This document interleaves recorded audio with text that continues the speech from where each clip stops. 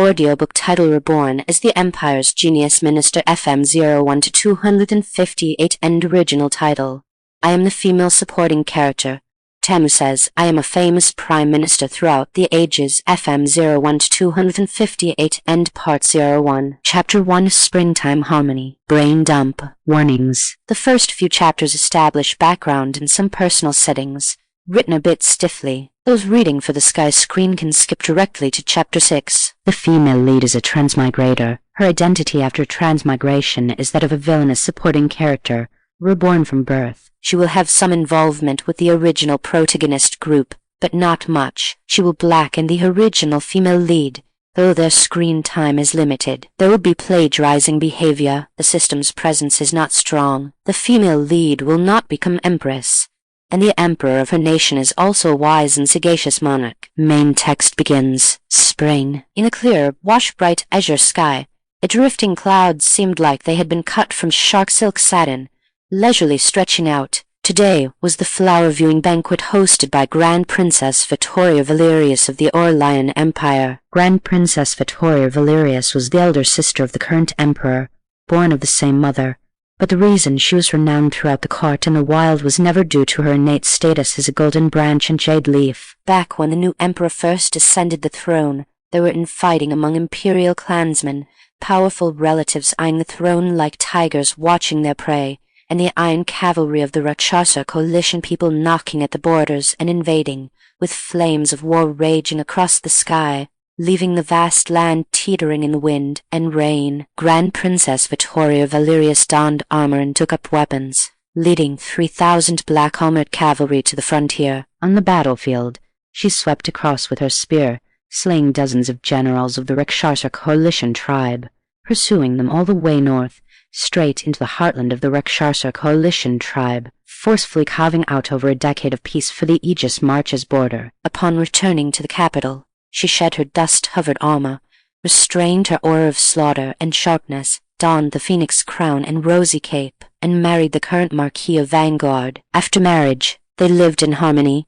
giving birth to a son and a daughter, with mutual affection and deep love.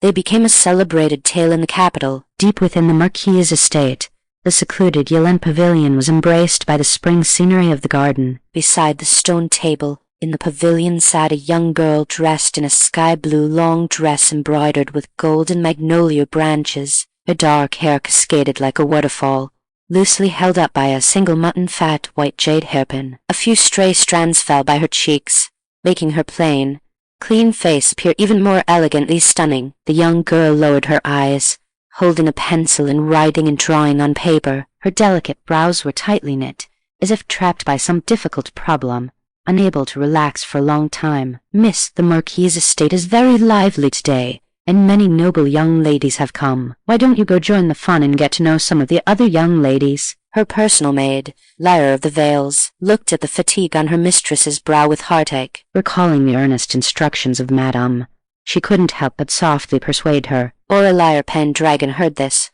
Her long eyelashes trembled slightly, and she finally raised her head. In her eyes, clear as autumn water, there was a lingering trace of fatigue. She gently massaged her brow. I won't go. You know as well as I do that this flower-viewing banquet today is actually just a pretext to select a wife for the heir of the Marquis of Vanguard. The heir of the Marquis of Vanguard, Lujan, was 21 years old. He was as handsome as jade with eyes like bright stars. Not only was he dashing, but he also possessed a refined, scholarly air, capturing the hearts of countless noble young ladies. Therefore, when rumors of the true purpose of this banquet began to circulate in the capital, every young lady dressed up meticulously, coming well prepared. And as for her, Aurelia PenDragon thought of her mother's earnest advice before they left and couldn't help but pout helplessly. Her mother always complained that her personality was too quiet. She spent her days either cooped up in the estate with books or running off to the manor outside the city. She didn't even have a close confidante by her side, completely lacking the liveliness and spirit a noble young lady should have. So, without leaving any room for negotiation, her mother had dragged her along to this banquet at the Marquis's estate. Just a moment ago, after following her mother to the main hall to see the Grand Princess and paying her respects, she had found an excuse of feeling unwell to hide in this secluded spot, Continuing to ponder the problem in her mind, Lyra listened to her mistress and couldn't help but cover her mouth and giggle. Miss, just 2 days ago I heard Nai Shang say that Madame has already started looking for suitors for you. I wonder which dashing young gentleman will have the good fortune to be a match for you, miss. In Lyra of the Vale's heart, there was no man in the world worthy of her mistress. Her mistress was kind-hearted, as beautiful as a celestial being, and overflowing with talent, and she was always considerate of them. The servants, the madam and the old madam always nagged, saying that the young miss ran off to the manor all day and didn't act like a proper noble lady. But Lyra didn't think so. The young miss was clearly of noble and precious birth, yet she was willing to go down to the fields herself, sit at the same table as the tenant farmers at the manor, chat about daily life, and even roll up her sleeves to harvest rice with her own hands. She still remembered the day, the setting sun melting like gold, spilling over the paths between the fields. The young miss held a plump stalk of rice, and for some reason her eyes had reddened. Later, the young miss tinkered with it for a long time, carefully burying the selected grain seeds into the plowed soil. Lyra didn't understand why the young miss put in so much effort, but she knew clearly that her mistress was definitely no ordinary person. Miss is the best person in the world. No one is worthy of you. Lyra tilted her small face up, her tone firm and decisive, with a bit of childish stubbornness. Aurelia PenDragon heard this and couldn't help but chuckle, extending a slender finger to gently tap her forehead. You little girl, there are millions of people in this world. How many have you even seen to dare speak such big words? Lyra covered her forehead, pouting, looking unconvinced. I don't care. Even those people I haven't seen can't compare to you, miss, not even by half. Crisp laughter rippled through the pavilion. Aurelia PenDragon was amused by Lyra of the Vales, and the gloom that had been plaguing her for days due to the difficult problem dissipated by more than half. She looked down at the rice paper on the table, which was covered in drawings. On it were the prototypes of a new type of water wheel and weaving machine she had sketched based on her memories. She carefully folded the rice paper, placed it into the brocade pouch tied at her waist, and kept it close to her person. Yes, there were too many things she wanted to do, but things in this world are not accomplished overnight. She was just too anxious. Aurelia PenDragon raised her eyes and asked softly, by the way, where is Lady Serena? Where did she run off to? The third miss is in the non-garden, gathered with your cousins. Lyra saw that Aurelia PenDragon intended to walk around, and her eyes were finally filled with smiles. Let's go, Lyra of the Vales. Aurelia PenDragon stood up and smoothed the wrinkles in her dress. Mother is right. Youth is beautiful. One should enjoy the moment. Having said that, she walked towards the direction of the non-garden, her steps carrying a touch of ease. However, Aurelia PenDragon's good mood was soon ruined. She looked at the figure splashing in the water not far away, her face filled with speechlessness. Was this the destiny of her, a villainous supporting character? Could she encounter the protagonist group no matter what she did? Miss Bai. After seeing the person clearly, Lyra couldn't help but roll her eyes. It seems young Master Zyro, young Master Jang,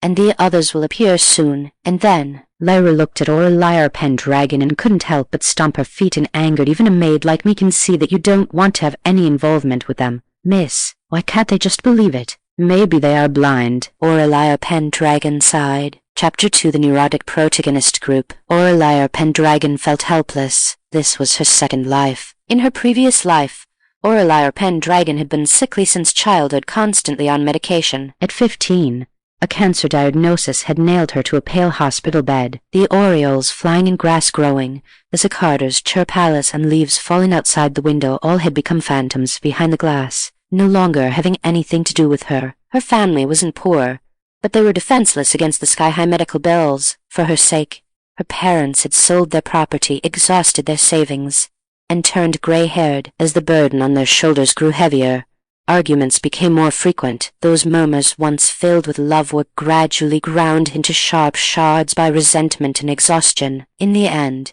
they drifted apart and established new families respectively. That day, her mother sat by the hospital bed, saying in a nonchalant tone that she would send the medical expenses regularly from then on. Aurelia PenDragon looked at the unconcealable relief in her eyes and suddenly understood. She smiled meekly. Okay. Later, visitors to the hospital room became fewer and fewer, and the figures of her parents gradually existed only in her memory. Her condition worsened day by day, and her body was hollowed out by pain. Finally, in the dead of a silent night, she lay alone on the cold hospital bed, the warmth in her fingertips fading bit by bit, her consciousness sinking into boundless darkness. Before her consciousness vanished, she wondered if Mom and Dad knew.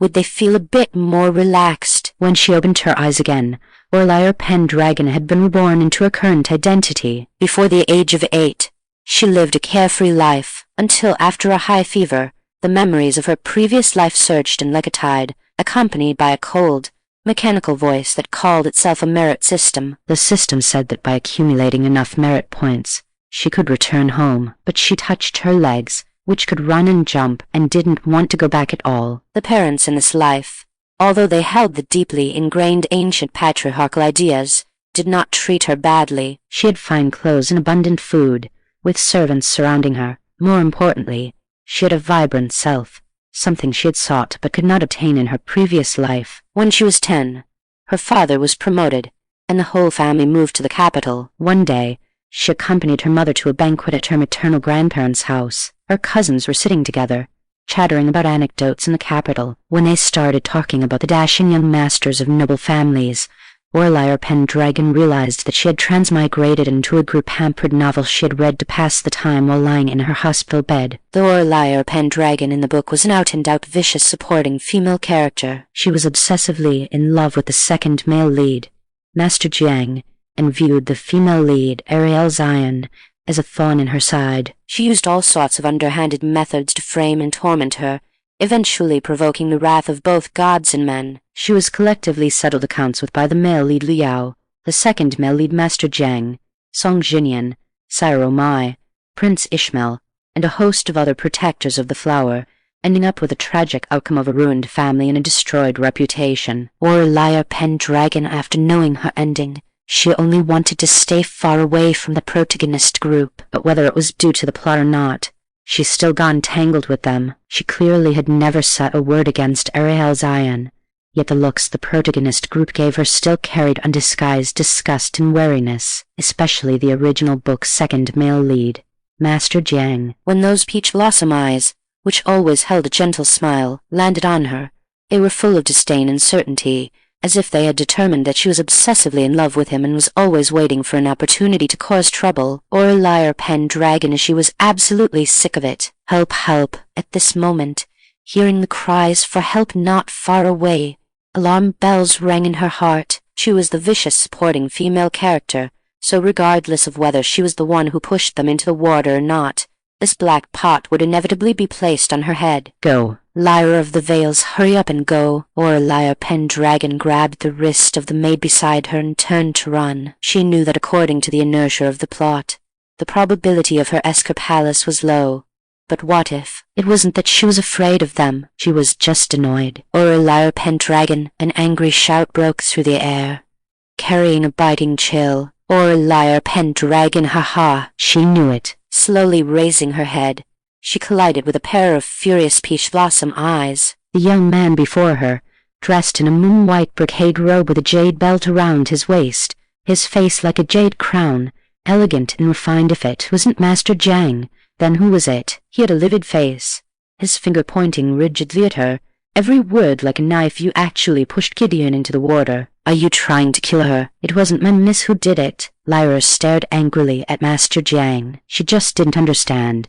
How could her miss encounter such inexplicable things every time? Her poor miss. Now the capital was full of rumors that the Ministry of Rights official's legitimate daughter, Aurelia PenDragon, was obsessively in love with the Prime Minister's mansion's young master, Master Jiang, and was always shamelessly pestering him. That wasn't true at all. Master Jiang. Was he even worthy? Aurelia PenDragon, an even angrier scolding came from behind. There was no need to think to know it was the supporting male lead, Song Jinian. How did Aurelia PenDragon know? Because they were the supporting male leads. If it were the male lead, he would have already been holding the delicate female lead, inseparable as glue and lacquer. Song Jinian was a young master of the Daenyuan general's mansion, with a violent temper. You vicious, shameless woman, still want to shamelessly marry Master Jiang. Ha! Are you even worthy? You. Lyra was about to be furious to death. Aurelia PenDragon shook her head at her. It was useless. No matter what she said,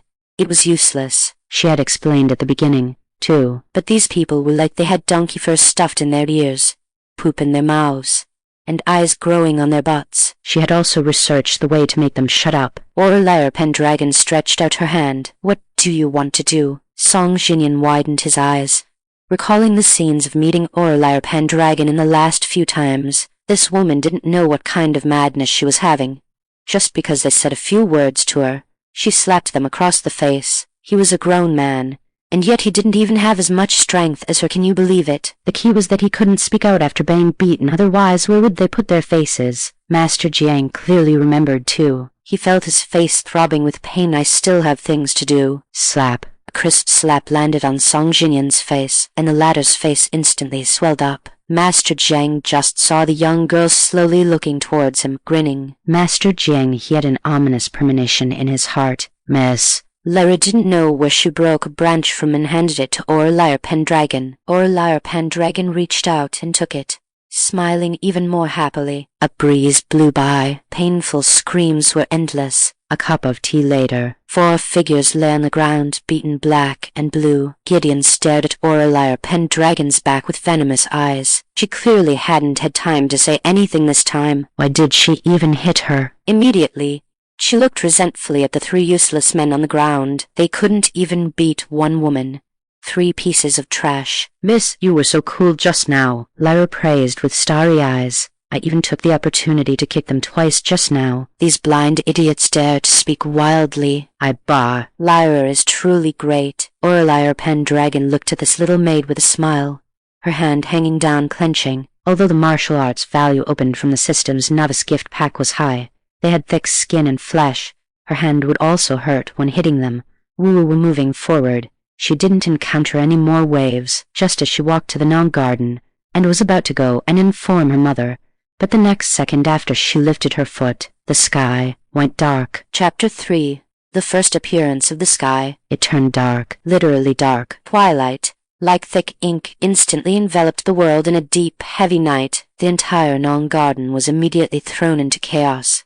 The crisp sounds of tables and chairs colliding and the screams of noble ladies filled the air, and fear began to spread. Aurelia PenDragon stepped through the moonlight, walking quickly toward the bewildered Seraphina PenDragon. Sister upon seeing her eldest sister, who always had a plan, Seraphina PenDragon began to calm down. Fortunately, the chaos did not last long, because the scene that followed left everyone stunned. A dazzling golden light suddenly broke through the center of the ink-black sky, like a sharp golden sword, cleaving a gap through the heavy night. Then, that golden light, like a peerless painting being slowly unfurled, spread out along the gap. The radiance illuminated the entire sky until it was as bright as day, even gilding the corners of the blue brick and gray-tiled eaves with a layer of dazzling brilliance. Everyone's eyes were fixed on that golden light, and they even forgot to breathe. I do not know how much time had passed when a cry filled with awe suddenly rang out. A miracle. It is a miracle. This shout was like a spark,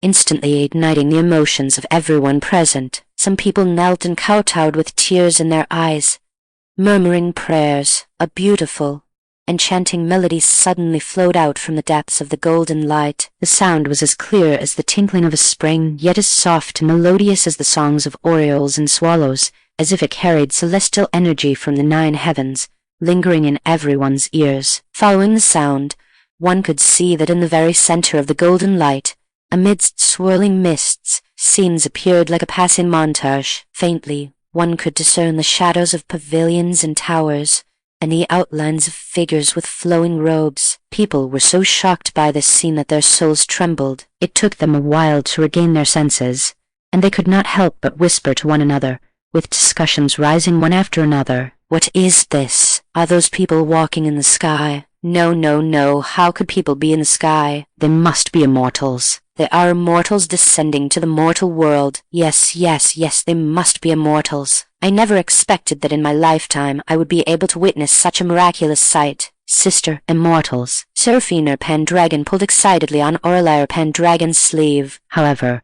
Aurelia PenDragon had no heart to respond. She tilted her head back, her face filled with bewilderment, staring blankly at that iridescent sky screen. Others might still be marveling at this celestial phenomenon, guessing which deity was manifesting, but Aurelia PenDragon knew the truth as clearly as a mirror. That was no celestial marvel. It was clearly a short video. The so-called celestial music was a sentimental pop song that had been popular everywhere in her previous life. This what on earth is going on? Aurelia PenDragon's eyelids twitched uncontrollably, and she looked completely dumbfounded. In her past life, she had been bedridden, and when bored, she would pass the time by scrolling through her phone. She had read plenty of novels about transmigrating into books, so she naturally understood that the strange sight in the sky was the popular sky screen trope in the novel world. But the problem wasn't she holding the script for a villainous female supporting character? However, she quickly calmed herself down. If something as absurd as transmigrating into a book could happen to her, and adding another layer of ridiculous settings to this world didn't seem like a big deal, as if the so-called miracle did not last long. Once the song finished, the iridescent light screen receded like a tide, leaving only a gray, hazy sky screen, like an abrupt patch, hanging silently in the firmament, silently proving that what had just happened was by no means a dream. After this incident, the birthday banquet naturally could not continue. The guests had various thoughts, some terrified and some in awe. They had long since lost the appetite for the banquet. Hell Palace. The still trembling Seraphina PenDragon, Aurelia PenDragon, found her mother amidst the chaotic crowd. The group hurriedly took their leave of the hosts and boarded the carriage back to the Sterling Manor. The carriage rumbled along the road all the way back to the Sterling Manor. Her father had just been summoned back to the palace by the Emperor to discuss matters. The servants in the mansion were all chattering about the miracle that had descended from the sky and the manifestation of immortals. Aurelia PenDragon had no heart to pay attention to this. She hurried through the corridor, went straight back to her own courtyard, Lan Aurelian residence, and only felt her heart settle upon seeing the familiar furnishings of her room. She instructed Lyra of the Veils, go and call Clara here. Clara and Lyra were both Aurelia PenDragon's trusted maids. Because Clara was quick-witted and clever, she had been sent out to handle some matters. While waiting for Kyusui, Aurelia PenDragon walked to her desk and finished the blueprints for the water wheel. "Miss," a crisp voice rang out from outside the door, and Clara walked in quickly. She had a charming, baby-faced appearance and looked cute and innocent, but when she worked, she was clean, efficient, and thoughtful. She held a small booklet in both hands and handed it to Aurelia PenDragon, immediately reporting on her recent tasks in an orderly manner. The several tutors you painstakingly trained have already gone to the sanctum of the foundling orphanage to teach according to your instructions. There is even a promising student in mathematics among them, though still very young. The tutors cannot stop praising the child. Bring that child over another day for me to see. After saying this, she folded the completed blueprints of the water wheel and handed them to Kyusui. Send someone to build it according to this design. It must be done as quickly as possible. Clara only took a quick glance at the intricate patterns on the blueprint, before carefully tucking it into her sleeve and nodding in agreement. Only then did Aurelia PenDragon put down her pen, look up at her, and add in a serious tone, "The spring plowing is approaching. The Emperor will surely, as in previous years, take the civil and military officials and their families to the imperial manor to plow the fields in person, to show his encouragement for agriculture. At that time, I will accompany my father, and I will also present the Curved-Shaft Plow and the cultivated grain seeds to the Emperor." "Prepare these things." "Yes," Clara replied respectfully, seeing her brows slightly furrowed and her lips moving as if she had something to say but was holding back. Aurelia PenDragon could not help but smile. She set down her teacup and said calmly, "If you have anything you want to ask, just say it." Upon hearing this, the hesitation on Kyusui's face deepened. Finally, she could not help but ask, "Miss, are we not going to wait any more?" "The batch of grain seeds you cultivated has not yet reached the yield per moo that you expected. No more waiting." Aurelia PenDragon raised her hand and tapped lightly on the rosewood desk in front of her, her fingertips conveying a sense of determination. "There is no time left. My mother is determined to marry me off this year." She was the eldest daughter of the Sterling Manor and was now 17 years old. According to the customs of this great Aurelian dynasty, girls were usually betrothed and married at 13 or 14. At her age, she was already considered an old maid in the eyes of the world. Although she resisted the fate of an ancient woman serving her husband and raising children from the bottom of her heart, she knew even better that this was a feudal society with strict moral codes. Public opinion was fearsome. and the gossip of others could drown a person alive. But Clara was still full of worry, her voice tinged with hesitation. Although the Emperor is usually wise and benevolent, will he really agree with your idea? Clara knew her mistress's ambitions very well, but for a woman to become an official was still too shocking to the world. Aurelia PenDragon shook her head slowly. I don't know. Everything was an unknown. The current emperor was indeed a wise ruler who strove for governance and possessed great virtue, but he was, after all, an emperor nurtured by a feudal society. She did not know if he would disregard worldly views and agree to her request, but she had no other choice. She could only gamble. The emperor cherished talent and wanted to build the country better. Behind her stood countless great figures, and in her mind she possessed modern memories and knew many technologies. She might not be smarter than the officials in the imperial court, nor could she fight as well as the generals, but she also wanted the people to live better lives. Not wanting to get married was only one of the reasons. The year she turned 9, after awakening her memories, there was a great drought in Palace Prefecture. Many refugees fled to the prefecture governed by her father. At that time,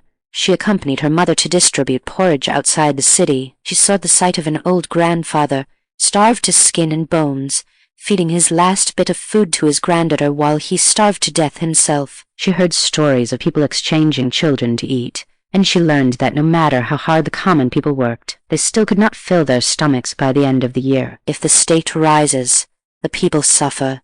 If the state falls, the people suffer. This famous quote, which she had only seen in books, became concrete in her eyes. She possessed so much knowledge. She thought she should do something. Chapter 4. My sister is the best. After the beginning of spring, the land that had been frozen for a season slowly began to thaw. The frozen soil, having soaked up the melted snow, rippled with damp moisture under the sun. The chill between heaven and earth gradually faded, and the wind carried a touch of softness and warmth. The second day of the second lunar month, the dragon raises its head. This was the auspicious day set by the Emperor of Aurelian for his personal plowing, intended to announce to the world that spring plowing had begun and that all industries would flourish. The imperial procession emerged majestically from the main gate of the imperial city. The bright yellow dragon flags fluttered and snapped in the wind, while the imperial guards, in their clanking iron armor, stood solemnly along the road.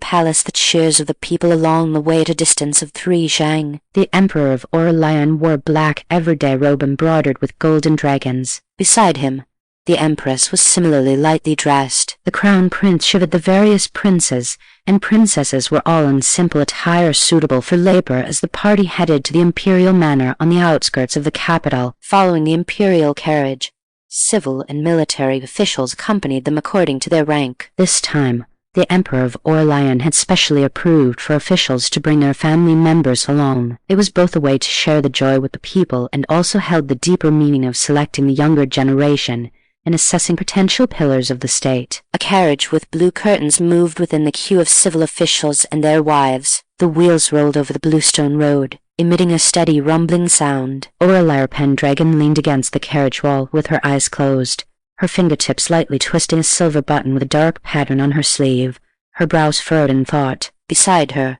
Seraphina PenDragon sat properly. Since their mother had remained at the manor today to manage household affairs, her elder sister had become her only support. She clutched Aurelia PenDragon's sleeve, feeling somewhat uneasy. Sister, don't be afraid. Aurelia PenDragon's voice was very soft, yet it carried a reassuring strength. She tidied the stray hair at Seraphina PenDragon's temple, her gaze falling on the willow colors passing outside the carriage window. The willow branches had already sprouted tender yellow buds. Just follow me. I will handle everything. Aurelia PenDragon thought of her plan. Whether it would succeed or not depended on today. I don't know how much time had passed when the carriage suddenly slowed down. Outside came the shrill chanting of the eunuchs, accompanied by the movement of the carriage coming to a stop. Miss, we have arrived. Hugh Sui's low voice came from outside as a reminder. Aurelia PenDragon lifted the carriage curtain, and a scent mixed with soil and green grass rushed to meet her. The ridges of the imperial manor were already full of people, and the bright yellow imperial carriage was parked on the viewing platform in the middle of the fields. The sky was clear, and the breeze brought warmth. It was a rare, beautiful day. Only a grey, dusty shadow remained hanging in the clean sky. After the sky screen manifested its holiness last month, There had been no further movement in the sky. However, the commotion caused that day was too sensational. The scenes displayed in the sky screen were clearly not of the mortal world, so the sky screen was hailed by officials and commoners alike as an auspicious omen. Now the whole capital was spreading word that the Emperor of Aurelian was a sagely and benevolent ruler, which was why he had attracted such a heavenly phenomenon. Such a miracle, let alone being rare in 1,000 years, had never been recorded in history books. However, Aurelia PenDragon thought that even if the sky screen was not an auspicious omen, it had to be one. After returning to the manor that day, she had sent people to investigate. The news that came back was that the sky screen could be seen in the prefectures near the capital. Presumably, all the people of the Aurelian Empire had experienced such a strange event. It was just unclear when the sky screen would show movement again. With the chant of the Master of Ceremonies, the Spring Plowing Ceremony officially began. The eunuchs presented the plow. The Emperor of Aurelian and the Crown Prince held onto either side. Father and son lowered their waists in exerted force, stepped palace onto the soft, thawed ridges. The plow tip broke through the dark soil, turning up a neat furrow. The Empress lightly twisted her slender fingers, and wheat seeds rustled into the soil furrow. Since the royal family was demonstrating it personally, there was naturally no reason for the civil and military officials behind them to just stand by. For a time, officials rolled up their sleeves and stepped forward, some holding the plow to till the land, others bending over to sow seeds. The noblewomen also held the prepared seeds, finding plowed ridges to busy themselves with. The field ridges suddenly gained a touch of worldly life. Aurelia PenDragon held Seraphina PenDragon's hand, avoiding the crowded areas, and found a quiet spot by a furrow to stop. Her fingertips pinched a handful of wheat seeds, and she gently taught her younger sister beside her sow them along the furrow. They need to be even to sprout well. The two sisters bent down. The golden seeds slipped palace from their fingers and falling into the moist soil, their movements tacit and harmonious. The Emperor of Aurelian stood on the ridge, his gaze slowly sweep palace over the scene of monarch and subjects plowing together, a harmonious family atmosphere. Watching the figures bending to work on the ridges, the majesty between his brows softened a little. He laughed aloud. Excellent. Such a magnificent sight is the true sign of a peaceful and prosperous country. Seeing the monarch happy, the officials, rubbing their old waists, began to flatter him, with compliments pouring out as if they cost nothing. No one disliked hearing compliments, and the Emperor of Aurelian laughed even more heartily. The warm breeze made people feel slightly tipsy, and the work in the fields gradually slowed. Someone unknown loudly suggested, with such a magnificent sight, why not compose a poem? The Emperor of Aurelian nodded, calling it a great idea. The originally harmonious atmosphere inexplicably gained a touch of tension. Among them, a rhapsody on farmland composed by the third prince drew frequent praise from the Emperor of Aurelian. Some officials praised the third prince for his brilliant talent, saying he had the bearing of his majesty. Standing in the queue of noblewomen, Aurelia PenDragon took in this scene. She couldn't help but sigh inwardly that the strife among princes was truly everywhere. Those people who said the third prince was extremely like the Emperor, where did they put His Highness the Crown Prince? She didn't need to think to know that the Crown Prince's expression must be unpleasant. Your Majesty, the son observes that Miss Bai seems to have a fine work as well. Standing beside the third prince, the sixth prince, Prince Ishmael stepped forward and bowed. Aurelia PenDragon's gaze turned to the person. Prince Ishmael, one of Ariel's iron suitors, and also the executioner who harmed Aurelia PenDragon the most in the original story. Prince Ishmael was ruthless and vindictive. Due to childhood trauma, he was extremely disgusted by women. In his heart, apart from the female lead, Ariel Zion, all other women were no different from venomous snakes. Because of what Aurelia PenDragon did to Ariel Zion, Prince Ishmael opposed Aurelia PenDragon at every turn. Even after Aurelia PenDragon died, he dug up her corpse, whipped it, and fed it to the dogs. Aurelia PenDragon twisted the fallen wheat seeds in her hand and curled her lips. She had been looking for an opportunity to get close to the Emperor of Aurelian, and if things went as expected, the opportunity was coming soon. She really had to thank him. Oh, which family's daughter is this Miss Bai? The Emperor of Aurelian asked curiously upon hearing this. Gideon walked out gracefully and performed a salute, replying, "To your Majesty, this subject's daughter's father is the hand in academician, Bai Yuan." Seeing her just walk out from among a crowd of men, The Emperor of Aurelian's gaze sank, and his tone became somewhat displeased, since it is a fine work. Let everyone appreciate it, with a touch of pride on her face. Gideon slowly recited the poem she had composed. A good poem. Miss By's talent is worthy of being the #1 talented woman in the capital. Just as Aurelian's last line fell, the compliments from her group of men were tossed out all at once. Aurelia PenDragon silently chewed on this poem and had to admit that Gideon did indeed have talent. What a line!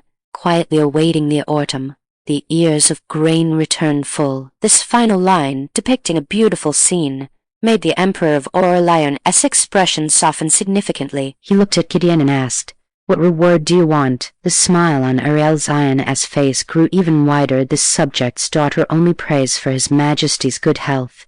But what? But if we are talking about the #1 talented woman, this subject's daughter is absolutely no match for Miss Pay. Miss Pay? Who is this? Seeing the Emperor of Aurelian's confusion, Prince Ishmael took the initiative to explain. Father Emperor, Miss Pay is the daughter of the Vice Minister of the Ministry of Rites. Why not let her come forward and compose a poem as well? Otherwise, wouldn't her talent be buried? Oh, which one is the daughter of the Vice Minister of the Ministry of Rites? Aurelia PenDragon curled her lips and walked out from the crowd. Kinger, that Gideon is ill-intentioned.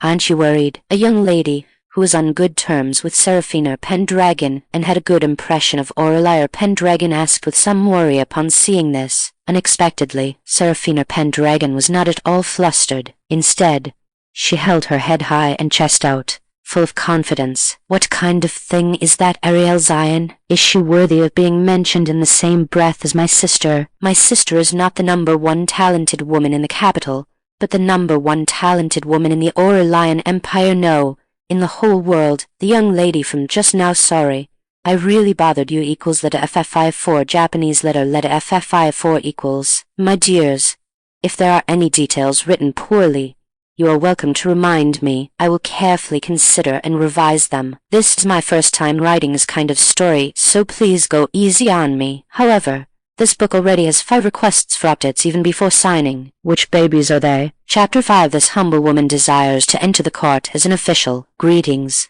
Your Majesty. Aurelia PenDragon performed a proper bow. She only felt the gaze of Prince Ishmael ahead of her staring at her with the viciousness of a venomous snake, wishing he could cast her into an abyss from which there was no recovery. Aurelia PenDragon was very confused. She had transmigrated into this world 17 years ago and had only met Prince Ishmael twice, a mere 2 meetings, and he already wished for her to die. She did not know what he was thinking at all. However, she still had to thank him today. If not for his kind recommendation, she would have had to expend quite a bit of effort to find this opportunity herself. The Emperor of Aurelian's gaze fell upon Aurelia PenDragon, and he felt that the youth before him had a celestial appearance, was cool and refined, and was neither humble nor arrogant in speech and behavior.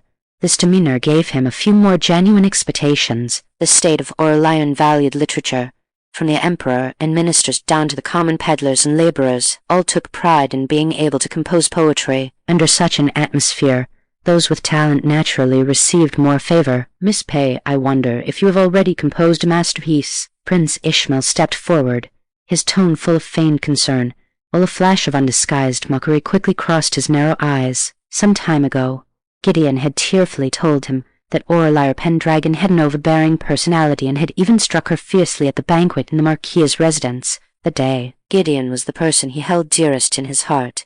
How could he sit idly by when she had suffered such grievances? He had specifically recommended Aurelia PenDragon to compose poetry to vent his anger for Ariel Zion, so that this arrogant and domineering legitimate daughter of the PenDragon family would lose all face in front of the civil and military officials and the royal relatives. As for whether Aurelia PenDragon could compose a poem, Prince Ishmael had never even considered such a possibility. A woman who spent her days immersed in the dark schemes of the inner chambers, with her heart and eyes filled only with the petty fights of women.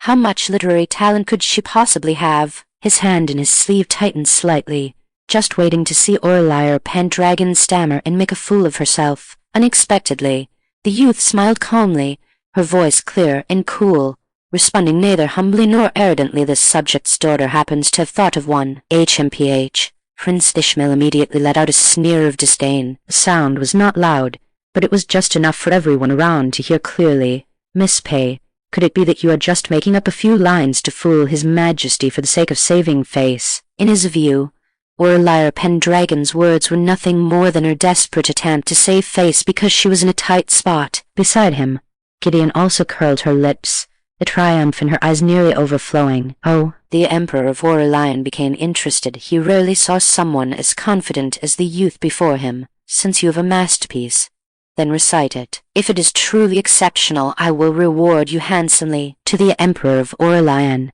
the emergence of talented scholars and beautiful women was a symbol of the prosperity of the nation, and he was naturally happy to see such a scene. Upon hearing this, Aurelia PenDragon curtsied again, her tone composed. Then this subject's order will present her clumsy work. Today was the spring plowing, and the theme of the poem was agriculture. Aurelia PenDragon had long since recited that famous poem, which had been passed down through the ages, thousands of times in her mind. She raised her eyes to look at the figures working in the distance on the field ridges, and her clear, cool voice sounded again, every word and sentence clearly reaching everyone's ears. Hoeing crops at high noon, sweat drips into the soil beneath. As the 2 lines of poetry fell, the entire assembly fell silent for a moment. Prince Ishmael's mockery deepened. This counts as a poem. It is plain and unremarkable, with no artistic conception at all, as expected.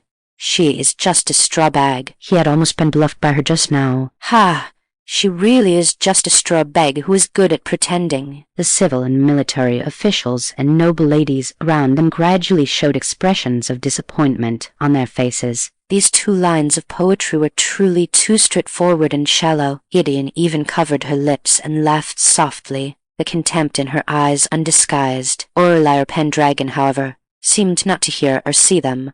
Her voice carried a deafening power as she recited the last 2 lines, every word ringing with conviction. Who knows that the food on the plate, every grain is hard-earned? Boon, these short 2 lines of poetry were like a thunderclap, exploding in everyone's ears. The entire audience was in an uproar. The previous mockery and contempt instantly froze on Prince Ishmael's face. He widened his eyes and stared blankly at Aurelia PenDragon, as if he could not believe what he had heard. The smile on Aurelian's face also suddenly froze. She opened her mouth but could not say a word, only feeling that those 2 lines of poetry were like a loud slap, fiercely striking her face. The entire assembly was filled with scholars of great learning, yet at this moment no one was not struck by these lines of poetry. Good poem. What a good poem. The Crown Prince's tutor and Minister of Rights Lucius Vance, Grand Secretary Lou, was so excited that his face turned red. He tugged at a wisp of his beard, severing the poem repeatedly. Although it is only 4 lines, it etches the toil of the farmers and the hard-earned nature of grain between the lines. May I ask, young friend, pray, does this poem have a title? Sympathy for the Peasants. What a great sympathy for the peasants. Today I have the fortune to hear this famous poem that will be passed down through the ages. Even if I were to die now, I would have no regrets. Ha ha ha. Boom, another thunderclap. Some of the military generals present might not have understood how good the poem was, but they understood the 4 words in Minister of Rights Lucius Vance's words passed down through the ages. In an instant, the gazes of everyone present looking at Aurelia PenDragon became heated. The Emperor of Aurelian was stunned at first.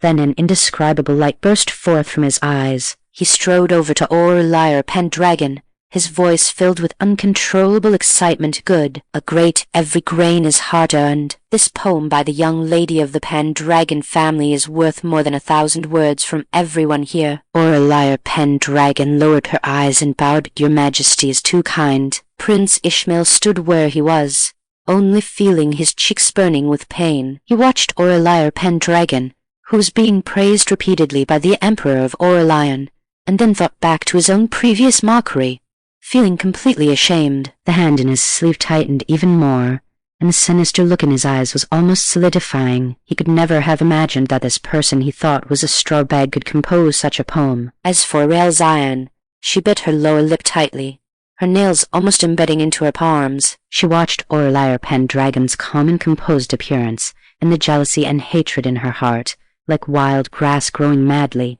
instantly spread throughout her entire heart. In the ranks of civil officials, Arthur PenDragon's breathing grew heavier. That youth standing beside the Emperor of Aurelian, full of spirit, was his daughter. The Emperor of Aurelian could not have been in a better mood. Such a masterpiece appearing during his reign could be considered an achievement. His gaze towards Aurelia PenDragon became increasingly friendly. What reward does the young lady want? Your Majesty, this subject's daughter really does have something she wants. Oh, the interest in the Emperor of Aurelian's eyes deepened. Having grown accustomed to evasive refusals, the straightforward style of the young lady of the PenDragon family was quite unique. Tell me, hissed Aurelia PenDragon, sucked in a breath of cold air in her heart. Her palms were already sweating. Thinking of what she wanted to do, she did not hesitate. Aurelia PenDragon straightened her back, knelt down to perform a grand bow to the Emperor of Aurelian, and tapped her forehead lightly against the ground. The words that followed shocked the entire audience into silence before causing a monstrous uproar. Your Majesty, this subject's daughter wishes to serve in the imperial court as an official. Every word and sentence rang with conviction. Presumptuous. A sharp shout broke the silence first. It was the censor-in-chief standing beside the Emperor of Aurelian. His grey beard trembled slightly with anger, and his hand pointing at Aurelia PenDragon shook with a trembling voice. Miss Pei, could it be that you have been blinded by this momentary praise, daring to talk nonsense here and desecrate the discipline of the imperial court? These words were like lighting a fuse. The crowd, who had just been immersed in the shock of the poem, instantly came back to their senses, and the sound of discussion exploded. A woman serving as a female official, that is simply a fantasy. Is the PenDragon family raising a crazy daughter? Exactly. Women should learn needlework properly and find a good family to marry into. That is the right path. Amidst the rising and falling sounds of reprimand, the astonishment on Prince Ishmael's face gradually turned into a sinister sneer. This woman is actually a fool who does not know the height of the sky or the depth of the earth. A woman serving in an imperial court, not to mention that the state of Aurelian had no precedent. Even if one were to search through the history books of the previous dynasty, one could not find any basis for it. Today, by daring to say these words, she has put herself on the fire to be roasted. Even if the Emperor of Aurelian cherishes talent, it is absolutely impossible for him to agree. Ariel's eyes flashed with a sharp light, and she quickly stepped forward, pretending to be worried as she advised Sister Pei. Wake up. How can you say such things recklessly? Quickly apologize to His Majesty. His Majesty is benevolent and will surely forgive you this time. Her words looked like pleading, but in reality, every word emphasized Aurelia PenDragon's treasonous behavior, wishing to nail her to the charge of overstep her bounds. The surroundings were in chaos. Only the Emperor of Aurelian's gaze fell heavily on the kneeling Aurelia PenDragon. He was not angry, nor did he reprimand her, but the investigation in his eyes was more unfathomable than the reprimands of others. Your Majesty, please forgive us. In the crowd,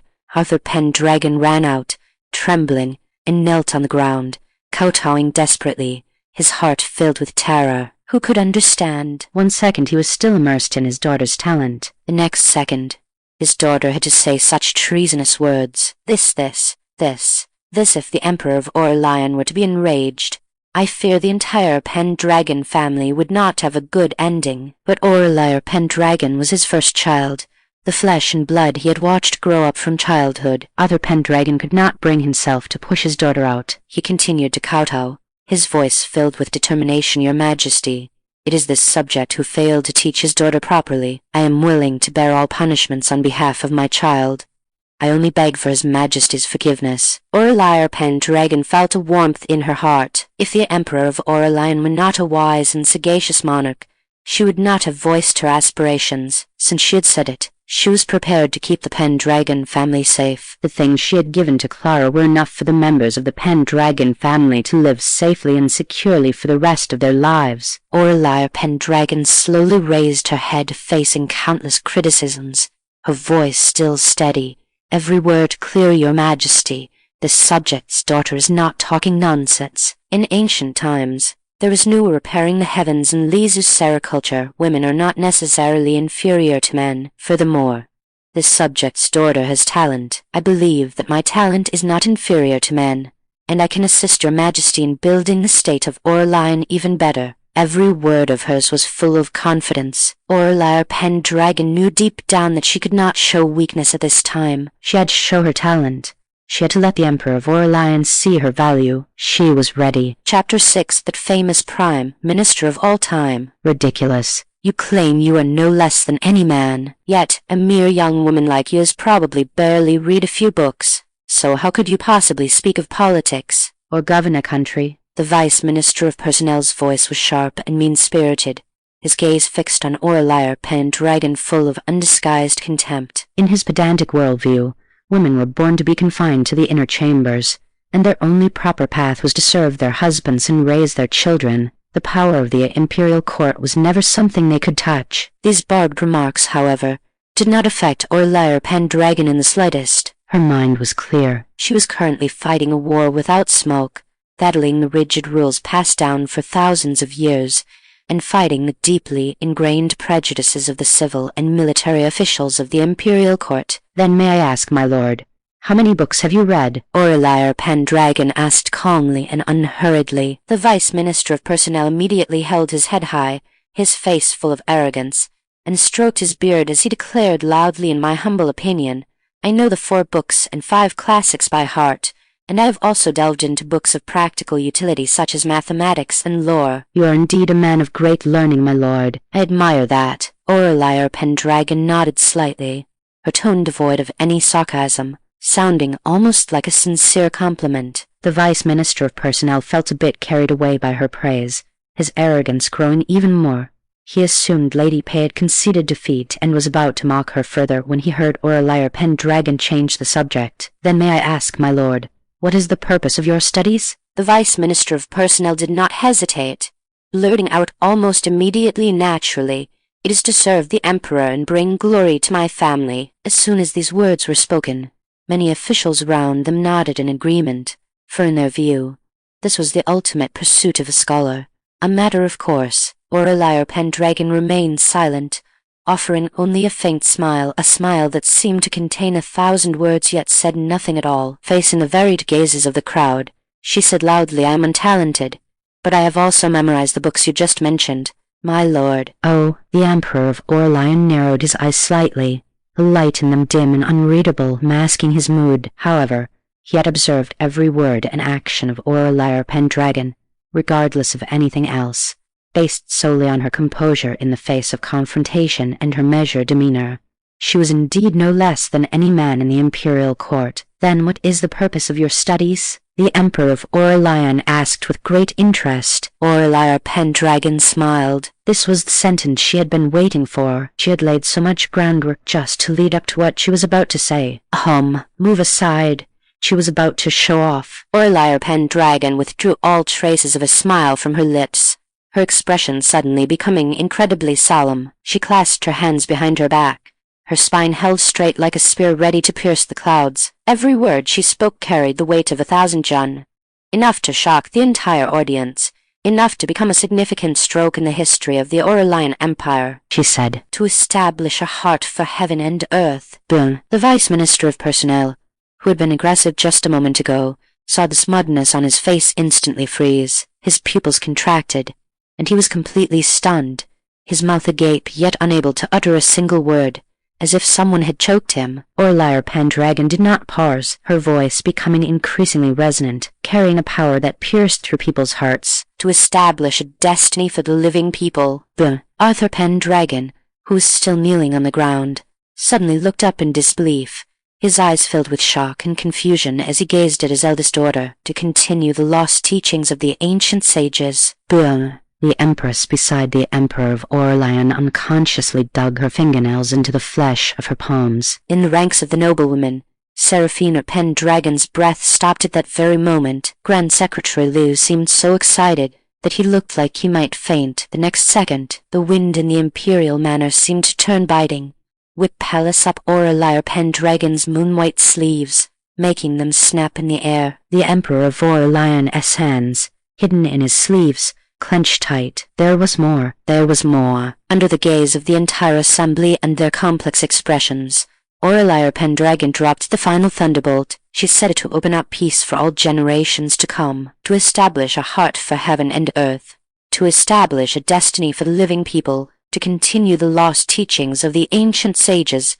to open up peace for all generations to come. These 4 sentences shook the hearts of everyone present. The Emperor of Aurelian chewed on these words repeatedly, feeling the scalding hot current rush from his heart through his entire body, stirring the flames in his chest until they were almost ready to burst forth. This was another passage that would be passed down through the ages, a passage sufficient to let Aurelia PenDragon stand tall in the imperial court, step palace over the faces of all the civil officials. Lady Pei, Aurelia PenDragon. Today, she had truly given him a massive surprise. The Emperor of Aurelian suddenly burst into loud laughter, his voice filled with irrepressible joy and admiration.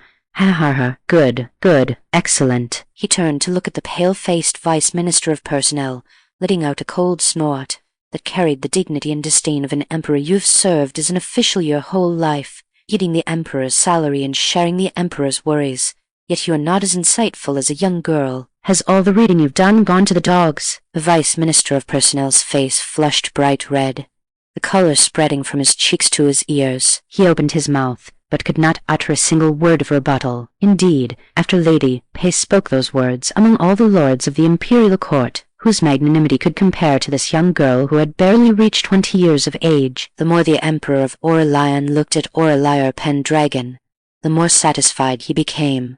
Despite her slender figure, she exuded a spirit that could stand between heaven and earth. At such a young age, to have such a breadth of mind and such ambition. She wanted to be an official. Why not? Since she dared to ask, why should he not dare to agree? Valerius Augustus was never a pedantic emperor who stuck to rigid rules. Since ascending the throne, he had worked from dawn till dusk, exhausting his efforts, dreaming of making the kingdom of Aurelian better. He wanted the common people to be well fed and clothed, to no longer suffer from hunger and cold.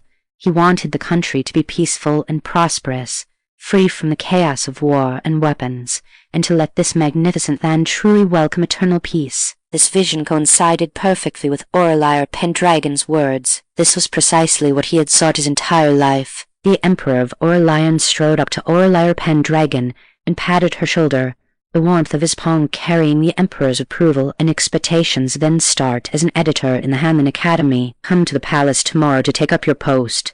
I want to see how much you can actually accomplish. As soon as these words were spoken, it was like a thunderclap on flat ground, instantly shocking the entire assembly. The civil and military officials, who had previously been immersed in Aurelia PenDragon's words, seemed to suddenly snap back to reality. They stepped out one after another, kneeling on the ground, and voices of opposition rose one after another, almost overturning the sky. Your Majesty, please reconsider. For a woman to serve as an official in the imperial court is unprecedented and violates the moral order. Your Majesty, absolutely not. Once this precedent is set, I fear the court and the wild will be in turmoil, and the hearts of the people will be unsettled. Even Grand Secretary Liu, who had been full of praise for Aurelia PenDragon's words just a moment ago, kowtowed tremblingly, tears streaming down his face. Your Majesty, the laws of the ancestors cannot be violated. If you insist on this old subject is willing to die to remonstrate with you. In their hearts,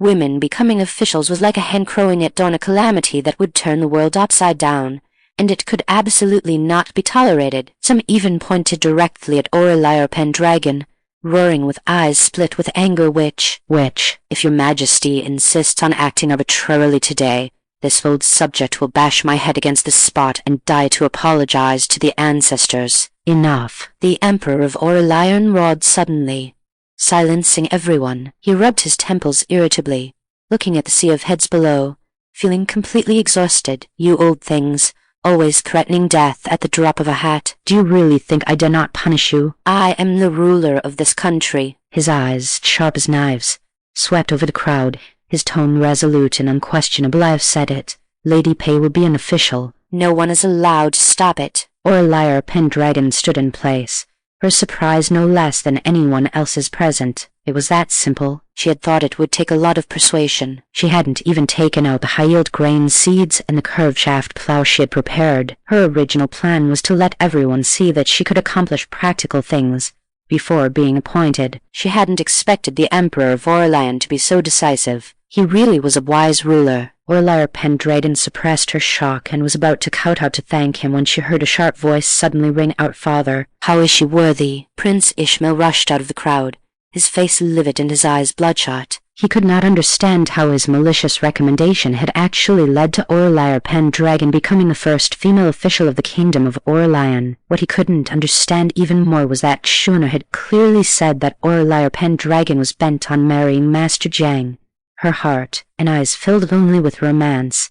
How could she have such great ambition and aspirations? What kind of development was this? Prince Ishmael had no time to think it through and instinctively spoke up in opposition. However, as soon as he finished speaking, the Emperor of Aurelian was furious and kicked him. Prince Ishmael cried out in pain and fell to the ground in a sorry state. He heard the Emperor of Aurelian scold him, "If she is not worthy, are you worthy? I see you are becoming more and more useless." The Emperor of Aurelian looked at his son kneeling below, feeling only annoyance. He snorted coldly, too lazy to even look at Prince Ishmael again. But over there, another old official began to cry out. It was Masterton, who had just threatened to bash his head and die. "Your Majesty, please reconsider. This old subject cannot go on living. Then go die." The Emperor of Aurelian waved his hand impatiently, his tone as cold and hard as iron. "At such an old age, always threatening to kill yourself, I have seen enough of your tricks. Today, no one is allowed to defy the imperial decree." Master had never expected the Emperor of Aurelian to say such heartless words and was instantly frozen in place, his face turning from blue to white. Die? He was not willing to die. He still had thousands of acres of fertile land, beautiful wives and concubines at home. He hadn't enjoyed enough of the good life yet, but the words had already been spoken, and all the civil and military officials were watching. If he didn't bash his head, wouldn't it be too embarrassing? Master rolled his eyes, his mind racing, and then he rolled his eyes back and kicked his legs. "Your Majesty." "Master has fainted," the official beside him exclaimed in alarm. "Aurelia PenDragon, this imperial court is truly spectacular." The scene was a complete mess. Cries, exclamations, and attempts to persuade were intertwined, making one's head ache from the noise. Just at this moment, the grey sky screen above suddenly lit up without warning. Everyone exclamation. "The Crown Prince, Father." "The sky screen has lit up. The Emperor of Aurelian, I am not blind. The Vice Minister of Personnel, a celestial omen." "It must be dissatisfaction with Lady Pei becoming an official. Your Majesty, please punish Lady Pei severely. The Emperor of Aurelian get lost." Let a 426 degrees. Everyone looked up at the sky only to see the figure of a woman slowly appear on the sky screen. "Goddess, greetings to the goddess." Someone knelt down. Aurelia PenDragon's mouth twitched. Why did it have to be at this time? Accompanying that figure was a crisp and lively female voice. That voice resounded between heaven and earth, clearly reaching everyone's ears. "Hello everyone, I am your history review content creator, Chrono-Archivist Echo. Sorry to keep you waiting, everyone. Today let's talk about our charming ancestor, the most brilliant pearl in the 5,000 years of Huaxia history, the strongest hexagonal warrior on the surface of the earth in the 13th century, a world-famous writer, politician, scientist, artist, philosopher, military strategist, educator, economist, and inventor, and also the most significant and legendary prime minister in the history books, Aurelia PenDragon." Aurelia PenDragon, huh? So it was reviewing her. Sigh. Why didn't you say so earlier? Let A228 Lao let EB6 let A381 let A228 Lao let EB6. I've finally written up to here. I hope everyone doesn't feel it's dragging. Chapter 7. Although Master Dragon is foolish, he is truly good at generating ideas. Chrono-Archivist Echo's voice was like an iron hammer, striking heavily upon the hearts of countless people. When they heard that name, all gazes fell in unison upon the female official whom the Emperor of Aurelian had just appointed. A famous prime minister whose name would be passed down through the ages. Aurelia PenDragon. Could it be her? Heavens, the goddess said Miss Pei. No, Master Dragon is an extraordinary, great figure. A noblewoman exclaimed. Absurd. How could a woman have her name passed down through the ages? It must be the same name. An official snorted disdainfully. The gaze of the Emperor of Aurelian toward Aurelia PenDragon had already changed. He had just overcome opposition to appoint Aurelia PenDragon as a handling compiler, and the sky screen had appeared at this very moment, reciting her name word for word. The same name and surname? He did not think so. In those deep eyes surged shock and inquiry, along with a trace of imperceptible excitement if what the sky screen said was true. Then his decision today was to have secured a true Killian for great Aurelian, while everyone was guessing whether the person the goddess spoke of was the one before them. Echo continued, "Speaking of Aurelia, one must mention her monarch, Emperor Valerius of Aurelian, Valerius Augustus. When I read the story of their meeting in history books, I was amazed by the spirit of these two people. Emperor Valerius of Aurelian was clearly a monarch of the feudal era, yet he was able to shoulder the pressure to appoint a woman as an official, and Aurelia, having been nurtured under that kind of education since childhood, was actually able to voice her aspirations while facing the contemptuous gazes of the masses. You must know that her way of thinking was not tolerated by that era. If the monarch she met at that time had not been Emperor Valerius of Aurelian, she likely would have been killed before she even had the chance to speak. One can only say that Emperor Valerius of Aurelian is truly an emperor for the ages. His vision was already several notches higher than that of the emperors of previous dynasties. Chrono-Archivist Echo's words were earth-shattering. The officials who had been acting imperiously just moments ago were now pale as paper, their lips trembling, unable to utter a single word. The way they looked at Aurelia PenDragon shifted from initial contempt and doubt to gradually growing horror. Upon hearing the sky screen reveal his name, the Emperor of Aurelian felt as if he had been struck by a massive, pleasant surprise, his breathing even coming to a halt. An emperor for the ages, Emperor Valerius of Aurelian. The ancient posthumous lore states those who illuminate virtue and have merit are called Zhao, those who are knowledgeable and versatile are called Wen. Zhao means virtue is clearly manifest, Wen means the ability to manage the heavens and earth, to hold the landscape in one's heart, and to accommodate the words of all schools of thought. The combination of the two is the ultimate praise for a monarch. This is his temple name. Congratulations, Your Majesty. Your achievements will shine in the history books, and you will surely be revered for 10,000 generations. The Minister of Revenue was the first to step forward, bowing in Cup Palace's hands, his voice resounding. Following closely behind were a series of echoing agreements. The officials, as if they had agreed upon it beforehand, bowed in unison, their words so earnest they seemed to be bleeding with sincerity. Your Majesty has a discerning eye for talent and recruits without restriction.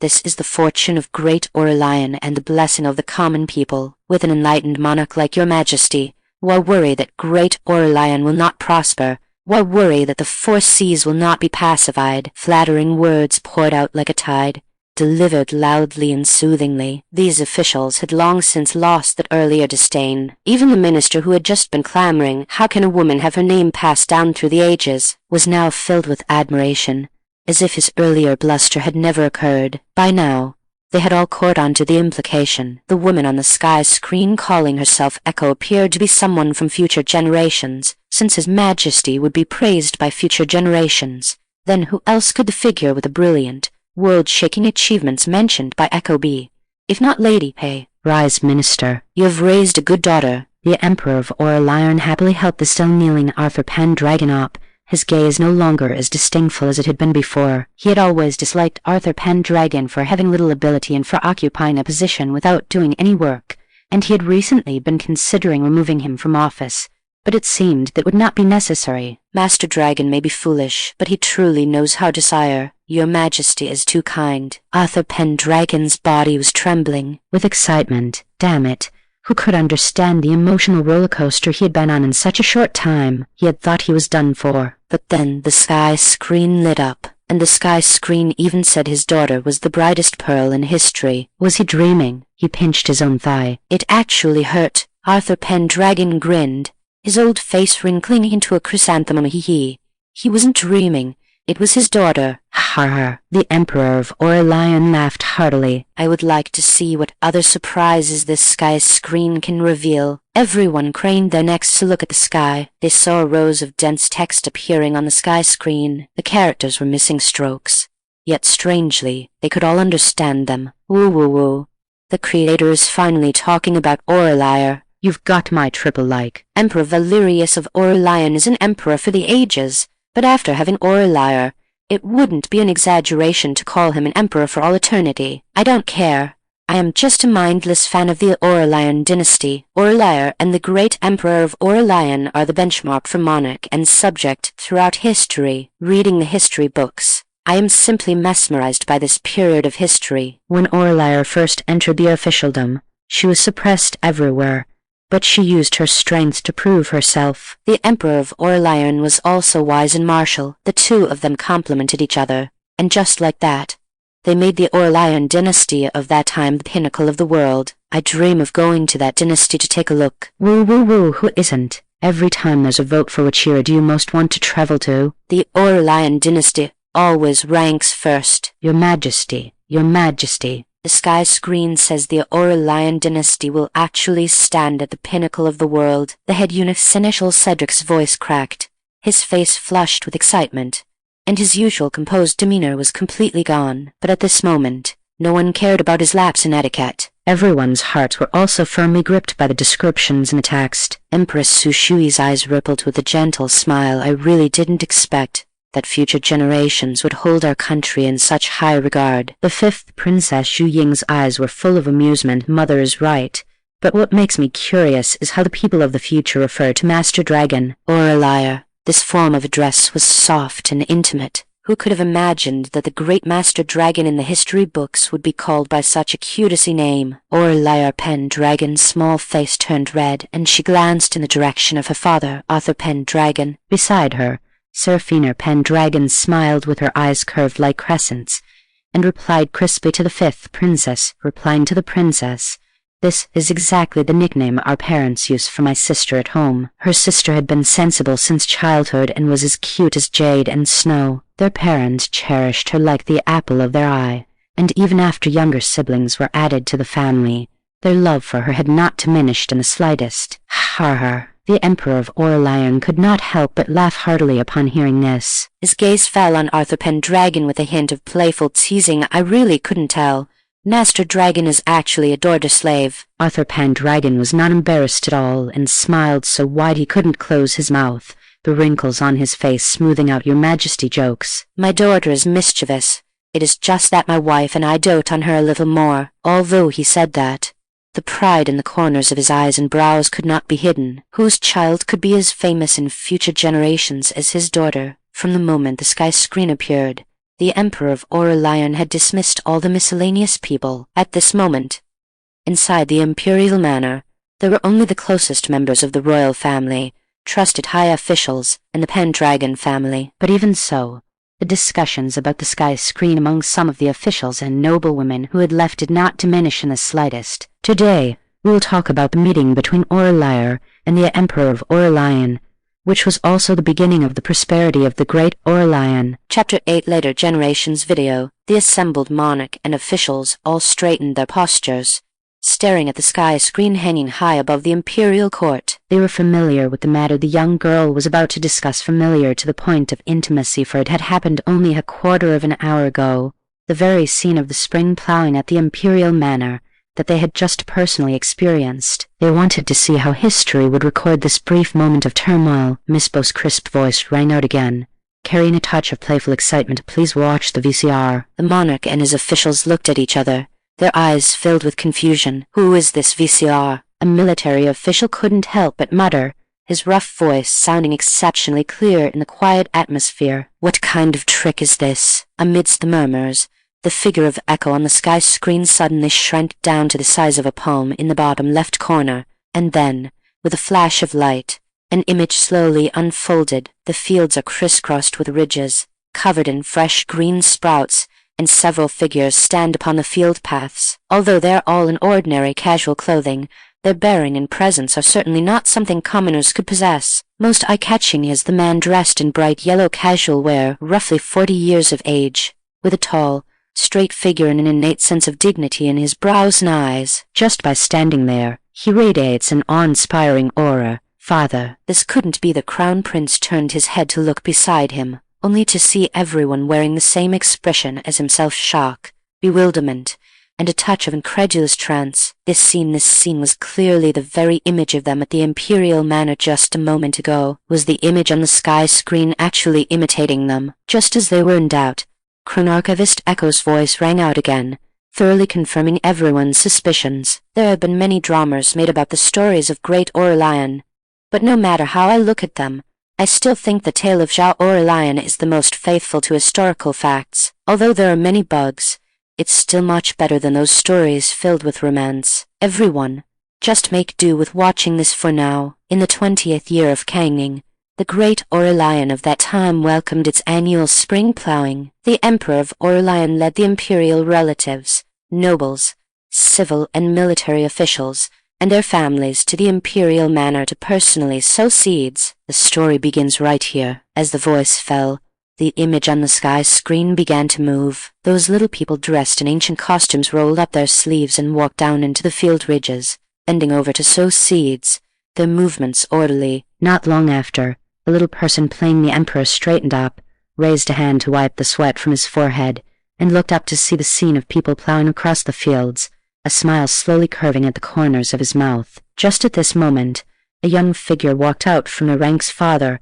I have heard that the legitimate daughter of the Ministry of Rites is known for her talent. Why not let her compose a poem to praise the scene? The image froze on the young man's face, showing a lecherous, petty appearance. The Emperor of Aurelian frowned. Did he have a son who looked this ugly? Seeing him, the smile on Chrono-Archivist Echo's face vanished, replaced by undisguised disgust. This Prince Ishmael is truly as annoying as a fly. Prince Ishmael, this little person was actually playing him. Prince Ishmael's chest heaved, and he was furious. He was handsome and dashing.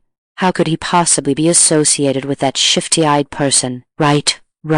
I was almost angered to death when I watched the TV series. He trips up our Aurelian at every turn. I don't know how Aurelian offended him. This malice is completely inexplicable. Hilarious. Unofficial history even claims that Prince Ishmael asked Aurelian to compose a poem not to appreciate her talent, but to make her embarrass herself in public. Unexpectedly, Aurelian just absolutely crushed it. That poem Sympathy for the peasants who didn't memorize it as a child. Every grain comes from hard work. It's a classic verse for the ages. All right, have you guys watched Chronicles of Great Aurelian? The setting in it is that Prince Ishmael and Aurelian are childhood sweethearts. It says he had a secret crush on Aurelian since they were young, and because Aurelian didn't have him in her eyes, he acted against her at every turn, wanting to make Aurelian look at him more. Aurelia PenDragon, she and Prince Ishmael were childhood sweethearts. How did she not know about this? The screenwriters of later generations were terrifyingly creative. Prince Ishmael was also angry. He was a dignified prince of noble status. How could he have a secret crush on the daughter of a minor official? Furthermore, he only had Gideon in his heart and detested Aurelia PenDragon to the extreme. Watched it. It made me want to vomit. What a melodramatic setting. Our Aurelian is wholeheartedly devoted to the common people of Great Aurelian. Where would she have room in her mind for those petty romances? Liking someone means palace them up. PFFT. Prince Ishmael clearly occupies the status of a prince, yet instead of thinking about how to build the country, he only engages in these crooked ways. If it weren't for him, how would province of Kidir sigh? I won't say it any more. The more said, the more tears, said poor commoners of province of Kidir. After Aurelian learned about this, she tried her best to make amends, and she was so worried that she even fell into a serious illness. The Emperor of Aurelian officials speak. Tell us what on earth happened to province of Kidir. Leaving things unsaid and only telling half the story is truly maddening, isn't it? The Emperor of Aurelian's gaze towards Prince Ishmael was very unkind. Hearing those sighs, one knew that something terrible had happened. Prince Ishmael, the Emperor of Aurelian, had always thought that although his son was deep and calculating, he could still be of great use. Besides, how could one be born into the royal family without some schemes? He hadn't expected that this son had used all his thoughts in the wrong places. Seeing the Emperor of Aurelian's ruthless gaze, Prince Ishmael's heart sank, and he quickly knelt down farther. I am wronged. That sky screen is clearly spouting nonsense. HMPH. The Emperor of Aurelian snorted coldly. Whether it was true or not, he had his own calculations. Unexpectedly, the shock from the bearish comments hadn't stopped yet. I really doubt whether Emperor Tiberius the Wise's sons are actually his own. Otherwise, why hasn't a single one inherited Emperor Tiberius the Wise's brilliance and martial prowess? They are all like brain-dead idiots. Fortunately, a good imperial grandson appeared later, Otherwise, the great Aurelian Empire would have been ruined by this generation. This ruthless remark from Echo stirred up a huge storm. The princes' faces turned black in unison, each clenching their fists, the veins on their foreheads throbbing, their faces full of a fierce, repressed, and dare not act out anger grave acute. Weren't they talking about that idiot Prince Ishmael? Why did this suddenly attack all of them? And who is brain dead? They are clearly geniuses. It is father who has too high expectations.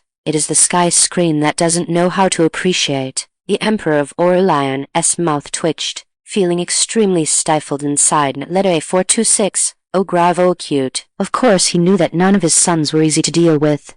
But did the sky screen have to say it so bluntly? At least give him, the Emperor, some face. The Emperor of Aurelian's suspicious gaze swept across the group of princes below the steps, some resentful and some guilty, and he couldn't help but let a trace of doubt arise in his heart. Are these not-so-bright things really his own flesh and blood? But thinking about it again, it was clearly impossible for the concubines in the harem to collectively cheat on him. He had to painfully admit a fact: he, such a brilliant and martial emperor of the ages, had indeed sired a bunch of idiots. However, imperial grandson. He actually still had a good grandson who could shoulder the empire of great Aurelian. Har. It seems he doesn't need to be at his advanced age, still pondering whether to have a few more sons to train as backups. It's just that he doesn't know which stupid son this promising, good grandson of his actually came from. The Emperor of Aurelian's mental abacus was clicking loudly, and in his eyes looking at the princes, there was more scrutiny and expectation. The civil and military officials below pursed their lips tightly,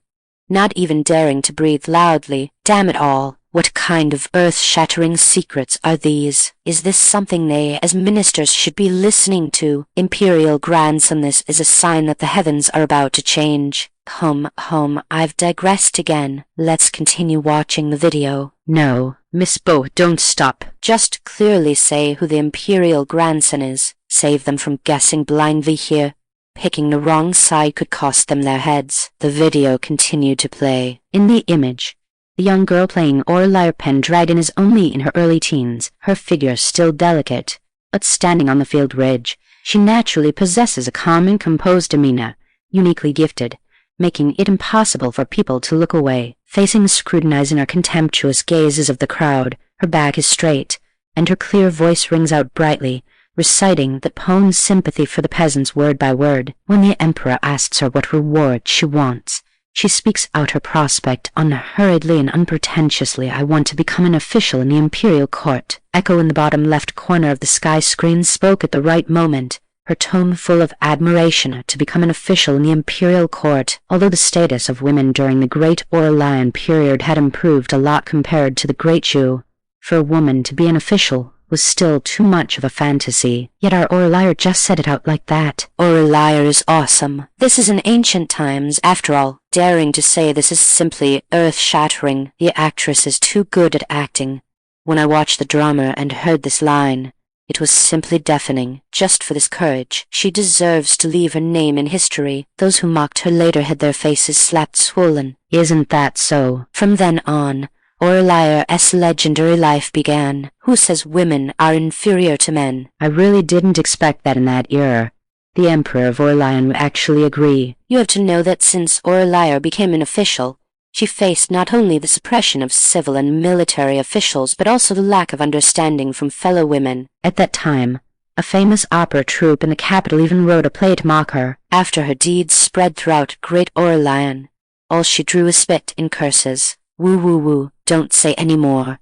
My heart really aches. I dare not imagine how much pressure Aurelia was under. Fortunately, she walked out of it step by step. Everyone's gaze fell on the young man sitting below the Emperor of Aurelian, their eyes complex. They could understand the shock described by those words. After all, they were all on the scene. Putting everything else aside, not a single person present could compare to Lady Pay's courage. Author PenDragon looked at Aurelia PenDragon with heartache. His daughter, why was it so hard for her? Chapter 9. Author PenDragon, don't you have a good daughter? Aurelia PenDragon paid no mind to the various gazes around her. As the spring breeze brushed past the stray hairs at her temples, she looked up at the light screen suspended in the sky.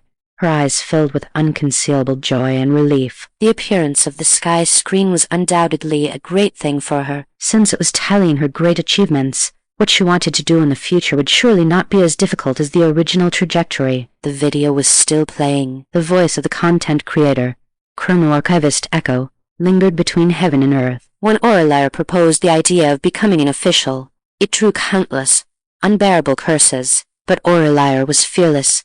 After a war of words with the officials, those 4 eternal prophecies were born. The actress playing Aurelia PenDragon in the video cleared her throat, and Aurelia PenDragon, beneath the sky screen, also straightened her back unconsciously. Chrono-Archivist Echo's gaze seemed to pierce through the screen, traversing time and space to overlap with that 17-year-old youth from back then. She opened her lips in unison with the actress, her voice resonant and powerful, spreading to every corner of the Aurelian Empire, to establish a heart for heaven and earth, to secure life for the people, to continue the lost teachings of the past sages, to establish peace for all generations. What a stirring passage!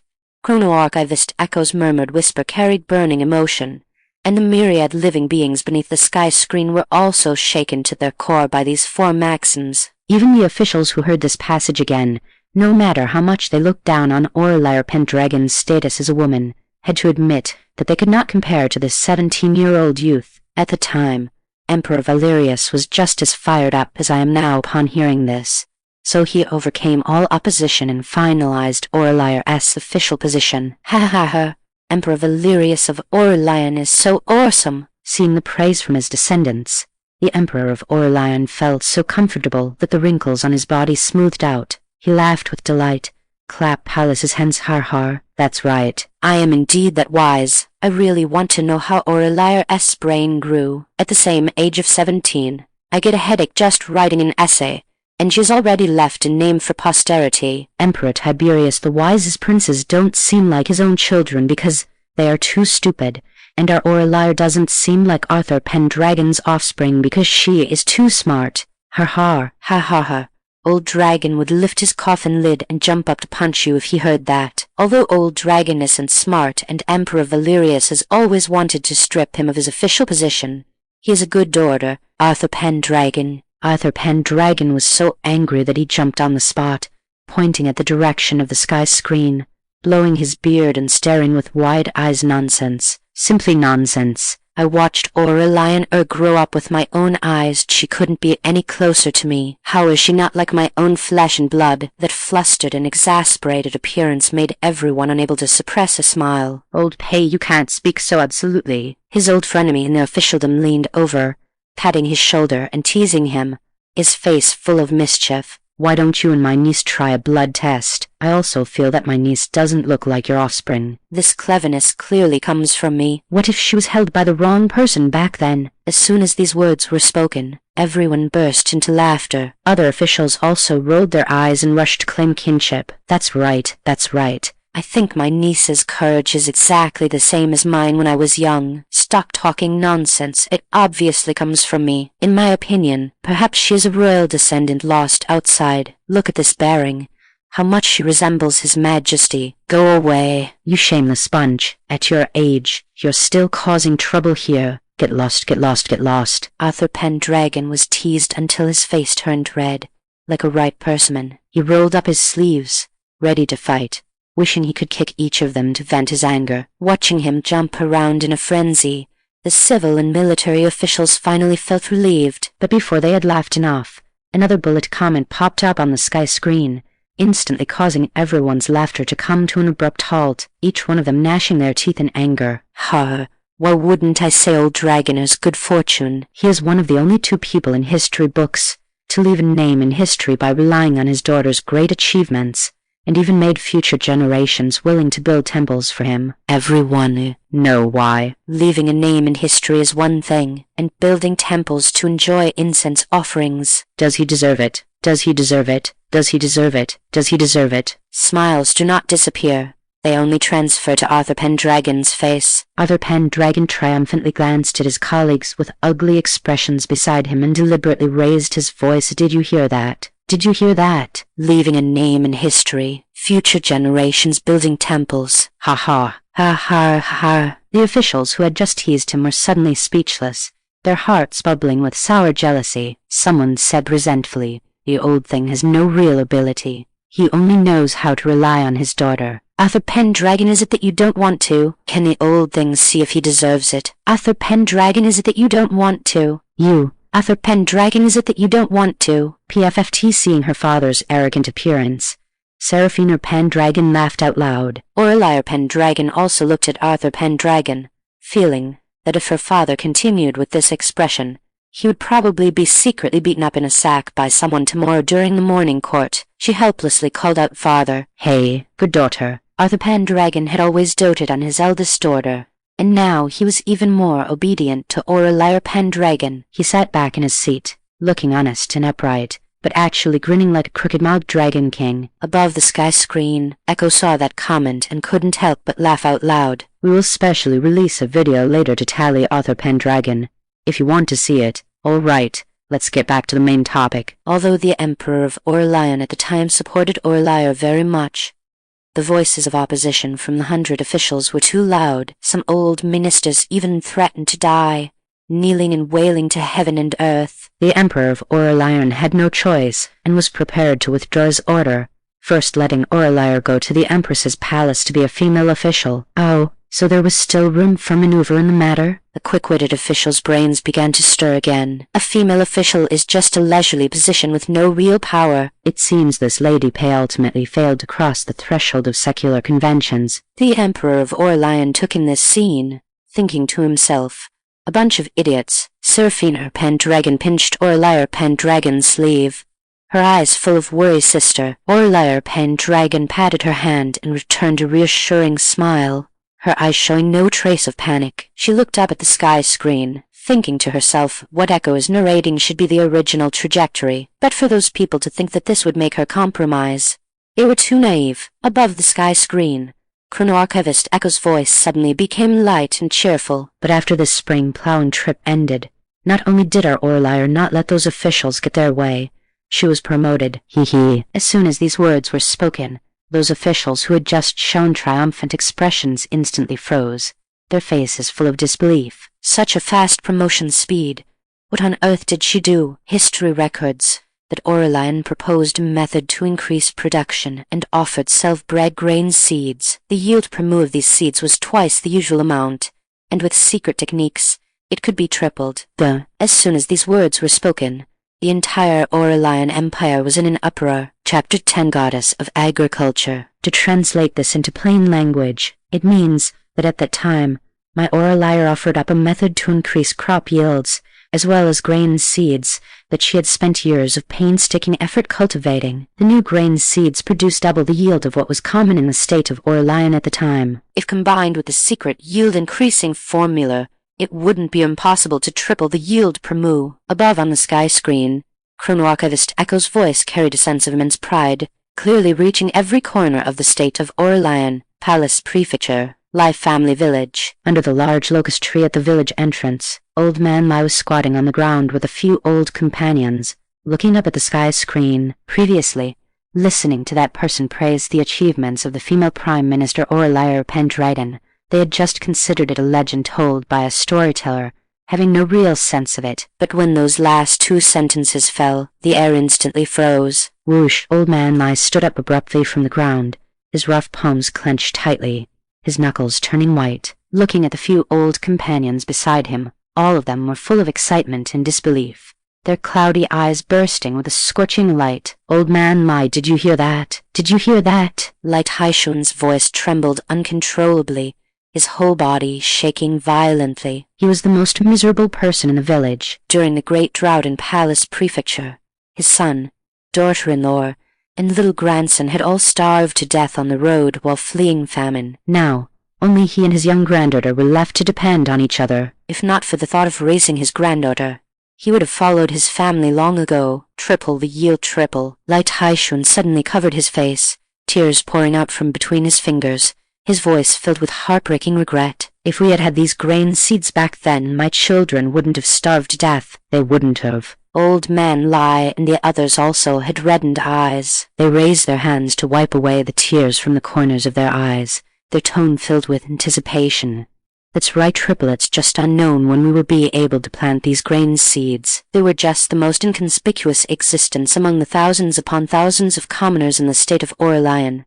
But at this moment, these few sentences on the sky screen had ignited the most scorching hope in their hearts. Such scenes were playing out in every corner of the state of Aurelian. Farmers in the fields put down their hoes, merchants in the marketplace stopped their hawking, and every household looked up, tears in their eyes, their hearts filled with longing for those miraculous grain seeds. Imperial manna. The atmosphere was equally boiling. The Emperor of Aurelian and a group of officials who genuinely cared for the people had long since stood up in excitement, their faces filled with wild joy. Grain seeds, increased yield, doubled. The way they looked at Aurelia PenDragon was as if they were looking at a rare, priceless treasure. The Emperor of Aurelian's voice trembled with excitement, and he grabbed Aurelia PenDragon's hand. Master Dragon, those grain seeds. Aurelia PenDragon calmly cupped her hands in a salute, replying, "To your Majesty, I had originally intended to present the grain seeds and the method for increasing yield to your Majesty today, but I was interrupted by the sky screen." Good, good, good. The Emperor of Aurelian said good 3 times in a row, feeling his eyes sting, too excited to say anything more. Since his ascension to the throne, he had experienced several natural disasters, and food shortages had always been a massive boulder pressing on his heart. Grain is the foundation of a nation, but the reserves in the national treasury had long been mostly exhausted. Previously, some officials had proposed levying grain from the commoners and increasing grain taxes, but he had flatly refused. The lives of the commoners were already miserable to the extreme. As the ruler of the nation, how could he oppress them further? Even though he had a heart full of love for the people, he was helpless. Grain could not simply be conjured out of thin air. But now he had actually seen such hope. Thinking of the commoners planting the new grain seeds and ushering in a great harvest, a surge of indescribable bitterness and relief welled up in the Emperor of Aurelian's heart. Chrono-Archivist Echo's voice sounded again, her tone carrying a bit more heaviness. "Everyone might think what I'm saying is a lot, but it's not much at all. It's little, still too little, still not enough to eat. Before making this video, I checked the data. The average yield per moon at year was around 1 shi, which converted to our calculation is 150 jin. 150 jin of grain doubled as 300 jin, and tripled as only 450 jin. People back then loved having children. Families of over 10 were common. Let's just say a family of 6. 6 mouths to feed on 10 mu of land. Do you think that's enough to eat? Not to mention that taxes still need to be paid. After a year of hard labor, the commoners couldn't save any surplus grain at all. If they were unlucky enough to encounter a natural disaster, it was simply a catastrophe. Once these words were spoken, whether it was the commoners or the court officials, everyone fell silent instantly. Amidst the joy, a heavy pressure surged into their hearts. Beside a mud brick house in a remote village, villagers sat together in 2s and 3s, looking up at the light and shadow on the sky screen. The land here was barren, the harvest meager, and eating one's fill was an obsession carved into everyone's bones. A thin, weak child was held in his mother's arms.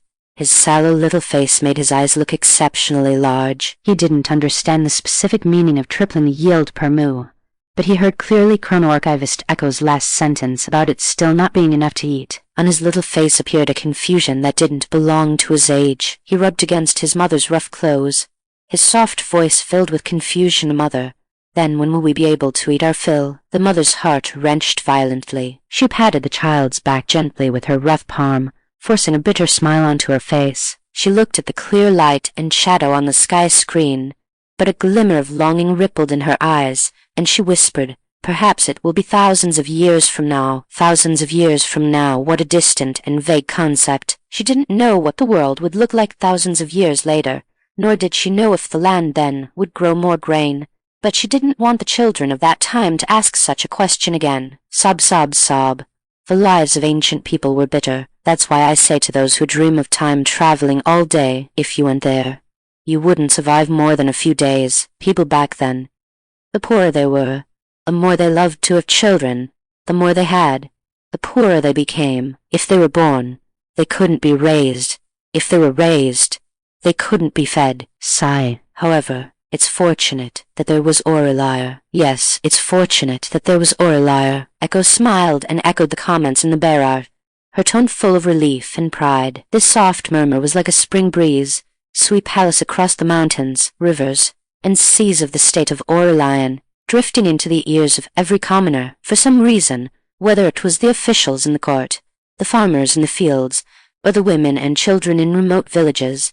A sense of inexplicable anticipation welled up in their hearts simultaneously, and they even unconsciously held their breath. It is written in Clara Jaishi that letting the commoners of the world eat their fill was Aurelia's wish from childhood. Therefore, even after Aurelia became an official later, she never forgot her original intention. Through the efforts of her and a group of agronomists at the time, led by Ziyuan and Asher, in the 22nd year of Changning, the yield per mu of grain increased by another 10%. In the 25th year of Changning, hybrid rice appeared, and the grain output per mu reached as high as 700 jin. 700 jin. Light Haishuan of Lai family village covered his mouth abruptly, and tears poured out again. 700 jin. This was a number they didn't even dare to imagine. If 1 mu of land could produce this much grain, let alone a family of 6, even a family of over 10 could eat their fill, they would never have to go hungry again, and they would never have to watch their loved ones fall one by one. Chrono-Archivist Echo's voice continued, carrying a warmth that seemed to transcend time and space. In the same year, Aurelia discovered high-yield crops such as sweet potatoes and potatoes. The former had an average yield per mu of around 2,000 jin, and the latter's yield was even more astonishing, at around 3,000 jin. As soon as these words were spoken, the entire state of Aurelian boiled over. 2,000 jin, 3,000 jin. Such numbers were simply like a fantasy. The commoners cheered and jumped for joy, chanting goddess of agriculture. Speaking up to this point, a big smile appeared on Chrono-Archivist Echo's face, her eyes curving into crescents. The commoners of the state of Aurelian can finally eat their fill. This sentence split apart the haze of hunger above the heads of the commoners of the state of Aurelian. In a remote village, the child held in his mother's arms didn't understand those astonishing numbers, but he understood the smile on his mother's face. He tugged at his mother's sleeve and asked in a low voice, "Mother, will we be able to eat our fill in the future?" The mother nodded vigorously, tears sliding down her cheeks, but she smiled brilliantly. "Yes, we definitely will." Chapter 11. Doing it personally. Later, on the land of Aurelian, high-yield crops were planted everywhere. The crops in the fields grew lush and green. In the harvest season, golden rice ears bent the branches, plump sweet potatoes were piled into small hills, and heavy potatoes covered the threshing floor. The people's granaries were full, their faces filled with smiles. They no longer had to sell their children for food, no longer had to wander in disaster years. Every household could eat their fill, children could live in peace, adults could work with peace of mind, and the entire state of Aurelian radiated unprecedented vitality. Under the sky screen, every person in the state of Aurelian could not help but envision the dreamlike scene in their minds, families having surplus grain, eating their fill at every meal, grain piled like small hills. Heavens, what kind of good life that must be. An old farmer rubbed his calloused palms, his mouth curling up involuntarily. Someone counted on their fingers. This year is the 20th year of Changning. The sky screen said sweet potatoes and potatoes would appear in the 25th year of Changning. Just wait 5 more years. Only 5 years. Right. What's 5 years? We've survived so many disaster years. Are we afraid of waiting 5 years? Just wait. The good days are coming. The people's discussion, filled with burning hope, echoed in the fields and streets, like sparks igniting hope across the land. Imperial Manor. The Emperor of Aurelian looked at Aurelia PenDragon with burning eyes, his voice carrying a hint of urgency. Beloved subject, those potatoes and sweet potatoes. Now, Aurelia PenDragon was extremely intelligent and instantly understood the Emperor of Aurelian's thoughts. She shook her head. "I have not yet found these 2 crops. Your Majesty." How she wished the people of Aurelian could taste the feeling of being full a day earlier. But this matter could not be rushed. Years ago, she had sent people to search for traces of these 2 high-yield crops, but year after year, she had found nothing. But Aurelia PenDragon felt no disappointment. Coming from another world, she knew the origin of these 2 crops. In her original world, sweet potatoes and potatoes were not native to the Central Plains. but came from across the ocean. Since the sky screen stated these 2 crops would appear in the 25th year of Changning, she already had a guess. Perhaps by then, the shipbuilding industry of Aurelian would be developed enough to support long-distance ocean voyages to bring back this life-saving food from overseas. Or perhaps she would have accumulated enough merit to exchange for them from the system. Hearing this, the light in the Emperor of Aurelian's eyes dimmed, unable to hide his disappointment, but he quickly calmed his mood.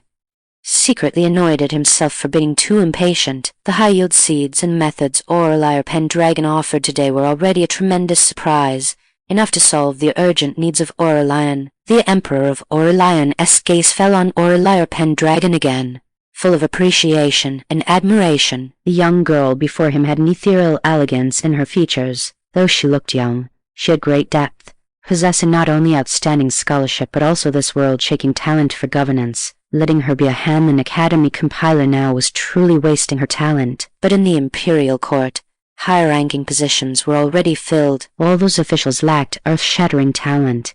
They were diligent and made no mistakes. As an emperor, he could not just dismiss people for no reason and chill the hearts of his officials. The Emperor of Aurelian's gaze drifted involuntarily to Arthur PenDragon, his brows furrowing slightly. Among all the civil and military officials, this Arthur PenDragon was the most mediocre. If his position were removed, this thought had just emerged before being immediately rejected by the Emperor of Aurelian. As long as Aurelia PenDragon was around, Arthur PenDragon would likely be safe for the rest of his life. A strange feeling of envy suddenly welled up in the Emperor of Aurelian's heart. As the son of heaven, possessing the world and lacking nothing, he actually envied Arthur PenDragon at this moment. Why could such a foolish person give birth to such a brilliant daughter as Aurelia PenDragon? If only Aurelia PenDragon were his daughter. This thought flashed through his mind like lightning. The Emperor of Aurelian was stunned for a moment, then a light flashed in his eyes, and a meaningful smile slowly curled at the corners of his mouth. Yes,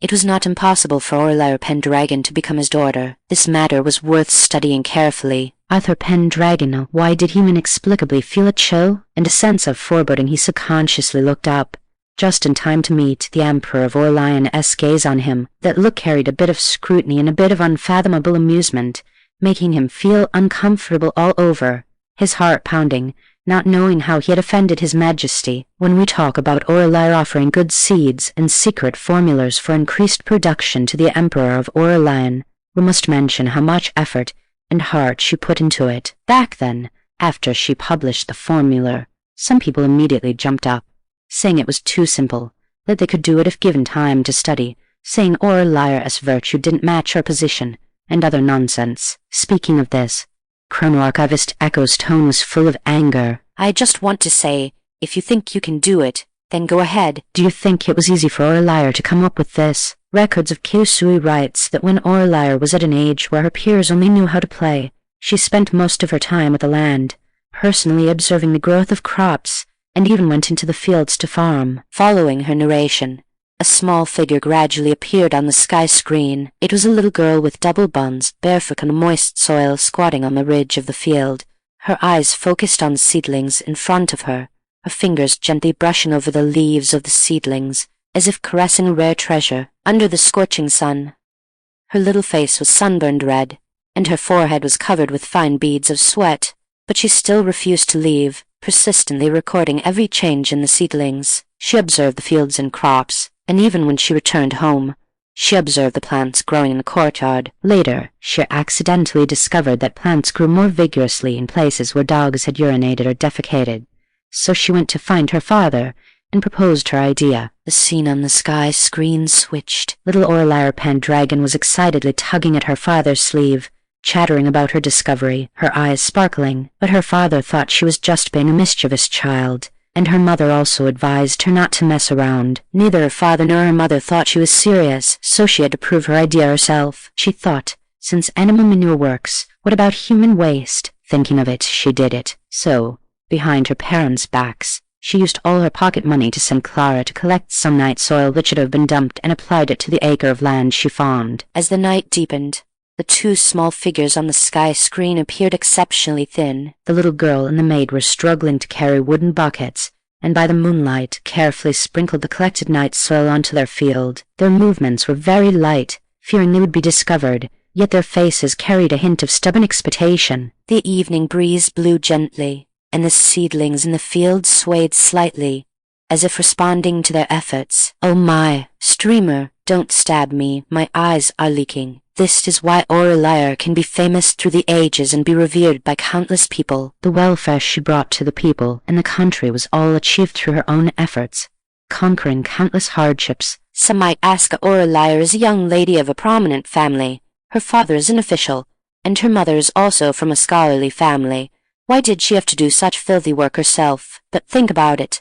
She was less than 11 years old when she did these things. She was young, and she was a girl, and she didn't have much money. Even if she had ideas, who would believe her?" It's not that she didn't tell the tenant farmers in the manor, but those people promised her on the surface just to coax a child, and forgot about it the moment they turned away. To the tenants, Aurelia telling them she found a way to increase crop yields was like a little brat standing in front of you saying they have a way to make you earn 100 million. Chapter 12, Episode 1 video ended. Ha! How can that be the same? If Aurelia were standing in front of me saying that, I would definitely follow her blindly without a second thought. Aurelia's intelligence is recognized by countless historians as the ceiling. Just look at that long string of titles and you'll know how terrifying it is. It was truly shocking when reading the history books. Sometimes I even wonder if Aurelia was a transmigrator. Otherwise, how could she know so much knowledge that had never been discovered for thousands of years? Old pay. If you don't know how to be a father, just stop trying. If I had Aurelia as a daughter,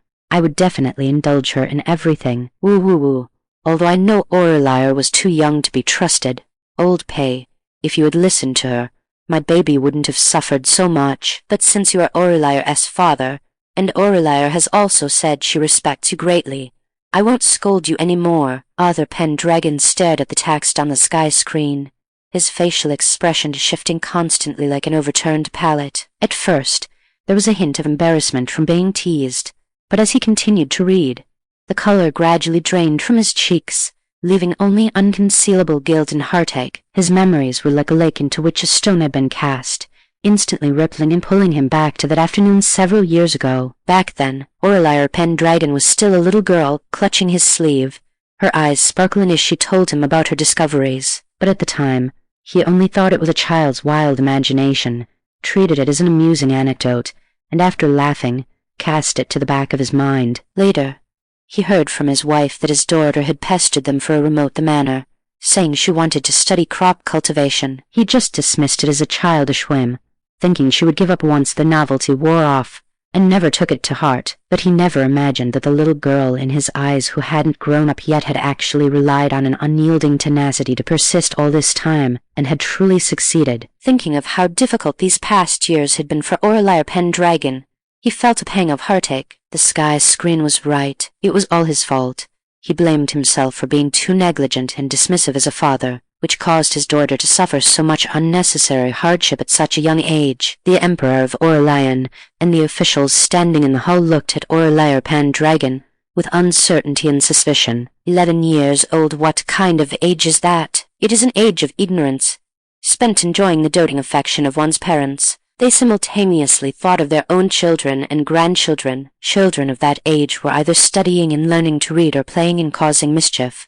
How could they ever possess such vision and perseverance? Let alone the younger generation, even they, as adults who had been immersed in the imperial court and experienced the ways of the world, might not necessarily possess the same courage and perseverance as Aurelia PenDragon. Moreover, as a pampered young lady of a noble house, she was actually able to lower herself to study something as unrefined as night soil. This determination to go all out to achieve her goal was enough to make everyone admire her. The surroundings fell silent for a moment, with only Author PenDragon's suppressed sighs and the rising and falling gasps of the officials slowly flowing through the air. Aurelia failed very quickly. After being watered with raw manure, the crop roots rotted and the leaves turned yellow, but she did not give up and kept looking for the cores. Aurelia PenDragon lowered her eyes to look at her palms, as if the thin calluses that had long since faded were becoming clear again. Having transmigrated to a different world, although she carried the memories of a modern person,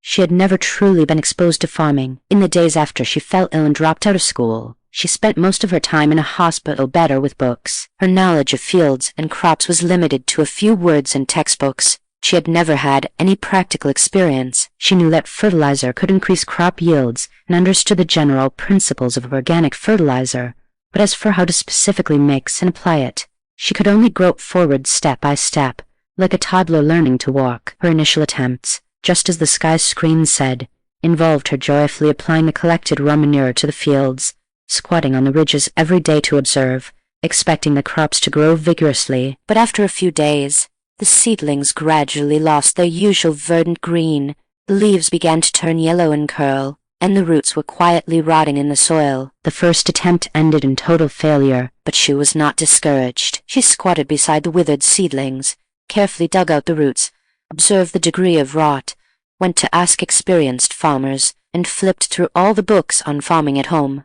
checking for the causes of failure bit by bit. She went through countless failures. Sometimes it was the improper mixing of fertilizer, sometimes the wrong timing for application, and sometimes the excessive amount burned the seedlings. She recorded every failure in a notebook, detailing the type of fertilizer, the mixture ratio, the time of application, and the reaction of the crops, constantly adjusting her plan. She experienced countless failures, yet never once thought of giving up. Instead, she constantly summarized her experience from these failures and finally researched the earliest organic compound fertilizer. After the fertilizer research was successful, the tenant farmers saw the obvious benefits, so they were willing to listen to her ideas. Aurelia gave herself a few days off to accompany her mother and sister, then quickly turned her attention back to farming. By the 20th year of Changning, when she met Emperor Valerius of Aurelian for the first time, the improved seeds and chemical fertilizer she brought out were the results of her years of painstaking effort. I can't hold it together hearing that she gave herself a holiday. What a cute baby. Listening to this story, it's hard to tell that Aurelia is still a child. So, to those adults who criticize Aurelia by saying chemical fertilizer is simple to make, this is the gap between you and Aurelia. The imperial manner. Some officials who had looked down on Aurelia PenDragon at the beginning could not help but blush after hearing Chrono-Archivist Echo's narration. That's right, they were indeed inferior in this regard. All right, we'll stop here for this video. Aurelia's legendary life cannot be told in such a short time. During the reign of Emperor Valerius of Aurelian, the fact that the Aurelian Empire could stand at the pinnacle of the world was not only reflected in agriculture, its military, culture, economy, and other aspects were all unique. In our next episode, we'll talk about some of Aurelia's small inventions, the ones that directly allowed the Aurelian Empire to recover the lost territory of Bijou, pacify the Rakshasa coalition tribe, destroy the Xinu, expand the Aurelian Empire's blueprint by dozens of times,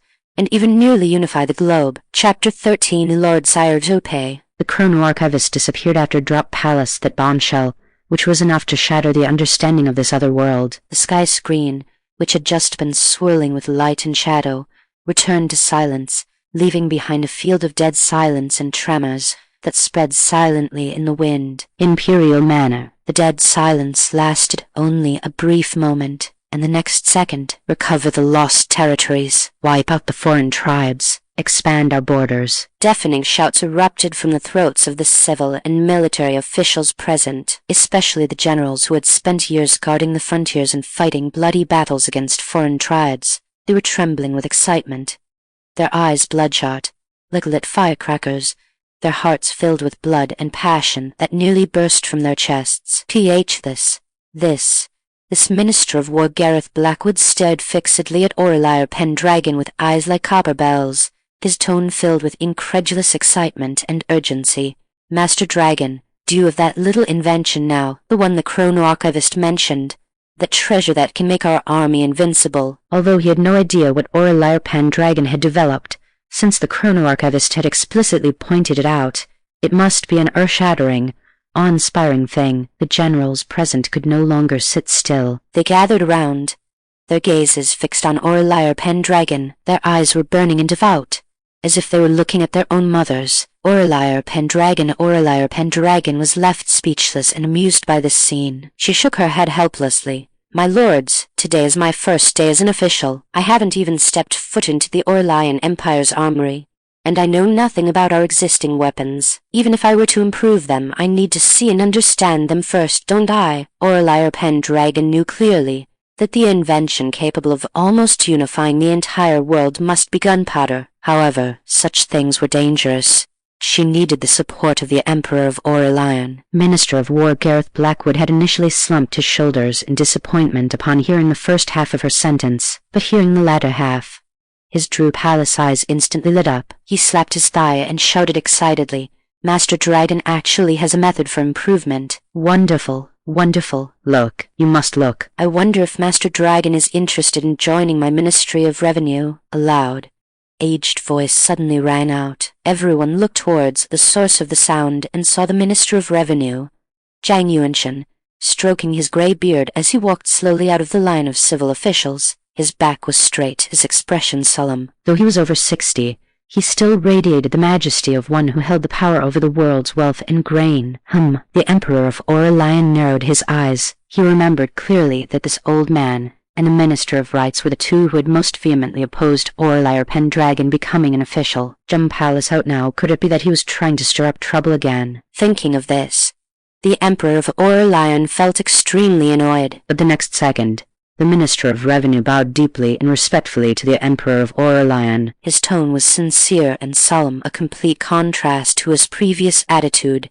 "Your Majesty, only when the country is rich can the people be strong. Only when the national treasury is full can we support the generals in leading troops to war. Only with sufficient supplies can the soldiers have no worries. I believe that Miss Pay should come to my Ministry of Revenue." Aurelia PenDragon could not only increase the yield of existing crops, but the sky screen had also revealed that there would be magical crops with yields of thousands of jin per mu in the future. Such peerless talent, capable of feeding the people of the world. Where else could she go but his Ministry of Revenue? With Aurelia PenDragon there, his Ministry of Revenue would surely be able to change its past predicament and no longer have to argue endlessly with colleagues over grain allocation. He was old and wanted to live a few more years.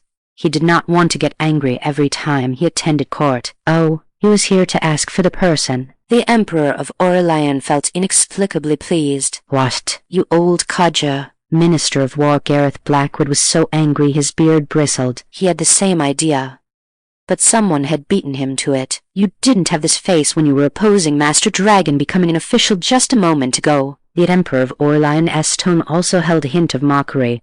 "Minister Zhang, didn't you just righteously oppose Master Dragon entering government service, saying that women holding office was against the moral order?" Upon hearing this, the Minister of Revenue was not the least bit embarrassed. Instead, he knelt down calmly and kowtowed to the Emperor of Aurelian, his tone full of sincere regret and admiration.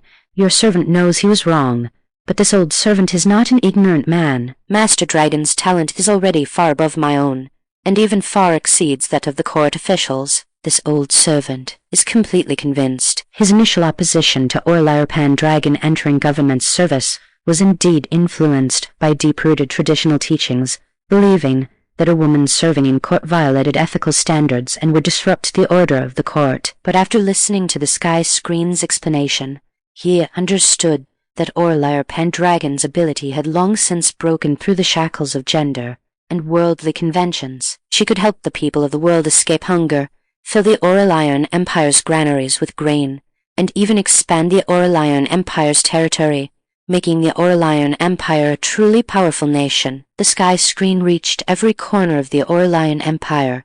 If he remained stubbornly opposed, he feared the people of the world could drown him with their spit alone. Furthermore, the Emperor was clearly on Aurelia PenDragon's side. "If you can't beat them, join them. It's not shameful." Wasn't his initial wish one step palace into the officialdom to assist a wise ruler, ensure the Aurelian Empire was prosperous and peaceful, and let the people live in happiness? Now, the sky screen had painted a picture of an unprecedented prosperous age for them. He also wanted to personally participate in creating an unprecedented age of peace, and he also wanted to leave his name in history. The Minister of Rights, Lucius Vance, stood hesitantly in place, not knowing what to think. He secretly glanced at Arthur PenDragon, who was standing to the side looking composed. His eyes rolled, and he suddenly reached out and shoved Arthur PenDragon forward. Arthur PenDragon was caught completely off guard. He stumbled and appeared before everyone unexpectedly, a look of confusion on his face. Seeing this,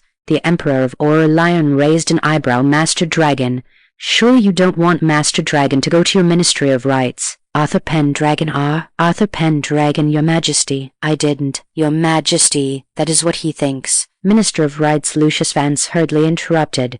Just now, Master Dragon told me that his daughter is young, and he is worried about her serving in other departments. It would be better if she came to the Ministry of Rights. The affairs in the Ministry of Rights are relatively light, and he could look after her more, so she wouldn't be bullied by others. Author PenDragon, did he say that? The Emperor of Aurelian took in the scene, understanding clearly in his heart, but he did not expose it, merely watching with great interest as this farce continued to unfold. Who would have expected that before the argument here had even ended, the Minister of Justice also slowly stepped forward, bowed to the Emperor of Aurelian, and said in a calm tone, Your Majesty, how about having Master Dragon come to the Ministry of Justice? The Emperor of Aurelian was somewhat surprised. They all have their own reasons. What is yours? The Minister of Justice said righteously, just joining in the fun. The Emperor of Aurelian, Aurelia PenDragon, then Your Majesty. I shall also join in the fun. This was the Minister of Personnel. Your Majesty. 6 pairs of wrinkled but burning old eyes looked at the Emperor of Aurelian in unison. They looked just like a group of old children waiting to be fed. The Emperor of Aurelian. An eyesore. Truly an eyesore. He rubbed his temples. Where to place Aurelia PenDragon was indeed a question worth pondering. He always felt that no matter where he placed his Master Dragon, it would be a grievance to her if she wasn't riding on the heads of these old codgers. But the officials' positions cannot just be removed, sigh. These old guys.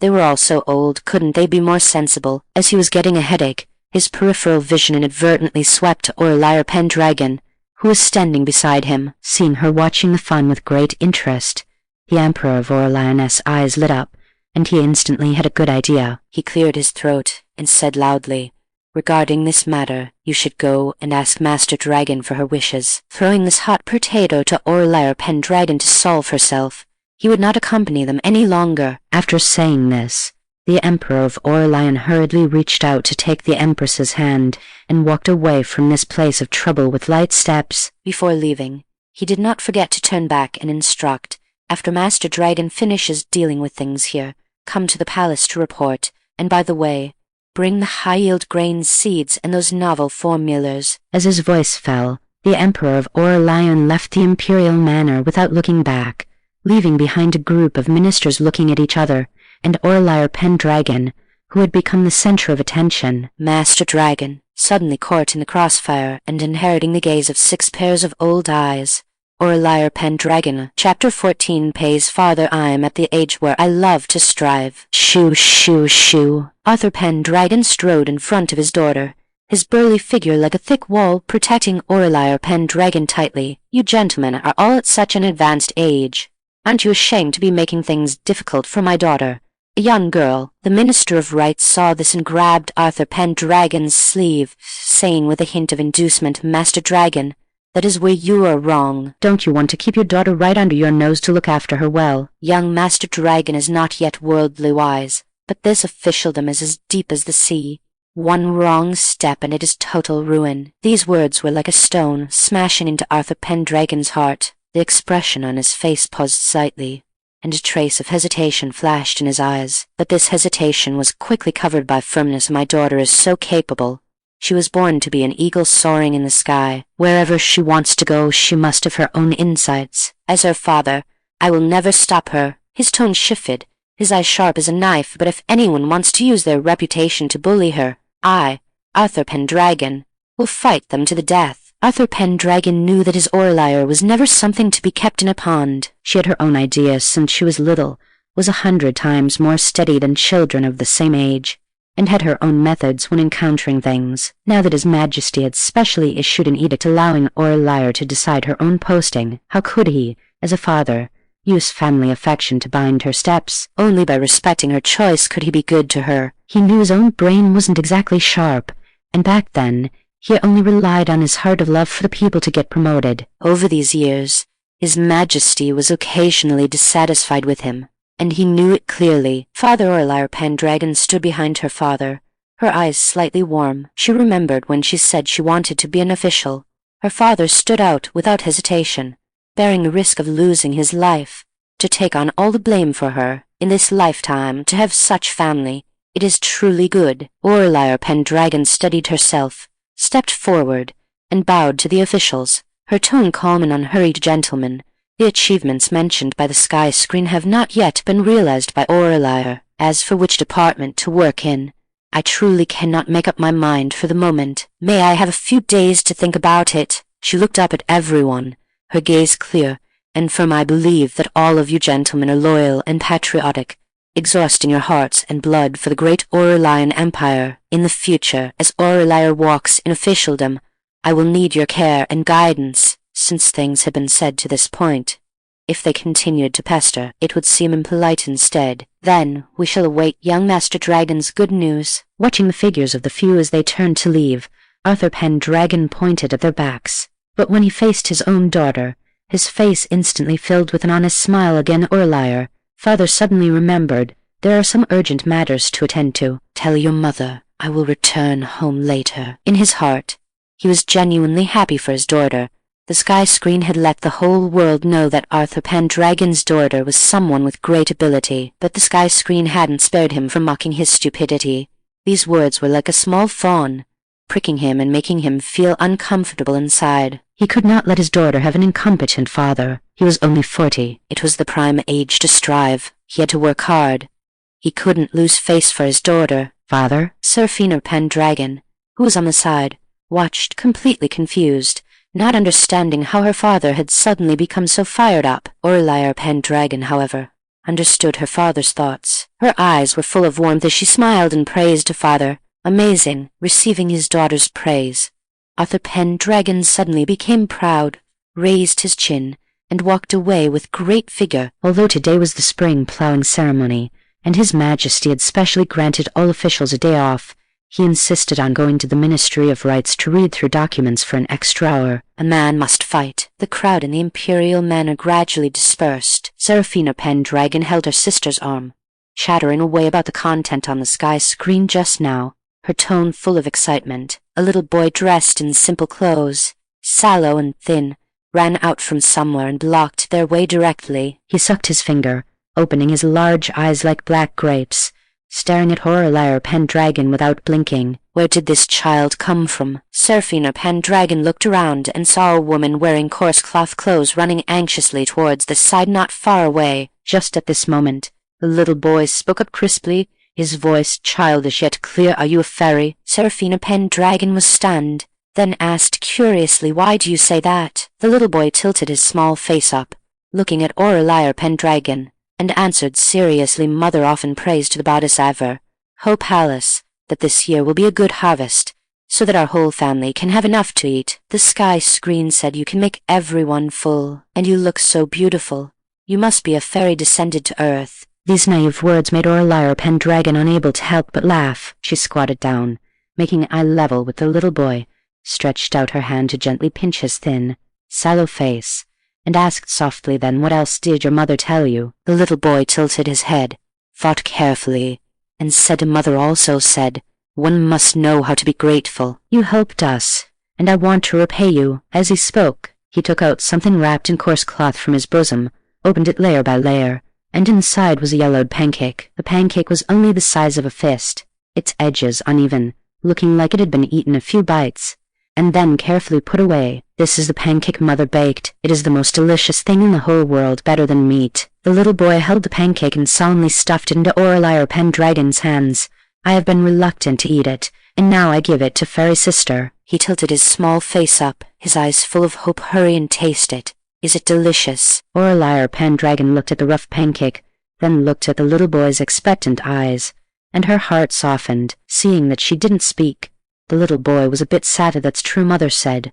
Fairies don't eat food from the mortal world. His voice had just fallen when he saw that Fairy Sister looking at him gently, eating the pancake bit by bit, and swallowing it. What kind of gentle eyes were those? The little boy couldn't describe it. He only remembered when he went to the temple to worship Buddha with his mother last year. The eyes of the gilded Buddha in the temple hall were compassionate and gentle. The eyes of this Fairy Sister before him were just like that. Is it delicious, Fairy Sister? Aurelia PenDragon nodded. It's delicious. Your mother's cooking is truly the best in the world. Receiving the affirmative answer, the little boy immediately raised his head proudly, like a smug little rooster. Just at this moment, he saw his mother not far away and immediately shouted happily, "Mother!" Then he skipped and hopped over. The woman cupped her son's little face and smiled, tapped Palace's forehead. "Let's go." Aurelia PenDragon watched this warm scene, a smile on her lips, and said to Seraphina PenDragon, "Later I will have Clara send some grain and cloth over, as a return for the child's kindness." The sisters had only walked a few steps when a little boy's voice came from behind a fairy sister. Aurelia PenDragon stopped and turned to look at him. The little boy stood by his mother's side, tilting his small face up, his eyes full of anticipation, while Zyrohu and father and mother, and grandpa and grandma, and little sister and second sister really not have to go hungry in the future. Following his gaze, on the nearby ridge of the field stood several people in simple clothes, their eyes also falling eagerly on Aurelia PenDragon. Aurelia PenDragon met everyone's gaze.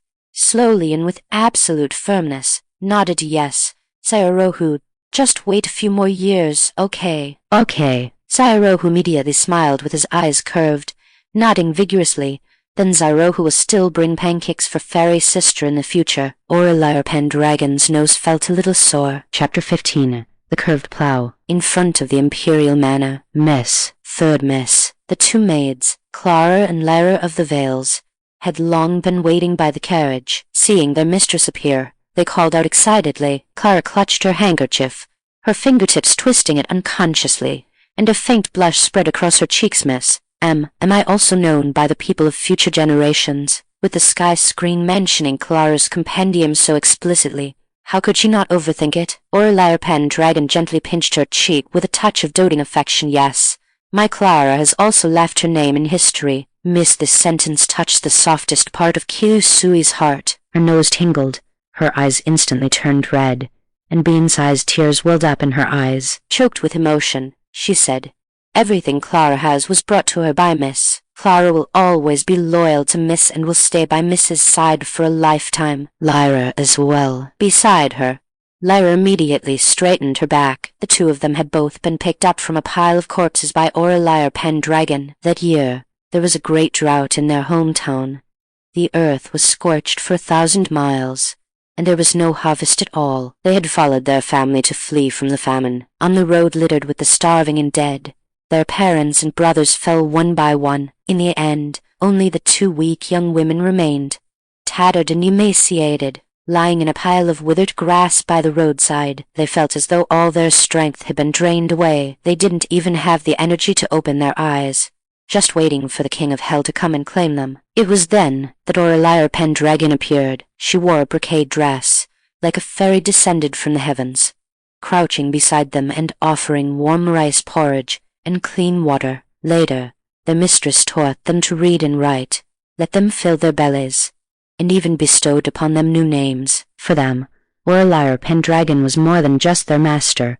Being able to stay by her side to serve her was the happiest thing in this world. The master and servants were sharing a tender moment at the gate of the Imperial Manor. Aurelia PenDragon smiled and ruffled the hair of the two maids, then turned to board the carriage, only to see a figure emerge from somewhere and block the way. "Ah, Aurelian." Master Jiang's voice carried a hint of imperceptible hoarseness. He stood there, his eyes fixed intently on Aurelia PenDragon, his lips moving as if he wanted to speak, but hesitated. Yet this call did not elicit even a shred of goodwill. Whether it was Aurelia PenDragon, Seraphina PenDragon standing to the side, or even Lyra and Kyusui, the looks they directed at him were filled with impatience and disgust. Lyra said sarcastically, "Oh my, what wind blew Master Jiang here? Didn't Master Jiang always call our mistress by her full name before?" "How come you've changed your tune today, calling her so affectionately?" Aurelia PenDragon said with detachment to Master Jiang. "We are not close." Truly persistent as a ghost, Aurelia PenDragon complained inwardly. Why isn't Master Jiang staying by the female lead's side to vie for favor instead of coming to find her? And his gaze made her feel quite uncomfortable. It was utterly disgusting. Aurelian Master Jiang called out again, the emotions in his eyes becoming increasingly complex. Ever since the sky screen appeared and began recounting Aurelia PenDragon's great achievements one by one, he suddenly realized that he might never have truly understood this woman, Or perhaps she had never liked him at all. He didn't even know why he had come here. Just moments ago, his mind was filled with Aurelia PenDragon's image, and by the time he came to his senses, his feet had uncontrollably brought him to the gate of the imperial manor. He had seen her crouch down to gently and tolerantly eat the dirty, lowly food, and seen her eyes turn red because of those commoners. Master Jiang suddenly understood that he seemed to have been wrong. But where exactly he was wrong, he couldn't say. Even though he had a belly full of words he wanted to say, looking into Aurelia PenDragon's eyes at this moment, he couldn't say a thing. Master Jiang suddenly discovered that everything in the past was just him being wishful. Because Aurelia PenDragon's eyes, which were gentle even when looking at a dog, were completely devoid of ripples when facing him. If Master Jiang has nothing else, I shall take my leave. Aurelia PenDragon did not want to entangle herself with him any further. She nodded slightly and turned to board the carriage. Aurelian. Master Jiang panicked and instinctively reached out to grab her, but his fingertips only touched empty air. Her footsteps did not pause in the slightest. Just as they had countless times before, she had never stopped for him. Yes, it had always been this way. Then why did he think she liked him? Master Jiang stood in place, his mind in total chaos, as if someone had stuffed a tangled mess of hemp into it. He couldn't sort it out, and couldn't cut it loose. Aurelia PenDragon watched his dejected, yet pretentiously affectionate appearance. Her willow leaf eyebrows arched in anger, and she retorted in a sharp and direct tone, Master Jiang, hurry up and put away that look on your face. You're acting as if my sister is some kind of heartless person. It's damn disgusting. I've said it 10,000 times. My sister has never liked you. In my sister's heart, you aren't even worth as much as a dog on the side of the road. I don't know what you're trying to do by fawning over her now. Did you realize my sister's greatness and regret your past actions? But my sister is destined to leave her name in history and be remembered for generations to come. And what about you? You probably won't even leave a name in the history books. Regardless of whether you suddenly had a change of heart and started liking my sister or whatever, I'm telling you are not worthy. After Aurelia PenDragon finished speaking, she snorted coldly and reached out to forcefully close the carriage curtain, cutting off Master Jiang's nauseating gaze. The carriage slowly started, its wheels rolling over the bluestone slabs, gradually moving away. Master Jiang stood in place, watching the direction in which the carriage disappeared, not moving for a long time. The wind swept up the fallen leaves, which landed at his feet like silent mockery. In the gilded bronze censer, fine dragon saliva incense burned, with wisps of blue smoke curling around the golden dragon coiling on the beams of the imperial study, making the scent of books and ink in the hall linger even longer. The Emperor of Aurelian sat upright on the sandalwood dragon throne, his gaze fixed tightly on the small bag of seeds on the desk, his usually steady eyes surging with an unhideable brightness. Is this the new type of grain seed? He reached out to pick up one, his fingertips rubbing the round and plump seed. The touch was firm, and its heavy weight seemed to carry the livelihood of thousands of common people. In the hall, Aurelia PenDragon stood tall and straight, bowing calmly to respond. Indeed, this is the superior seed that your subject has specially prepared to present to your majesty today. The grains are plump, drought-resistant, and tolerant of barren soil. The yield per moo can be doubled compared to ordinary grain seeds. The Emperor of Aurelia nodded. He already knew these things from the sky screen. The dragon saliva incense still curled, and beside the bag of new grain seeds on the desk, there were 2 more yellowed sheets of rice paper. One sheet of paper depicted detailed diagrams of farming tools, while the other was densely filled with handwriting. The Emperor of Aurelian's gaze first fell on the formula. After browsing through it carefully, the joy between his brows deepened. When his line of sight shifted to the diagram of the farming tool, a trace of curiosity flashed in his eyes. What is this? Your Majesty, this is the Curved-Shaft Plow. Curved-Shaft Plow. The Emperor of Aurelian was not a monarch ignorant of agricultural affairs. He instantly saw the ingenuity of this new plow. The common people of Great Aurelian currently used heavy, straight-shaft plows for farming, which required 2 or 3 oxen to pull and 3 or 4 people working together to operate. Not only did it consume a large amount of human and animal labor, but the plowing efficiency was also low. When encountering small plots of land or rugged terrain, it was even harder to maneuver. Aurelia PenDragon's fingertips traced slowly along the plow frame and plowshare on the diagram as she explained, compared to the straight-shaft plow, This Curved-Shaft Plow has undergone key improvements. While avoiding all these shortcomings, it is also more time-saving and labor-saving. Your Majesty, please look. As she explained, the Emperor of Aurelian leaned over to get closer to the diagram. His brows gradually relaxed, the curiosity in his eyes turned into shock, and then it was filled with excitement. He reached out to rub the lines on the diagram, as if he could see the scene of the common people using this lightweight farming tool to plow efficiently on the ridges. To think there's such an ingenious design. If this were to be promoted, wouldn't the agricultural efficiency of our great Aurelian be able to increase several times over? The Emperor of Aurelian was truly overjoyed. Chapter 16 Experiment. The Emperor of Aurelian had originally thought the grain seeds and the secret to increasing production were shocking enough, but he had not expected to see something like the Curved-Shaft Plow, which would benefit the entire nation. He was filled with admiration for Aurelia PenDragon. This appreciation did not come from the sky screen, but was a heartfelt recognition after truly feeling that she could shoulder heavy responsibilities. Has there been any result regarding that matter at the Imperial Manor? Have you decided which of the 6 ministries you want to go to? Aurelia PenDragon had already made up her mind. Your subject wishes to go to the Ministry of Works. The Emperor of Aurelian paused with a wolf hair brush in his hand, then nodded slightly. Actually, I wanted you to go to the Ministry of War or the Ministry of Revenue, but since you have made your decision, I will respect your wishes. Aurelia PenDragon was stunned for a moment. She really had not expected to hear the word respect from a feudal emperor. The Emperor of Aurelian was truly an emperor for the ages.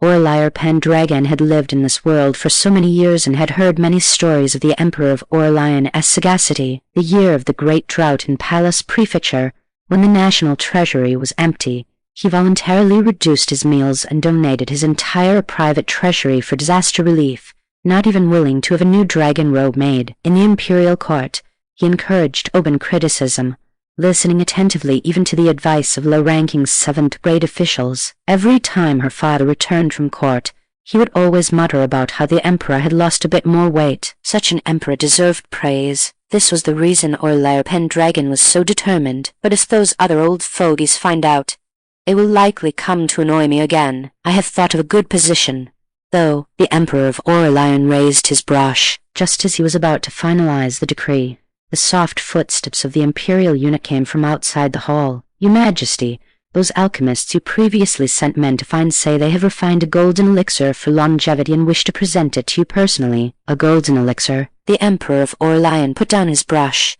a touch of irritation coloring his brows. Aurelia PenDragon's heart tightened upon hearing this. Coming from a later age, she knew full well that those so-called golden elixirs were nothing more than poisonous lead and mercury. How many emperors in history had become obsessed with elixirs, only to hollow out their bodies in the end? Could the Emperor of Aurelian also be blinded by the pursuit of immortality? The Emperor of Aurelian looked at her worried expression and suddenly laughed aloud. Do not worry, Minister. Do you take me for such a muddle-headed monarch? Eunuch Seneschal Cedric, the head eunuch by his side, softly explained to Master Dragon.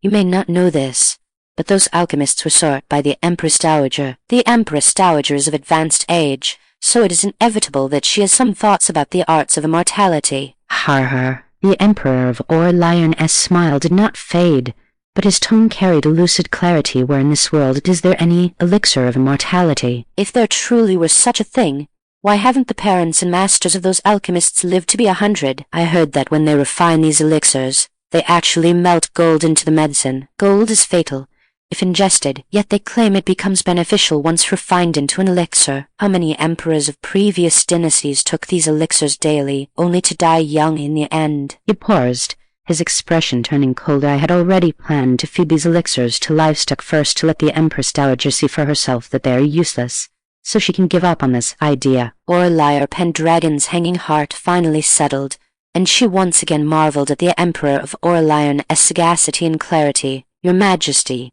Aurelia PenDragon said directly, I believe these alchemists might have other uses. The Emperor of Aurelian became interested. Since Aurelia PenDragon said so, there must be an unusual use. So, Minister, do tell me in detail. I have heard that when alchemists refine elixirs, their furnaces often explode, and the power is not small. Aurelia PenDragon looked at the Emperor of Aurelian. Perhaps we can make use of that. Mentioning military matters, The smile faded from the Emperor of Aurelian's face, his expression instantly becoming solemn. He gazed at Aurelia PenDragon, his eyes full of admiration and trust. This is truly a major matter. I will have the Crown Prince assist you. All necessary resources can be drawn from the national treasury. Have no concerns. The monarch and his subject talked privately in the imperial study for a long time. The hall doors were tightly closed, and no one knew how many grand plans they had discussed. Only when dusk fell did Aurelia PenDragon bow and take her leave. When she stepped out of the imperial study, she already held an imperial decree in her hand. The next day, a decree spread throughout the court, shocking all the officials. Aurelia PenDragon was appointed as the supervisor of the Six Ministries, with a rank equivalent to a vice minister, and could intervene in the affairs of the Six Ministries. This position of supervisor of the Six Ministries was a post specially created by the Emperor of Aurelian for Aurelia PenDragon. Although the rank seemed equivalent to a vice minister, the power was far greater. The officials discussed it endlessly, all shocked by the Emperor of Aurelian's favor and trust toward Aurelia PenDragon. Emperor of Aurelian, if you had this ability, I would favor you too. After the morning court session, Aurelia PenDragon prepared to visit the Crown Prince. Unexpectedly, the latter had already sought her out first. The Imperial Father has already ordered me to assist Master Dragon with all my might in handling the matter of the alchemists. Those people have already been settled in the side courtyard of the Eastern Palace. The Imperial Father attaches great importance to this matter, and I will certainly cooperate fully with you, Minister. I wonder if you would like to go and see those alchemists now. Aurelia PenDragon cupped her hands. I trouble you, Your Highness. The two walked side by side. Along the way, Crown Prince Julian asked from time to time about Aurelia PenDragon's follow-up plans for improving grain seeds and promoting the Curved-Shaft Plow, his words full of concern for the people and the nation. Aurelia PenDragon answered them one by one. As for the intention of wooing her in his tone, she ignored it all. She had just become an official. It was reasonable that she did not understand these twists and turns. Right. Eastern Palace side hall. A dozen or so alchemists dressed in Taoist robes stood anxiously in the courtyard, their faces full of fear. After they offered their greetings, an alchemist in a green robe asked uneasily, "We do not know what we have done to be placed under guard." Who knew? They had handed over the golden elixir yesterday, expecting a reward, but who could have known they would be met by guards coming to arrest them? After dragging them here, they said nothing and would not let them leave. It was terrifying. Crown Prince Julian did not respond, because he did not know either. The alchemists turned their gaze to Aurelia PenDragon again. Aurelia PenDragon sneered. Actually, you knew perfectly well in your hearts. They knew best what they had refined, what was inside, and what the consequences would be. It was just that they harbored wishful thinking and were greedy for wealth. The alchemists were so scared they quickly knelt down. Aurelia PenDragon's expression was calm as her gaze swept across the group. You engaged in swindling and deceived the Empress Dowager, which is a capital offense. However, His Majesty is benevolent and is giving you a chance to redeem yourselves through meritorious service. As soon as she finished speaking, the alchemists kneeling on the ground instantly raised their heads. They could still live. Crown Prince Julian stood to the side and spoke at the right moment. The Imperial Father has handed you over to Master Dragon for disposal. From now on, you will follow Master Dragon's instructions. If you can redeem your crimes with merit, the past will be wiped clean. If you harbor impure thoughts again, you will be executed without mercy. Yes, yes, yes. We will certainly follow Master Dragon's instructions, even if it costs us our lives. The alchemists replied hurriedly. May I ask, Minister, what you want us to do? The green-robed alchemist was puzzled. He really could not think of any use for them other than refining elixirs at home. Making poisons. Well, they really were a bunch of useless things. Chapter 17, Gunpowder.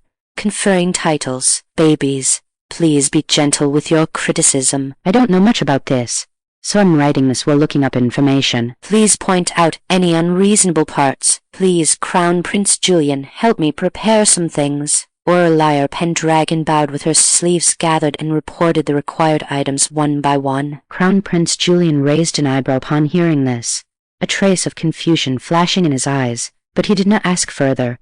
He only waved his hand and ordered the attendants to fetch them immediately. After some time, all the items Aurelia PenDragon requested were placed on the side table in the side hall. The saltpeter in the coarse ceramic jar was grayish-white. The sulfur blocks emitted a pungent, fishy odor, and the pitch-black charcoal was piled in a bamboo basket. Is Master Dragon intending to practice alchemy? The alchemists standing by the side looked at each other, their eyes full of confusion. They looked at the sulfur in the basket. That was the core material they used daily to practice alchemy and bluff people. Crown Prince Julian also walked forward slowly, his gaze sweep palace over this pile of strange things. What is Master Dragon trying to do? Aurelia PenDragon was both nervous and excited. People who often transmigrate know that mastering black gunpowder is equivalent to holding a life-saving talisman in this chaotic world, and it can even stir up the winds and clouds of the world. In her past life, she knew her life was fragile and had fantasized about being able to transmigrate, so she specifically memorized some ancient survival skills, including how to hand-make black gunpowder. Your Highness, please be patient. She suppressed the agitation in her heart, her voice remaining steady. Once I have finished, Your Highness will naturally understand. 7 to 5 parts saltpeter, 10 parts sulfur, 15 parts charcoal powder, mixed into a ball. Aurelia PenDragon whispered the formula, directing the attendants to purify the raw materials one by one. The saltpeter was crushed and filtered repeatedly with clean mortar to remove impurities, leaving only pure saltpeter powder. The sulfur was placed in a stone mill and ground repeatedly until it became as fine as dust. The charcoal was burned into charcoal ash, then carefully sifted through fine silk to remove coarse residue. Once the raw materials were fully prepared, Aurelia PenDragon personally took action, pouring the 3 into a stone mortar according to precise proportions. She dared not be the slightest bit careless, holding the stone pestle and pounding slowly with even force, fearing that too much force would cause friction and ignite it, yet also fearing that uneven pounding would affect the power of the gunpowder. The grayish-white saltpeter powder, pale yellow sulfur, and pitch-black charcoal ash gradually merged in the stone mortar, forming a grayish-black mixture. The air was filled with a strange scent of intermingled sulfur and charcoal. Aurelia PenDragon carefully loaded the mixture into a bamboo tube, packed it tight, and sealed it, her mind racing to think of a substitute for the fuse. Modern fuses could not be found here. She scanned the items in the hall, and her gaze suddenly stopped on the fire ropes the alchemists used for alchemy. Those were made by twisting hemp rope repeatedly and soaking it in saltpeter water and pine resin. They burned slowly and steadily, making them an excellent substitute for a fuse. Please fetch a few fire ropes, Aurelia PenDragon ordered the attendants. The alchemists were even more confused upon hearing this. Fire ropes were used by them to light the alchemy furnace. This Master Dragon even wanted to use their alchemy auxiliary tools. Could it be that she really wanted to learn alchemy like them? Although they were suspicious in their hearts, they dared not be slow and hurriedly fetched a few fire ropes as thick as a thumb. Aurelia PenDragon carefully chiseled a small hole in the top of the bamboo tube, inserted one end of the fire rope into the hole, and filled the gap with a little gunpowder dust to fix it. Everything ready, she stood up and bowed to Crown Prince Julian. Your Highness, this object has significant power, so please move to an open space outside the hall to watch. Oh, what kind of significant power? A calm and resonant voice came from outside the hall.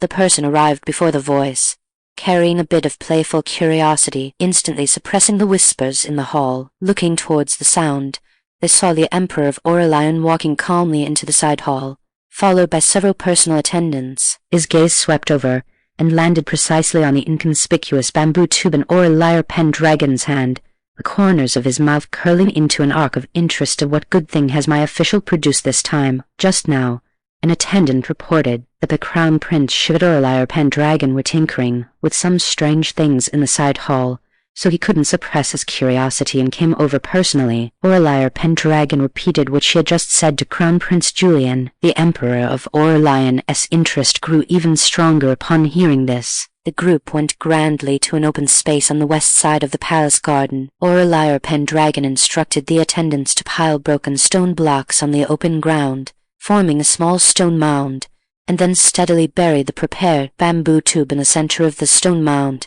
exposing only the thin fire rope fuse at the top. She took a deep breath, took the torch from the attendant's hand, her fingertips trembling slightly. This was her first time actually using black gunpowder. Success or failure depended on this one move. Everyone step back a bit, Aurelia PenDragon reminded, her voice carrying a trace of imperceptible nervousness. The crowd hurriedly retreated several shang. The alchemists whispered to each other, their eyes full of mockery. only thinking that this Master Dragon was playing tricks. Crown Prince Julian was full of confusion. The Emperor of Aurelian stood with his hands behind his back, a calm smile still on his face, though there was a bit more anticipation in his eyes. Aurelian PenDragon raised the torch and carefully brought it close to the fire rope. Once the sparks touched the hemp rope soaked in saltpeter water, it spread rapidly, burning, with a sizzling sound. She quickly retreated into the crowd, her heart pounding. After only a few moments, the fire rope burned out, and the sparks silently darted into the bamboo tube. At first, there was no movement, and then a deafening explosion erupted. Boom! The sound made the roof tiles of the distant palace halls tremble slightly.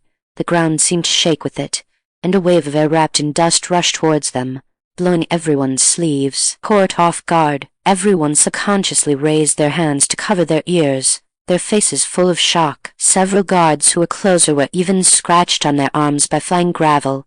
Gasped Alice in pain. When the smoke and dust gradually dissipated, everyone dared to open their eyes and look at the open space. They saw that the place where the stones had been piled was blown into a dirt pit.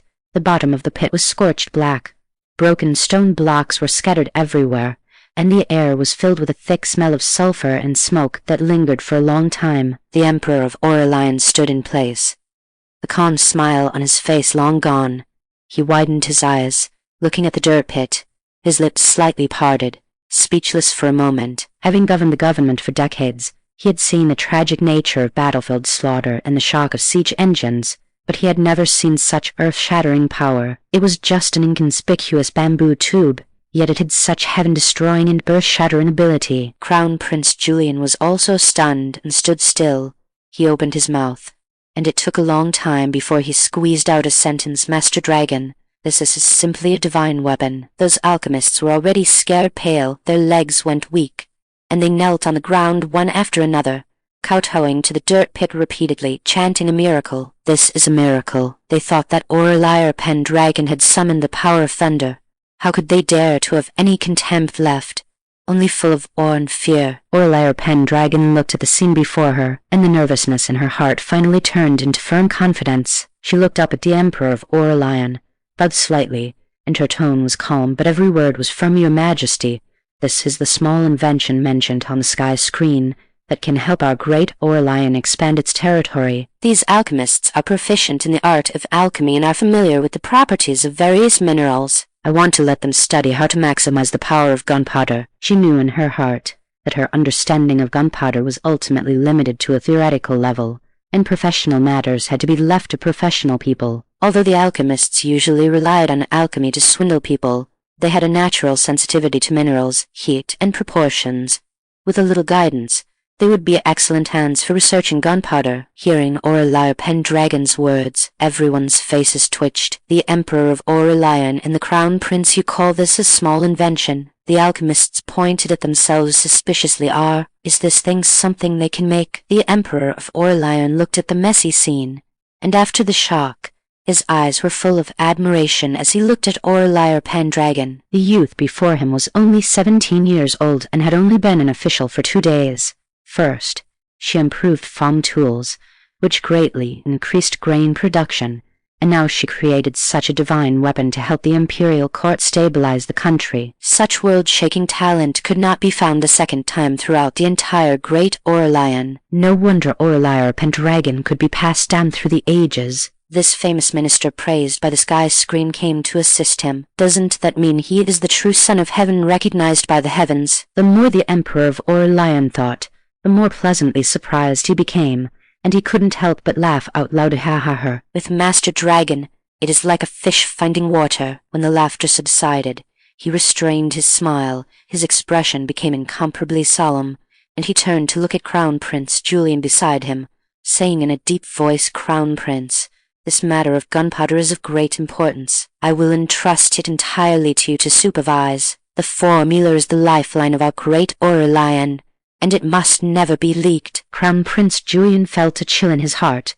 knowing that this matter concerned the rise and fall of the country, so he immediately bowed and accepted the order, his tone firm. The son obeys the decree. I will certainly not fail your trust and will guard the sharp weapon of the country. The Emperor of Aurelian looked at the group of alchemists kneeling on the ground again, His gaze deep, and his tone carried unquestionable majesty. "If you can create weapons with greater power, I will make you nobles." The words "make you nobles" were like thunder, exploding in the ears of the alchemists. They raised their heads abruptly, their eyes full of ecstasy, and hurriedly kowtowed heavily. "We obey the decree. We will certainly serve you with our lives and will not refuse even death." The alchemists were all being dangled a big pie by the Emperor of Aurelian, so how could Aurelia PenDragon, the meritorious minister, be stingy? No sooner had she returned home than the Emperor of Aurelian as decree came down. A team of attendants dressed in palace attire filed in, carrying dazzling rewards. Leading them was the chief eunuch beside the Emperor of Aurelian,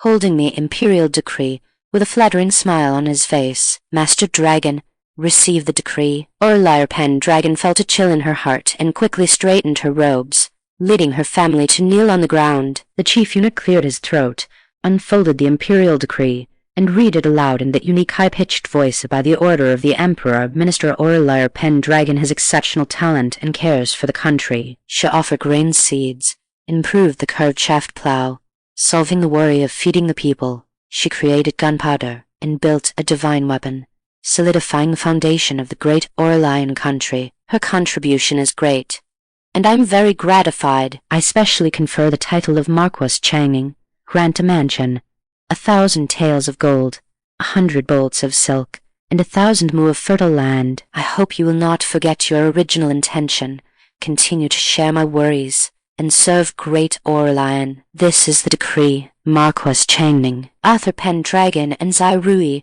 who were kneeling on the side, quietly looked at each other, and both saw the same shock in each other's eyes. "With our intelligence, how did we give birth to such a great daughter?" Seraphina PenDragon also looked over maybe negative times. Negative equals positive tilde. Author PenDragon, Zyrui let A426 degrees dead degrees you brat. Seraphina PenDragon let A242 let A242 let A1D54 let A15DC let A1D54 asterisk. Chapter 18. The sky reappears. "I'm so angry. I'm so angry." Author PenDragon strode through the vermilion lacquered gates of the Sterling Manor, the hem of his official robes flap palace in the wind, cursing at the air as he walked. Aurelia PenDragon followed behind him with a helpless expression. In the backyard, Zyrui was holding her youngest daughter Seraphina PenDragon's hand, speaking intimately. A pot of freshly brewed Yuki and Sunforge nectar sat on the small table, the curling aroma of tea wafting out of the window. Seeing the father and daughter enter,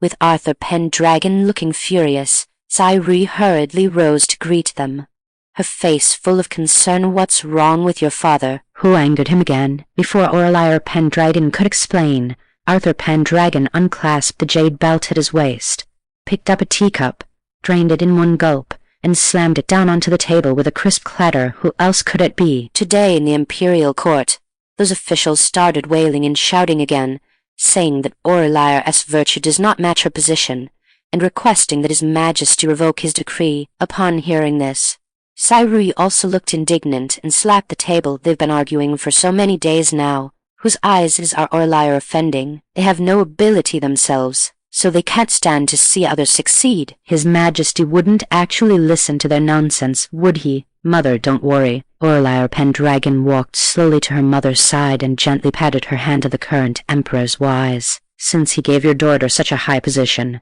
it is naturally the result of careful consideration. Besides, as long as your daughter can stand firm and achieve results, whatever they say will be in vain." Ever since she was exceptionally conferred the title of Marquess Changning a few days ago, the officials in the imperial court had been like a pot that had boiled over. Every day during the morning court, there was inevitably a war of words. However, most of the time she didn't even need to speak. Her father alone could rate those censor officials into submission. Even the Emperor of Aurelian had once teased in front of all the civil and military officials, asking if he should transfer Author PenDragon to the censorate to be specifically responsible for refuting such nonsense. Hearing Aurelia PenDragon say this, Zyrui's worry eased slightly. She nodded, then looked at her with a pained expression. "That may be true, but you are so young and have to endure such rumors. It really is unfair to you." Aurelia PenDragon shook her head.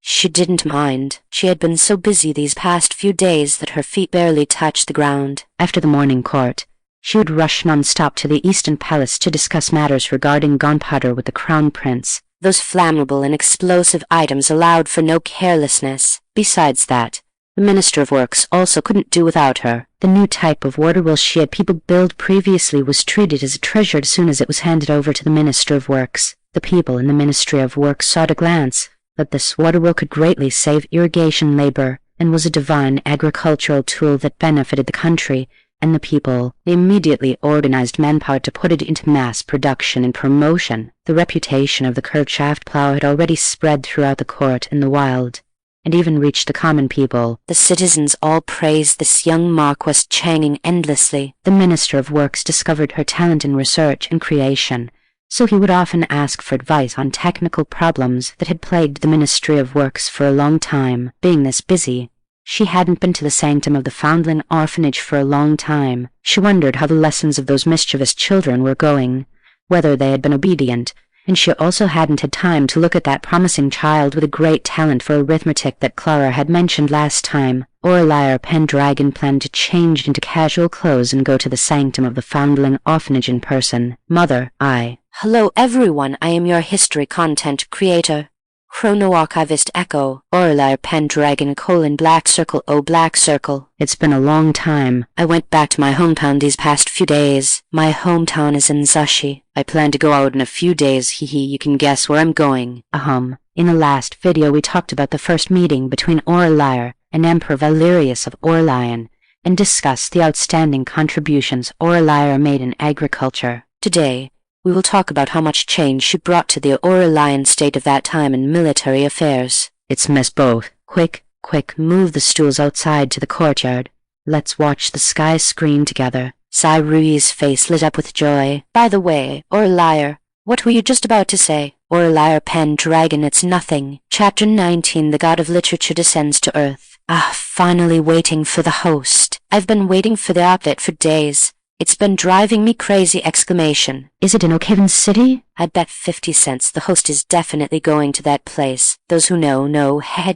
I've been binge reading general history of the Aurelian dynasty for the past 2 days. I have to say, after Aurelia appeared, the Aurelian Empire really went from bird guns to cannons. It was like hacking the game! Exclamation. Echo scanned the barrage and nodded with a smile in agreement. Exactly. Before Aurelia's inventions came out, the Aurelian Empire and the surrounding countries were still stuck in the quagmire of the cold weapon era. Even on the other side of the world, many tribes were still living primitive lives, drinking blood and eating raw meat. Back then, when countries went to war, it was blade against blade, spear against spear. It was a back-and-forth struggle with no clear winner. But who could have imagined that the Aurelian Empire would suddenly grasp the lifeline of thermal weapons? Once gunpowder was thrown, let alone people, even solid mountain rocks could be blasted to smithereens. Once the fireworks rang out, the enemy soldiers would fall to the ground before they even reached the front. Tell me, how could such a war be fought? The Rikshasa coalition people saw the power of gunpowder with their own eyes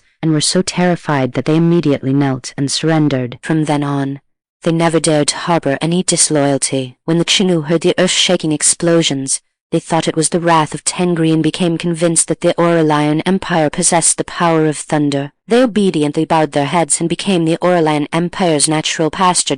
Not to mention those tribes in the wild, savage lands. They were still fighting with wooden forks and stone axes. The Aurelian Empire's soldiers didn't even need to use gunpowder. They just had to show their blades, and the enemies were so scared they didn't even have the courage to resist. The Imperial Palace. The imperial study, Emperor of Aurelian, had originally been buried in reading the Mountain of Memorials, but upon hearing the news of the sky screen's appearance, he immediately put down his vermilion brush and strode out. Hearing Echo talk about the birth of gunpowder, he couldn't help but let a smug smile spread across his lips. He had this gunpowder when he heard that the threats of the Rikshasa coalition people and the Chinoo, which had plagued generations of monarchs, had been easily resolved. Emperor of Aurelian could hardly contain the joy in his heart. Congratulations, Your Majesty. Congratulations, Your Majesty. The chief eunuch, observing his expression, immediately stepped forward to flatter him. Emperor of Aurelian was in a great mood and waved his hand to pass on my decree summon all the civil and military officials to the imperial study immediately for a meeting. On the sky screen, The bearish text kept scrolling. The attendants in the palace held pen and ink, holding their breath and writing furiously, fearing they might miss a single word. Ha ha, help. Such serious military history, and the host makes it sound like she's telling jokes. I can't stop laughing! Exclamation. I can testify. My ancestor was the leader of the Xenu tribe back then. My grandfather told me that when they heard the explosions, they thought the gods were angry and were so scared they took their people and knelt to surrender overnight, not even daring to lift their heads! Exclamation. Speaking of wooden forks, I suddenly remember a super funny anecdote. Do you guys still remember that Harpoon General? Ha, I know. Harpoon General Guo Zihui, dog head. Huo Manor. General Guo, Huoyi, was watching Sky's screen with his children and grandchildren. Hearing the familiar name, he turned his head abruptly, his gaze landing precisely on his son, who had a bewildered expression beside him. Guo Zihui pointed at himself, his voice raising a notch. Harpoon General. Father, is she talking about me? His face turned pale, then green. He felt this title was utterly ridiculous and retorted with a stiff neck, "This is simply nonsense. I am the cavalry general personally appointed by His Majesty, with brilliant military achievements. The person the Chrono-Archivist is speaking of is definitely not me." Harpoon General. That didn't sound like a general's title at all. It sounded like a fisherman catching fish. I remember too. Har. This Guo Zihui is the eldest son of the famous great general of the Aurelian Empire, General Guo Yi. Guo Zihui, his heart, which had been hanging in his throat, finally died a complete death. But we will talk about his story later. Chrono-Archivist Echo's words successfully diverted everyone's attention. Now, let us take a look at the cold weapons improved by Aurelia. As soon as she finished speaking, the text on the sky screen vanished, replaced by diagrams of weapons in various shapes with sharp lines and clear details. This is the refined steel ring pommel saber, the first standard cold weapon after Aurelia improved the steelmaking process. The sky screen then split into left and right columns. On the left was the iron saber before the improvement. The blade was mottled, and there were even chipped notches on the edge. On the right, the refined steel ring pommel saber gleamed with a cold light. The blade was as straight as a ruler, the handle was wrapped in black anti-slip rope, and the copper ring pommel at the end was engraved with cloud patterns, the lines clean and imposing. Previously, the iron sabers of the Aurelian Empire used block-smelted iron, which was loose in texture. It was either brittle and prone to breaking or soft and prone to rolling. After a battle, 9 out of 10 soldiers' sabers were ruined. But the steel stirring method proposed by Aurelia completely changed this situation. So the old sabers were this pathetic before. No wonder they couldn't beat the Xenu's curved sabers. Steel stirring method. Emperor of Aurelian's eyes sparkled. It was something little Pei had come up with again. He now wished he could shake Aurelia PenDragon's brain to see what other surprises were hidden inside. Echo tapped lightly, and a simple diagram of the steel stirring method appeared on the sky screen. The steel stirring method can remove impurities from the iron, allowing the steel to possess both hardness and toughness. Moreover, the cost is greatly reduced, allowing ordinary soldiers to use good sabers that can cut through iron like mud. Look, here is the strength test of the new and old sabers. In the video, 2 sabers struck a piece of pig iron simultaneously. The old iron saber only left a shallow mark while its edge rolled, whereas the refined steel ring pommel saber easily cleaved through the pig iron, the blade remaining undamaged. Outside the imperial study, Emperor of Aurelian watched with bright eyes. Wonderful. Did you see that? Pass on my decree. The Ministry of Works must immediately smelt steel according to this method. Every soldier in the army must be equipped with such a ring pommel saber. Besides the ring pommel saber, there is also this armor-piercing spear. The sky screen switched, with a standard long spear on the left and an armor-piercing spear on the right. The standard long spear had a flat spearhead, and the shaft was made of ordinary hardwood, looking extremely fragile. In contrast, the armor-piercing spear had a triangular spearhead that was incomparably sharp, and the shaft was made of mulberry wood with a thin steel rod embedded in the center, making it both tough and strong, with a connection point firmly secured by copper hoops. The old long spears were okay for dealing with ordinary infantry, but when facing the heavy cavalry of the Rakshasa coalition people, they couldn't penetrate their heavy armor at all. Often, they would just bounce off upon impact, instead putting the soldiers in danger. Chrono-Archivist Echo's explanation was clear and concise, and this armor-piercing spear, with its triangular spearhead, has extremely strong penetrating power. Even the thickest iron armor can be pierced with one thrust. In the dynamic demonstration on the sky screen, the armor-piercing spear easily penetrated a piece of thick iron armor, while the standard long spear was deflected by the iron armor. The shaft even snapped Palace directly. Inside the Guo Manor, Huo Zihui leaned in front of the sky screen, his eyes fixed on the structure of the armor-piercing spear, his fingers unconsciously tracing the shape of this design as too exquisite. As Echo displayed one item after another, the light in Emperor of Aurelian's eyes grew brighter and brighter. By the time Aurelia PenDragon and the officials arrived at the Imperial study, the look in Emperor of Aurelian's eyes as he watched her contained just two words: "I want it." Aurelia PenDragon, help. Aurelia is just too all around. Thermal weapons are amazing, and she even improved cold weapons to be this awesome! Suddenly curious. Is there anything Aurelia can't do? Is there anything she doesn't know? I'm curious about this too. Aurelia never had the chance to touch weapons from a young age, but the one time she accompanied Emperor of Aurelian to the military camp and saw the weapons the soldiers were using, she thought of these immediately. Besides weapons, even the soldiers' protective gear has been greatly improved. And there's also the birth of the horseshoe. I can only say that some people are born smart. Speaking of this, didn't the official history record that when her mother's Aurelian was pregnant, she dreamed of a star entering her dream, and that star turned into a killing and entered her womb? I have never been superstitious, but after learning this part of history and adding in Aurelia's terrifying ability, I truly believe that Aurelia is the Winx star descended from heaven to help the Aurelian Empire. Stirling Manor. Old Madame Pei held a cup of hot tea, listening to the praise for her granddaughter Aurelia PenDragon on the sky screen. Her face was full of pride, and the wrinkles at the corners of her eyes smoothed out. However, when she heard Echo mention that anecdote about the killing entering the dream, her hand holding the teacup paused. She turned her gaze, filled with suspicion, to Zairui beside her. Is this true? Zairui was startled, replying to Mother. It is true. Oh? Old Madame Pei raised an eyebrow, clearly somewhat surprised. Such a big thing.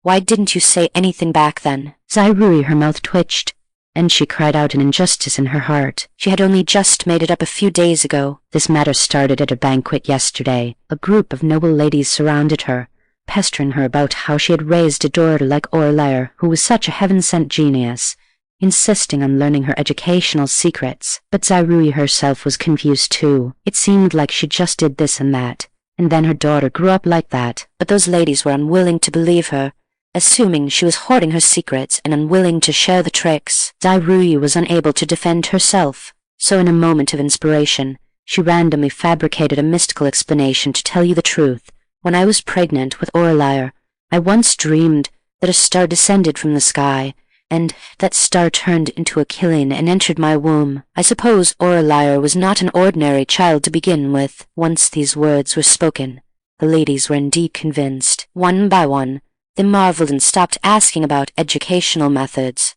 Zairui had originally been smug about her quick thinking, but who could have imagined that this casually fabricated lie would actually be cited as official history by Miss Bo? She quietly lifted her eyes and glanced at old Madame Pei. Seeing that her mother-in-law's expression was serious, she could only bite the bullet and continue to weave the story, her tone feigning solemnity.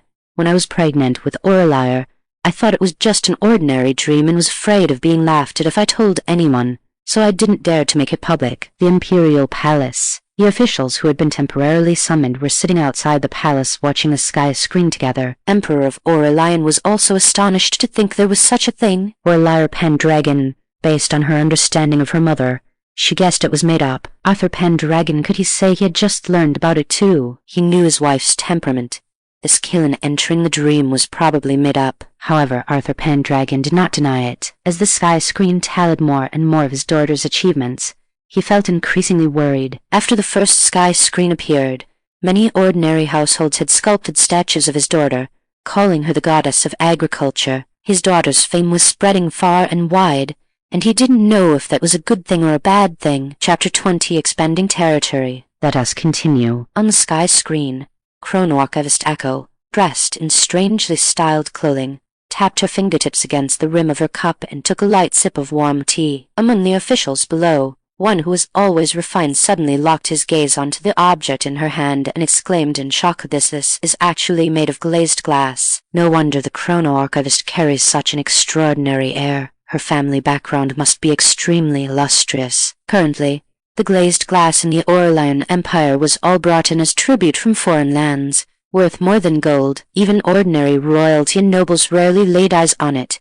Yet the Chrono-Archivist was actually using such a precious item to hold water. What a waste of heaven's gifts! After moistening her throat, Chrono-Archivist Echo's clear, resonant voice spoke eloquently. The improvement of cold weapons is not enough to make the Aurelian Empire stand at the pinnacle of the world. The true heavyweight weapon that can help the Aurelian Empire recover lost territory and sweep across the universe is gunpowder. As soon as these words were spoken, the military generals who had fought on the battlefield for years instantly felt their blood boil. Their palms itched, and their eyes were filled with an eager, burning intensity. Only the Emperor of Aurelian and the Crown Prince appeared calm. They had already witnessed the power of gunpowder. The Emperor of Aurelian had even classified the matter of gunpowder as the nation's highest secret, known only to a handful of people. Even the location for the research and production of gunpowder was chosen in deep, inaccessible mountains, surrounded by heavy guards with tight security, where not even a fly could get close. Echo raised her hand. I have prepared a VCR for everyone to watch. With the experience from before,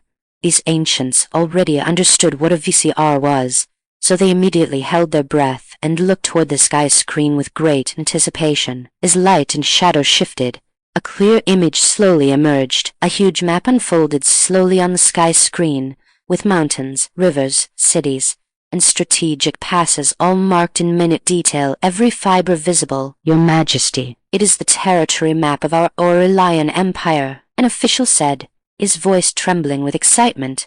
So detailed, so precise, it is simply unprecedented. The Crown Prince also couldn't help but stand up, his eyes locked onto the sky screen as he muttered to himself, It is too clear. If this map could be used for military campaigns, our army would surely be invincible. Before he could finish speaking, the map of the Aurelian Empire on the sky screen suddenly shrank, and a vigorous, majestic background music abruptly sounded, instantly igniting everyone's emotions. As the map continued to shrink, a grand, unprecedented picture gradually revealed its full scope. Is this the world? Elder Lu asked with a trembling voice, full of disbelief. They saw that surrounding the Aurelian Empire were neighboring states like the Rakshasa coalition tribe, the Kshaну, and Dravidia scattered like stars. Beyond these countries, there were countless strange regions and kingdoms, densely occupying the entire sky screen. At this moment, everyone realized with a start that the Aurelian Empire they were so proud of was only the size of a palm on this vast map,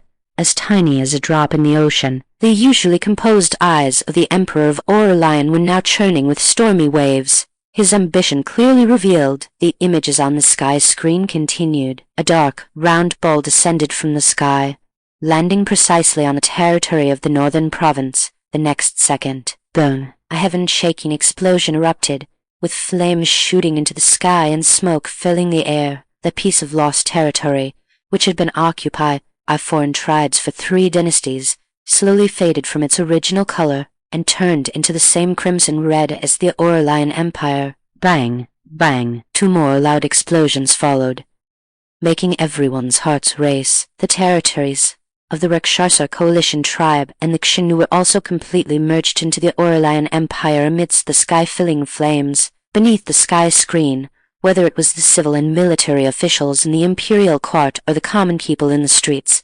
everyone froze in place, dumbstruck. Even those illiterate commoners clearly understood at this moment what the spread of this red color signified. Immediately following this, countless black balls scattered like raindrops across the map centered on the Aurelian Empire, flying toward Dravidia, Beach, India, and countless unheard-of kingdoms. Each time one landed, it was accompanied by deafening roar, and each roar died a new piece of land, a blood like crimson. The background music became increasingly passionate and rhythmic, like thousands of troops trampling over mountains and rivers, making people's blood boil and their hearts surge. Under the gaze of countless eyes, The grand map representing the entire world was being swept by the crimson color at a speed visible to the naked eye, marked with the banner of the Aurelian Empire, rapidly spreading from a corner to 2/3 of the entire map. Just as everyone was immersed in this shocking scene, unable to regain their senses for a long time, Chrono-Archivist Echo's voice sounded again, carrying unmaskable pride and arrogance, piercing through the passionate music and clearly entering everyone's ears. This is gunpowder. The birth of gunpowder allowed the Aurelian Empire to almost conquer the entire world. It also allowed our Zhonghua family to remain hundreds of years ahead of all other countries in this world. 1,000 miles away at the Aegis March's border, the generals and soldiers stationed there remained speechless for a long time. The howling wind whipped up the soldiers' robes, but it could not blow away the burning heat in their hearts. The great General Kalen clenched his fists and said the word good 3 times. Good. If we could have mastered such a heaven-shaking weapon earlier, why would so many of our Aurelian Empire's fine sons have lost their lives? His son, the young General Kin, had eyes like torches as he looked toward the nearby border line, as if piercing through the air to stare directly at the Rakshasa Coalition tribe's royal court. Father, didn't the sky screen say so? This weapon belongs to our Aurelian Empire. When the day comes that this thing is created, I will personally lead the troops to sweep through the Rakshasa Coalition tribe and avenge our fallen brothers. The Kin family had been stationed in Aegis Marches for generations, to prevent the tragedy of the northern province from repeating. They had not dared to slack off for a single day. On the mountains of Yemen, the loyal bones of the fallen sons were buried, and every grave carried the pain of the nation. They hoped more than anyone for peace in Aegis Marches and stability for the nation. Now, they had finally seen hope. Countless people watched this scene with burning eyes. A raging fire ignited within their hearts that was infinite, anticipation for the future of the Aurelian Empire, and even more, a sense of belonging to the country that was still in its infancy but growing increasingly fervent. While everyone else was shocked by the Aurelian Empire's territory map, only Aurelia PenDragon and the Emperor of Aurelian frowned in dissatisfaction. The monarch and his subject looked at those blue areas, feeling more and more uncomfortable the longer they looked. The Emperor of Aurelian slapped the table. I will definitely conquer the remaining 1/3 in the future. Aurelia PenDragon bowed with cupped hands. I agree, Your Majesty. Aurelia PenDragon was puzzled. Given her personality, since she had already started pushing the map, how could there be anything left out? Was the technology not supported? That was impossible as long as one could reach these places at this time. Weren't they easy to obtain? Then something must have gone wrong. What could it be? Uploader, I've given you a triple like. This video made me so excited.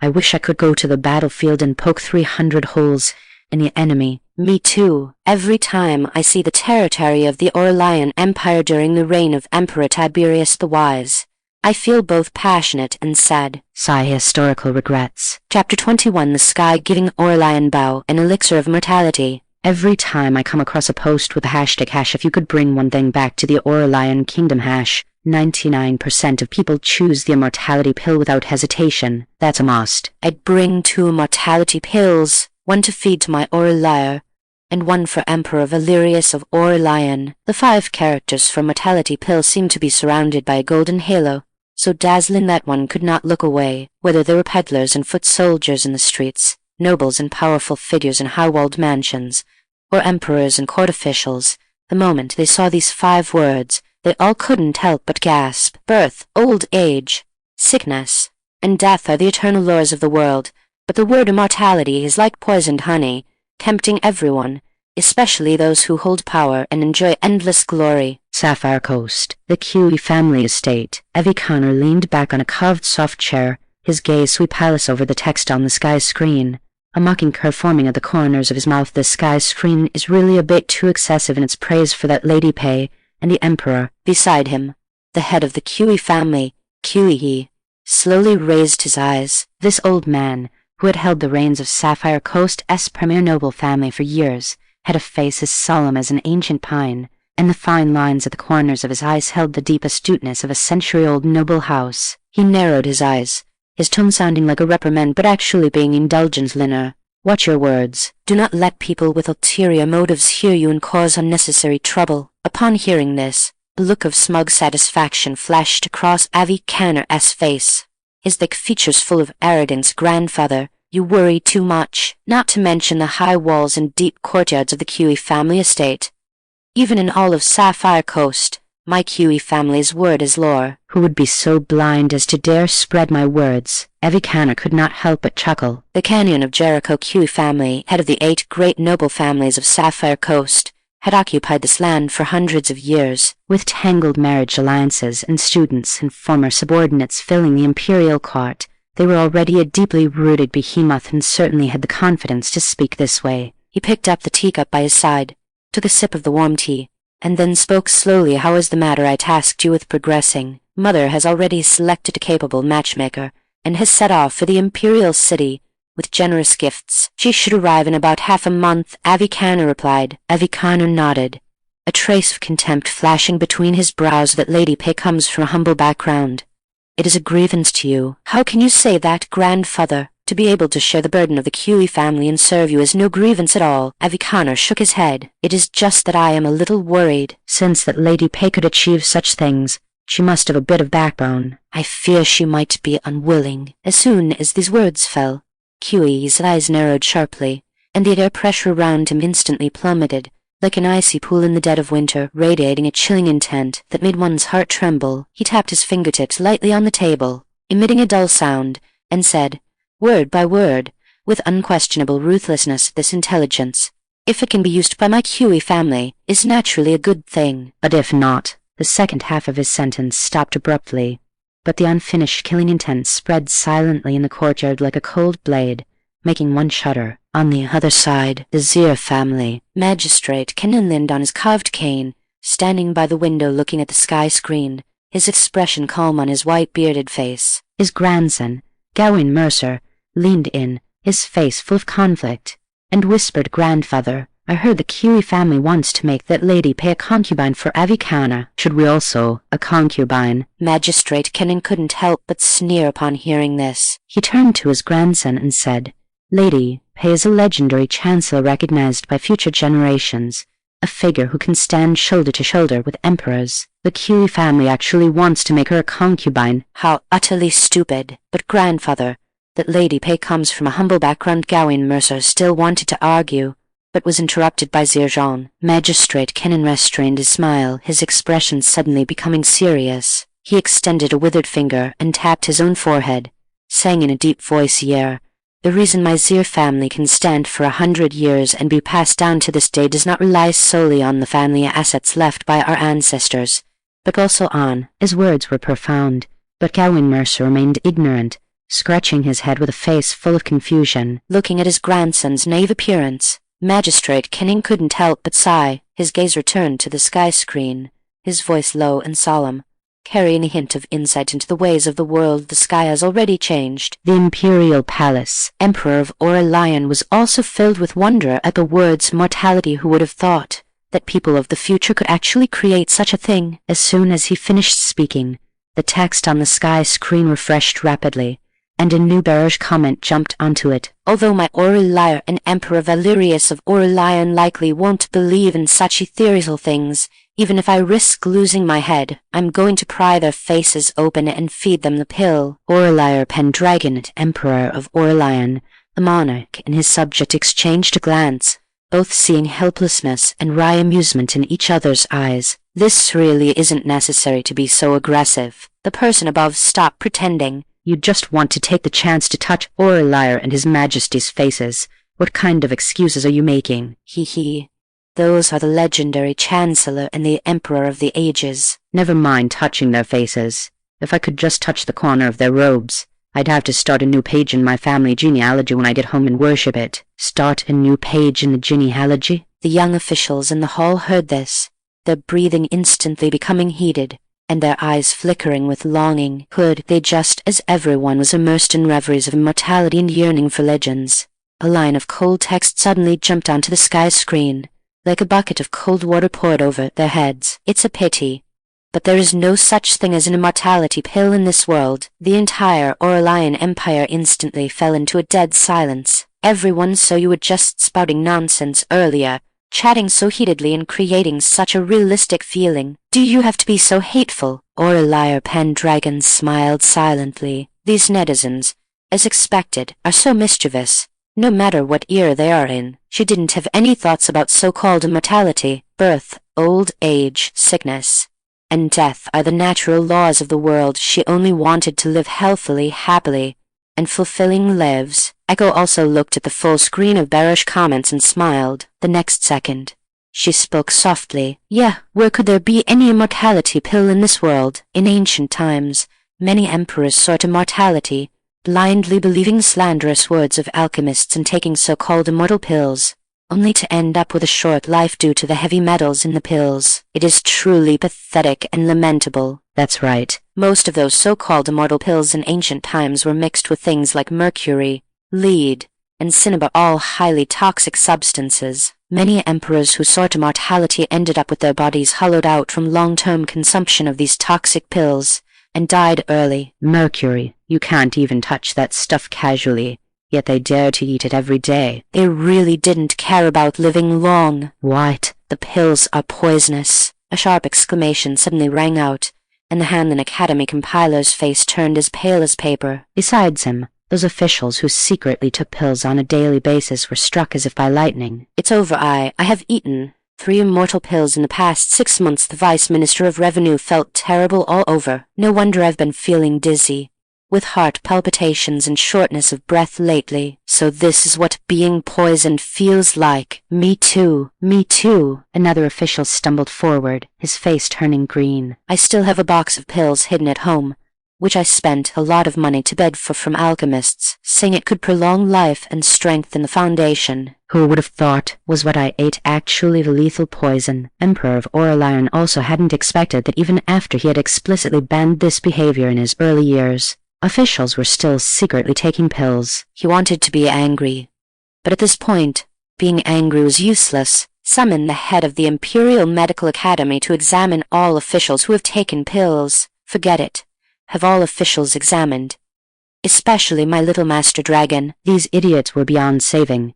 If they wanted to die, he wouldn't stop them. As long as his Wank Star lived a few more years, that was all that mattered. He hadn't even figured out the historical regrets mentioned in the previous text, and with the people of the future so desperate to give Aurelia PenDragon immortality, Emperor of Aurelian felt uneasy for some reason. Echo was completely unaware of how much her words had overturned common perceptions, and continued. To be honest, I really admire these alchemists. They can swindle the common people at the bottom, and swindle the royal family, relatives, and powerful noble families at the top. Commoners, royal relatives, noble families, and court officials know. Are you being polite? Aurelia PenDragon was thoughtful.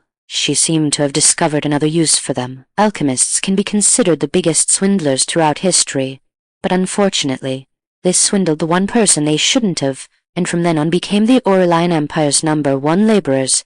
Ha-ha-ha. Emperor Valerius of Aurelian execute. Aurelia catch them and make them work. Won't work. Execute. Aurelia hello everyone.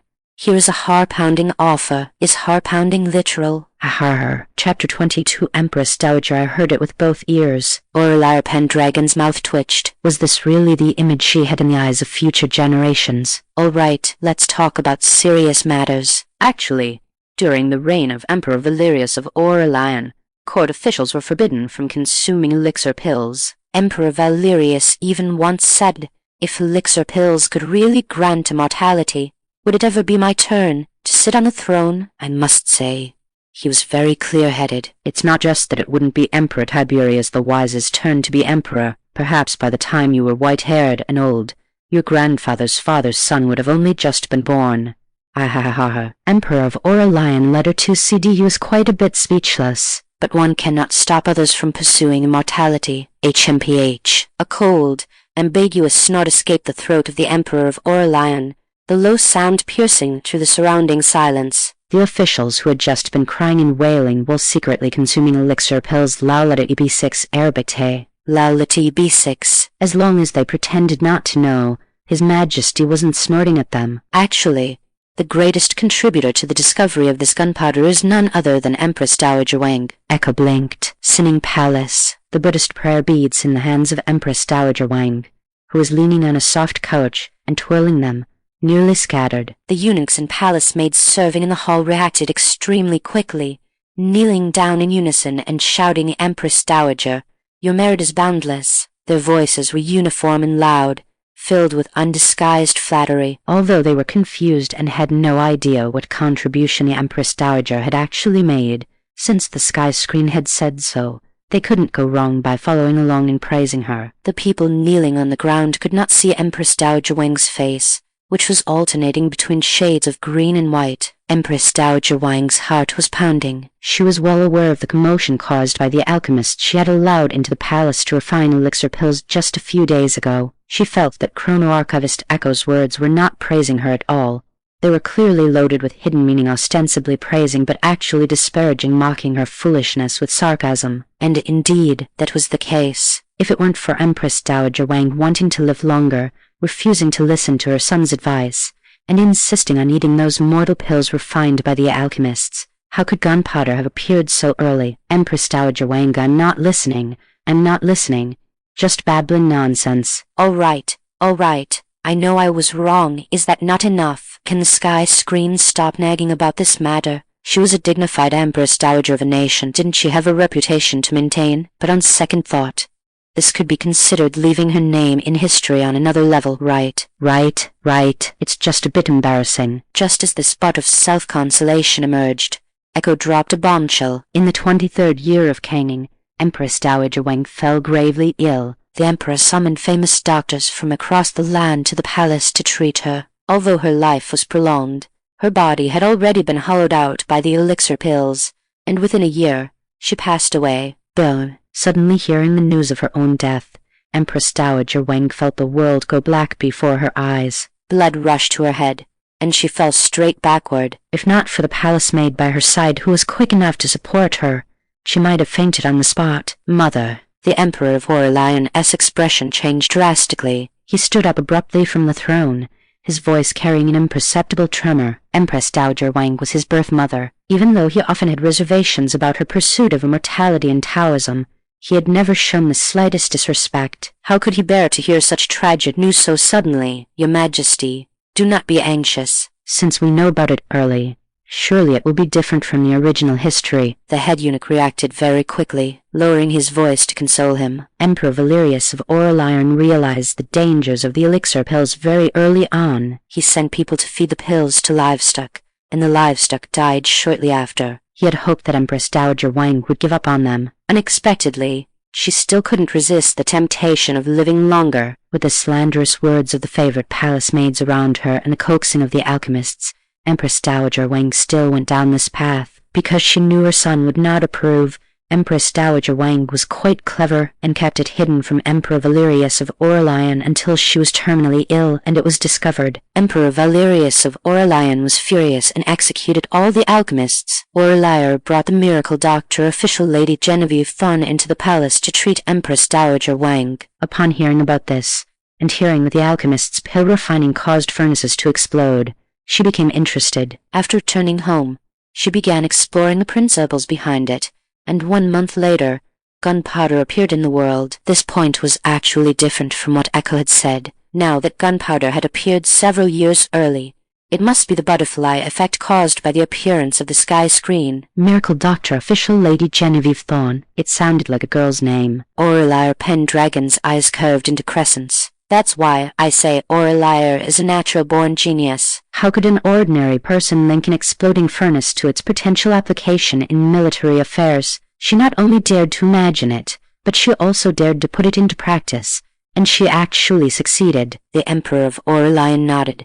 It was hard for him not to agree. He reasonably suspected that the Aurelia PenDragon in the original history had been hiding her talents. After all, he hadn't waited a month. I have a treasonous thing to say. Go ahead and say it. The ancestors can't hear us anyway. Cough, cough, cough. Actually, I want to say, if Empress Dowager Wang had taken the pills earlier and kicked the bucket earlier, wouldn't gunpowder have appeared even sooner? Empress Dowager Wang, youngster, I can hear you. I heard that with both of my ears. The people in Sinning Palace buried their heads very low. Boo, they didn't hear anything. Chapter 23. Emperor Tiberius the Wise. I'll marry him to be my beloved minister's concubine. Actually, apart from becoming a bit muddled in her old age, This Empress Dowager Wang is quite good. When she was young, she fought her way out step by step in the harem of the Emperor Changning of Aurelian. Back then, the Emperor of Aurelian raised his sons like raising poisonous insects. That our Emperor Valerius could grow up safely and become a wise ruler is inseparable from her education. Yes. Because she had an excellent mother. The son is so formidable. Sinning Palace. Empress Dowager Wang's lips slowly curled into a smile. What kind of storms hadn't she seen in her life? Why, after being praised a few times by these youngsters, did she feel a bit shy? That's right. When Aurelia was first appointed as a female official, how many old ministers ran to Empress Dowager Wang to complain? Not only did Empress Dowager Wang not take the Emperor's opposition to sing a different tune, she even withstood the criticism of the entire court to support the Emperor's idea. She also rewarded Aurelia with things every few days. That attitude was clearly backing her up. Honestly, if Empress Dowager Wang wanted to prolong her life, why would she need to eat those lousy alchemist's pills? Wouldn't it have been better to just ask Aurelia for a few health-preserving recipes? We don't even know why Aurelia started preserving her health at such a young age. What? Little Master Dragon is even well-versed in the way of health preservation? Empress Dowager Wang was tempted. She had fought her entire life, finally outlived the late Emperor, and reached this day of having children and grandchildren filling the halls and enjoying honor. Was it wrong to want to live a few more years? Aurelia PenDragon, under the scrutinizing gazes of the crowd, smiled slightly. In her previous life she was bedridden, but she tried hard to live. So, whether she had something to do or not, she would follow online tutorials to exercise. In this life, she cherished this healthy body even more and had always been taking good care of it. On the sky screen, Chrono-Archivist Echo's voice suddenly became filled with regret. I remember Aurelia had offered health-preserving methods to Empress Dowager Wang, but unfortunately, by that time, Empress Dowager Wang had been taking alchemical pills for many years. No matter how good the recipe was, it was too late to save her. Speaking of this, she couldn't help but shake her head. Empress Dowager Wang was such a smart person in her early years. Why did she become so muddled after getting old? Empress Dowager Wang, enough. This youngster. Must she whip her repeatedly in front of the whole world? Her old face was completely lost today. It's also something that can't be helped. Who wouldn't be confused in her shoes? If someone praises me a little, I can float to the sky. Exactly. Empress Dowager Wang's most trusted palace maid seems to be called Yuxang, right? That was someone specially planted there by Consort Wang, specifically to coax the Empress Dowager and say nice things to her. Even those alchemists who refined pills for the Empress Dowager were found by Consort Wang. Consort Wang. This Consort Wang was the Empress Dowager's own niece. Relying on this relationship, she had enjoyed continuous favor after entering the palace, and later even gave birth to the fifth prince, making her position in the harem stable as mount high. The Emperor of Aurelian's eyes slowly darkened. This harem, there were too many restless people. Speaking of this Consort Wang, there is another interesting story. Ha, don't say it. Don't say it. I've already started laughing. Echo couldn't help but laugh. Our Aurelia, besides being extremely talented, is also recognized throughout history for her beauty. Although she never married in her life, the people who admired her could line up from the palace gate to the moat. The son of Consort Wang's brother, that guy named Wang Kai, was one of them. This Wang Kai is a good-for-nothing playboy, spending his days fighting chickens and walking dogs, acting all sloppy. Yet, the toad wanted to eat swan meat, took a fancy to our Aurelia, and ran to beg Consort Wang, wanting his aunt to come forward and ask for an imperial decree for marriage. At that time, Aurelia was the favorite in front of Emperor Tiberius the Wise, and her imperial favor was at its peak. Consort Wang's eyes turned, and her little abacus clicked loudly in her heart. If she could marry Aurelia into the Wang family, wouldn't there be a 10% higher chance for the fifth prince to compete for the throne? She immediately took Wang Kai and ran to Sinning Palace. Although the Empress Dowager was muddled at the time, she wasn't completely foolish. Knowing she couldn't make a decision on this matter, she sent the aunt and nephew to the Emperor. Echo laughed out loud at this point. Our Emperor Tiberius the Wise, upon hearing this absurd request, was so angry he laughed on the spot, not to mention Consort Wang's ulterior motives, which were obvious. Just speaking of that Wang Kai, was he worthy of my minister? Emperor Valerius was so angry at the time that he scolded the aunt and nephew fiercely. The original words were very crude, but the gist was to let Wang Kai go pee and look at his own virtue. Was he worthy of coveting Aurelia PenDragon? Ha. That Wang Kai was a simple-minded person and actually took those words to heart. Although he didn't really use urine to look at himself, after going back, he held a bronze mirror and looked at it endlessly every day. He was scolded into autism by Emperor Valerius and would grab people and ask them if he was really ugly beyond belief. Ha. When I was in history class and the teacher talked about this, the whole class laughed until they hit the tables. It stands to reason that the Wang family's genes aren't that bad. Just how hard did Emperor Valerius scold him to make him look like that? It shows that Emperor Valerius was really angry at that time. Under the sky screen, the Emperor of Aurelian pursed his lips. Wang Kai. He had some impression of that brat. He had one nose, one mouth, and 2 eyes, and his aptitude was very mediocre. How dare he covet his master dragon? He looked up at Aurelia PenDragon. Her posture was as upright as a pine, her brows as cold as the moon, and she was surrounded by an aura of aloofness, like a winter plum blossom blooming on the top of a snowy mountain, cold, arrogant, and possessing a soul-stirring beauty. Such a person, looking at the entire great Aurelian, who could be worthy of her. However, this consort Wang was also unwilling to give up. Seeing that asking for marriage decree failed, she set her sights on Aurelia Essement's imperial favor and wanted to win this big brother over to her side even more. So her little brain turned, and she came up with another bad idea. Wang Kai wasn't worthy, but a prince would be, right? So she started to hint to the Empress Dowager and the Emperor, trying to match her precious son, the 5th prince, with Aurelia PenDragon, the Emperor of Aurelian. Can we just say, does this matchmaking have to happen? The Emperor of Aurelian narrowed his eyes. Although the prince's status is indeed very noble, but his bunch of stupid sons. Just laugh it off. So, consort Wang was scolded again, perhaps because she was stimulated twice in a row. From then on she would play matchmaker for everyone she saw, but she failed every time. Ha. So, netizens gave her a nickname, Great Aurelian S #1 Black Matchmaker. Ha. Everyone else is a red matchmaker. But with her, it's a black matchmaker. Who understands? The black matchmaker actually has some talent. She can accurately find out who is unsuitable for whom and put them together. The marriages she facilitated were all chaotic, and not one was happy. Echo smiled and continued. However, after this incident with consort Wang, Emperor Valerius suddenly discovered that there was no one close to Aurelia. But he really couldn't find anyone worthy of his minister.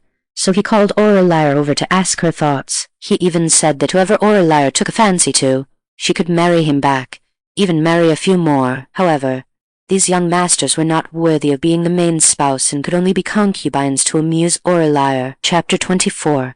Second phase ends. What? A man serving as a concubine for a woman? The civil and military officials, already unsettled by the sky screen's revelation of Aurelia PenDragon's various achievements, were now in an absolute uproar. The white-haired censor-in-chief was trembling with rage, his grey beard quivering. Your Majesty, how could you be so muddled? Since ancient times, women have taken their husbands as their guiding principle, and the 3 obediences and 4 virtues are the foundation of standing in the world. A man acting as a concubiness is an act that turns the world upside down and brings shame to our culture. Voices of agreement rose one after another. Although Aurelia PenDragon has the talent to govern the world, such behavior is truly corrupting the customs. If this continues, the nation will cease to be a nation. The Emperor of Aurelian tapped his fingertips lightly against the armrest, turning a deaf ear to these hoarse remonstrations. He lifted his eyes to gaze at the sky screen hanging high above,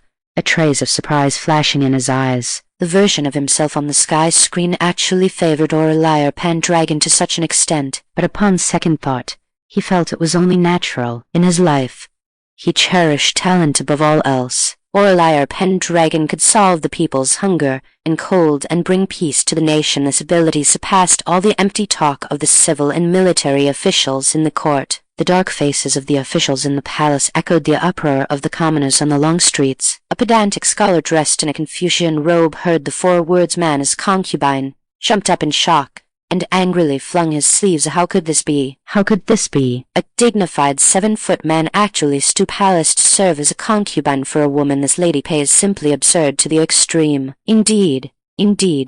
The surrounding scholars echoed. Where are the principles and ethics? This world is surely going to descend into chaos. Just as their voices fell, a loud clang came from the pork stall next to them. Auntie Wang, who sold meat, slammed her cleaver hard onto the chopped palace block, making the pork on it tremble 3 times. With her hands on her hips, she cursed in a loud, resonant voice. Yo, listen to the words you bunch of stinking men are saying. You look down on women, yet you aren't even as capable as a woman. Master Dragon can let all the people under heaven eat their fill, can you? Why is it that you men can have 3 wives and 4 concubines, but a woman with achievements cannot? The sky screen has already said it. The Emperor thinks his own sons aren't worthy of Master Dragon. What's wrong? Do you think the Emperor's words are wrong?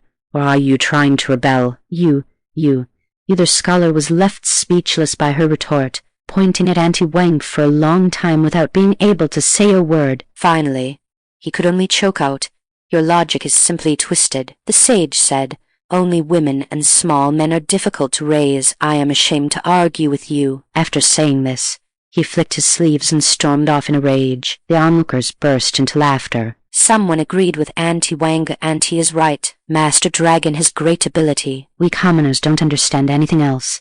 We just want to be fed and clothed. Since Master Dragon can bring us these things, we support her. The myriad states of life were on display, some angry, some agreeing, some sneering. Meanwhile, the shocking remark by Echo was like a seed, quietly buried in the long silent land of the state of Aurelian, waiting only for a spring rain to break through the soil sky screen. Echo had no idea what kind of stormy waves her words had stirred up in the state of Aurelian.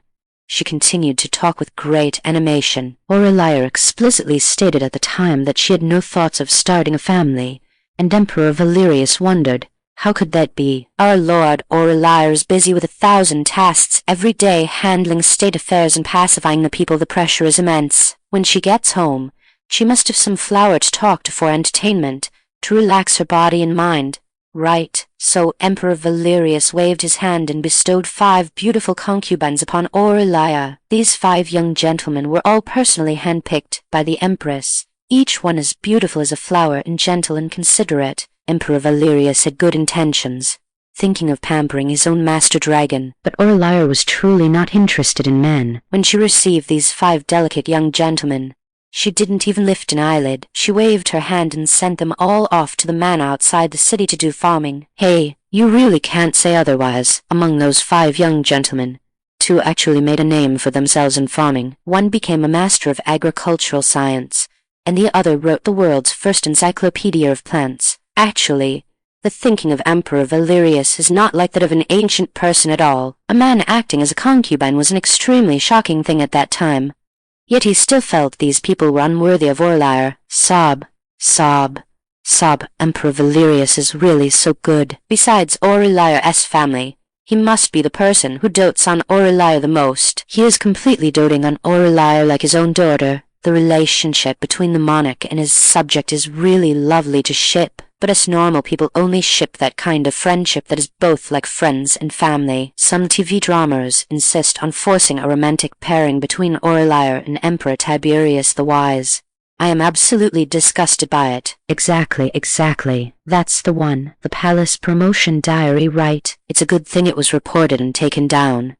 Otherwise, I would be cursing it every day. Under the sky screen, the Emperor of Aurelian stared at Aurelia PenDragon for a long while, his eyes full of suspicion. She doesn't like men. Could it be that she has some other proclivity? Aurelia PenDragon saw through the Emperor of Aurelian's thoughts at a glance. She touched her own face. Your Majesty, what I like are people who are as excellent as myself. The Emperor of Aurelian, then it's fine. With Chrono-Archivist Echo's narration, this episode of the Sky Screen video gradually drew to a close. All right, babies, our video today ends here. I will be hosting a live stream tomorrow. I suppose you have all guessed where I'm planning to go, right? Haha, that's right.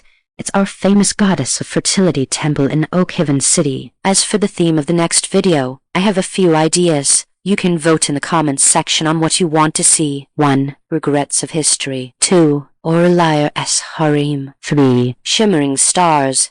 The civil ministers and capable generals who were carried to success by Aurelia in those years. As the voice faded, the sky screen slowly dimmed, leaving only the civil and military officials and the people of the world facing the silent sky screen. unable to recover their senses for a long time. Chapter 25. Born a Woman. Sterling Manor. Aurelia PenDragon and Arthur PenDragon had just returned home from the palace when the news arrived that Royal Consort Wang had been demoted and placed under house arrest. Aurelia, what do you think? It was expected, since the sky screen had already exposed her actions, even though it wasn't intentional harm and the disaster of the Empress Dowager's passing had not come to pass.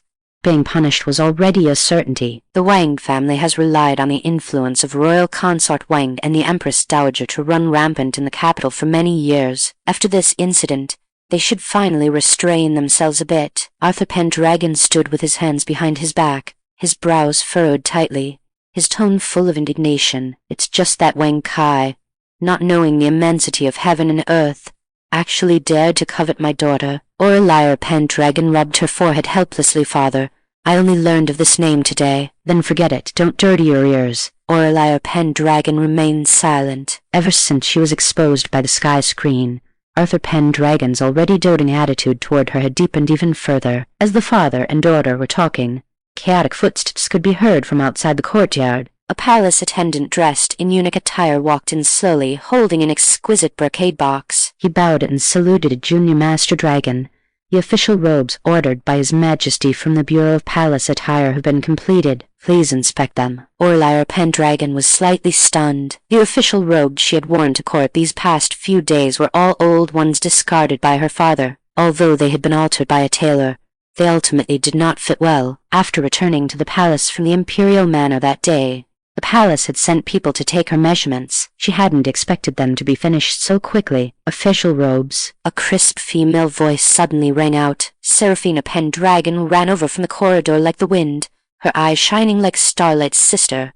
Open it quickly and let me see. I've long been curious about what a female official's robes look like. Her voice was like a small pebble thrown into the calm lake of the Sterling Manor, instantly attracting everyone in the courtyard. Old Madame Pei, carefully supported by Zairui, walked over slowly, followed by a group of female relatives. Aurelia PenDragon took the brocade box. The cool lacquer's surface felt delicate, and the carvings on it were gentle and elegant. She gently lifted the lid, and a dark blue official robe lay quietly inside. The collar and cuffs were embroidered with exquisite crane patterns, the silver-threaded lines shimmering in the sunlight. It was paired with a lustrous jade belt at the waist, and the lines were softer than those of men's official robes, yet it lost none of its dignity and solemnity. Put it on and let us see, old Madame Pei urged. Aurelia PenDragon nodded in response and turned back to her own courtyard. Before long, she walked out wearing the official robe. The dark blue fabric set off her skin,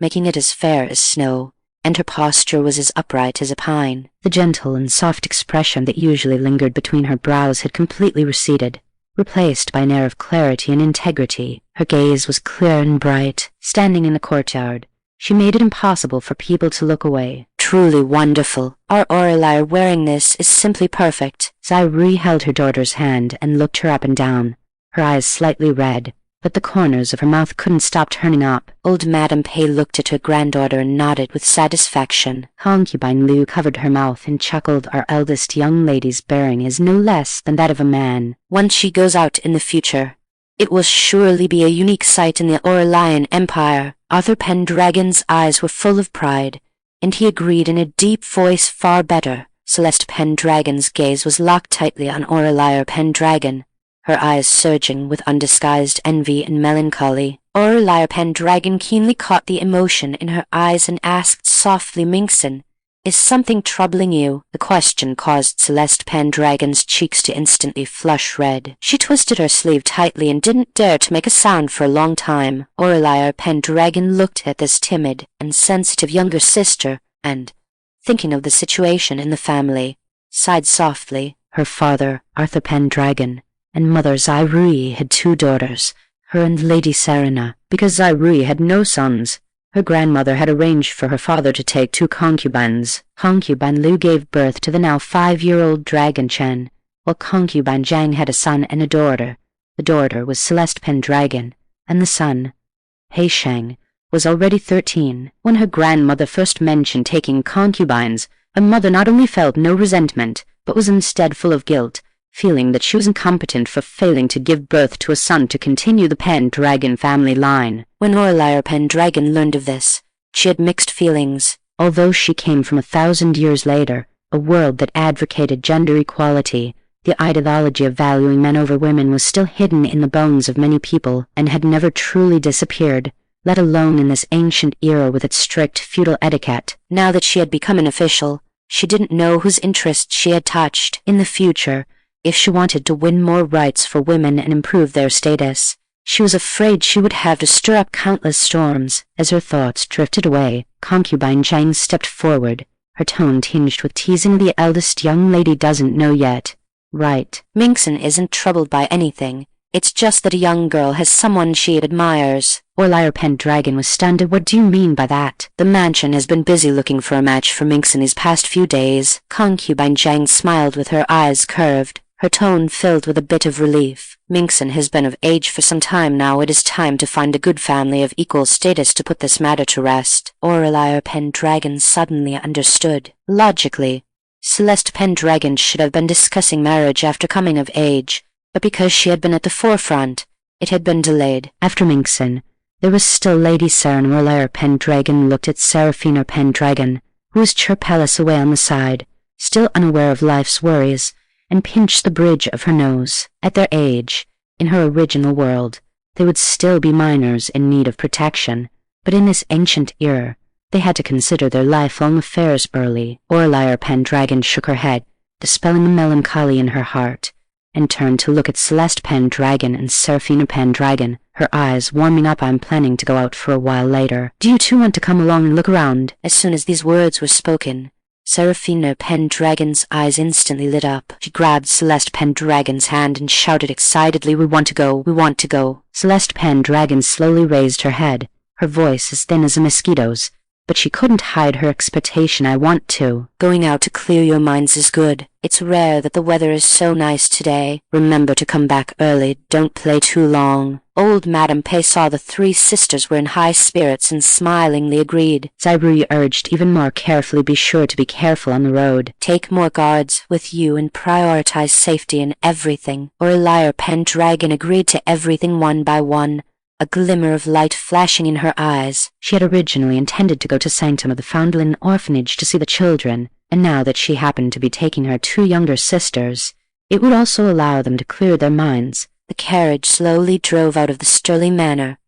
the wheels rolling over the bluestone road, making a rattling sound. The interior of the carriage was covered with soft brocade cushions, and sandalwood was burning in the incense burner. Seraphina PenDragon was leaning against the carriage window, looking at the street scene outside with great interest, chattering non-stop. Aurelia PenDragon watched her excited appearance with a faint smile on her lips, but her gaze fell on Celeste PenDragon, who was silent on the side. There were some things that were inconvenient to say in front of the elders in the mansion. Now that only the three sisters were left, Aurelia PenDragon went straight to the point and asked softly, "Minxin, is it that you don't want to get married?" Celeste PenDragon was startled, looked up, and her eyes were full of surprise. Her hidden thoughts had been seen through. She tightened her grip on her sleeve again, slowly lowered her eyes, and her long eyelashes cast shallow shadow under her eyelids. She opened her mouth, her voice tinged with bitterness and helplessness. "Even if I don't want to,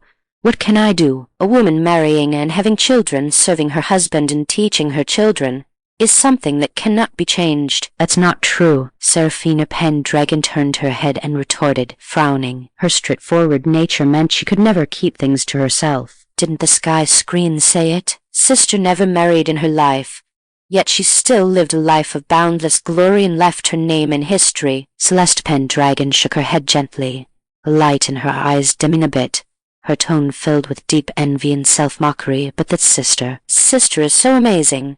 She can become an official and change the fate of so many people. How can I compare to sister?" Aurelia PenDragon looked at her and said seriously, "You haven't even started doing anything yet. How do you know you aren't as good as me?" Everyone in this world is a unique individual, regardless of gender. In fact, I could have also walked the path laid out by my father and mother, serving my husband and teaching my children, living out my life in the inner courtyard, but I was unwilling. Aurelia PenDragon's gaze dimmed. I asked myself, do I really want such a future? My heart told me I don't. Celeste PenDragon raised her eyes, her gaze filled with confusion. But it has always been this way. A woman's lack of talent is a virtue, and serving one's husband and children is the right path. If one insists on going against it, I'm afraid one will be ridiculed by the world. She remembered the poem she had read, and the stories her concubine mother occasionally mentioned about noble women who ended up in tragic situations because they refused to follow the rules, and her heart tightened. But she didn't want to get married. She really didn't want to. She saw her mother almost die in bed when giving birth to her younger brother, and after her father came, he only focused on his son throughout. At that time, she was thinking, her mother always said how good her life was. But where was it good? Just because it has always been this way, does that mean it is right? Aurelia PenDragon asked back, her gaze as clear as water. 100 years ago, people thought women could not show their faces in public. But now there are women running shops in the markets, and there are female officials in the palace. The world is changing bit by bit, and change often starts with someone daring to say, I am unwilling. If she hadn't awakened her memories, she would probably be living that life she could see the end of at a glance. But she had awakened. She grew up in a wonderful era, and she couldn't accept such a life. So, she knew from the age of 8 that she was destined to be a pioneer, even if she were to fail. Aurelia PenDragon's tone softened. And our minxin is not useless. You are exceptionally focused when doing anything. Last time I saw you embroidering, you didn't lose focus for several hours. This point is much better than your sister, and your painting skills. The brush strokes are delicate and vivid, full of spirit. Sis, you saw all that? But can these be considered strengths? Celeste PenDragon raised her head in disbelief, her eyes full of doubt. Aurelia PenDragon gazed at her, a faint smile blooming on her lips. That smile was like melting snow in spring, gentle enough to melt the frost in one's heart, while her eyes held a firm determination. Each word weighty and resonant. Of course they count. As time passed and the seasons changed, even years later, Celeste PenDragon walked through countless storms, but she never forgot the smile of her sisters. That smile was like the first ray of warm sun piercing through the clouds at dawn, carrying the power to disperse the haze.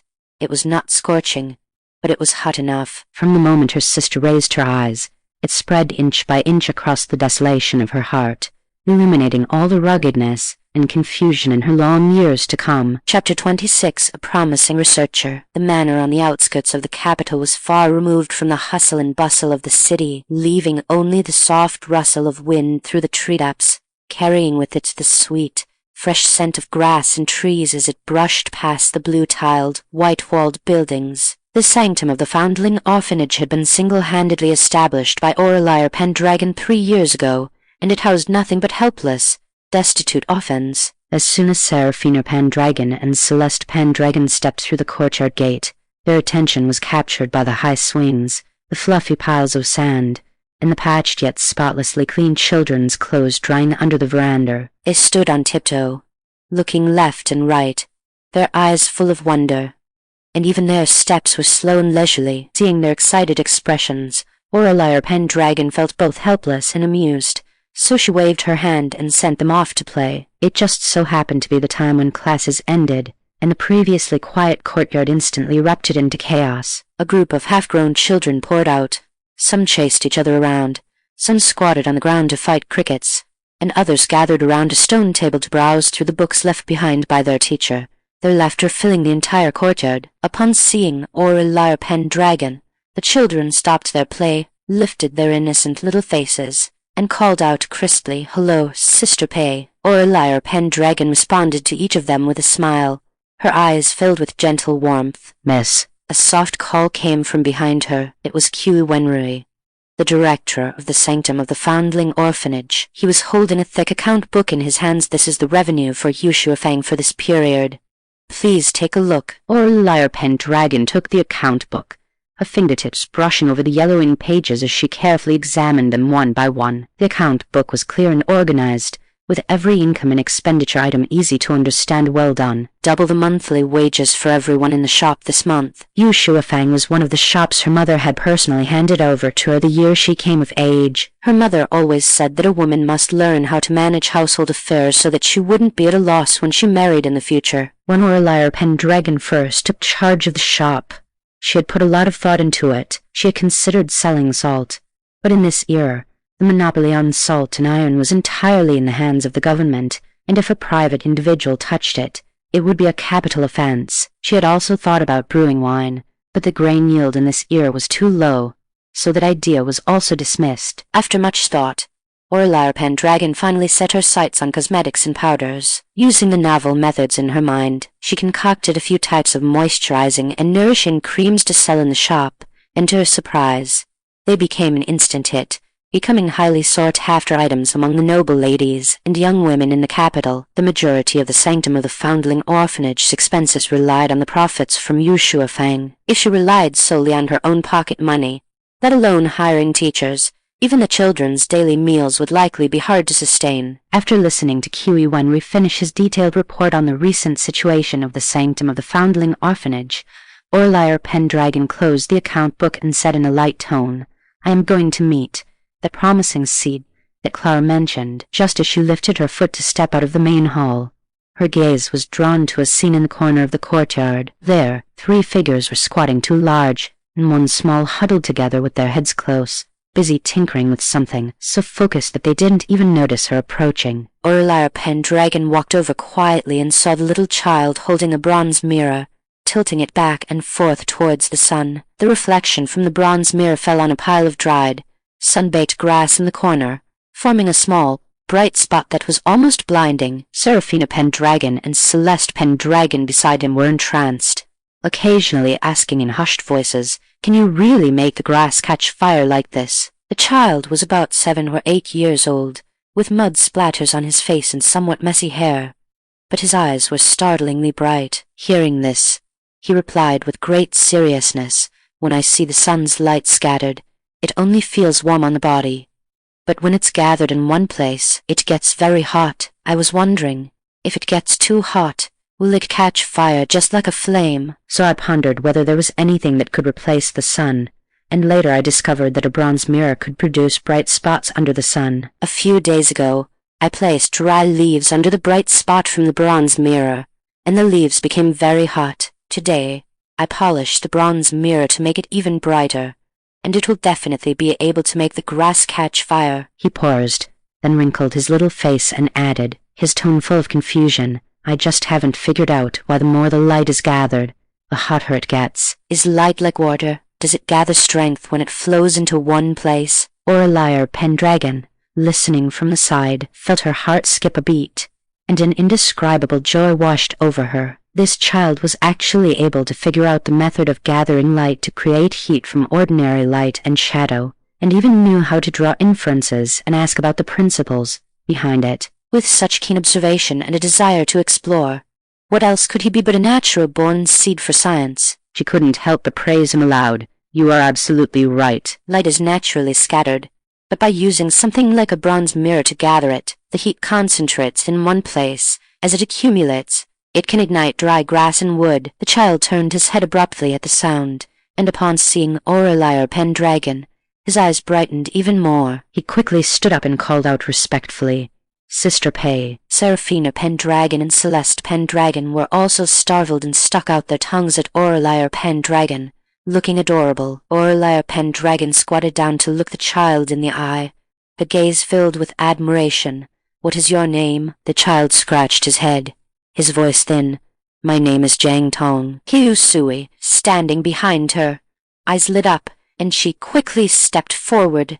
"Miss, this is the promising seed for mathematics that I told you about." Wenru also followed, smiling and explaining, "This child is indeed extraordinary. While other children are playing, he always loves to squat in the courtyard, watching the sky and the earth, pondering strange and curious questions. The teachers all say he is very intelligent and understands things immediately." The more Aurelia PenDragon heard, the happier she became. When she first started the sanctum of the foundling orphanage, she hadn't really thought that much about it, As a modern person from a peaceful era, her inherent kindness and the value she had been raised with made it impossible for her to stand idly by and watch those lonely, suffering children. Since she had the ability, she simply did it. This wasn't out of some saintly heart. It was just the most basic humanism. After all, when a child, yellow and thin from hunger, grabbed the corner of her clothes to ask for help, her education made it impossible for her to turn away. Not a saint. Not a saint. Later, as the number of children adopted by the sanctum of the foundling orphanage grew, Aurelia PenDragon felt that this was not a long-term solution. Giving a man a fish is not as good as teaching him how to fish. The children must have their own skills to live well in this world, and she couldn't possibly support them for their entire lives. So she hired teachers to teach them reading and skills to make a living. However, it wasn't taught for free. After these children grew up, they had to work in her shops for 3 years, with 1/3 of their monthly wages deducted to support the sanctum of the foundling orphanage. Now, seeing Jiang Tong, a sense of inexplicable gratification suddenly welled up in Aurelia PenDragon's heart. She reached out and ruffled Jiang Tong's hair, saying softly, "You did very well, thank you, Sister Pei." Jiang Tong grinned, revealing 2 missing baby teeth. He looked down at the bronze mirror in his hand, and as if suddenly remembering something, he said urgently, "Sister Pei, I want to try again. If I polish the bronze mirror even brighter, can it ignite the dry grass faster?" "Sure." Aurelia PenDragon looked at the tattered bronze mirror in his hand, its edges slightly curled, and thought to herself, "This won't do. This is a future little scientist." She promised with a smile, "I will send you a clearer mirror in a few days so you can do your research properly." "How about that?" Jiang Tong's eyes lit up, and he nodded vigorously. "Okay." Although he didn't quite understand what the word research meant, he wanted to explore the truths he wished to know. When she left the sanctum of the foundling orphanage, the sunset had already dyed half the sky red. The evening breeze brushed against her face, carrying the fresh scent of grass and trees. Aurelia PenDragon took a deep breath, feeling refreshed. Everything was moving in a good direction. She was too. Chapter 27, Temple of the Goddess of Fertility. The sky was overcast, with lead grey clouds pressing low against the eaves. A fine, dense spring rain wove its way down, splashing against the bluestone pavement and dampening the bamboo blinds hanging by the window lattice. Such weather was not suitable for traveling, so the people of the Aurelian Empire stayed inside their homes, waiting for the moment the sky screen would open. After all, the Chrono-Archivist had announced today's live broadcast yesterday. "Hello everyone, I am your history content creator, Chrono-Archivist Echo. I haven't seen you all for a night. Did you miss me?" Hearing this familiar and intimate accent, Aurelia PenDragon's eyes curved into smiles. In just a moment, a dense stream of small black characters scrolled across the bottom of the sky screen. The lively and spirited way of speaking made a sense of inexplicable familiarity and comfort wash over Aurelia PenDragon's heart. I'm here, host, I'm here, checking in from the front row, hee.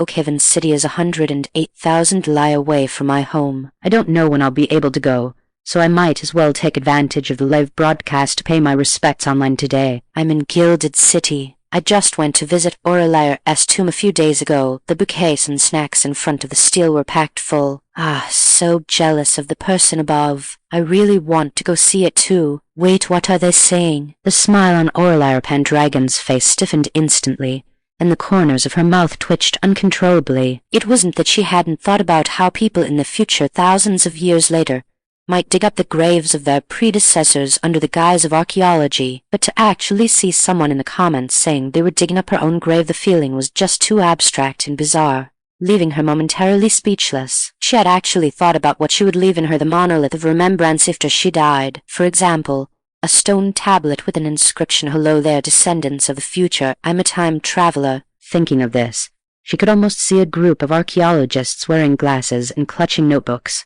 looking at each other in confusion before that stone tablet. A suppressed smile bubbled up from her chest. Or perhaps leave a huge pile of homework for the students of the future. He led a 1D17. Aurelia PenDragon pursed her lips and smiled. She was amused by her own mischief. Black circle, black circle. At her core, Aurelia PenDragon was a modern person, and she didn't think there was anything wrong with this. But her mother, who was beside her, was so angry that her eyes turned red.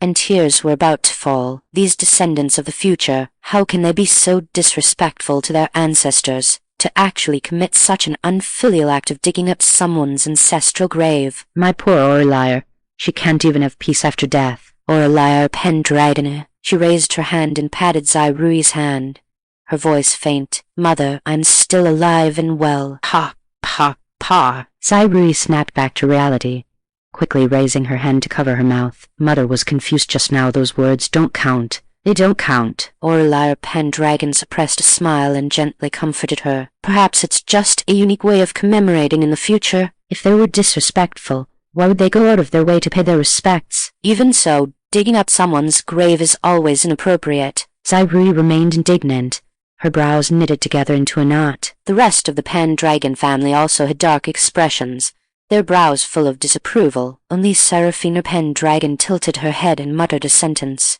Not loud, but enough for everyone to hear. If even sister's grave can be dug up, then after I die, won't my ashes be scattered to the winds? The PenDragon family in that case. I hope they scatter my ashes into the sea. I have never seen the sea before. Seraphina PenDragon turned to look at her family. What about yours? The PenDragon family, they all cast her a uniform look. Little mouth. Shut it. Just then, Echo in the sky screen spoke again. The location I am at right now is a temple of the goddess of child sending. This temple was built during the reign of Emperor Aurelian King in response to the public's call. It has been preserved from that time until now, and counting it up, it has a history of over 2,000 years. Over 2,000 years. This number landed heavily, and the people of the Aurelian Empire watching the sky screen couldn't help but gasp, a sense of indescribable shock surging in their hearts. Who would have thought that in their lifetime they would be able to catch a glimpse of the scenery of the future thousands of years later in such a miraculous way? The image on the sky screen switched in front of the mountain gate beside Chrono-Archivist Echo. Crowds were bustling, pilgrims were shoulder to shoulder, and incense smoke curled upwards, a scene of extraordinary liveliness. On the streets in the distance there was a constant stream of traffic, and high-rise buildings that pierced the clouds shot up from the ground, reaching straight into the sky, leaving the people of the Aurelian Empire dumbfounded. Celeste PenDragon clutched her hem, her eyes wide, filled with longing. How on earth were such towering buildings achieved? Aurelia PenDragon gazed at the familiar scene, her eyes flickering slightly. The comments on the sky screen were still scrolling continuously. I can't take it anymore. There are too many people, and today isn't even a holiday. It really is crowded. After all, who wouldn't want to give birth to a child as smart and clever as Aurelia? Indeed. But for the young people of our generation, the desire to have children is much lower. Many people come here just to worship it like the god of wealth. Ha ha ha. What? They want to give birth to Aurelia? Could it be? Arthur PenDragon looked at his wife beside him. Before he finished speaking, his eyes were already filled with unbelievable shock. Zairui was also completely stunned. The embroidered handkerchief in her hand unknowingly twisted out of shape. An absurd and incredible thought, like a new sprout breaking through the soil, grew wildly in her heart, catching her off guard. Aurelia PenDragon was born to her, that goddess of child sending. Could it be her? As soon as this thought emerged, it startled Zairui so much that her whole body trembled, and even her breathing stalled for a beat. She was just an ordinary woman trapped in the inner chambers, spending her whole life revolving around her husband and children, never having done anything earth-shattering. Could someone like her be remembered and revered by people of the future, even having a temple built and a statue sculpted, enjoying the incense that lasted for thousands of years? Zairui raised her hand to press against her pounding heart, her fingertips trembling slightly. Her eyes surged with shock, confusion, and a trace of secret agitation that even she herself had not noticed. Girls, the weather is too cold. My Thai palace is as slow as when I'm squatting on the toilet. Chapter 28. My own child. Of course you have to worship him like the god of wealth. With Arthur PenDragon's mediocre aptitude, he relied entirely on his daughter to win while lying down, thus rising rapidly in his career and enjoying smooth sailing. With such good fortune, what young person making their way in the world wouldn't want his luck? What? There's actually a spot for me in this temple. Arthur PenDragon had just been envious of his wife being sought after by future generations, but upon catching sight of this, he immediately straightened his back. As for those words disparaging him, he wouldn't listen. He wouldn't listen. Honestly, I really envy Old Dragon for this blessing. After Aurelia revealed her astonishing intelligence back then, how could Emperor Valerius not have thought about promoting Aurelia PenDragon? Emperor Valerius figured that if he could father such a smart daughter, the father's brain surely couldn't be that bad. The result? Whenever Emperor Valerius assigned a task to Old Pay, he would either mess it up completely or just follow the motions without any highlights. And every time, Aurelia would have to clean up the mess. Echo spread her hands. Even so, Emperor Valerius just wouldn't give up on him. His Majesty would rather firmly believe that it was because he hadn't placed the person in the right position that Aurelia PenDragon's talent was buried, and he absolutely refused to believe that this old guy really had no brains. Ha ha ha. I can't take it anymore. Emperor Valerius of Aurelian didn't do well. No matter, let's try another position. At the time, Old Dragon had rotated through every department in the Imperial Court before His Majesty finally realized the reality. Old Dragon was able to become an official in the capital entirely due to luck and a bit of sincerity. I heard that when he took the examination back then, his scores were at the very bottom. Barely scrapalace by to make the list. Holy crap. Thinking about it is terrifying. Could Old Dragon be a hidden child of destiny? I'm dying of laughter. Such a wise and martial emperor, yet he kept stumbling over Old Pay. I heard His Majesty was so angry that he insisted on having a paternity test done between him and Aurelia. In the end, it was Aurelia who stood up and said that the Blood Drip Palace paternity test couldn't prove whether they were biological or not, and that was the only reason he stopped. In the end, Old Pay's official position wasn't stripped. Emperor Valerius even felt that it was embarrassing to say that his trusted advisor had such a useless father. To avoid losing face for Aurelia, he even promoted Old Dragon and granted him titles. Although he had an official position and a title, he wasn't allowed to do any real work, and he was just kept around like a mascot all day long. Aurelia PenDragon, looking at those scrolling bearish comments, his face turned from green to white. Having such an amazing daughter, can anyone blame him? Of course not. It must be that his own shining points just haven't been discovered yet. And I've said it 100 times. Aurelia PenDragon is his biological daughter. Biological. My own. People of future generations, did you hear me? HMPHE's youngsters, their mouths are really Aurelia PenDragon held it in for a long time, his neck turning red, and finally, he spat out 2 words indignantly.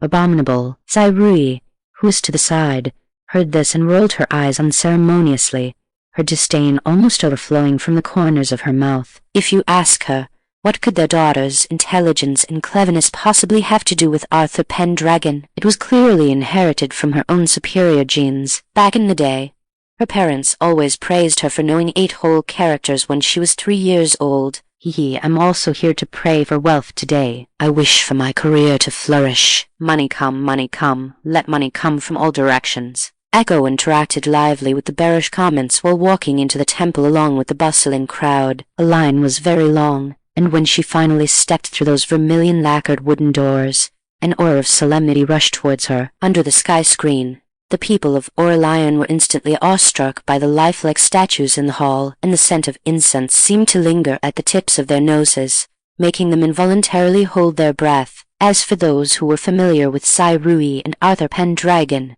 when they saw the faces of the statues clearly, their eyes widened in shock one by one. Seraphina PenDragon was incredulous. Mother-father, why do these statues look so much like you? Zyrui reached out and smacked the back of her head. Nonsense. The one worshipped in this temple is none other than your mother. As soon as she finished speaking, Zyrui herself froze, belatedly realizing the implications. They were separated from future generations by over 2,000 years of time.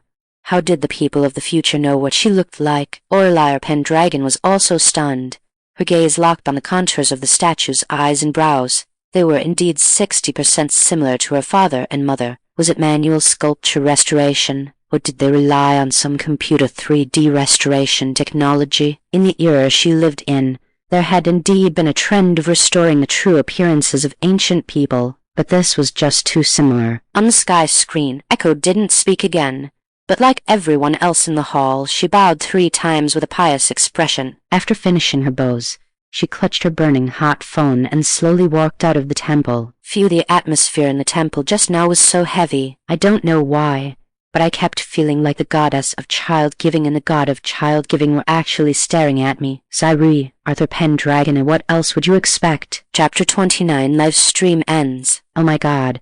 The solemn and respectful atmosphere just now was so oppressive that I didn't even dare to breathe, and I completely forgot about the worship ceremony. Old Pay's family genes really have something to them. To be able to give birth to a child as beautiful as Aurelia, the looks of this couple are indeed quite extraordinary. I heard that the goddess of child-giving statue in Oakhaven City is the closest to the historical appearance of Aurelia's parents, though I don't know if it's true or not. Who gets this? I was stunned when I saw Aurelia's portrait at the museum last time. The painting technique didn't look like it was from that era at all. It was so lifelike, as if she had come alive. Echo walked quickly to a quiet corner and chatted with the comments section. Of course it's true. These two statues were both sculpted based on the authentic works of the painting saint, Celeste PenDragon. Who is Celeste PenDragon? She is Aurelia's own younger sister, a renowned master of painting and history, and the founding ancestor of the sketching school. Another heavy blow from thousands of years in the future. Sterling Manor. Celeste PenDragon froze in place. She felt eyes cast upon her from all directions.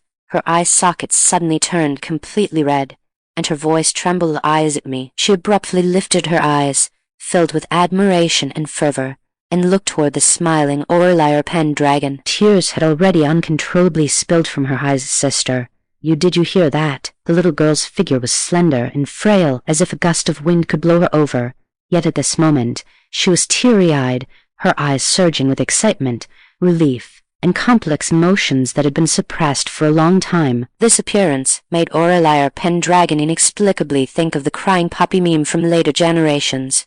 She looked so obedient and pitiful, evoking sympathy. Aurelian PenDragon raised her hand and gently tucked the stray hair from her forehead behind her ear, her gaze full of approval. Our Minxon has done truly well. Sister Celeste PenDragon could no longer hold it back and choked out a sob. Hot teardrops fell onto her lapel, staining a small, dark patch. She dazedly recalled the words her sister had said while holding her hand in the carriage yesterday. At that time, she was still trapped in the shackles of ethical codes, filled with inferiority. It was her sister's voice, like a ray of light piercing through the clouds and mist that cleaved through the gloom that had long occupied her heart. So, she was not completely useless. After returning home, she focused on painting and needlework, holding in a surge of determination, wanting to achieve something decent. She did not want to fail her sister's expectations. At this moment, hearing that voice from thousands of years in the future narrate her future glory,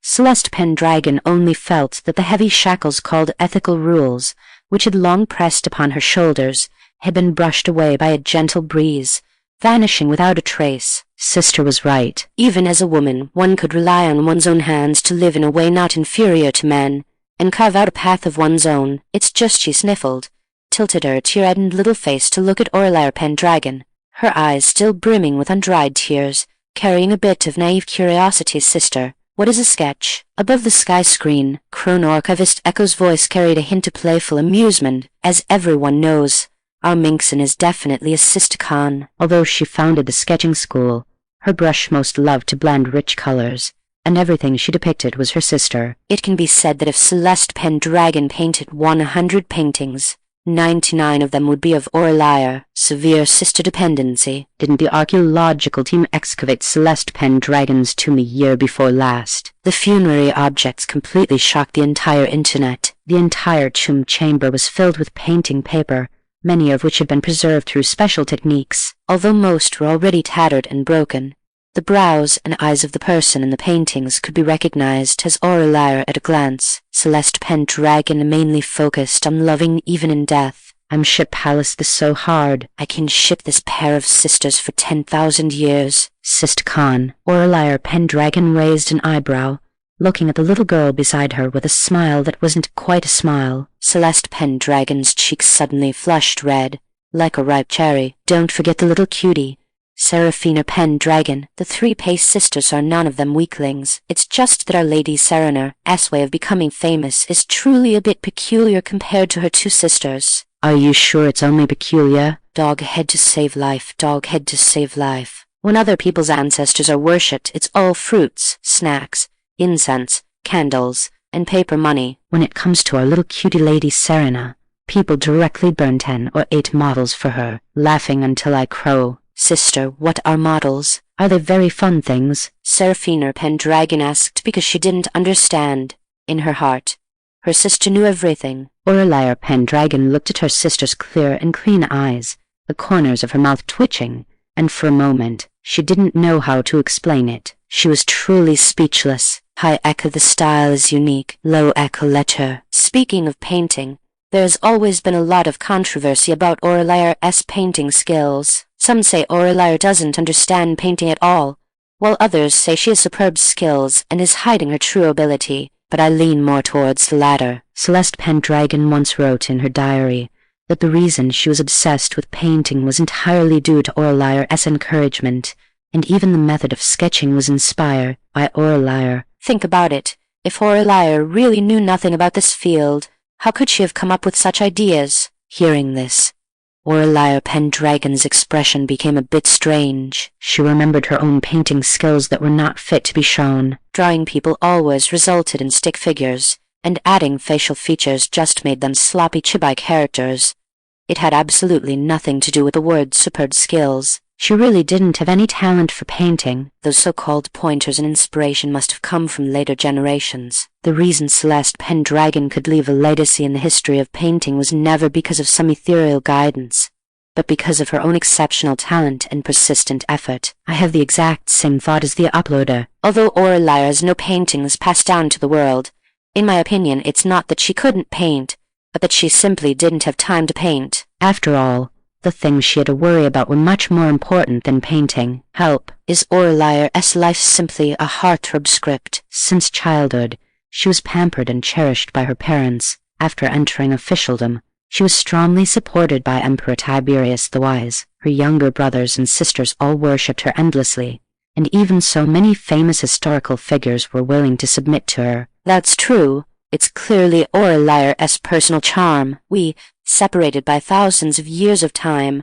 can fall in love with her from the few words in history books, let alone those who spent their days and nights with her. I actually hope Aurelia really did get a heartthrob script, so that whether it's people or heaven, they would favor her, and she wouldn't have to suffer so many hardships, and wouldn't I? Sigh. Echo also sighed. I was originally planning to review famous ministers and generals in the next video, but after looking at the poll in the comments section, let's talk about historical regrets next time. The Aurelian dynasty was full of brilliant stars, giving birth to many famous figures, and also leaving behind many unwilling regrets. Well, that's the end of today's livestream. I'm going to take the subway back in a while, and the signal isn't good. I also plan to make a video specifically about the PenDragon family, so everyone please look forward to it. Chapter 30, Bandits in Southern Province. The sky screen slowly descended, and the colorful light and shadows that were faintly visible just a moment ago dimmed instantly,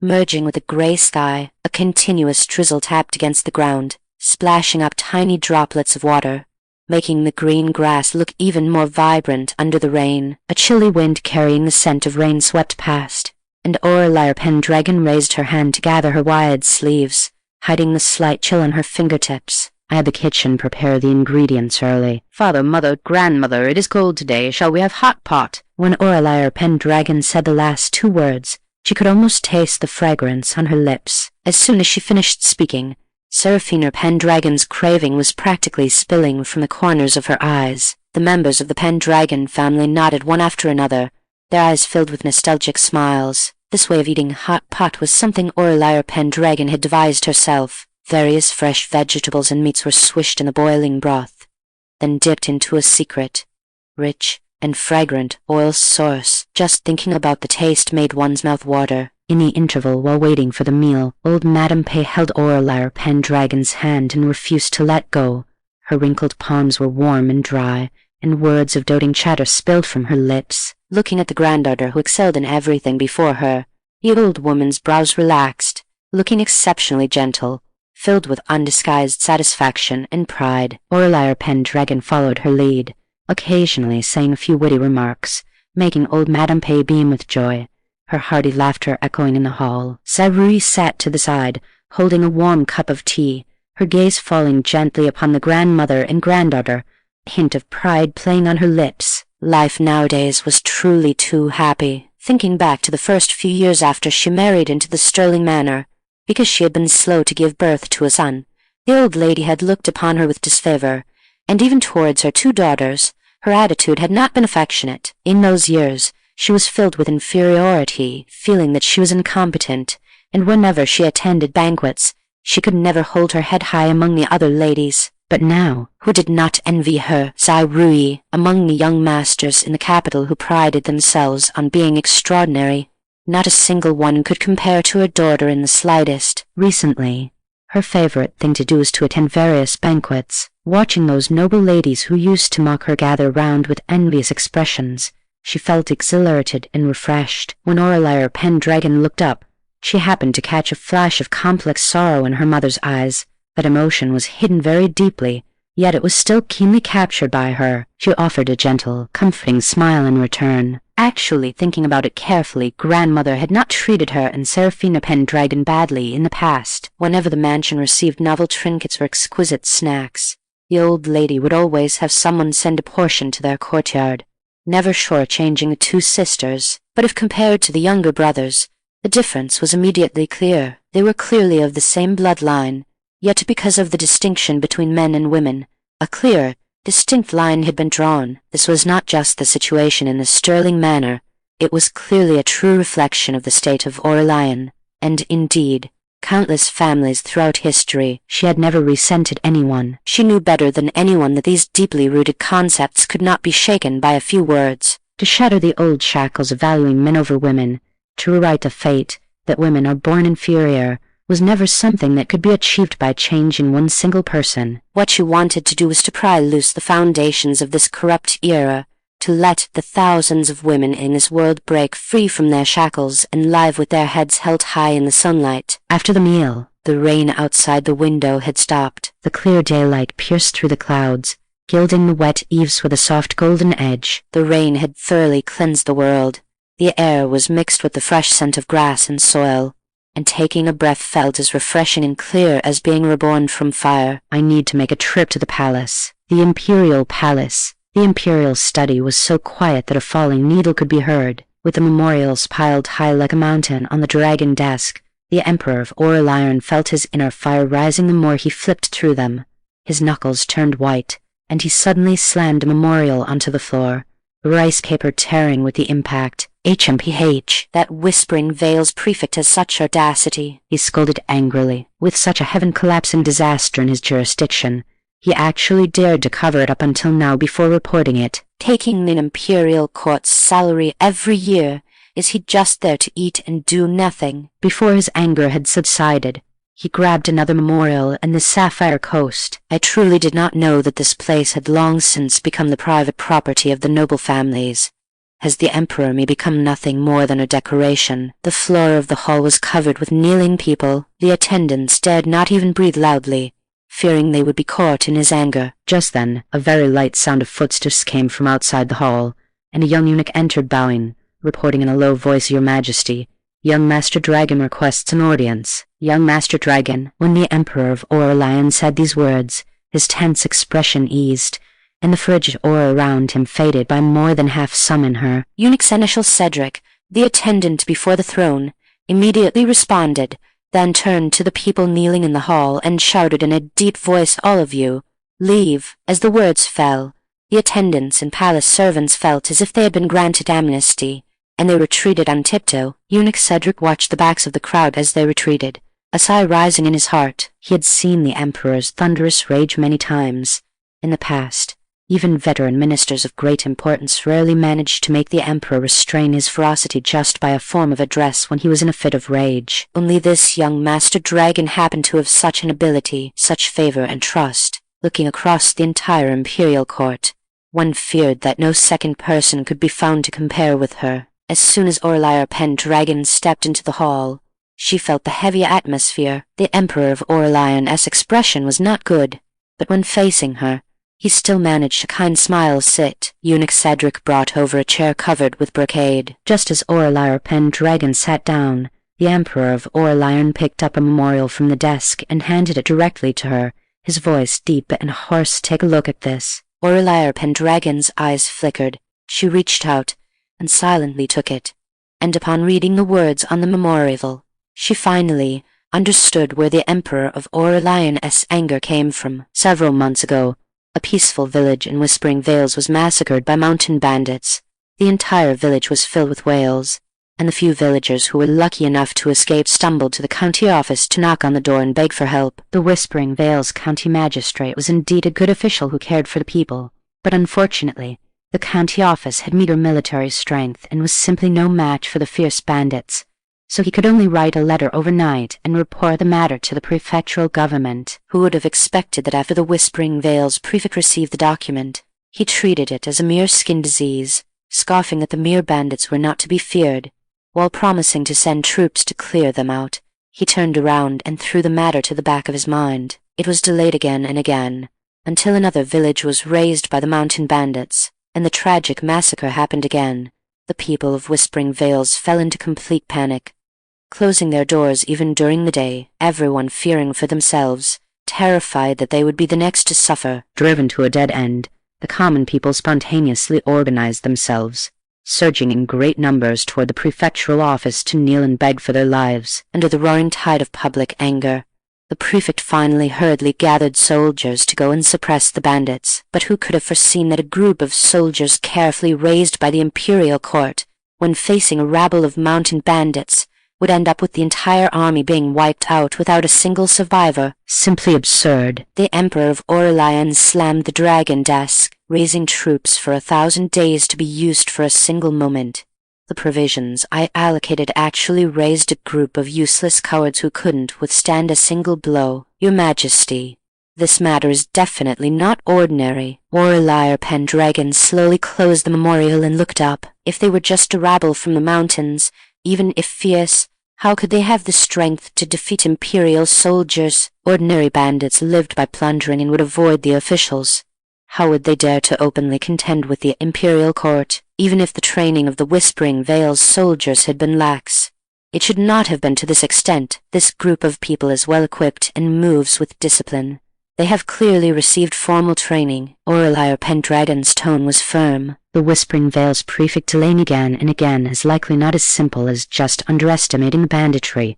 He must definitely be involved. A flash of relief crossed the Emperor of Aurelian's eyes, that she could sniff out the signs of something wrong from the few words in this page of bureaucratic document was worthy of the minister he had valued. The Emperor of Aurelian sighed deeply, his tone full of heartache. I also know something is wrong, but what pains me is the innocent people who died in vain. That Whispering Vales prefect was appointed by me personally. Failing to judge a person correctly and causing such a great disaster is all my fault. Aurelia PenDragon's heart stirred slightly. The sovereign before her, the 9th 5-year supreme, actually took the full blame for such a heaven-shaking disaster upon himself. Such breadth of mind and self-reflection truly exceeded her expectations. The Emperor's eyes were slightly red, and the emotions surging in his eyes were by no means fake.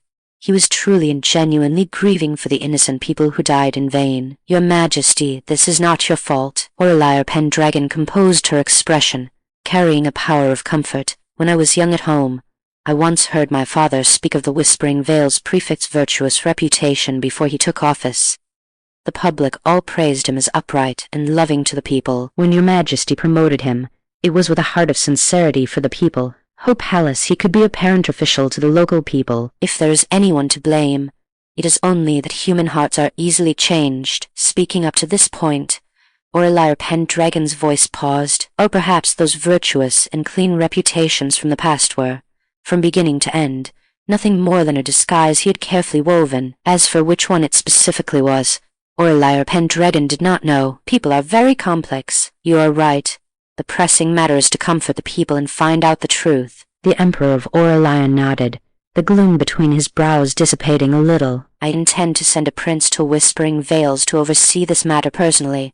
Which one do you think is more suitable? Aurelia PenDragon lowered her eyes, pondered for a moment, and said Prince Ishmael. The 6th Prince, Prince Ishmael, was a suitor of the original book's heroine. When the sky screen first appeared, a few sparse words on it tore off his mask.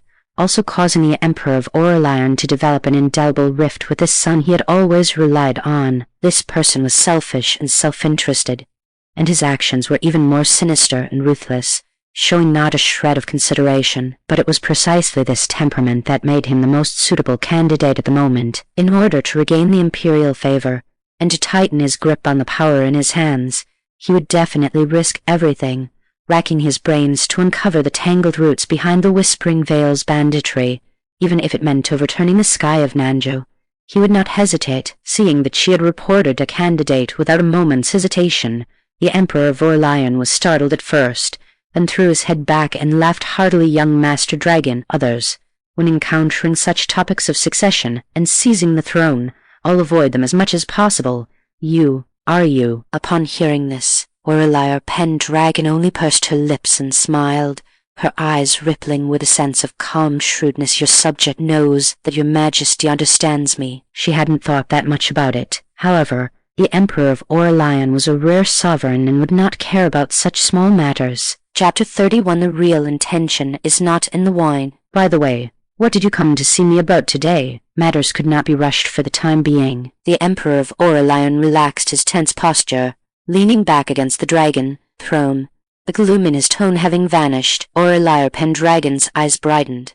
She had finally waited for the right moment to discuss official business. She took out several neatly folded blueprints from her sleeve. Your Majesty, this is a new type of textile machine that I have improved. I have already built a prototype and had it tested for many days.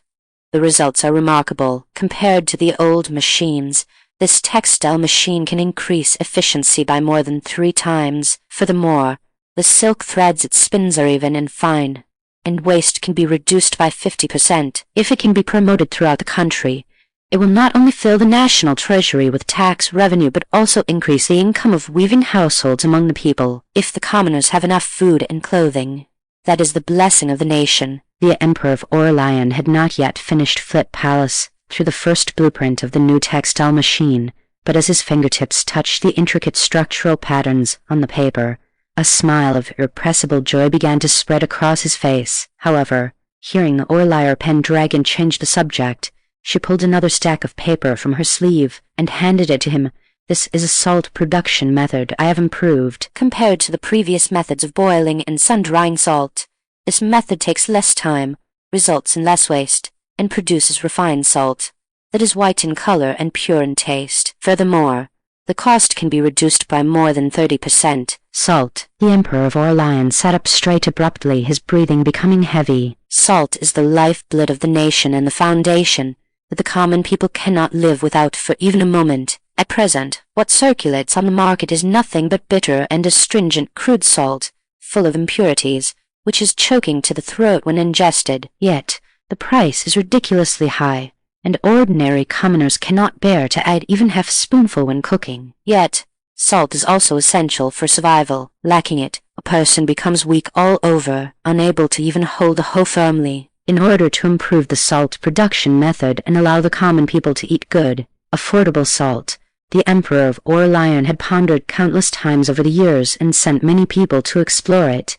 but in the end, it was all in vain, with not a clue to be found. And now, Aurelia PenDragon had actually brought this matter up and proposed a good method. The Emperor of Aurelian suppressed the ecstasy in his heart. Is there a physical sample? Yes. Aurelia PenDragon had long been prepared. From the pouch she carried with her, she carefully held out a small bag of salt, her fingertips lightly twisting to untie the knot at the bag's opening. In an instant, a handful of snow-like white dazzled the eyes, making it impossible to look away. This salt is actually so refined. The Emperor of Aurelian leaned forward involuntarily, pinching a pinch of salt grains and bringing them before his eyes. The salt grains were glistening white and delicate, each grain uniform.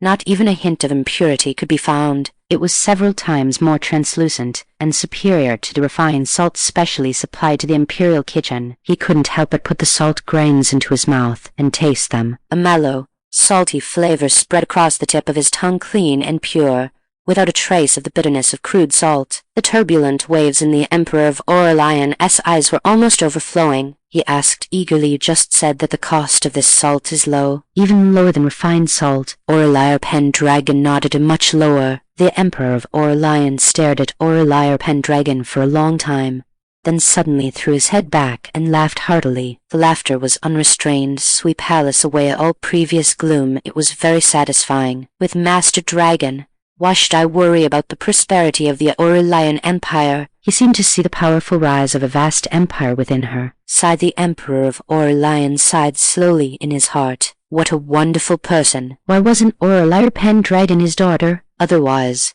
he would definitely. Emperor of Aurelian composed himself and looked at Aurelia PenDragon. Speak. You came specially to deliver such a big surprise to me today. Surely your intentions lie elsewhere, right? What do you want to do this time? Just speak directly, as long as it is reasonable. There is nothing I cannot grant you. Chapter 32, Textile Factory. Aurelia PenDragon took a deep breath. This was the first step in her fight for the rights of the women of Aurelian, and she could not help but feel a little nervous. But when she met the Emperor of Aurelian's encouraging gaze, she suddenly understood. As long as it was something that truly sought the well-being of the people of Aurelian, this enlightened monarch would never frown upon it. The common people under his rule, regardless of gender, were all subjects he held dear to his heart. Your Majesty, I wish to establish a textile factory and recruit women to work inside, Aurelia PenDragon said. Her speech was measured and clear as she laid out the plan she had memorized by heart. I believe that regardless of gender, all are laborers that your Majesty can utilize. There were far too few livelihoods available to women in this world. Most of them relied on needlework to make a living, but how much money could that really earn? They were trapped within the confines of their homes, spending their days circling around cooking stoves and sewing baskets, having to rely on the men in their families for their entire lives. Over time, their spirit would be worn away, and they would become increasingly insecure, repeatedly denying their own worth. But what if they could earn money themselves? Perhaps they could even earn more than the men in their families. With money came the right to speak. The right to speak meant status. While it might not completely transform their lives, it could allow them to stand tall and have a bit more confidence. This was just the first step. I intend to operate the factory using an assembly line method, so I will need a large number of workers. Recruiting female workers will be beneficial for both families and the nation. For families, it can provide a tangible source of income for every household. For the nation, the cloth woven by the factory can fill the treasuries and be sold to neighboring countries, and the resulting revenue can be deposited into the national treasury to be used for many construction projects. Aurelia PenDragon analyzed the benefits clearly, making it even harder for the Emperor of Aurelian to refuse. The Emperor of Aurelian was incredibly intelligent and immediately glimpsed the ultimate, earth-shattering effect behind this plan. Although he was a man, he had never been bound by worldly prejudices, let alone harbored any resentment toward this. To him, he was first and foremost the monarch of Aurelian, with a vast land and the common people on his shoulders,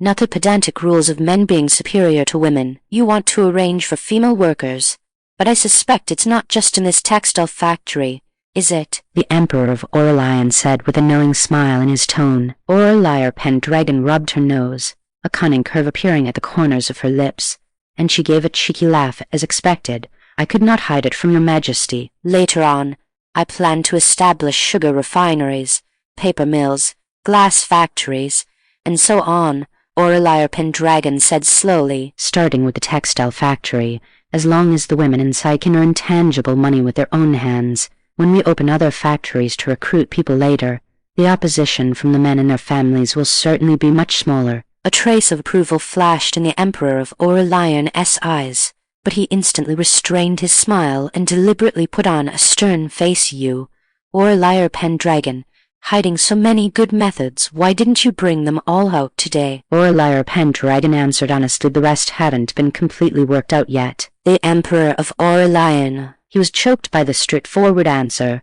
and it took him a while before he spoke again. Then, for this paper mill, do you have a method to make the cost of production lower? Exactly. Besides the low cost, if we combine it with movable type printing, we can print a large number of books in a short time. Seeing a look of confusion on the Emperor of Aurelian's face, Aurelia PenDragon orally described the principle of movable type printing. The Emperor of Aurelian's eyes grew brighter with her words, and his fingertips unconsciously tapped on the armrest. He was clearly listening intently. "You are trying to touch the interests of the aristocratic families." His voice deepened with a hint of gravity. The aristocratic families' greatest worry. The aristocratic families monopolized classics and controlled the pulse of literature.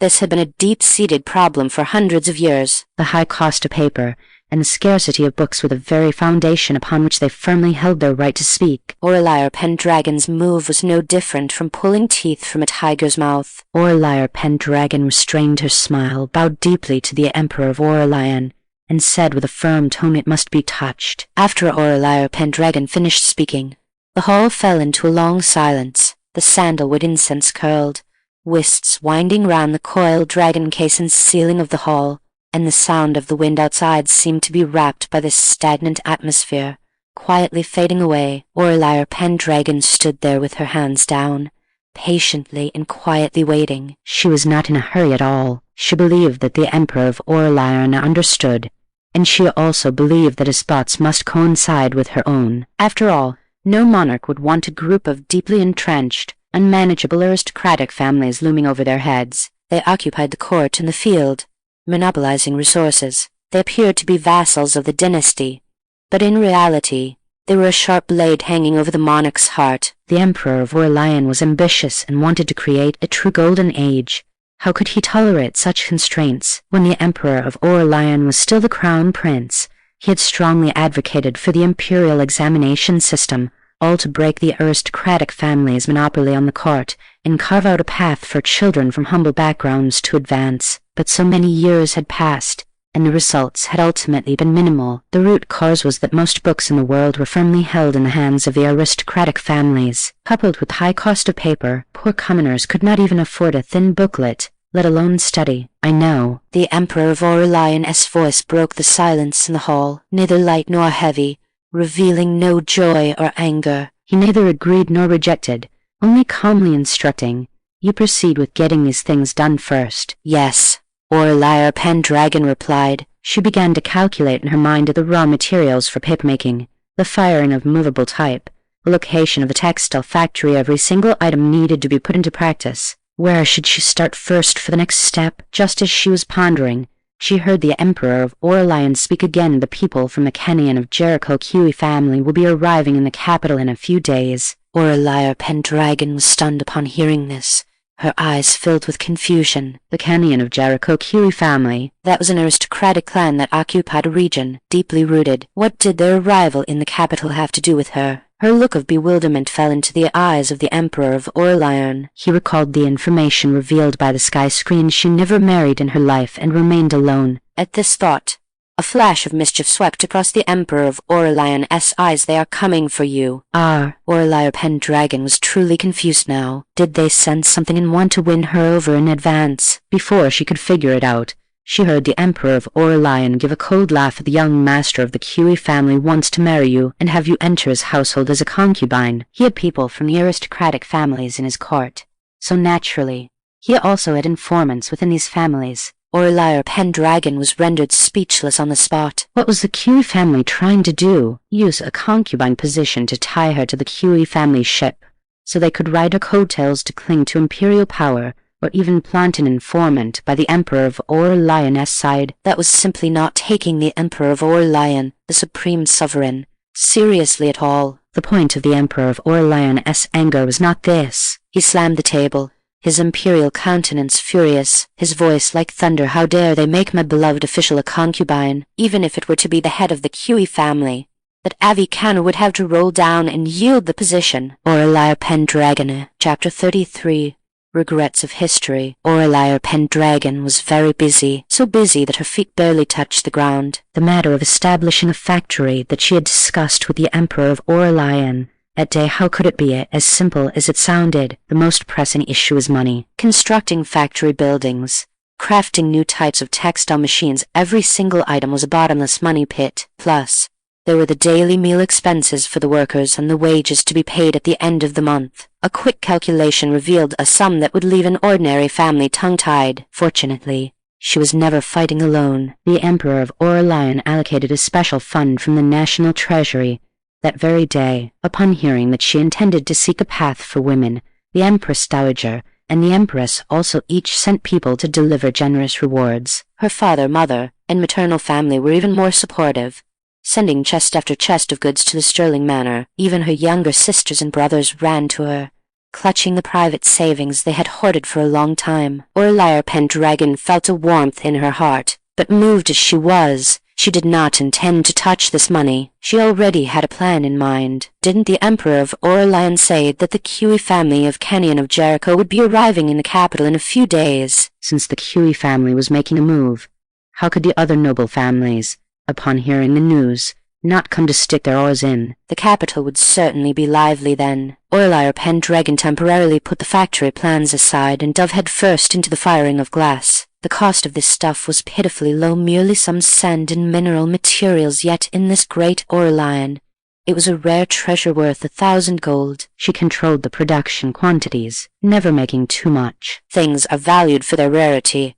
If she wanted to swindle those noble families out of a large sum, she had to whet their appetites sufficiently. As for whether the mass production of glass in the future would completely offend the noble families, Aurelia PenDragon hadn't even given it a thought. Her camp had always been on the opposite side of the noble families. The first batch of glass came out of the kiln, clear and translucent, shimmering with iridescent light under the sun, making even the craftsmen marvel in wonder. Aurelia PenDragon selected the most exquisite batch, personally delivered them to the palace, and took the opportunity to tell the Emperor of Aurelian about her plans. Upon hearing this, the Emperor of Aurelian immediately slapped his thigh and laughed heartily, calling her full of mischievous ideas. Not only did he not object in the slightest, but he also enthusiastically offered advice, ready to swindle his own officials as well. Thus, early the next morning, news spread from the Treasure Pavilion, the largest in the capital, which those in the know understood was backed by the royal family. The pavilion had obtained a few rare treasures,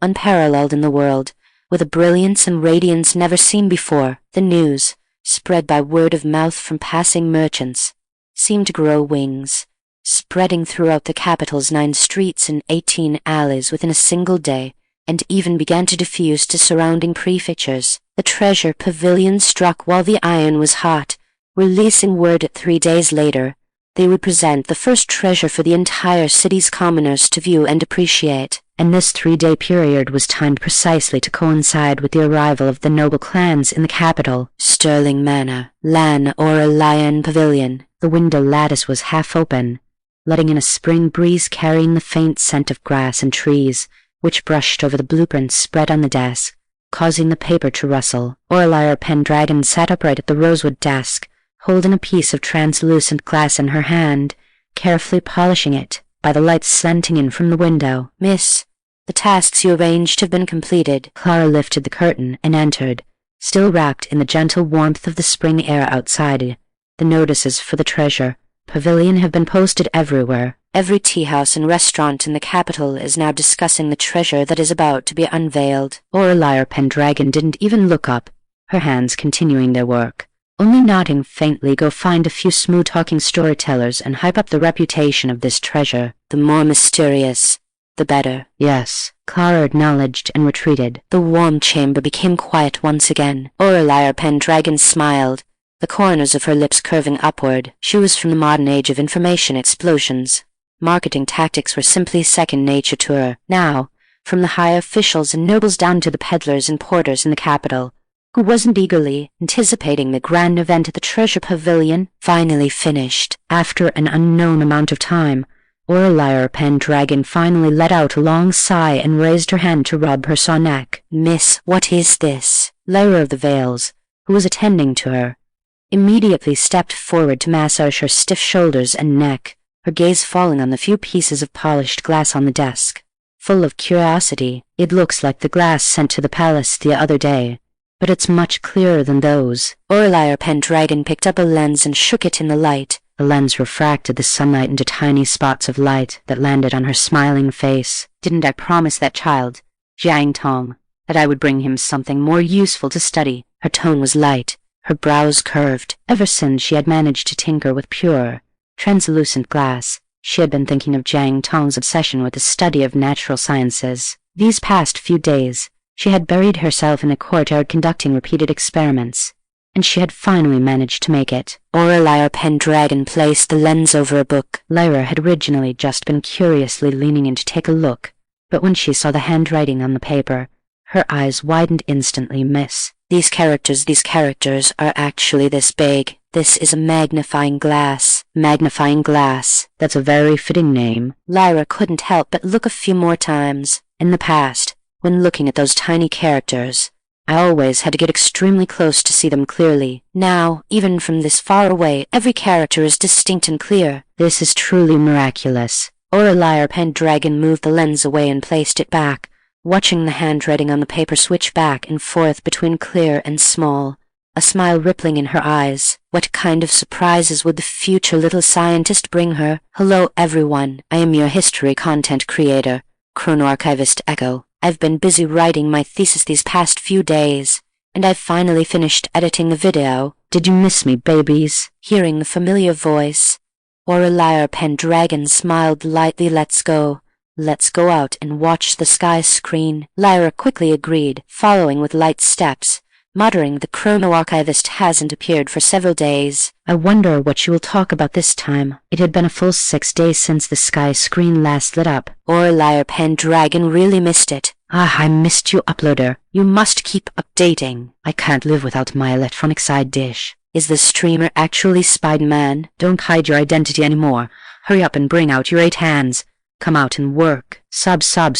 I'm already tearing up before I can even speak about this video. This video is quite heavy. The uploader and my best friend cried for a long time. But when talking about the great Aurelian, besides those stunning and talented figures, how can we leave out the regrets of history that leave such a deep impression? So what are the regrets of history? That's right. What are they? Under the sky screen, everyone was watching intently because they could hear the sadness in the words of this usually cheerful person from future generations. Is it young General Kin, who died on the road back after just winning a battle, never seen his beloved homeland before he died? Is it official Lady Genevieve Thorne, who spent her whole life researching various difficult and miscellaneous diseases, only to die from contracting a disease herself? Is it Lord Tristan Bond, who was entrusted with a critical mission in a time of crisis, disregarded everything to transport supplies for his cousin during the internal strife, only to die in province of Kadir in the end? Or is it Emperor Valerius of Aurelian,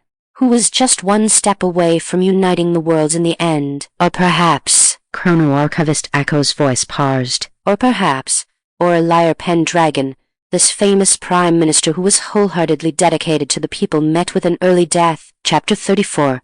Kalen. Miss. Lyra froze in place, her eye sockets instantly turning as red as blood-soaked cherries. The sky screen must be talking nonsense. Our miss is so kind-hearted that even the Bodhisattva would grant her extra mercy.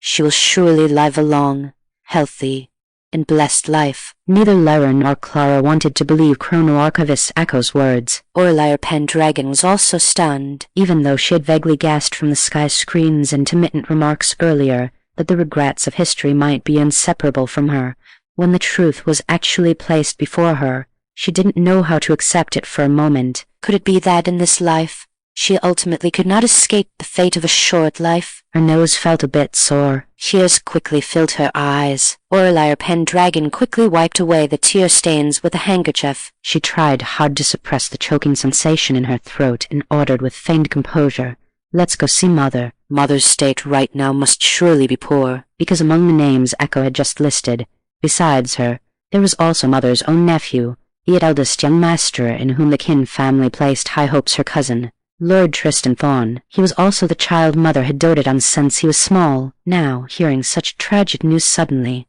Mother was likely already heartbroken. Meanwhile, deep within the towering imperial palace, the Emperor of Aurelian felt the thud in his heart upon hearing the news from the sky screen, and an indescribable heaviness instantly spread. The image of Aurelia PenDragon uncontrollably surfaced in his mind. That young lady had eyes so clear they held not a shred of selfishness, yet she possessed astonishing talent and a clever, multifaceted heart. Such a good person, how could she phrase surfaced in the Emperor of Aurelian's mind have an envy's talent? On the border of Hugh Prefecture, the northern wind was biting. Young General Kin had just finished a high-intensity training session, His black armor was still covered in undried sweat and stained with a bit of dust. When the voice of the sky screen pierced through the air, the smile on his face instantly froze. Father, the young General Kin mentioned in this sky screen it wouldn't be me, would it? General Kalen's brows were tightly locked, and he didn't speak for a long time. He only raised his eyes to look at his high-spirited son. In those eyes,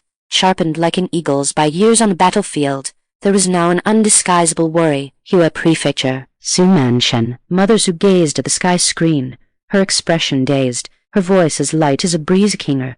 How could this divine Dr. Su, who shares the same name as you, how could she end up in such a state? Official Lady Genevieve Thorne, who was nestled beside her mother embroidering, also shook her head. I don't know, but she shouldn't have ended up like this. Aurelia PenDragon's figure moved quickly through the mansion. The sky screen overhead kept scrolling with black text. Woo woo woo. I still couldn't hold back after hearing the last sentence. This episode of the video is too heartbreaking.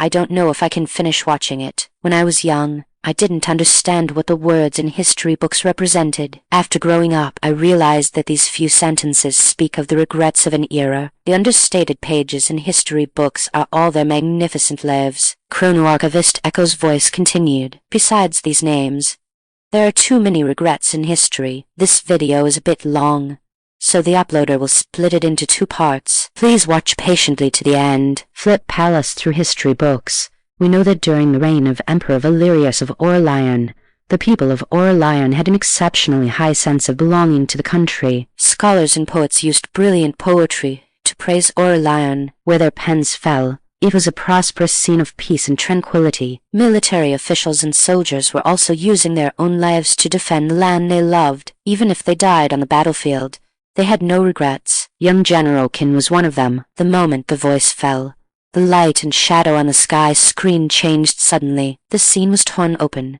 replaced by a vast and desolate frontier wilderness. The northern wind swirled with yellow sand, blowing fiercely against a black military flag embroidered with the character Kin. As the corners of the flag fluttered, they revealed the tall, slender back of a youth. He wore bright silver armor, and the patterns on the armor refracted a cold light in the sunlight. The tassels of the sword at his waist were blown wantonly by the wind. The youth stood just like that on the high slope, with a sprawling military camp and standing soldiers behind him, and the boundless wilderness and rushing rivers before him. He slightly raised his head, looking toward the misty mountains in the distance. Even though it was just a back view, it exuded a high-spirited air of looking down upon the world, as if these 10,000 miles of rivers and mountains were all under his protection. The wind brushed past his ears. It seemed one could hear the earth-shaking shouts in the military camp, the neighing of war horses, and the clear, resounding voice of the young general giving orders. That was the edge unique to a youth,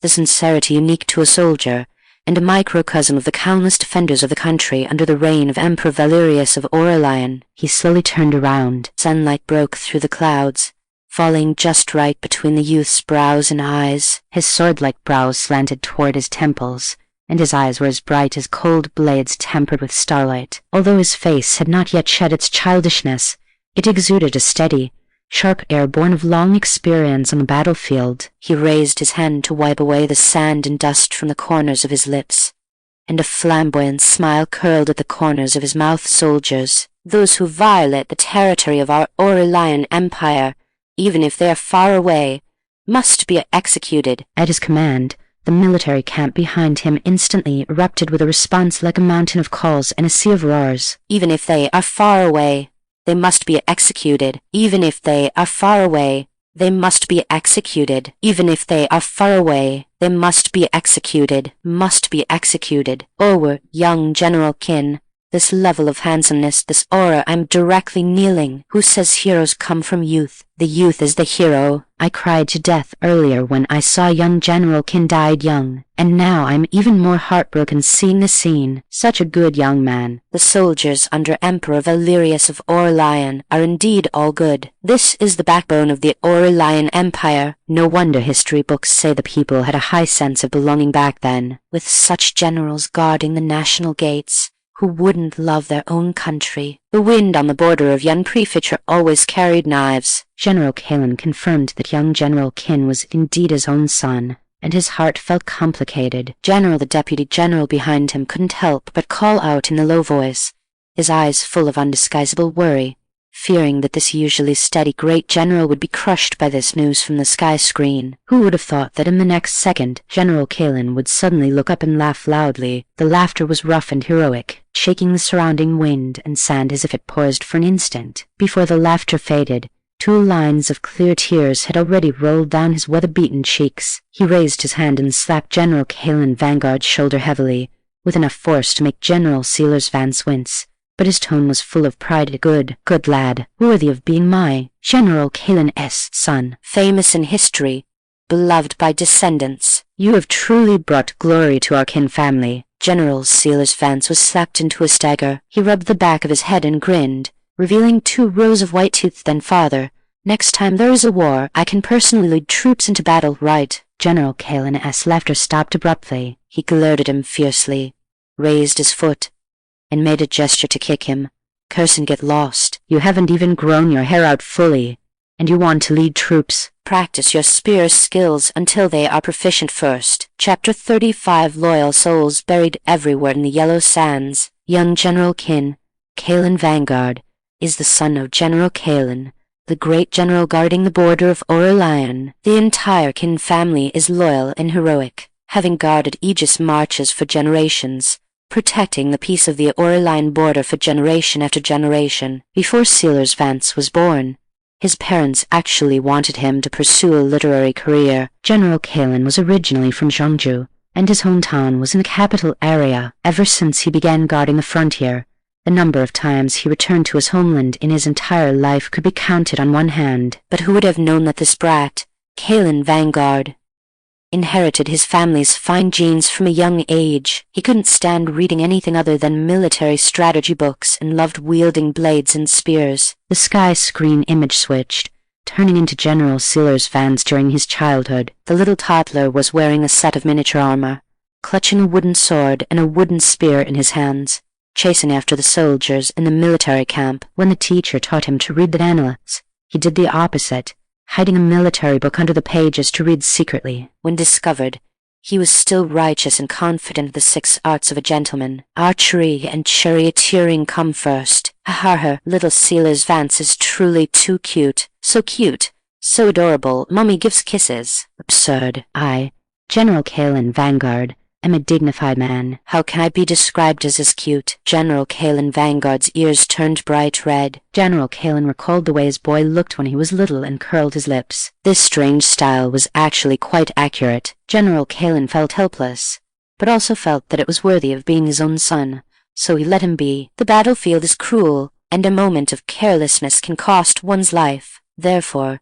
from the time General Silas Vance was very young, General Kalen subjected him to training that was several times stricter than that of ordinary soldiers. One could see the young General Silas Vance standing in a horse stance under the scorching sun, sweat soaking his clothes and streaming down his forehead, yet he didn't move an inch. In the depths of winter he would spar barehanded with veteran soldiers, getting covered in mud, yet he would grit his teeth, climb back up, and fight again. General Silas Vance was born to be a general and gritted his teeth to persist through it all. The youth in the image gradually grew into a tall and straight figure. He wielded his long spear with supernatural skill, and his archery, capable of piercing a willow leaf from 100 paces, earned endless praise even from the veteran soldiers in the camp. But General Silas Vance was the only child of General Kalen and his wife. General Kalen could never bear to let him lead troops, always assigning him less dangerous tasks. Therefore, General Kalen Vanguard's dream had always been to go to the battlefield. The sky screen froze on the image of General Kalen Vanguard's back as he gazed at the distant battlefield. The wind whipped up his hem,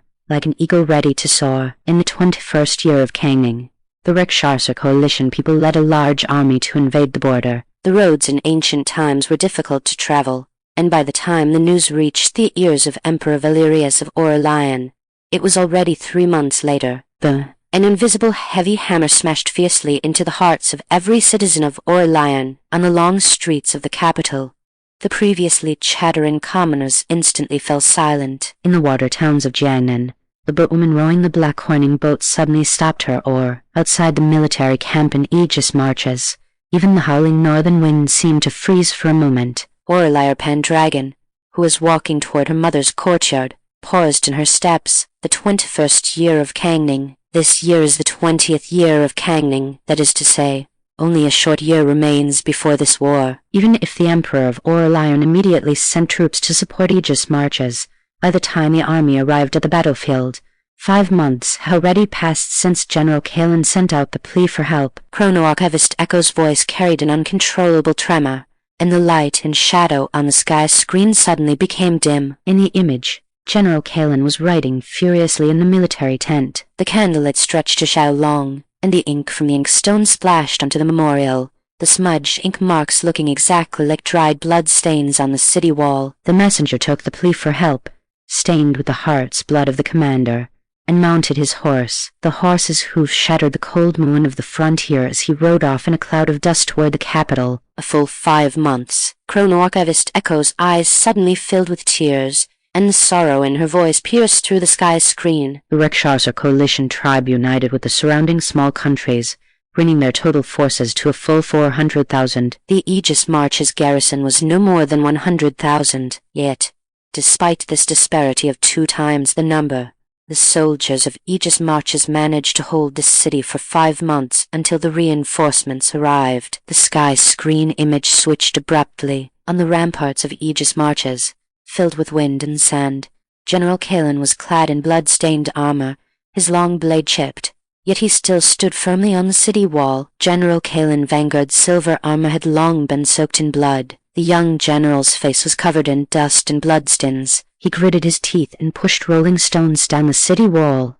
looking at the dense enemy troops below without a shred of fear in his eyes, only burning fighting spirit. 100,000 defenders, facing an enemy double their size, with no food supplies and no reinforcements. What they relied on was the loyal and heroic spirit passed down through generations of the Qin family, and the ironclad oath of the soldiers that as long as the city stands, they shall live. Every enemy siege was accompanied by earth-shaking shouts and the clash of weapons. Every time they repelled the enemy, it cost dozens to hundreds of vibrant lives. Although they won in the end, it came at a terrible price. 9 out of 10 households in Aegis Marches were left empty, because after the soldiers died in battle, the commoners shouldered their hoes and stepped up. Regardless of gender or age, they all used their lives to defend their country, not letting the foreign tribes break through this line of defense. In the image, a white-haired old man leaned on a hoe, standing shakily behind a young general. A young woman put down the needle and thread in her hand and picked up the long spear left behind by her husband. A half-grown child held up a sharpened wooden stick,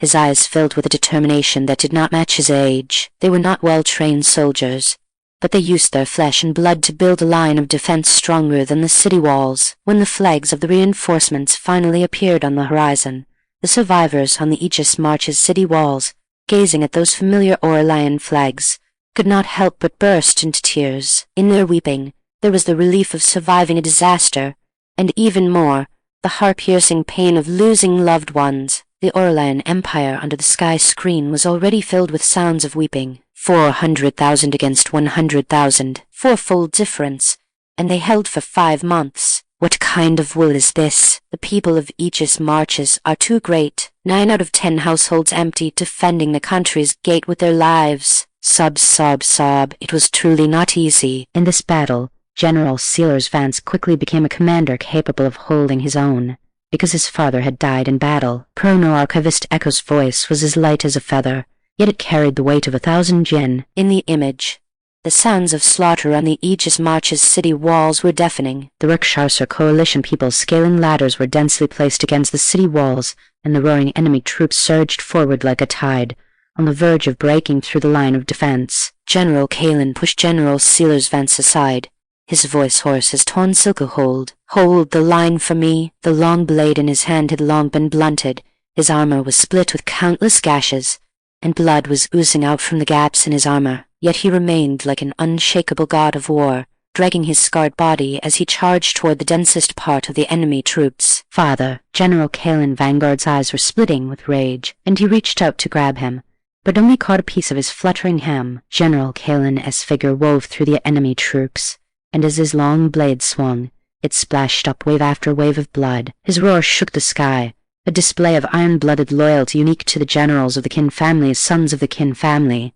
We would rather die than retreat, until a cold arrow pierced through the air and shot fiercely through his heart from behind. Chapter 36. Later generations can pat anyone on the back, the men of the Kin family, swearing to die rather than retreat. Salute to General Kalen. General Kin did it, and young General Kin did it too. Even though the road ahead was difficult, they never retreated. Woo.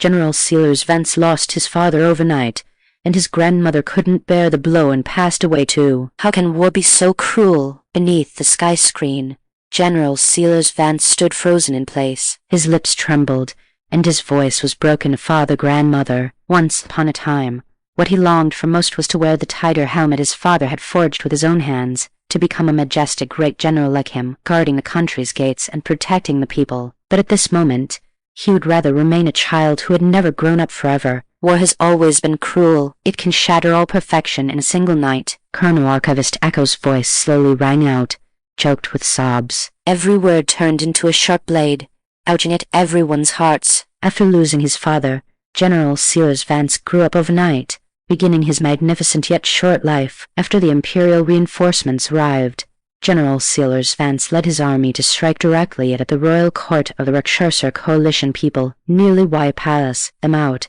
and laying the foundation for the state of Aurelian to reclaim the Rakshasa coalition tribe later. At that time, Aurelius Gunpowder had not yet been invented. He had no divine weapons at his side, only the solitary courage of a youth and the vast tactical strategies within his chest. In the 22nd year of Changning, Dravidia invaded. General Silas Vance led troops to campaign. He used troops like a god and was invincible in battle. Not only did he defeat the main force of Dravidia, but he also pursued the victory, taking down several surrounding countries in succession and expanding the territory by 1,000 miles. In the 24th year of Changning, he led his troops westward, his sword pointing directly at Jingnan, Bardu, and Yunchun, places made up by the author. Don't overanalyze. Within half a year, the various countries bowed and acknowledged allegiance. Under his horse's hooves, the territory of the state of Aurelian extended westward, inch by inch. In the 25th year of Changning, the gunpowder developed by Aurelian first showed its edge. General Silas Vance carried this powerful weapon to conquer in all directions, and from then on, he was invincible, never suffering a defeat. His name became a nightmare that made enemy nations tremble in fear upon hearing it, and it became the most secure barrier in the hearts of the people of the state of Aurelian. In the images on the sky screen, time flowed by. The young general of the past had finally shed his immaturity, grown into a steady and determined man. In the 28th year of Changning, the great General Qin, who had been campaigning outside for years, finally set foot on the road home. However, the wind and sand of the border had worn away his sharp edges and worn down his body. Through the wind and frost of the journey, his old wounds recurred. When the carriage reached the halfway point, that battle saber that never left his hand finally fell into the yellow sand. When he fell, his gaze pierced through the dust-filled sky, looking into the distance toward the direction of the capital. There was his home, the homeland he had guarded with his life, and the relatives he would never see again. That year General Silas Vance was 28. Woo, only 28 years old. Where we are, some people haven't even gotten married yet. The more regrettable part of General Kalen Vanguard's death is that by then, the state of Aurelian already placed great importance on medical technology, and the status of doctors had been comprehensively improved. If he could have held on a little longer, perhaps his chronic illness could have been cured. Therefore, this is the regret of history. General Silas Vance is worthy of admiration.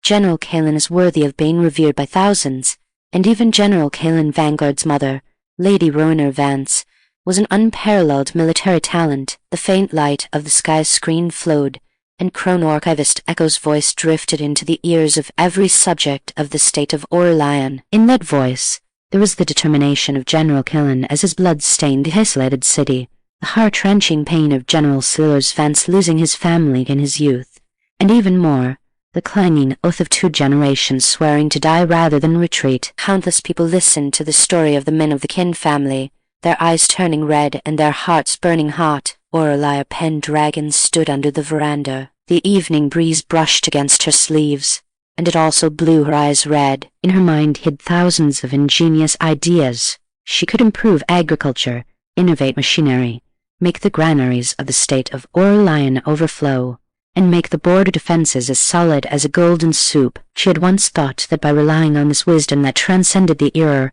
she could allow the country to steadily move toward prosperity. But at this moment, listening to the story of the 2 generations of the Kin family, Aurelia PenDragon suddenly understood. A truly powerful country requires shedding much blood, weep many tears, and requires countless people to disregard life and death, using their souls to forge an unyielding backbone. So, her ingenuity was the lamp lighting the road ahead, while people like General Silas Vance were the foundation supporting this lamp. At this moment, something in her heart had quietly changed. Echo raised her hand to wipe away her tears, no longer continuing such a heavy topic. She cleared her throat, and her tone suddenly shifted. He, among us modern people, there are quite a few who ship Aurelia and young General Kin. Lyra leaned close to her young lady and muttered in a low voice, "Miss, what is shipping?" People from later generations used many words that were hard to understand. Aurelia PenDragon listening to Chrono-Archivist Echo's narration. General Silas Vance had spent his whole life fighting in the smoke of the battlefield, and had never returned to his homeland until his death. Then how could there be any talk of her knowing him? She wanted to hear how this ship came to be. Although these 2 had no interaction in their lives, it doesn't stop this pair from being one of the best ships. General Silas Vance and his family were at the border, knowing best the hardships of the common people. The Vanguard Family Army Legion often helped the people plow and harvest fields. In Aegis marches, the people's approval of the Kin family was super high. To say something rebellious, if General Kalen wanted to rebel, it would just be a matter of one word. General Kalen, there was really no need to add the last part. I have a feeling that my neck is getting cold. In the Imperial Palace, Eunuch Cedric heard this and broke out in a cold sweat. Your Majesty, please calm your anger. Can the word rebel be spoken so casually? The Chrono-Archivist really has no filter on her mouth. The Emperor of Aurelian, however, calmly raised his hand, his voice steady. Get up. I am not a monarch who cannot distinguish right from wrong. Not only did he not mind, but his eyes were filled with regret. He had just heard the ending of the father and son of the Kin family very clearly. Such loyalty and courage, how could it be tarnished by a single reckless remark? Besides, the 4 words "died in battle at the border" were enough to outweigh 1,000 words, clearly engraving General Kalen's sincere loyalty. General Kalen Vanguard's mother, Lady Rona Vance, was also an outstanding military talent. We will do an episode to review her in the future, so I won't go into detail here. After Lady Rona Vance learned that Aurelia had become an official in the imperial court, she often praised Aurelia at home. After hearing this for a long time, General Silas Vance gradually became curious about Aurelia. Later, after the cold weapons improved by Aurelia were sent to Aegis marches, General Silas Vance admired and felt grateful to Aurelia. After all, on the battlefield, a good weapon is a life. The grain support for the Battle of Aegis marches was the grain that Aurelia had personally collected. The transport officer was Lord Tristan Thorn. Everyone knew what Lord Tristan Thorn's intentions toward Aurelia were. Once General Silas Vance asked, all kinds of praises flowed like water, and General Silas Vance wanted even more to meet this remarkable woman. It is just a pity that it was too difficult for the 2 to meet. Later, when Aurelia created explosives, General Silas Vance was simply awestruck by her, reading her poetry collection day after day until the pages were crumpled. Sigh, it is difficult to meet and difficult to part. He was fighting in a bloody battle at the border, while she was planning the mountains and rivers in the capital. Separated by thousands of mountains and rivers, what kind of ultimate bad ending aesthetics is this? Woo woo woo, I am dying from ship palace them. Wait, you guys are already ship palace them. Truth be told, Aurelia doesn't even know General Kalen Vanguard, no matter how you put it. This is just General Kalen Vanguard's one-sided spiritual connection, right? What exactly are you shipping? Unrequited love literature, it's even better to ship. Aurelia PenDragon is ship palace, everything will only harm you equals let FF54 Japanese letter let FF54 equals. General Kalen Vanguard, so that's what a ship means. Facing the teasing gazes of the crowd, General Silas Vance couldn't even speak farther. I only have admiration for Miss Pei. Chapter 37. They all died in January. It is said that when General Silas Vance died, he was still clutching the book he often read. Sigh. It is precisely because of this that we are so obsessed with ship palace them. Actually, the uploader feels that General Kalen Vanguard's feelings for Aurelia were more like a form of emotional sustenance. At that time, General Kalen had died in battle, and General Silas Vance had to support the kin family. He bore such heavy responsibilities. But how old was he back then? If he were in our time, he would still be just a child. He no longer had his father to shelter him from the wind and rain, and he didn't want to tell his mother about his suffering and make her sad. But if he kept it all bottled up inside for too long, he would surely break. So, he found himself a lifeline, a form of spiritual sustenance. That lifeline was Aurelia PenDragon. Yes, this is exactly why we shipped this couple. One was a born general, the other a born minister. Yet, their lives were so fleeting, like fireworks. We all wish for them to have a happy ending. In the fanfiction I'm writing, they will definitely live long lives. Indeed, there were no romantic meetings under the moon, no lingering moments of holding hands. It was nothing more than a young general in the midst of war, clutching a thin book of poetry, finding a moment of peace and solace in the gaps between the flashing blades. I'm crying. It makes me so angry I want to make voodoo dolls of the alchemists and hit them 100 times. Alchemists, what does this have to do with them? Exactly. These people spend all day swindling and deceiving others. Why can't they have real skills and actually create an elixir of immortality? At the end of the day, they are just incompetent. Alchemists are speechless.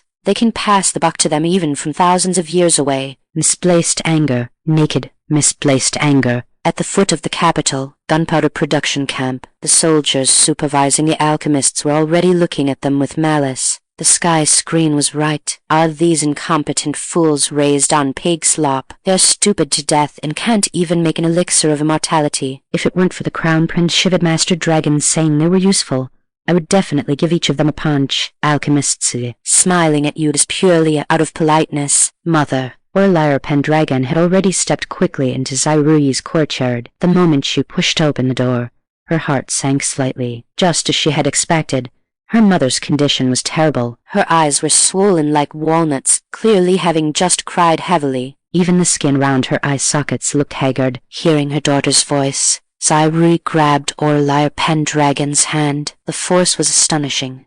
Her knuckles turned white, as if the moment she let go, the daughter before her would slip away like grains of sand. She choked, her voice full of heartache. My poor Aurelia. Aurelia PenDragon felt a lump in her throat and didn't know how to comfort her for a moment, so she could only gently pat the back of her hand. Mother, am I not fine? Being fine isn't enough. Zairui stared intently at her daughter, instructing her word by word. From today on, you must have the imperial physician take your pulse for a wellness check every day. Aurelia PenDragon nodded. Okay. No matter where you go, you must bring guards at least 5. Okay. And go to bed on time every night. No staying up late, do you hear me? Aurelia PenDragon felt both helpless and soft-hearted, agreeing repeatedly. Okay, okay, okay, I promise you everything. Zairui looked at her daughter, her lips moving a few times. Her words paused, then fell heavily, the instruction laced with sobs striking Aurelia PenDragon's heart. And you must live well. You cannot let your mother bury her own child. Aurelia PenDragon's heart gave a sudden pang. Okay, she really wanted to know how exactly she had died. Having experienced the regrets of her previous life, she valued her health especially in this one. She practiced Tai Chi every morning, maintained a diet and schedule so regular it was almost rigid, and started focusing on wellness while still young. Could it be a congenital disease, something that had been lurking in her body, which the medical skills of this era simply couldn't diagnose? As soon as this thought arose, Aurelia PenDragon's fingertips turned slightly cold. After talking about General Kalen Vanguard, let's discuss the second character in this video, the medical immortal, Official Lady Genevieve Thorne. Woo, I just wiped away my tears. Are you trying to hurt me again? Oh, Official Lady Genevieve Thorne, you want to heal everyone under heaven, but can you heal yourself? I've already started crying. I don't care. Ye Aurelian Official Lady Genevieve Thorne / Aurelia PenDragon CPU's the best to ship to the person above. Are you the nurse of the King of Hell? Is the CP name because they both died in January? Official Lady Genevieve Thorne, a native of Hua Prefecture. She was born into a wealthy family, and her father and mother doted on her greatly. In fact, her parents were even more open-minded than Arthur PenDragon. Her father would not look down on Official Lady Genevieve Thorne just because she was a daughter. He even had her learn management and Bookie Palace from a young age, wanting his daughter to inherit his mantle in the future. Hua Prefecture, Zoo Mansion. Official Lady Genevieve Thorne was holding a silver needle, carefully embroidering a picture of a crabapple in spring slumber, when she heard the words from the sky screen. Her fingertips paused abruptly, and the needle tip nearly pricked her delicate finger. She looked up blankly, her heart surging with turbulent waves. How did the person the Chrono-Archivist was talking about sound more and more like her? No, how could it be her? She had absolutely no interest in boring medical arts. She only wanted to follow the path her parents had paved for her and live a stable life. The voice of the sky screen suddenly deepened, the previous warmth instantly replaced by a chill. Unfortunately, such a happy family had its bliss stolen away by a plague. In the 5th month of the 22nd year of Changning, a great plague struck Hua Prefecture. No one knew how this plague spread so silently. All that is remembered is that during that time province of Ethelgard was like a living hell. The needle in official Lady Genevieve Thorne's hand eventually pricked her fingertip, but she had no heart to pay attention to the physical pain.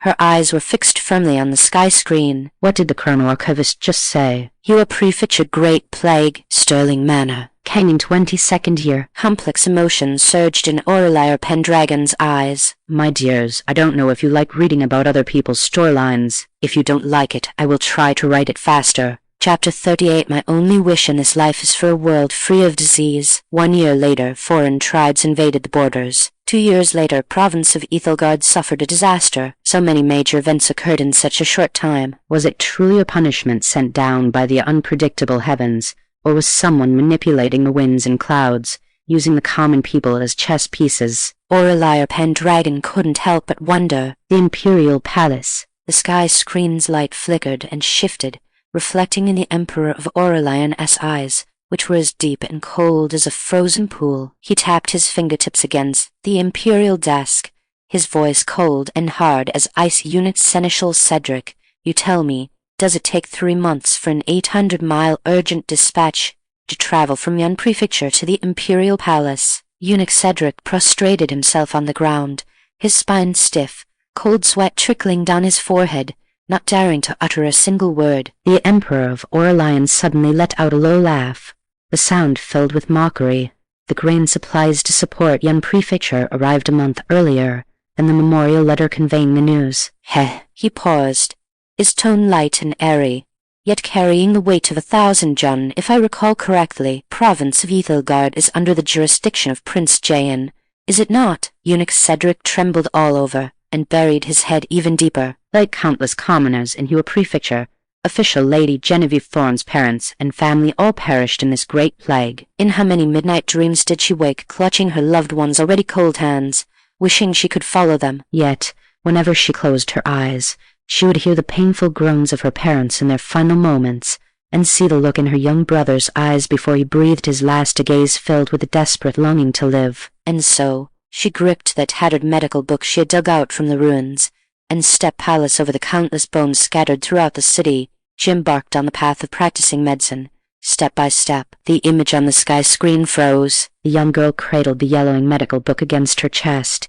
as if protecting her last shred of life, and stumbled out of her dilapidated home. She knelt for days at the entrance of the only medical clinic in the city, finally begging the old physician to take her as his apprentice. In that small clinic, she did not dare to slack off for a single day, like a dry sponge, frantically absorbing knowledge of medical principles and pharmacology. The scene suddenly shifted. In front of the clinic, the young girl knelt for a long time, refusing to rise. The scorching sun parched her lips and cracked her tongue, and her skin peeled layer after layer, yet she kept her back straight. Her eyes were startlingly bright, filled with persistence. Inside the clinic, candlelight flickered. She held the medical book, unable to sleep all night. Her thin shadow was stretched long, cast upon the mottled wall, overlapped palace with the dense medical records. Official Lady Genevieve Thorne undoubtedly possessed extraordinary talent in medicine, combined with effort that surpassed ordinary people.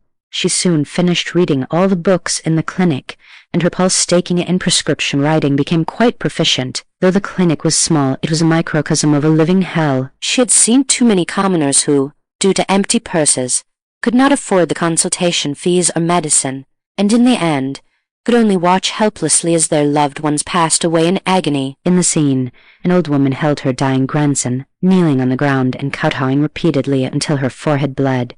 yet she could not produce a single copper coin. A man gazed at his critically ill wife, his eye sockets red as blood, the veins on his clenched fists bulging. In the end, he could only let out a heart-wrenching cry and stagger away. The Zoo mansion had originally been a wealthy household. After her family passed away, official Lady Genevieve Thorne was left alone to guard the vast family fortune. Thus, she paid out of her own pocket to provide free medicine and consultations for the poor and sick. Over time, her reputation for kindness gradually spread throughout Hue Prefecture, but as time passed, she discovered that many difficult and complicated illnesses left even the most experienced old physicians helpless. Consequently, a thought arose in her heart: she must travel across the mountains and rivers, witness more illnesses, learn superior medical skills, and save more people. In the dim light of dawn, a young girl, still possessing a youthful air, stood before the vermilion-painted gates of the Zoo mansion,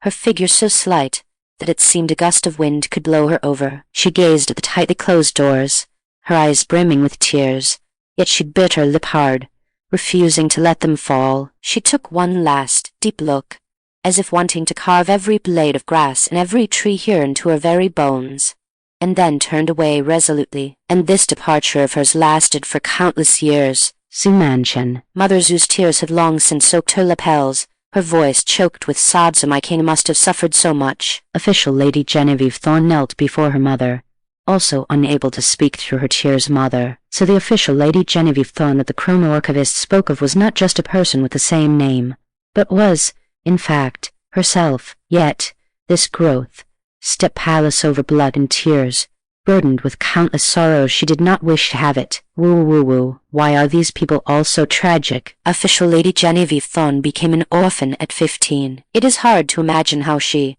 as a young girl, managed to survive all on her own. Because she herself has walked through the rain, she wants to hold an umbrella for others. She experienced the pain of a broken home, which is why she became determined to study medicine, not wanting to see more families torn apart. Woo, Yiking is truly such a good baby. Watching the words on the sky screen, official Lady Genevieve Thorne raised her hand and wiped away her tears fiercely. Mother, I want to study medicine. Since everyone says she has talent, then she will do it. This thought of hers was not for the sake of leaving a name in history, but simply to protect her family during the Great Plague of the 22nd year of Changning. This time, she would never let the tragedy repeat itself. On the sky screen, the young girl's figure traversed the vast mountains and rivers. Carrying a small blue cloth bundle on her back, she traveled from one place to another. Wherever there were groans of illness and suffering, she would stop, set up a simple medicine stall, and provide free pulse taking and prescriptions for the common people. When she encountered poor families,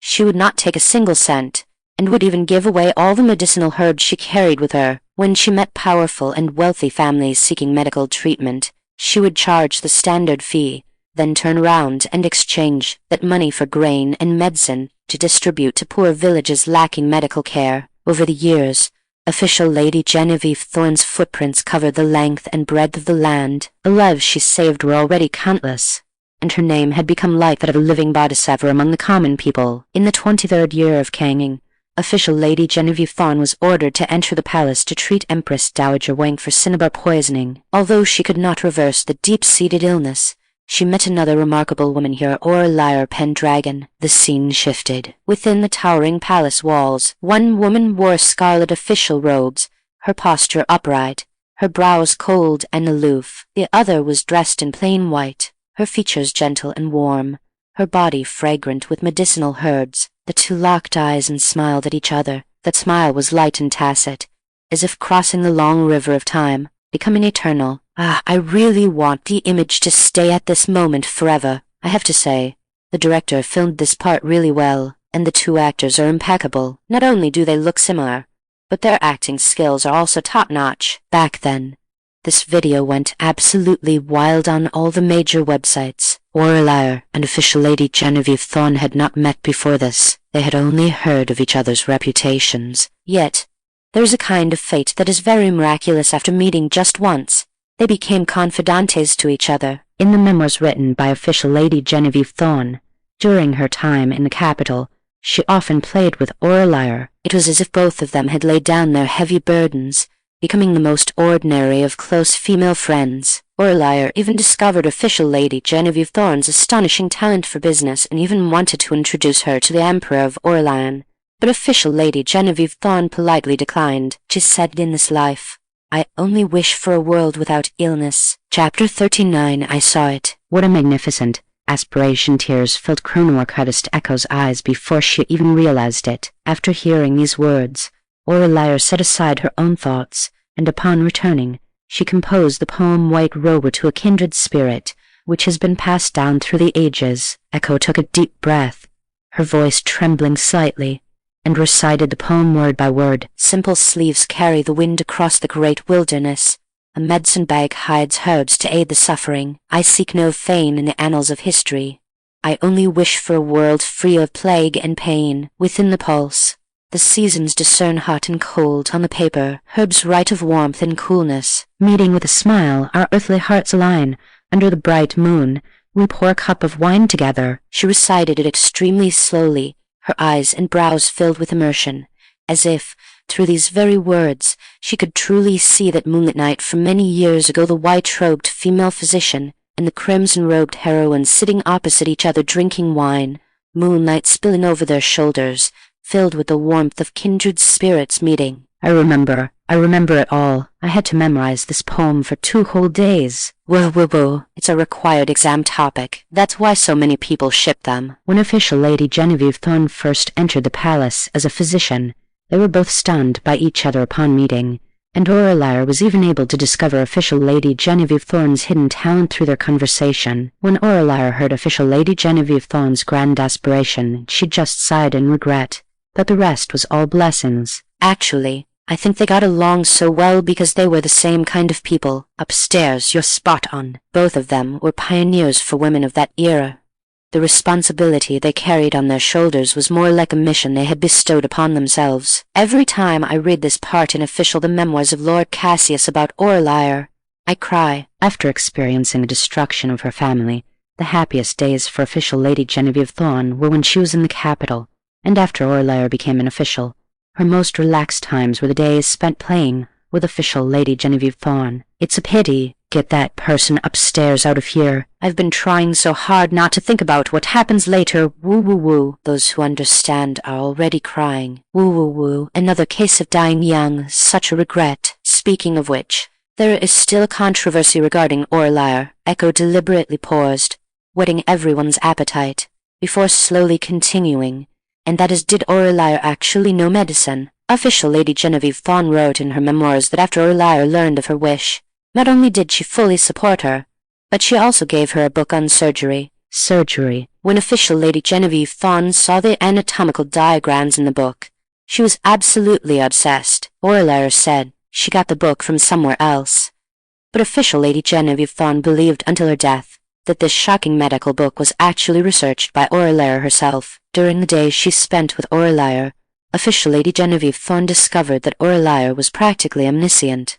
No matter the subject, Aurelian could talk about it with ease. Moreover, in that era, medicine was always focused on internal conditioning. Who had ever heard of such a discipline? However, there are indeed no records in history books about Aurelian being proficient in medicine. Whether this is true or false can only be left to individual interpretation. Echo blinked playfully, but I lean more towards official Lady Genevieve Thorne's theory. After all, I'm a blind fan of Aurelia PenDragon. Aurelia PenDragon looked at the sky screen, speechless. Medicine? She really didn't know it. However, as a modern person, she could indeed talk a little about everything. But that persistent and pure official Lady Genevieve Thorne, she really did want to meet her. Did they become best friends after just one look? Genuine curiosity stirred in Aurelia PenDragon's heart. Chrono-Archivist Echo's voice sounded again, but this time, it was tinged with deep melancholy. Throughout her life, official Lady Genevieve Thorne never went against the grand aspiration she set in her youth.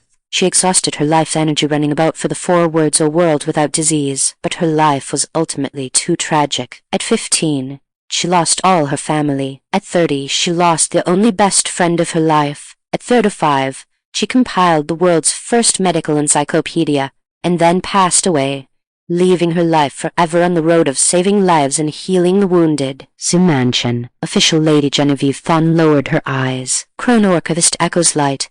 offhand narration had roughly outlined her entire life, from an orphan whose family was destroyed, to a world-renowned female physician, and finally to her passing. It hadn't even taken the time of an incense stick to burn. Complex emotions churned in the depths of her heart, like cotton wool soaked in spring rain, sour, astringent, and heavy. Unresigned, perhaps. Bewildered. Indeed, that too. She was clearly only 13 years old. Her life had not yet truly begun, yet she had already seen the ending in advance. Sterling Manor. Aurelia PenDragon was calculating her own fate based on the information revealed by the sky screen. In the 22nd year of Changning, official Lady Genevieve Thorne was 15. And she herself had passed away in the year official Lady Genevieve Thorne turned 30, which would be the 37th year of Changning. Aurelia PenDragon was slightly stunned. Her life would only last 34 years. She couldn't describe what she was feeling at this moment. However, she could not let these things affect her. Counting it up, in her past life, she should have died long ago. It was heaven's pity that granted her an extra lifetime. Even if she only lived for 34 years, she had profited. The light and shadow on the sky screen gradually became soft. The gears of time turned silently, and this episode's commentary had entered its finale. Unlike usual, Echo did not disappear from the light screen immediately. She stood quietly in place, and after a moment, she bowed deeply to the camera. I've wanted to do this for a long time. Her voice was laced with a bit of choked emotion, yet every word was sincere. I fell in love with history because of the state of Aurelian. The story of the state of Aurelian is too wonderful, too fascinating. I really want to thank our ancestors for their contributions. It is your blood and flesh that have supported generation after generation of the future. She raised her eyes, her gaze filled with burning respect. Thank you, Aurelia, thank you, Emperor Tiberius the Wise, thank you, Medical Immortal, thank you, young General King. There are too many people to thank, and I also thank every commoner throughout the ages. Ooh, the theme of this episode has been elevated. Yeah, thank you. And thank you to everyone who has contributed to this land. I stood up too and bowed to the screen, even though they can't see it. +1 +1. Mansion. Official Lady Genevieve Thorne's eyes were still red, but the corners of her mouth couldn't help but curve up. Breaking into a smile through her tears, I saw it. Aegis marches. General Silas Vance scratched his head, looked at the sky screen, and chuckled, his tone carrying the brightness of a young man. If they knew we could see them, would they be so embarrassed they'd want to find a hole to crawl into? The Imperial Palace. The Emperor of Aurelian gazed at Echo on the sky screen, his previous displeasure vanishing like smoke. A descendant. I can see. Sterling Manor. A faint smile rippled at the corners of Aurelia PenDragon's lips. I saw it. It wasn't just her. Millions of citizens of the state of Aurelian all tilted their heads, gazing at the sky screen hanging high in the firmament, looking at that figure from the future. They all saw it. Chapter 40. The Emperor's Grandson. All right. Thank you all, my darlings, for your continued support and company. That's all for this video. I need to calm down a bit before I can continue writing the second half. If you liked this video, don't forget to like, subscribe, and share. See you next time. Chrono-Archivist Echo's voice dissipated like the wind. The people of Great Aurelian had long since grown accustomed to such sudden appearances and disappearances. At this moment, however, the Sterling Manor was shrouded in gloom. Ever since the sky screen revealed the fate of Aurelia PenDragon's premature death, everyone in the mansion had gathered in Zyrie's courtyard, each wearing a worried expression. Aurelia PenDragon rubbed her forehead helplessly. She would have to comfort her family one by one again. It wasn't until news came that the Emperor of Aurelian had summoned her to the palace that Aurelia PenDragon was finally relieved of this happy burden. Inside the imperial study, seeing Aurelia PenDragon enter, the Emperor of Aurelian blurted out, "Quick, give little Master Dragon a thorough examination." Following the Emperor of Aurelian's gaze, one could see a crowd of people standing outside the hall. Judging by the number, it seemed like every idle physician from the Imperial Medical Academy had been summoned. The corner of Aurelia PenDragon's mouth twitched imperceptibly. The physicians dared not delay and stepped forward, one by one, to check her pulse. When the last physician finished, the head of the Imperial Medical Academy bowed forward and said, "Your Majesty, little Master Dragon's pulse is deep, steady, and powerful, as strong as an ox. She is in excellent health." Hearing this, the Emperor of Aurelian turned his gaze to Aurelia PenDragon. The person before him was clearly slender, as if a gust of wind could blow her over. It was hard to reconcile this with the head of the Imperial Medical Academy's description, yet he trusted the medical skills of the head of the Imperial Medical Academy, so the question arose, why would someone so strong and healthy, with no hidden ailments, meet such a tragic end in the prime of her life? The Emperor of Aurelian's eyes suddenly turned sharp. He absolutely could not let Aurelia PenDragon repeat the same mistake. The importance of Aurelia PenDragon to great Aurelian went without saying. Anyone who dared to touch his beloved official was digging at the foundations of great Aurelian and making an enemy of the entire nation. This matter had to be investigated thoroughly. The Emperor of Aurelian forcibly suppressed his surging thoughts, softened the sharpness in his brow, and reached out to pick up a thick stack of memorials from the desk, handing them to Aurelia PenDragon. Take a look. These are all memorials impeaching your father. My father? Aurelia PenDragon frowned upon hearing this. With her father's personality, he wouldn't dare make a peep in the court.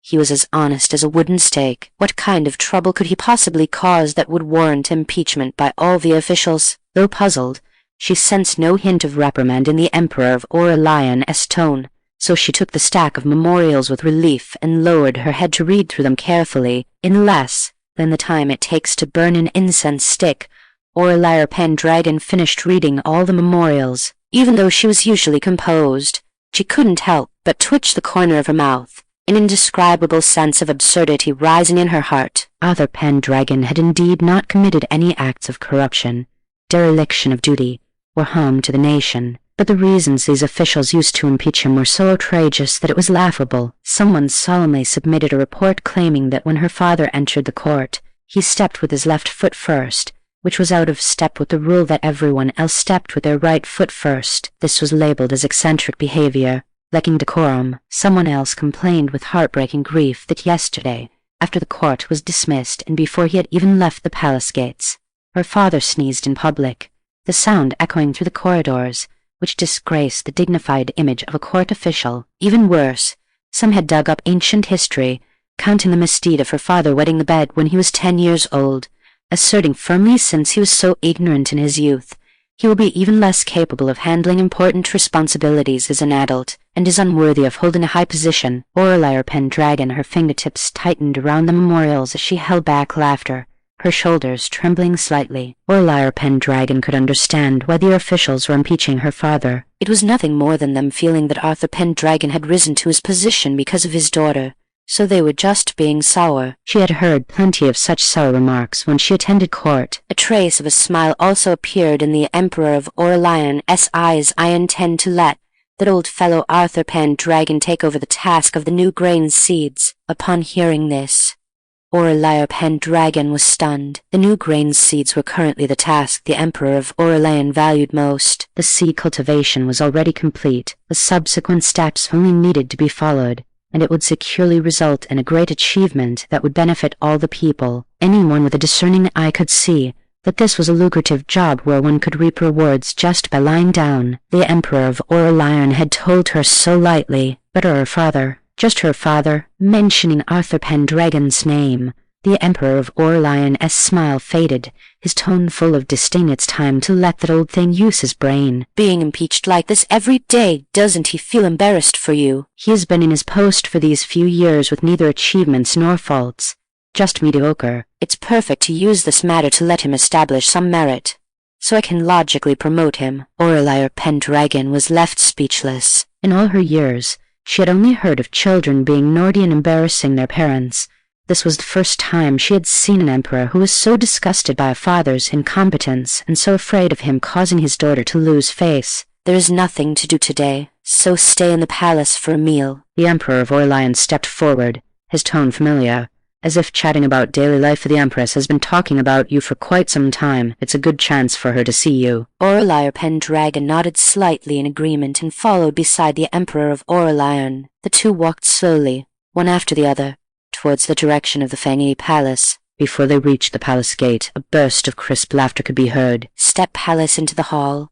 A warm scene greeted them. The Crown Prince stood side by side with the Crown Princess, chatting with the Empress, and beside them stood a delicate, porcelain-like little figure, Imperial Grandfather. The crisp child's voice broke the peace in the hall. The little figure was like a lit firecracker, pattering over as he rushed towards the Emperor of Aurelian. But just as he reached them, the child caught a glimpse of Aurelia PenDragon beside the Emperor of Aurelian, and his footsteps came to an abrupt halt. The playful energy from just a moment ago vanished instantly. He straightened his small body, his chubby little hands hanging neatly by his sides, and put on a mature and prudent expression on his small face, calling out crisply, "Little Master Dragon." Aurelia PenDragon looked at his bulging cheeks, with a hint of untamed mischief still hidden in his large, dark eyes. The soft spot in her heart was instantly touched, and her fingertips couldn't help but itch, creating an urge to reach out and pinch them. This little dumpling was Zhuzuming,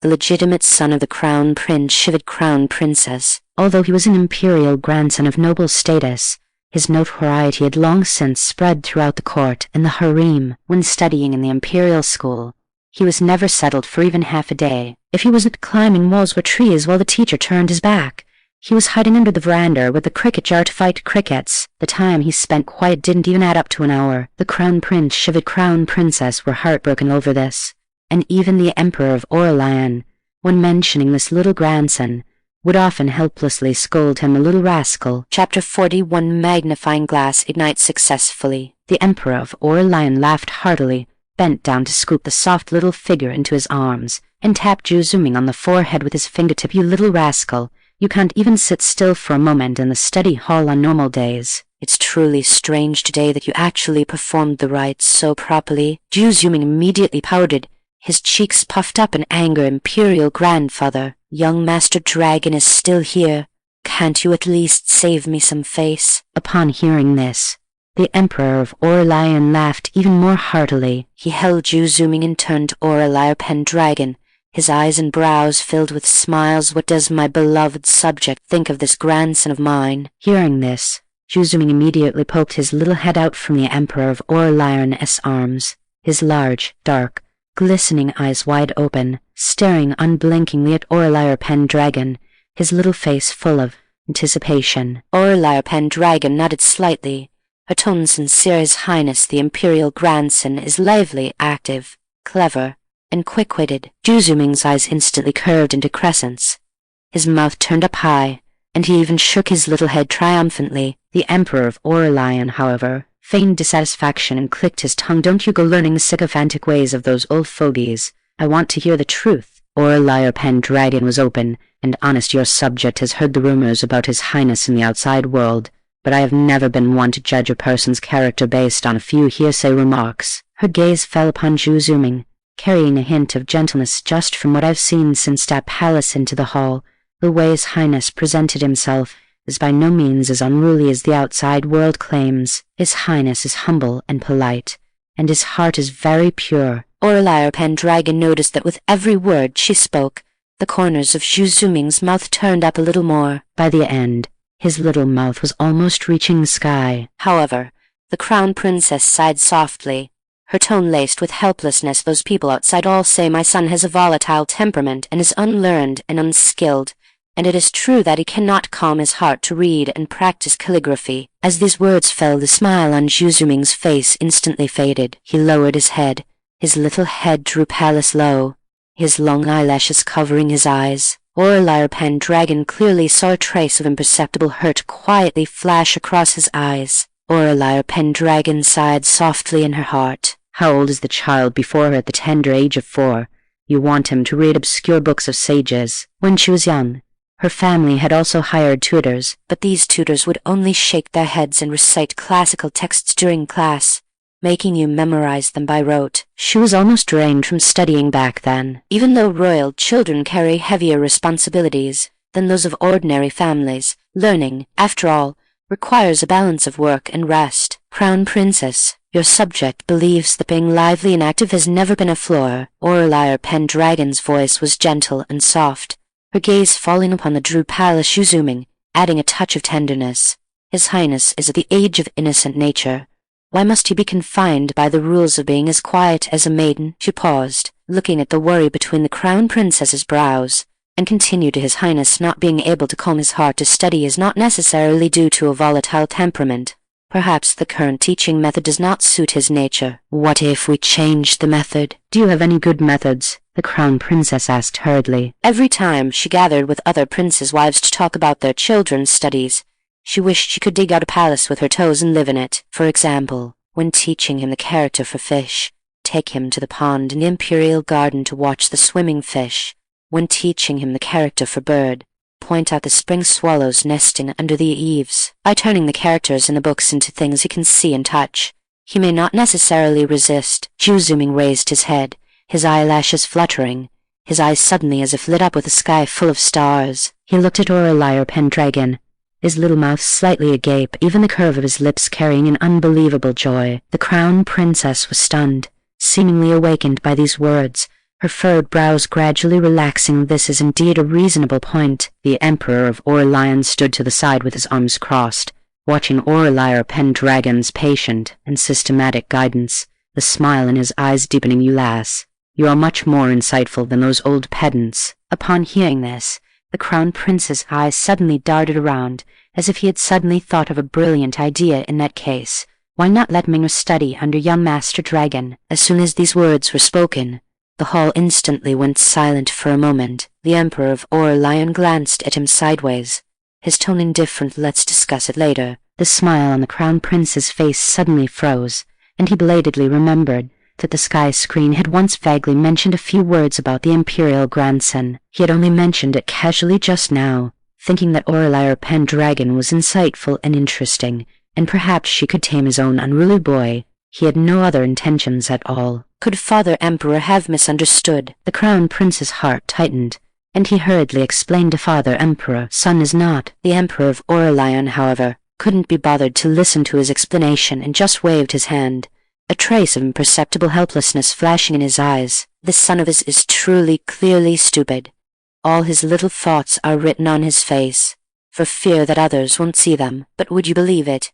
This very fool is actually the smartest one among all his sons. When he established the Crown Prince back then, wasn't it just picking the tallest among the short ones? The Emperor of Aurelian sighed to himself. In fact, hadn't he also had the same thought regarding what the Crown Prince said? But once he thought of the regrettable incident recounted by the sky screen, he suppressed this thought. His beloved subject already carries heavy responsibilities. How could he bear to add such a burden to her? If she were really exhausted, where would he find another Aurelia PenDragon? Upon leaving the imperial palace, Aurelia PenDragon received a large pile of rewards. Lyra and Clara had already been waiting at the palace gate for a long time. Aurelia PenDragon looked at the small box and Lyra of the Veil's hand. Let's go. We are going to find that kid to fulfill our promise. Sanctum of the Foundling Orphanage. Jiang Tong was burying his head. His fingers lightly tapped palace the ground, intently counting the ants crawling in a line, not even noticing that someone had arrived beside him. Sister Pei. It was only until he heard the familiar voice that he raised his head, a sweet smile instantly spreading across his little face. Aurelia PenDragon squatted down and handed the magnifying glass, polished, smooth, and transparent, to him. Jiang Tong's gaze was immediately attracted to it. He carefully took it, his fingertips repeatedly stroking the cool mirror surface, his eyes full of surprised light. He had long since found dry, withered leaves in the courtyard. At this moment, he skillfully spread the leaves on the flat ground, held the magnifying glass steadily above the leaves, and adjusted the angle to chase the most intense sunlight. Aurelia PenDragon did not make a sound to disturb him, but quietly accompanied him on the side, her gaze falling on his focused little face. Jiang Tong maintained the same posture throughout. She felt that with such endurance and focus, he would succeed in whatever he did. Don't know how long it had been. A wisp of burnt smell drifted into her nose, only to see the small piece of withered leaf under the magnifying glass slowly rising with a wisp of blue smoke, and immediately after, a spark jumped up and lit, instantly burning into a small flame. It's burning. It can really be ignited. Chapter 42. Someone from the QE family comes. Jiang Tong's pupils reflected the flickering flame. Full of joy and excitement, he rubbed the magnifying glass in his palm, tracing the outline of the lens inch by inch. This seems different from a regular bronze mirror. No sooner had he spoken, he seemed to have discovered some incredible mystery, holding the magnifying glass up to his eyes. This can actually magnify things. Sister Pei, what is this thing? I know this, it's a magnifying glass. Lyra replied. Then why is it like this? Jiang Tong asked again. Lyra of the Veils, oh. This she did not know. Jiang Tong turned his head, staring unblinkingly at Aurelia PenDragon, the thirst for knowledge in his eyes almost overflowing. Aurelia PenDragon explains slowly. This lens has been specially treated. It is thick in the middle and thin at the edges. When light passes through, it refracts, thereby magnifying the image of the object, allowing one to see the fine details that are difficult to discern on ordinary days. Jiang Tong listened with great concentration, his little head nodding slightly, frowning one moment and showing realization the next. Aurelia PenDragon did not expect him to understand. Even she only had a half-understanding. Moreover, these principles were very complex for the adults of ancient times, and Jiang Tong was still so young. After Aurelia PenDragon finished speaking, Jiang Tong's eyes suddenly lit up, as if he had caught onto some key point, and he pursued then according to this theory. If the lens were ground to be concave, would it have other effects? Aurelia PenDragon heard this, her eyes full of approval. Jiang Tong had only heard a simple explanation, yet he could draw inferences. He was like an unpolished piece of jade, hiding infinite possibilities. Sister doesn't know about this either. Aurelia PenDragon curved her lips, her tone carrying a bit of encouragement.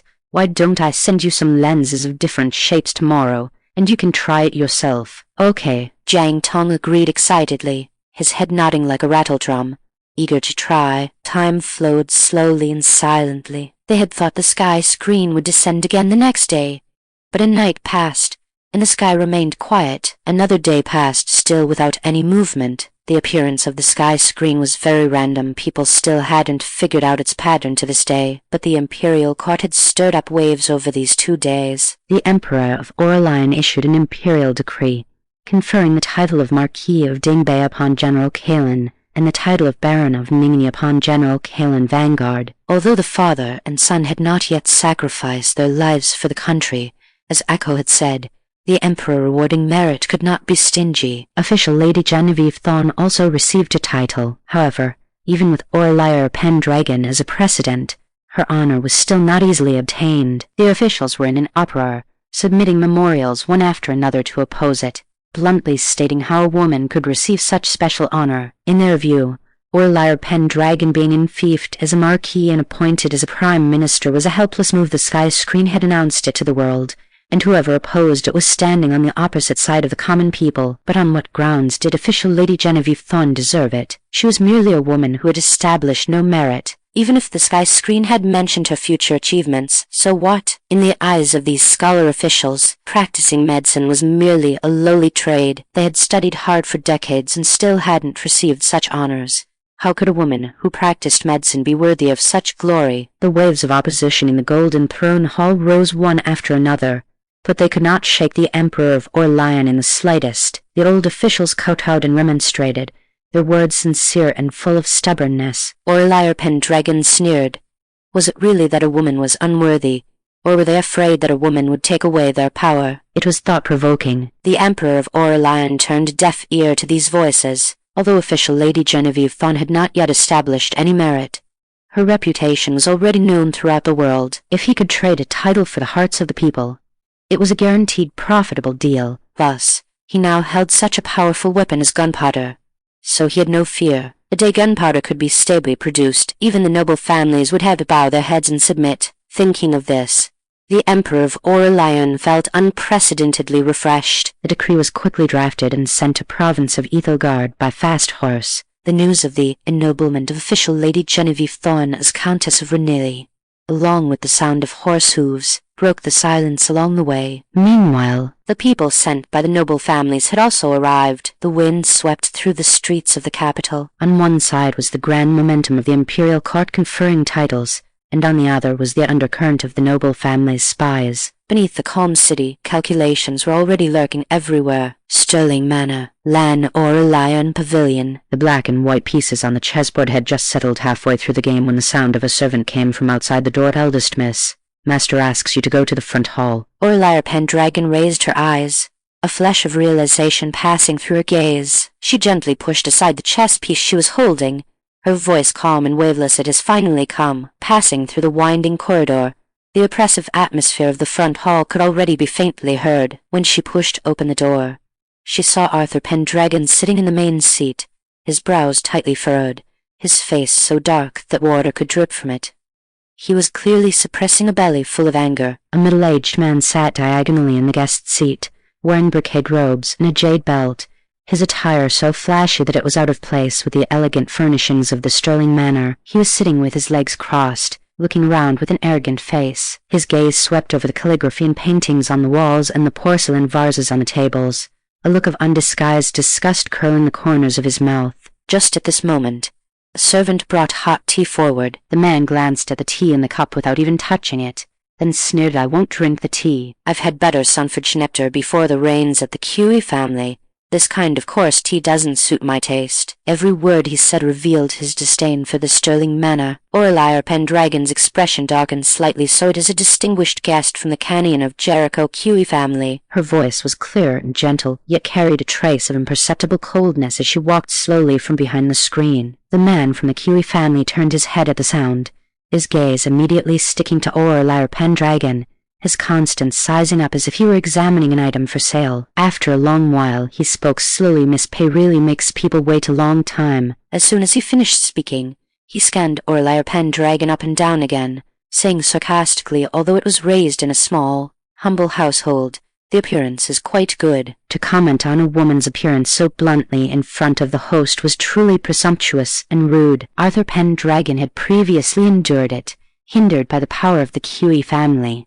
But these words touched his bottom line, and he could no longer suppress it. He slammed the teacup in his hand heavily onto the table of Steward Ezra.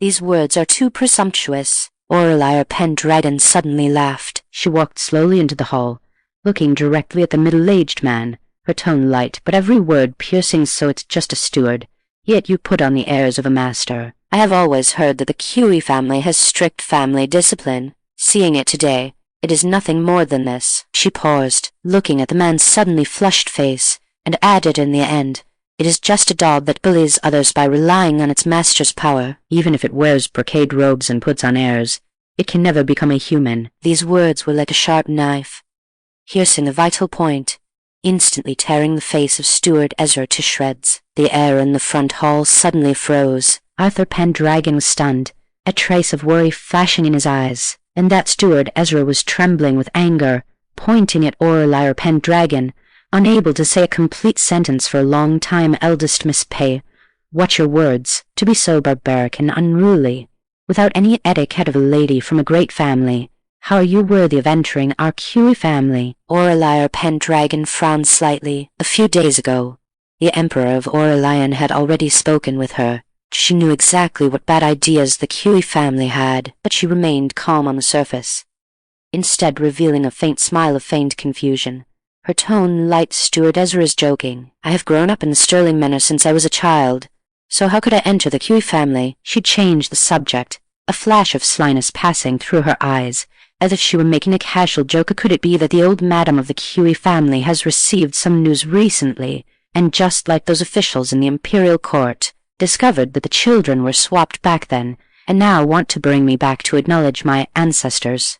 Steward Ezra was choked, unable to speak for a moment, and then a thick look of disdain appeared on his face, as if he had heard a huge joke. "A wild girl from a small, humble household like you, also worthy of being a young lady of our Cuey family. It is simply wishful thinking." After the disdain, he put on a high and mighty, condescending appearance, his chin slightly raised. "I came here this time to take a concubine on behalf of my young master." "Miss Pay, being able to enter the Cuey family as a noble concubine of the young master is your great fortune." He paused, his eyes full of warning, as if he were bestowing a favor. "If you enter the door of our Cuey family in the future and are still this unruly and speak without restraint, no one will be able to protect you. At that time, don't blame the Cuey family for not being merciful with their family laws." Arthur PenDragon in the main seat was burning with anger. "The Cuey family goes too far." "How can you be allowed to insult my daughter, Arthur PenDragon, like this? Taking a concubine." "It is simply daydreaming." Aurelia PenDragon raised her hand to press her father's arm, signaling him not to be impatient. She looked at the face of Steward Ezra, who was determined to win, the smile in her eyes completely cooling, but her tone remained calm. "Steward Ezra, I fear you are mistaken. I, Aurelia PenDragon, neither covet the wealth of the Cuey family, nor do I care to be a noble concubine. Go back and tell your young master to look for another branch to climb. Chapter 43. How long can the aristocratic families still exist? Steward Ezra left the Sterling Manor in a fit of rage. Before leaving, he accidentally tripped over the threshold and cursed furiously in anger. He never expected that Aurelia PenDragon would actually dare to refuse him. The Cuey family was the head of the aristocratic families, an existence even more prestigious than the royal family. How many people broke their heads trying to climb the Cuey family's high branches? Where did she get the nerve to refuse? Moreover, her words were quite disrespectful toward him. It was simply detestable. Thinking that he was the dignified steward of the Cuey mansion, he was given some face wherever he went. This Lady Pay was simply too ungrateful. It infuriated him. Once he returned, he would definitely exaggerate and twist the facts when telling the master about today's events. So what if she was a court official? With just one word from the Cuey family, they could completely break her wings. HMPH. Aurelia, with your words just now, you have thoroughly offended the Cuey family's steward. The Cuey family is powerful and has always been petty and vindictive. I fear they will not let this rest, Arthur PenDragon said, very worried for his daughter. Aurelia PenDragon's eyes turned cold at his fine. I never intended to be on good terms with the Cuey family anyway. It was only a matter of time before the Emperor of Aurelian took action against the aristocratic families. Her actions today could be considered adding fuel to the fire of the coming storm. However, the Cuey family was deeply rooted. It would not be easy to eradicate them completely. She needed to think carefully about whether there was any way to accelerate the collapse of this behemoth. As she was deep in thought, a servant's urgent report came from outside the door. Master, eldest miss, someone from the Zier family of Canon of Jericho is outside asking to see you, saying they have important matters to discuss. The Zier family? Arthur PenDragon frowned, his face immediately showing impatience. Could it be the same as the Cuey family plotting to make my daughter a concubine? These aristocratic families, none of them have any good intentions. Let him in. A refined figure walked slowly into the front hall. The person who arrived was a young man dressed in a green robe. The fabric was plain but finely crafted. He had an upright posture and a delicate face, with a scholarly air between his brows. He looked gentle and refined, completely different from the arrogant and ostentatious Steward Ezra from earlier. After entering, he first bowed with his hands folded in front of him. His movements were proper, and his tone was humble. I am Alden Mercer, the second young master of the Canyon of Jericho Zier family. Greetings, Uncle Pay. Greetings, Miss Pay. Forgive my presumptuous visit. I hope you will excuse me. When his gaze fell upon Aurelia PenDragon, there was no hint of frivolity, only appropriate respect. He was neither deliberately distant nor overly intimate.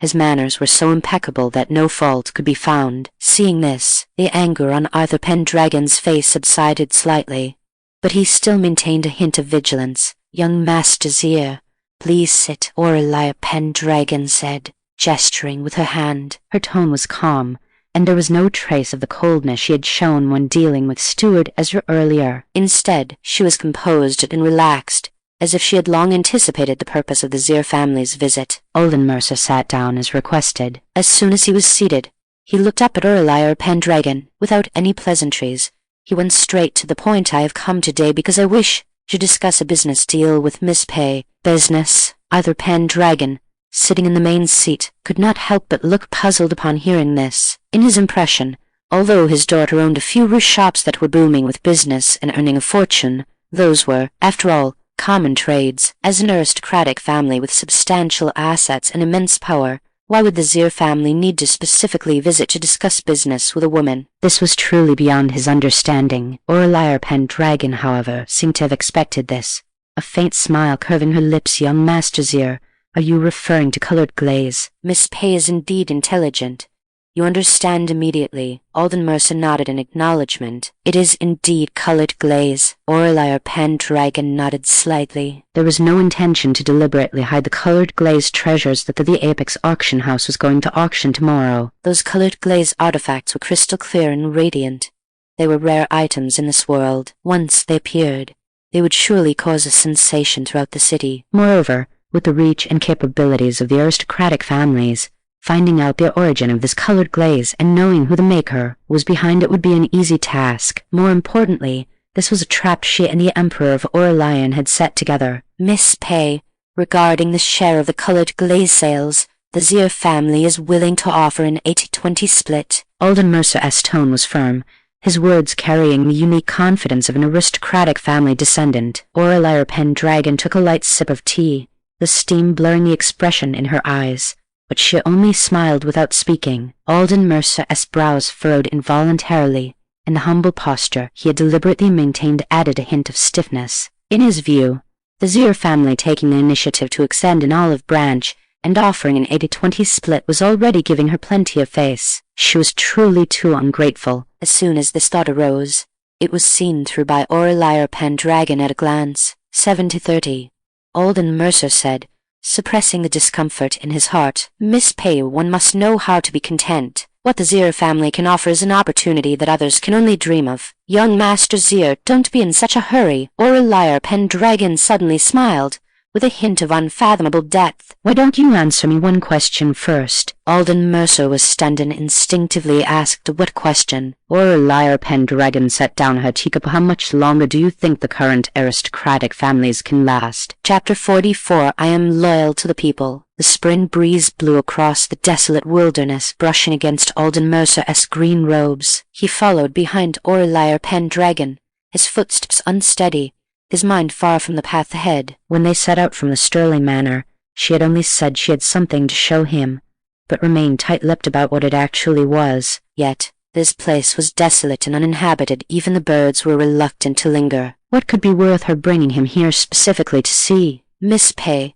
he finally broke the silence. What exactly is this about? Aurelia PenDragon stopped, raised her eyes to scan the vast, empty ground round them, and let her gaze settle on a flat earthen mound before nodding slightly. Right here will do. Before Alden Mercer could react, he saw the attendants carefully lift an object wrapped tightly in black cloth from the carriage and place it on the ground. Immediately after, they brought over many stones, piling them densely all around it. Move further back, came Aurelia PenDragon's voice. Although Alden Mercer was full of doubts, seeing the grave expressions of the people around him, he knew this matter was no small affair. He retreated about 10 meters, only stopped palace when Aurelia PenDragon's figure stood still in front of him. His gaze remained glued to the black cloth-wrapped object, the cloud of doubt in his heart growing heavier. Seeing that he had retreated to a safe distance, Aurelia PenDragon spoke up. That's far enough. One of the men stepped forward, took a fire starter from his robes,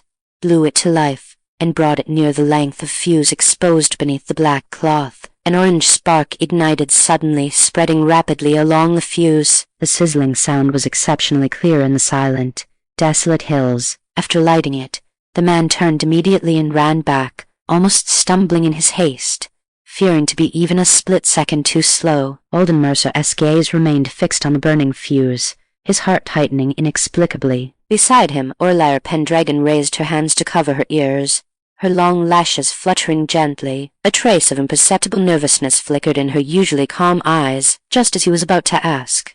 A heaven shaking, earth-shattering roar suddenly exploded. Boom! The thunderous roar slammed fiercely against his eardrums. Alden Mercer only felt his head buzzing. When he looked up again, he saw that the open space was already shrouded in smoke. A pungent smell of sulphur mixed with the raw scent of earth rushed toward him, making him instinctively frown and choke. The stones that had been piled up were blasted away, and a deep crater had been blown into the ground. This is his Alden Mercer's lips could not stop trembling. If this thing were to land on a living person, they would likely be reduced to nothing in an instant. The composure and calmness characteristic of a young master from a noble family on his face were now completely shattered. The shock churning in his eyes was like raging waves, mixed with a trace of undisguised fear, and his fingertips could not help but tingle slightly. Is this the gunpowder that the sky screens spoke of? A thought suddenly flashed into his mind, and Alden Mercer snapped back to reality. The sky screen had described the spur-shaking weapon,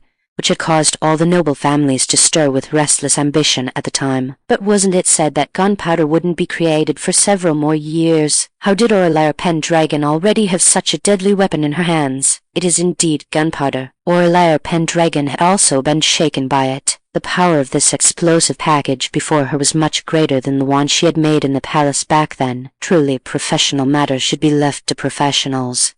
Those alchemists had not disappointed her. Alden Mercer remained speechless for a long time after hearing this. He gazed at Aurelia PenDragon, seeing that although there was still a lingering look of shock in her eyes, her expression had already calmed down quickly, returning to that look of having everything under control. At this moment, he finally had a clear understanding of this famous chancellor, who was set in the sky screen to be remembered for ages. During the period before the sky screen appeared, she had been able to ascend to the peak of power by her own strength. Now, with the endorsement of the sky screen, she was even more formidable, like a tiger given wings. Miss Pay, had you already calculated all of this? Alden Mercer's voice carried a hint of imperceptible dryness. He suddenly realized that perhaps from the moment the noble families, flooded into the capital, they had already fallen into a trap. Aurelia PenDragon did not deny it. Simply turning to look at him, the Zir family has been wise for generations. I trust I don't need to say more about how you should choose. Alden Mercer's gaze was deep as he looked at the slender yet imposing young woman before him. For some reason, he suddenly thought of his grandfather, even though she was only in her 20s. Her actions were so unfathomable. Actually, my initial purpose in coming to the capital this time was for a marriage alliance, Alden Mercer said slowly. He recalled the night before he set off for the capital, when his grandfather had asked the same question under the lamp as Aurelia PenDragon between noble families and dynasties, which can last longer. At that time, his answer had been incredibly firm. Dynasties change like a carousel, but the foundations of noble families are as deep as the sea. Even if a dynasty perishes, the noble families can still survive. His grandfather had only shaken his head, telling him to go to the capital to find the answer. If Aurelia PenDragon differed from the person described by the sky screen, he was to proceed with the original plan. If she were truly as the sky screen said, he was to act according to circumstances. Only now did Alden Mercer understand his grandfather's profound intention. From the first moment he saw Aurelia PenDragon, he knew that the woman before him was no ordinary person. Therefore, he had changed the subject on the spot and never mentioned the marriage alliance again. And today's earth-shaking blast in this desolate wilderness had precisely confirmed his grandfather's judgment. The smoke gradually dispersed. Alden Mercer looked at Aurelia PenDragon's calm profile, and he already had his answer in his heart. Aurelia PenDragon took in all of Alden Mercer's expressions. She smiled lightly. That blast just now was a slap she gave to Alden Mercer and the noble families behind him. Using thunderous power to shatter their arrogance, to let them see clearly that in the face of absolute power, everything is but a dream and an illusion. But after hurting someone, one must always offer a sweet treat. She did not want to make an enemy of the Zir family, or rather, it was not yet the time. The roots of the noble families were spread everywhere, and what was more critical was that they were incredibly united in the face of major events. Ordinary methods of sowing discord could not shake the foundations at all. Aurelia PenDragon knew well that to pry open the dead game, she had to use a two-pronged approach, a sufficiently lethal deterrence combined with absolute benefits. Of course, these 2 points were far from enough. The spies that the Emperor of Aurelian had planted among the various families had delivered the relationships of the major noble families to Aurelia PenDragon's desk 1I1. Although the Curie family held the title of the head of the noble families, the other families harbored secret resentment. The Curie family acted in an eccentric and overbearing manner, committing all kinds of evil. To be associated with such a greedy, vicious tiger would only lead to being stabbed in the back, and the Zir family was the partner she had carefully selected. Over these years, the Zir family and the Curie family had had many clashes. This resentment, accumulated over many years, was the crack she could exploit. Moreover, the Zir family always acted in a low-key and reserved manner, and they often opened their granaries to distribute grain and provide relief to disaster victims, earning a good reputation among the common people. Such a family was indeed a very suitable ally. In a flash of thought, Aurelia PenDragon took 2 booklets from her sleevy young master's ear. These are the sugar-making method and the glass formula. The profits obtained can be split 70-30 as you suggested. Besides that, if I have new formulas in my hands, I can give priority to the Zir family. Alden Mercer's gaze froze on the booklets, his pupils constricting so much profit. There is no free lunch in this world, would she, Aurelia PenDragon, be so kind? Aurelia PenDragon pursed her lips. I have always been very generous to my allies. If you want the horse to run, you have to feed it grass. The Zir family was a key piece in breaking up the noble families. The big promises she made were not given to them for free. There is a long road ahead. Besides, in the future, She would make them spit out what they had eaten willingly. "What does Miss Pay want?" Aurelian PenDragon met his gaze and said word by word, "I want the Zir family and the Zir family's disciples to stand on the same front as His Majesty." "You are loyal to the Imperial Court?" Alden Mercer frowned slightly, his tone carrying a hint of testing. However, Aurelian PenDragon shook her head gently, her gaze passing over Alden Mercer to look toward the vast horizon in the distance, where smoke curled from chimneys and countless figures were tilling the land. "I am loyal to the people, loyal to the people." Alden Mercer stared blankly at Aurelian PenDragon. In her eyes, there was no desire for power, no greed for profit, only a clear sense of compassion. That was the appearance of someone who truly cared for the common people. Chapter 45 Lore. Tristan Thorn. Night had fallen. The final rays of the setting sun brushed over the dark tiles of the Sterling Manor before being swallowed whole by the thick twilight. After parting ways with Alden Mercer at the city gate, Aurelian PenDragon returned to the mansion, Step Palace, through the cooling evening breeze. Lan Aurelian Pavilion. The candlelight flickered, casting a bright, pristine glow upon the stack of improved paper on the desk. While the location for the paper mill was still being considered, she had long since sent people to study the paper-making techniques. As soon as the factory building was completed, they could immediately begin production. "Miss, these are the survey questionnaires from the various villages," Clara said as she walked in, carrying a booklet. "As you instructed, I have recorded the names and addresses of all the farming households who are willing to have their female family members seek employment. I have already taken 3 of the new-style weaving machines to the surrounding villages and trained a few nimble-fingered women. They learned quickly and all said that these machines are much less strenuous to use." Aurelian PenDragon took the booklet, her fingertips tracing the neat handwriting line by line, and nodded. "You've worked hard." "How could it be hard work when I am able to ease your burdens, Miss?" Clara replied, her eyes curving into crescents with her smile. By Aurelian PenDragon's side, she was no longer just a maid who served others. She was someone capable of handling tasks on her own. This sense of value made her feel fulfilled every single day. Lyra of the Vales, who had been standing to the side, had already prepared hot water for washing. Seeing that they had finished their business, she hurriedly stepped forward. "Miss, it is getting late. Please wash up and rest early." She was not as capable as Kirusui, but she could take care of Aurelian PenDragon's daily needs with meticulous attention. Remembering that the sky screen had once said her mistress would die young, she became even more cautious, terrified of making even the slightest mistake. Aurelian PenDragon rubbed her throbbing temples.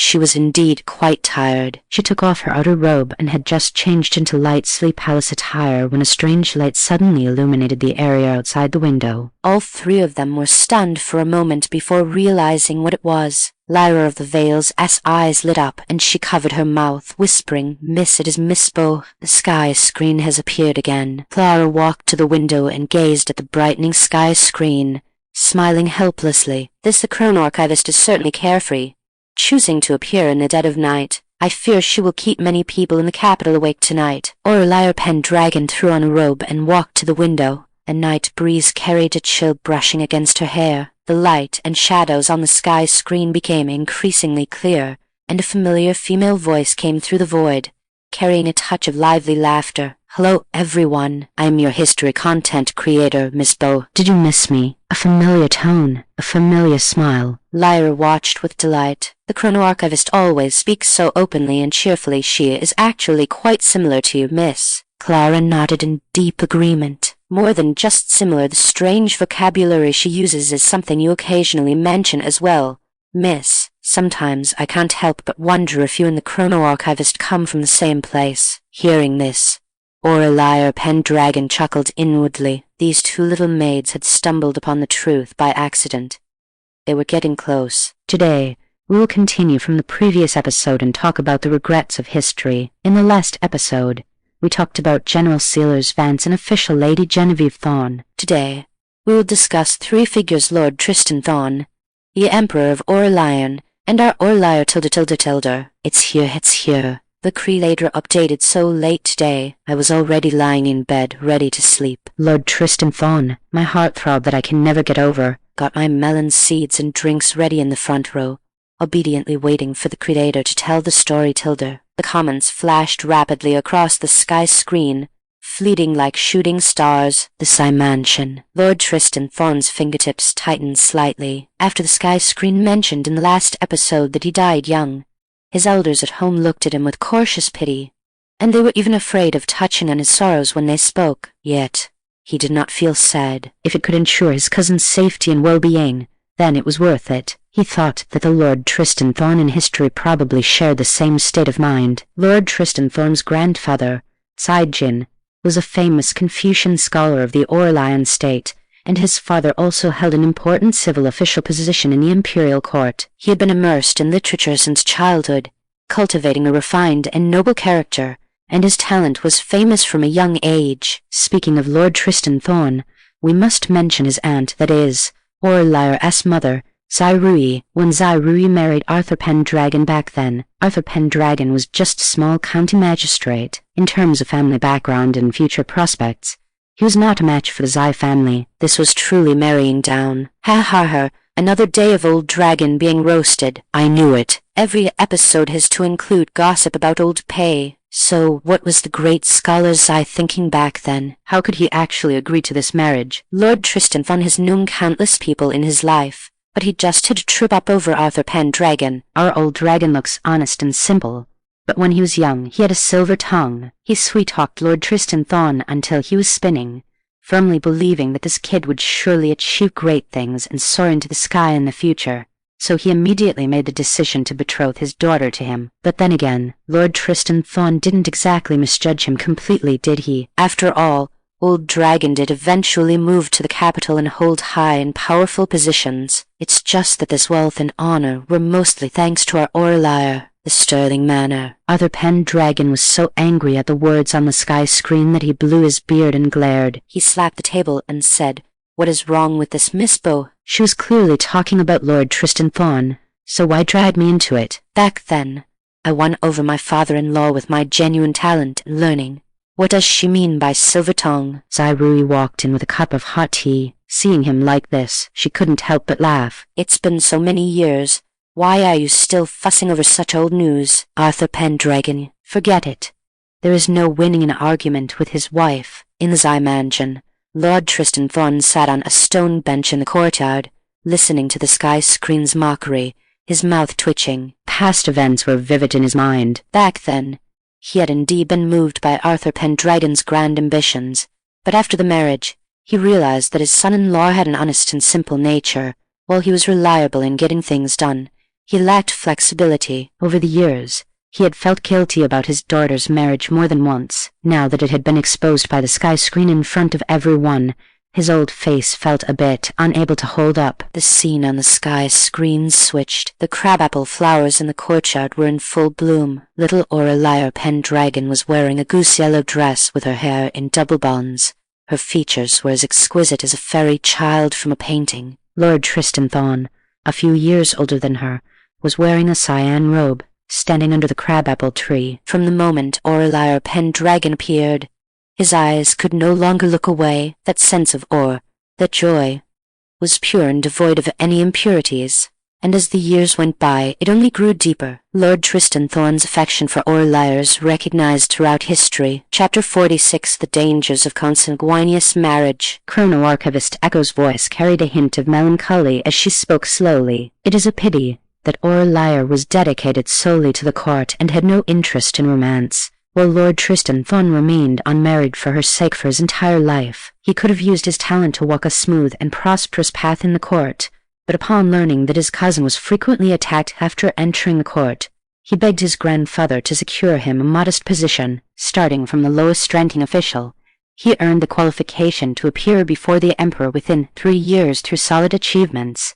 Yet he chose the path of an imperial censor, to put it bluntly, a heckler. In the video playing on the sky screen, the actor playing Lord Tristan Thorne had handsome features and stood in the court like a jade tree in the wind, composed and unhurried while debating against the scholars. If others criticized him, he could calmly strike back, but the moment anyone dared to utter a word against Aurelia, his eyes would instantly redden as he switched into battle mode. The sharp, Inspired words he unleashed were enough to make the veteran officials in the court nearly faint from rage. I'm dying of laughter. Lord Tristan Thorn is undoubtedly the #1 heckler in Great Aurelian. Who could imagine a refined young master spitting while berating old scholars? The contrast is off the charts. Lord Tristan Thorn, criticize me if you want, but criticize my cousin. I'll berate you until you're speechless. This blatant, straightforward favoritism is what makes it so heart-wrenching. In the fanfiction on Tomato, the pairing of Aurelia and Lord Tristan Thorn is overwhelmingly the most popular. No matter what position Lord Tristan Thorn held,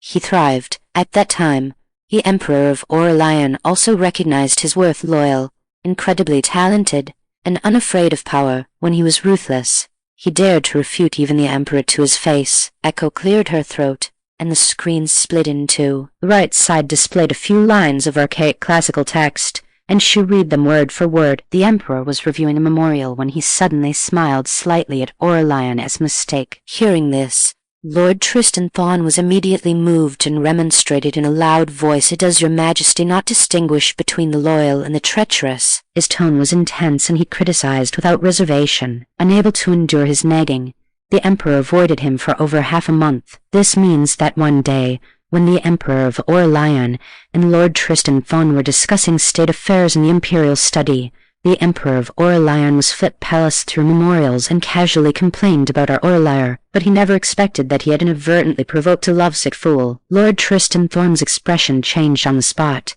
and he bluntly told the Emperor of Aurelian that he couldn't even distinguish between the loyal and the treacherous, and he rambled on for half the day. And the result, the Emperor of Aurelian was so overwhelmed by his lecturing that he hid from him for over half a month. Ha ha ha. If I were there, I would definitely advise Emperor Tiberius the Wise, don't provoke a lovesick fool, no matter who it is. It's fortunate that Lord Tristan Thorn encountered our Emperor Tiberius the Wise, who could see his sincerity and lack of malice, and was even willing to reflect on his own faults afterward. Inside the palace, the Emperor of Aurelian snorted upon hearing this, though a hint of a smile hid at the corner of his lips. This is what I call being magnanimous. How could he possibly bicker with a young lad? Especially a foolish lad who had been a bachelor his entire life. Heh. Emperor Tiberius the Wise provoke me? That's like poking a marshmallow. The first person to call the cousin a lovesick fool is a genius. Actually, Emperor Valerius just felt that Aurelia was too talented and took on too much work, which kept him busy as well, so he casually complained. But Lord Tristan Thorn misinterpreted it and lectured him for a whole hour. Whenever Lord Tristan Thorn is involved in Aurelia's affairs, his brain automatically shuts off. Everyone, please understand Tilda. I feel like Emperor Valerius is so fluffy. When provoked, he gets all ruffled, but he calms down right away. He's just too cute. Emperor of Aurelian, descendants of the future. Do you hear how ridiculous this sounds? He is the wise and mighty ruler of Great Aurelian. How could he be some fluffy little creature? After the last video ended, I posted a poll in the comments section. Does Aurelia actually have feelings for Lord Tristan Thorn? Surprisingly, 75% of you voted yes. Regardless of whether you voted this way because you felt it was a tragedy, I personally think Aurelia did like Lord Tristan Thorn. Aurelia PenDragon, ho. Really? Lord Tristan Thorn, ho? Really? Don't you dare disbelieve me. I went through a lot of material to reach this conclusion. First of all, Aurelia has always had many suitors, but she politely declined them all. She didn't even accept the male concubines bestowed by the Emperor. Only when facing Lord Tristan Thorn did her refusals always involve a bit more deliberation. When facing confessions from other men, direct rejection. When facing Lord Tristan Thorn, sorry cousin, I have to reject you, blah blah blah. She said a long string of words. Aurelia PenDragon, is there any difference between the two? What difference? This is the difference. It's the patience of using so many more words than when rejecting others. The content creator's interpretation is just too outrageous. It sounds very logical, but I don't know where the logic is. I think it's mainly because Lord Tristan Thorn had the status of a relative, and Aurelia didn't want to hurt his feelings, so she was more detailed. Taking my Aurelia away. Isn't it better for the sister to be beautiful on her own? Black circle, letter 1A1, 3 letter 1A1. Haha. No more joking. Anyone who has read the history books knows that Aurelia never had feelings for anyone in her life. This point was mentioned in the autobiographies of her maids, Lyra and Kyusui, as well as by Asher, Oh right, I heard other content creators analyze that Aurelia actually liked Lord Tristan Thorn but restrained herself because close relatives could not marry. What? Close relatives cannot marry. A single stone stirred up 1,000 ripples. The people of Great Aurelian immediately pricked up their ears, waiting for the future generations to cleanse their perceptions once again. In ancient times, consanguineous marriage was a common occurrence. But after Aurelia truly held power, the first thing she did was submit a memorial to abolish the strass and raise the legal marriage age to 18. Unsurprisingly, this again provoked strong opposition from all the civil and military officials in the court. The sky screens switched scenes. In the video, Aurelia PenDragon was seen wearing her court robes, standing in the center of the golden throne hall, facing the criticism of the entire court. Her expression remained calm and ripple-free. She raised her hand to signal the officials to be quiet, her voice as clear as jade striking stone. The ancestral customs you speak of, my lords, are merely old habits left behind by our predecessors due to their limited understanding. What is the foundation of the nation? The health of the people and the prosperity of the descendants are the true foundations of the nation. She then ordered people to bring up dozens of volumes of case files, all of which were cases reported from various regions. There were families of close relatives who married and gave birth to mentally disabled children for 3 generations. There were women who married at 16, suffered 3 pregnancies and 3 losses within 5 years, and ended up infertile for life. There were even remote villages where, due to the custom of intermarriage within the clan, the infant mortality rate reached 70%. The shocking statistics made the once noisy court fall into dead silence. The veteran officials held the files and could no longer utter a single word of opposition. At this moment, the camera panned to Lord Tristan Thorn standing in the line of court officials, his face full of pride and support. Seeing that some still wanted to argue, he was the first to step out. Master Dragon is right. If ancestral customs are dross, they should be reformed. If folk customs harm the people, they should be strictly prohibited. I am willing to guarantee with my own official position that the implementation of this policy will have 100 benefits and no harm. For both the country and the people, the cousin is always Aurelia's most solid backing. I'm crying to death. Lord Tristan Thorn, whatever my cousin says is right. Whoever opposes her, I will berate. Lord Tristan Thorn is not just a logic fool. He is also the head of the career fan club, ha. Aurelia is too amazing. To have such understanding in ancient times is simply time travel-level foresight. With ironclad evidence before him, the Emperor of Aurelian did not hesitate. But once the decree was issued, the whole country was shaken. At first, there was quite a bit of criticism among the people, especially from those families who had already arranged consanguineous marriages, and complaints were rampant. However, Aurelia was well prepared. She ordered posters to be posted everywhere, explaining in detail the dangers of consanguineous marriage and early marriage. She also sent officials to the countryside to preach and established special agencies to mediate for families with marriage contract disputes. Lord Tristan Thorn even volunteered to go to the southern counties where the new policy was the most difficult to implement, and even paid out of his own pocket to provide marriage assistance to poor families. In the video, Lord Tristan Thorn was dressed in casual clothes, standing on a field ridge in the countryside, talking eloquently to the villagers who had gathered around. An old farmer was puzzled. Marrying a cousin is adding family to family. It has always been this way. How can it be harmful? Lord Tristan Thorn squatted down, picked up some soil to draw on the ground, and said straightforwardly, "Look, uncle, it's just like these crops. If you plant seeds from close relatives, the seedlings that grow will either be weak and fragile or won't bear fruit. People are the same. If the bloodline is too close, the children born will be hard to raise, and even if they survive, they may be plagued by illness." The easy-to-understand explanation made the villagers gradually let go of their prejudices. Chapter 47. The Disaster of Province of Kadir. 3 years after the implementation of the new policies, the changes in the state of Aurelian were evident.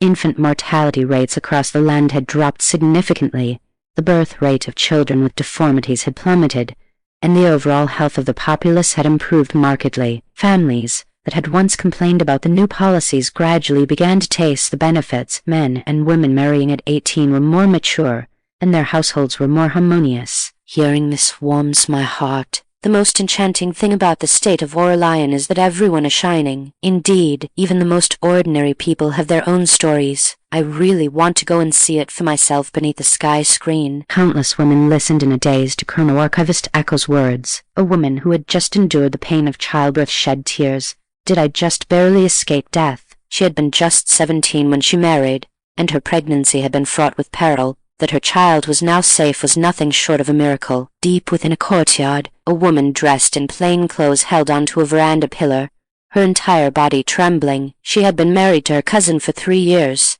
yet she remained childless. The cold words of her mother-in-law and husband, along with the gossip of the neighbors, pricked at her heart like needles every single day. She had blamed herself countless times, believing she simply lacked the blessing of children. At this moment, hearing the words from the sky screen, she clutched her lower abdomen, tears flooding down her face.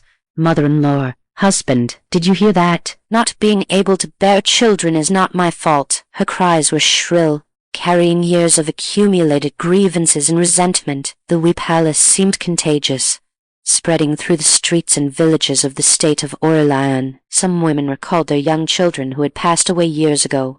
At the time, the child had just turned 1 before dying of a sudden illness. She had always blamed her own lack of care, and had not slept soundly a single night since. Only now did she realize that she had been merely 15 when she married, that the birth had been difficult, and that the child had been born weak. It was the fault of marrying too young. She collapsed to the ground. "My child, it was mother who harmed you. If I hadn't married so young, would you have been able to live?" Then there were the mothers who had given birth to children with deformities.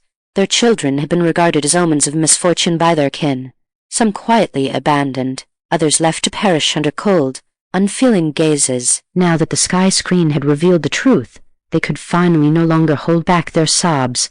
"My child, you were not a curse, you were just born into a cruel fate." In this moment, the shackles binding the women of the world loosened ever so slightly. The imperial palace. The Emperor of Aurelian stroked his vermilion brush, the tip hovering over the imperial edict. He had never been one to drag his feet. Since the sky screen had spoken, and the people had seen the dangers of close-kin marriage and early marriage with their own eyes, pushing through a prohibition now would surely meet with little resistance. By the way, as someone prepare 2 generous rewards for little Aurelia PenDragon and that boy from the Xi family, since I am claiming their future merits in advance. There ought to be some compensation. Yes. This old servant will go and arrange it immediately." Eunuch Cedric bowed to accept the decree. On the sky screen, Echo watched the scene in the video where Aurelia PenDragon and Lord Tristan Thorne went to the Sterling Manor for a family reunion after the matter concluded, and she could not help but sigh softly. What a beautiful scene. I truly wish time could stop at this moment forever! Exclamation. "I knew it! Every time you give us a sugar cube you follow it up with a lethal blade." Can you act like a human being? Who on earth taught you how to edit videos? "Refund your tuition. I don't want to watch anything tragic. I'm not listening. This is the ending. I've decided that this is the ending. It's a pity that all of this was ultimately destroyed. Prince Ishmael is truly a historical sinner. I hate him so much." On the official road, dust billowed. Prince Ishmael was leading a troop of men on the road, having been ordered to travel to Whispering Vales to investigate the truth behind the banditry. Chrono-Archivist Echo's voice, filled with resentment, rang out clearly from the sky screen. His heart gave a sudden jolt, and his fingers, grip palace the reins, tightened involuntarily. "A historical sinner." These 4 words struck his heart like a heavy hammer, leaving him inexplicably panicked. What on earth had he done to earn such infamy? Sterling Manor. Aurelia PenDragon's eyes narrowed sharply. Province of Qadira again. The sky screen had mentioned this place repeatedly. What exactly had happened there? The root of all this began with the great drought in province of Qadira. Chrono-Archivist Echo's voice carried a hint of heaviness as she slowly unveiled the prelude to the past. That year, province of Qadira suffered 2 catastrophic disasters. First came a great drought. For months there was no rain, the crops in the fields withered away, and there was no harvest at all. Before the people could recover from the despair of the drought, an earthquake suddenly struck, houses collapsed, roads were severed, and their already arduous lives were made even worse. Cries of misery filled the land. It was a sight too tragic to behold. What? A great drought, an earthquake. The people of province of Qadira were devastated. An old farmer with graying hair collapsed onto the ground, letting out a heart-wrenching wail. Heaven, are you trying to destroy the people of province of Qadira? At that time, province of Qadira was under the jurisdiction of Prince Duan, and the prefect of province of Qadira was a benevolent official who cared for the people. After the disaster struck, the prefect immediately decided to open the granaries to distribute grain and provide relief to the victims. Prince Duan also exhausted all of the prince's mansion's savings and resources to provide disaster relief, but there were simply too many victims for them to handle. Province of Qadira was not the only place suffering from the drought. Upon hearing that province of Qadira had opened its granaries, victims from neighboring prefectures and counties flocked there, supporting the elderly and carrying the young, causing relief supplies to quickly run thin. Urgent memorials were sent to the capital, carried by riders on the fastest horses. Upon learning of the disaster in province of Qadira, the Emperor of Aurelian was frantic with worry. He immediately mobilized personnel, prepared grain and provisions, and dispatched officials to province of Qadira to oversee the disaster relief efforts. Everyone has probably guessed it by now, haven't you? The one who was entrusted with this heavy responsibility and sent to province of Qadira to oversee the disaster relief was none other than Prince Ishmael. Chapter 48, Province of Qadira Rebellion. This Prince Ishmael is simply, the people of province of Qadira have suffered too much. They just went through a drought, then an earthquake, and then they had to encounter such a goddamn scourge. What kind of sin have they committed? The sky screen was filled with colorful language. One look, and Aurelia PenDragon knew the netizens were cursing up a storm. Prince Ishmael was a man consumed by selfishness, completely unfit for disaster relief. The Emperor of Aurelian held on to hope for this son and was reluctant to give up on him. But at that time, how could she, Aurelia PenDragon, possibly allow him to step foot into province of Qadira? The next second, Chrono-Archivist Echo's voice provided the answer to her confusion. It's a pity that Aurelia was busy with infrastructure construction in Aegis marches at the time. If she had been in the imperial court, she certainly wouldn't have allowed this decree to be issued. As I've said before, although our Emperor Valerius can be called an emperor through the ages, none of his sons inherited his brilliance. Although Crown Prince Julian is the legitimate eldest son and was named the heir early on, apart from his brother born of the same mother, the eighth prince, none of his other younger brothers are convinced of his authority. Does Emperor Valerius not know his sons are mediocre? How could he not know? But he has no choice. If he were to hand over this great land to the crown prince, one could see the end of the road at a single glance. He has thought about deposing the crown prince, wanting to pick the best of the bunch among his sons, and even thought about choosing a talented person from the imperial clan.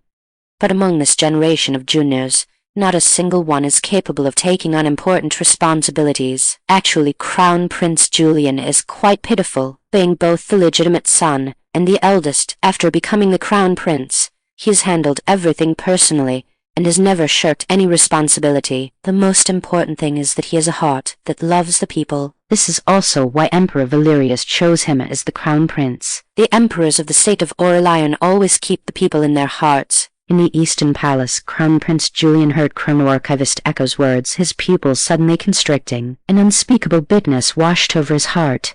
Yet there was also a faint sense of relief. He was too tired. How could he not know that he was not cut out to be an emperor? He also knew he had disappointed his imperial father, but his natural talent was limited. No matter how hard he tried, he was ultimately unable to do what he wished. Crown Prince Julian sighed softly and muttered to himself, "Imperial grandson." If his imperial father truly wanted to depose him from the position of crown prince, he would willingly accept it. He only hoped that the imperial grandson mentioned by the sky screen could truly lead the state of Aurelian to greater heights. Emperor Valerius has never given up on these sons. He invited the great scholars of the time to teach them and treated every prince equally, holding the scales of justice level. But doesn't this approach just provide an opportunity for the other princes and further fuel their ambition? Prince Ishmael is the most typical example. Inside the imperial palace, the Emperor of Aurelian heard the accusations in Chrono-Archivist Echo's words, and his fingertips paused abruptly. Was he wrong? Although he often scolded his sons for being a bunch of idiots, in his heart, he had always held expectations for them. They were all his own flesh and blood. He was happy when each of them was born, and he had watched them all grow up. How could he not love them? The Emperor of Aurelian recalled the shrewd calculations that gradually ignited in the eyes of the princes as they grew up, as well as the facade of brotherly affection they deliberately maintained, and his heart sank. He had to admit that he was wrong. Prince Ishmael can be considered the one with the most petty cleverness among the princes. Although the Emperor of Aurelian knew his character was poor, he never imagined that, as a prince supported by the people of the world, he could commit such evil acts that harm the people and shake the foundations of the nation. Ascending to the supreme position is the obsession of countless princes, and Prince Ishmael is naturally no exception. For this goal, he began to secretly cultivate his own power early on, planning every step carefully. Before the words had faded, a scene suddenly appeared on the sky screen. It showed that on the way to province of Qadira for disaster relief, every time Prince Ishmael passed a post station, the grain and provisions on the accompanying vehicles would quietly decrease. Transporting grain in ancient times already resulted in huge losses, and many officials would take the opportunity to embezzle. But Prince Ishmael's actions were simply stupid to the extreme. Excluding the normal consumption on the road, he actually embezzled a full 80% of this disaster relief grain. When Echo reached this point, her tone suddenly became agitated, and her eyes seemed to be spitting fire. A full 80%. That was the life-saving grain for the people of province of Qadira. What on earth was he thinking? Was his conscience eaten by dogs? In the Imperial Palace Hall, the Emperor of Aurelian felt his vision go dark upon hearing this number. His blood seemed to rush to his head, and his hands trembled uncontrollably. Rebellious son. You rebellious son. How could Prince Ishmael dare? How could he possibly dare? Your Majesty, please calm your anger. Your health is paramount. Eunuch Seneschal Cedric, who was by his side, hurriedly knelt on the ground, cursing Prince Ishmael in his heart. At this very moment, the entire nation was cursing this treacherous villain. Especially in the province of Qadira region, the public indignation was even greater. The streets and alleys were filled with thunderous curses, and everyone wished they could tear Prince Ishmael apart. Meanwhile, on the Imperial Road, unlike the rage of others, Prince Ishmael felt as if he had fallen into an ice cave. A bone-chilling cold shot from the soles of his feet to the top of his head, and despair clutched his heart tightly. My life is over. The soldiers accompanying him looked at him with eyes already filled with contempt and anger. Not to mention his imperial father, who loved the people like his own children at that time. Province of Qadira was already on its last breath. Prince Duan, Jujixin, looked forward to it day and night. Hope Palace, that the relief grain could relieve the suffering of the people. He even personally led people to the city outskirts to welcome it. But when he saw the meager amount of grain, his heart instantly turned cold. After all, Prince Duan is a member of the Imperial clan. How could he not see the trickery involved? On the surface, he remained calm, but in secret, he sent a fast horse to report this matter to His Majesty. Yet, no matter how secretive he was, the news leaked out. The memorial was intercepted by Prince Ishmael halfway. Fearing that the matter would be exposed, he ruthlessly sent people to assassinate Prince Duan, along with the province of Qadira prefect and all others who knew the truth, swearing to make them bury their bones in province of Qadira forever. Inside the Prince Duan's mansion, Jujixin's face was livid. Hearing Chrono-Archivist Echo's heart-piercing words, he felt a chill in his heart. Even though province of Qadira had not yet fallen into that state, he was already furious, wishing he could draw his sword and behead Prince Ishmael. He looked in the direction of the Imperial Palace, and a sense of resentment welled up in his heart. The Imperial brother has many sons. Why did he specifically send such a ruthless, stupid fool to provide disaster relief? Poor people of his province of Qadira. What on earth did they do wrong to deserve this catastrophe? The people of province of Qadira are suffering. They were relying on their last breath to hope for life-saving grain. But what they got in return was this result. Monstrous anger overwhelmed their reason, and complete disappointment in the imperial court crushed their last hope. Thus they rebelled. The province of Qadira prefect, Lin Chen, encountered successive assassination attempts, and his wife and daughter also perished one after another. Overcome with grief and indignation, he also rebelled, and Prince Duan, who initially never had any intention of rebelling, was pushed step by step by Prince Ishmael, who left him no way out. In order to protect his family, and even more so for the hundreds of thousands of common people in province of Qadira, he ultimately rebelled as well. The successive reports of rebellion in province of Kadir were like basins of ice water poured over the heart of the Emperor of Aurelian. He stood stiffly before the dragon throne. The anger he had just used to scold Prince Ishmael was now completely gone. Province of Kadir is the fertile soil of the state of Aurelian, and the people are the foundation of the state of Aurelian. The foundation was shaken, and the flames of war ignited all because of his momentary lapse in judgment. Trusting a rebellious son, the Emperor of Aurelian gazed at the scene on the sky screen of the people of province of Kadir rising up, and an indescribable regret and powerlessness weighed heavily upon him. It is my fault, it is all my fault. Inside the Prince Dune's mansion, rebelled they actually rebelled. A low murmur rolled from Zhu Jixin's throat, his tone filled with a complex and unspeakable taste. There was sorrow, and even more, heartache. My lord, this is not your fault. The Princess of Dune could not help but speak, her voice trembling. That guy Prince Ishmael truly deserves to die 1,000 deaths. How could I not know? I just didn't want to believe it. Sigh. Prince Dune wiped away his tears. In fact, when the Chrono-Archivist first mentioned that his memorial had been intercepted by Prince Ishmael, he had already thought of the outcome. Given his character, he would rebel. After all, the common people had not undergone professional training, and having been hungry for so long, most were weak. Colliding with Prince Ishmael's armed soldiers would just be throwing their lives away for nothing. How could he bear it? How could he bear it in a sterling manner? Beast. He is simply worse than a beast. Lyra was so angry that she didn't even care about hierarchy. That is the life-saving grain for hundreds of thousands of people, yet he dares to embezzle it. Is he not afraid of being struck by lightning? Clara hurriedly covered her mouth. Watch your words and actions. Aurelia PenDragon's eyes were cold as ice. She came from the modern era. In her daily life, when she scrolled through short videos and saw the difficult situations of lonely elderly people, she would still tear up, let alone the suffering of these living, thousands upon thousands of human lives. Prince Ishmael didn't just lack a heart.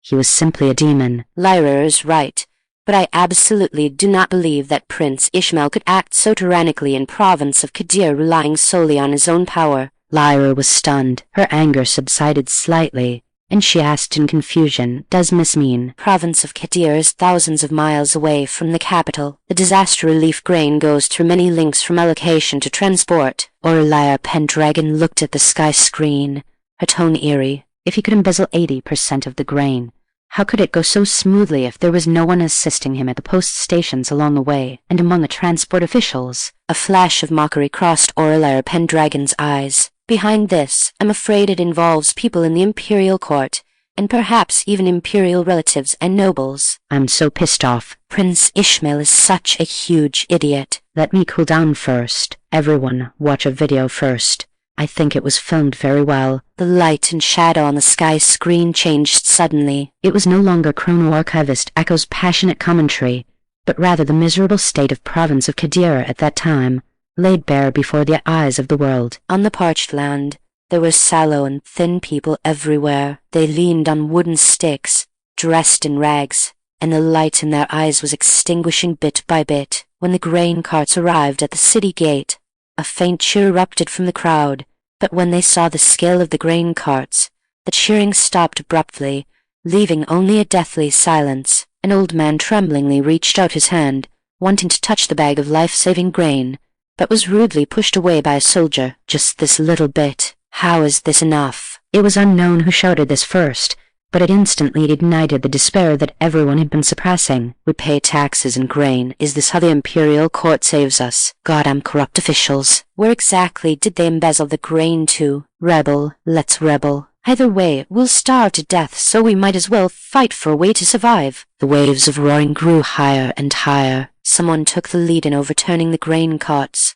and others picked up stones from the ground and threw them at the soldiers escorting the grain carts. In the chaos, it was unknown who raised their arms and shouted, and countless people followed suit. The rioting crowd moved in a mighty force towards the prefectural government office. The scene shifted to the residence of the province of Kadir prefect, Lin Chen. The night was deep, and the light of torches turned half the sky red. Men in black broke through the windows. The cold light of sharp blades flashed. The guards in the mansion resisted desperately, but were ultimately outnumbered. Lin Chen's wife held her young daughter tightly, huddled in a corner, shivering, but the sharp blades still ruthlessly pierced through her chest. The daughter's crying stopped abruptly. Lin Chen's eyes were about to split with rage. He brandished his long sword and fought with the men in black, adding several wounds to his body, and blood stained his official robes red. When he saw the bodies of his wife and child lying in a pool of blood, this prefect, who had always been upright and unyielding, finally let out a blood-curdling roar. The next morning, Lin Chen, dressed in mourning clothes, stood in front of the prefectural government office, followed by dozens of trusted aides. He held high the evidence of Prince Ishmael's embezzlement of grain, his voice hoarse but every word resonant. The prince is inhumane. The imperial court has no integrity. Today, I, Lin Chen, am willing to live and die with the people of province of Qadira. The people below the city walls cheered in response, their voices shaking the heavens. The camera fell again to the Prince Duan's mansion. The assassin's arrow had nailed into the door lintel, making a dull thud. Zhu Jixin watched the guards in the mansion fall one by one, and watched the assassin's blades swinging towards the women and children in the mansion. The last trace of hesitation in his eyes was finally replaced by ferocity. He suddenly drew the sword from his waist, and the cold light of the unsheathed blade illuminated his livid face. "Pass on my order." Zhu Jixin's voice carried an unprecedented resoluteness. "Close the city gates, organize troops, and prepare for battle. From today on, province of Qadira will no longer obey the imperial decree." The sounds of shouting and killing outside the mansion and the roars of the people were intertwined. On the sky screen, the scene froze on Zhu Jixin's turning back. His back was lonely and absolute, yet it carried the courage to burn the bridges behind him. Chrono-Archivist Echo's voice sounded again, carrying a bit of heaviness. "This is the historically famous Shul Rat case. The province of Qadira rebellion was not the fault of the people.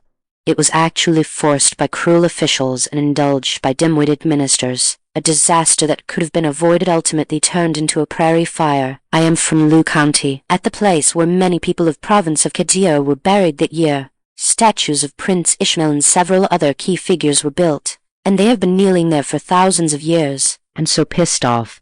I'm going to Lu County tomorrow to slap them twice." "To the one above. I'll transfer you 5 yuan.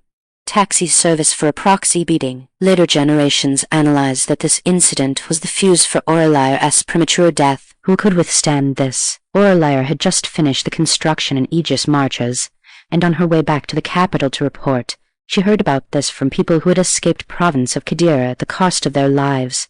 So she sent someone to deliver a letter to Emperor Valerius, and immediately turned around to head to province of Qadira. Aurelia is too difficult, and this matter can only be solved if Shia and the Emperor of Aurelian come forward. At that time, Aurelia had just produced potatoes and sweet potatoes, and the people were very grateful to her. Province of Qadira was chaotic at that time, but she was truly the most suitable person. Aurelia also knew this, yet she still went forward without hesitation. "Don't say any more, my eyes are going to pee. I really hate that gang of Prince Ishmael to death." Damn, I woke up and saw so many people urging for updates. Thank you for your support. Babies are. Today I saw someone saying that the female lead should become emperor, but I still want to follow my own pace. Chapter 49. No one. Survive. Prince Zhu Jixin and the entire populace of province of Qadira were trapped under Prince Ishmael's watch, let alone a person. Even a fly would struggle to fly out. The person Aurelia encountered was obtained only after sacrificing countless lives. I know some might ask, well, Prince Ishmael is a prince. He shouldn't have such immense power. Indeed, it would be difficult for him alone to cause such a catastrophe. Don't forget, Prince Ishmael's maternal grandfather, Shangzai, was a chancellor of the previous dynasty. Although long retired, his foundations remain deep. His mother, Shang Ruyan, is a noble consort in Emperor Tiberius the Wise's harem, currently in high favor. His uncle, Ravana the Usurper, is the Badlands of Connor Commander-in-Chief, officially commanding 50,000 troops, but secretly he has been raising private soldiers for many years, totaling as many as 100,000. Badlands of Connor is not far from province of Qadira, and the entire prefecture has long been under the Zhang family's absolute control. The province of Qadira grain embezzlement case was instigated by the Zhang family from behind the scenes. Everything made sense now. Aurelia PenDragon had already suspected as much, and once Echo finished speaking, it was completely confirmed. With troops and power, and by tightly sealing off province of Kadir and cutting off all communication channels. What a brilliant move to pull the rug out from under them. But the truth cannot be hidden forever. The Prince Ishmael mentioned by the sky screen had likely been plotting in secret for a long time, harboring thoughts of usurping the throne. And as for the various prefectures bordering province of Kadir, were they truly ignorant, merely watching coldly from the sidelines, or had they long been complicit? "Miss, the political climate in the capital is about to change," Clara said, her eyes filled with worry. "Tell me your thoughts," Aurelia PenDragon said, raising an eyebrow and looking at her encouragingly. Meeting her mistress's reassuring gaze, the confusion in Kyusui's heart gradually dissipated, since the Chrono-Archivist has made everything public and exposed the Zhang family's burning ambition in advance. Although the Badlands of Connor, Commander-in-Chief, is far away, the Elder Master Zhang is still in the capital. "His Majesty will likely take action immediately." Lyra was puzzled. "But if they arrest the Zhang family, wouldn't Ravana the Usurper and Badlands of Connor rebel prematurely? Ravana the Usurper has always had a reputation for filial piety. If the Zhang family in the capital can be controlled, even if he has the heart to rebel, he will have reservations. But if given the chance for the Elder Master Zhang to contact him, they will only make a desperate gamble." Therefore, the Emperor of Aurelian had no choice. Lyra looked sorrowful. "If they start fighting, wouldn't it be a pity for the common people?" It would have been better if the Chrono-Archivist had revealed this later. Aurelia PenDragon did not commit to an opinion. Things had reached this point.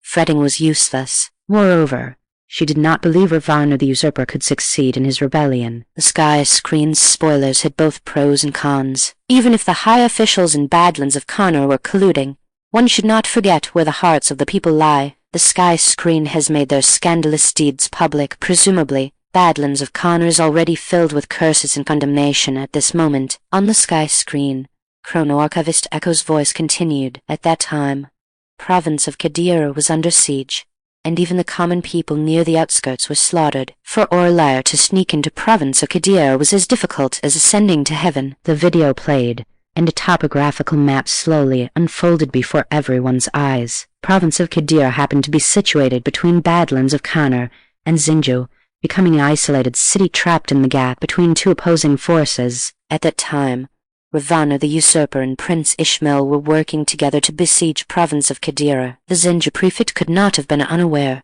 yet he delayed sending reinforcements. There must have been something fishy going on, and at that time, Aurelia only had the troop that returned to the capital with her from Aegis marches.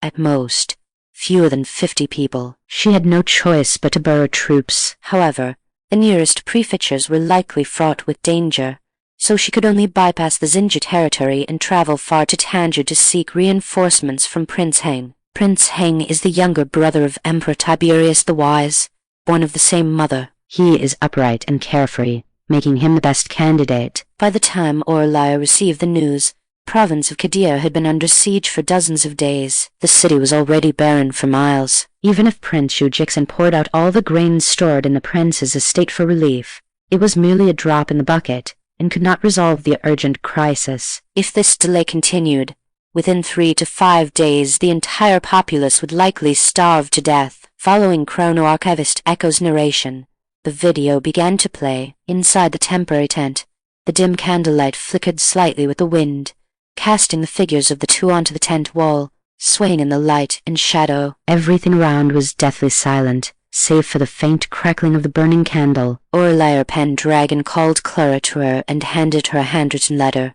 her expression somber. "My journey back to the capital from Aegis marches is no longer a secret. Most of the prefectures along the way have the Zhang family's spies. They have likely been tracking me for a long time." The others in the tent were soldiers guarding Aurelia PenDragon.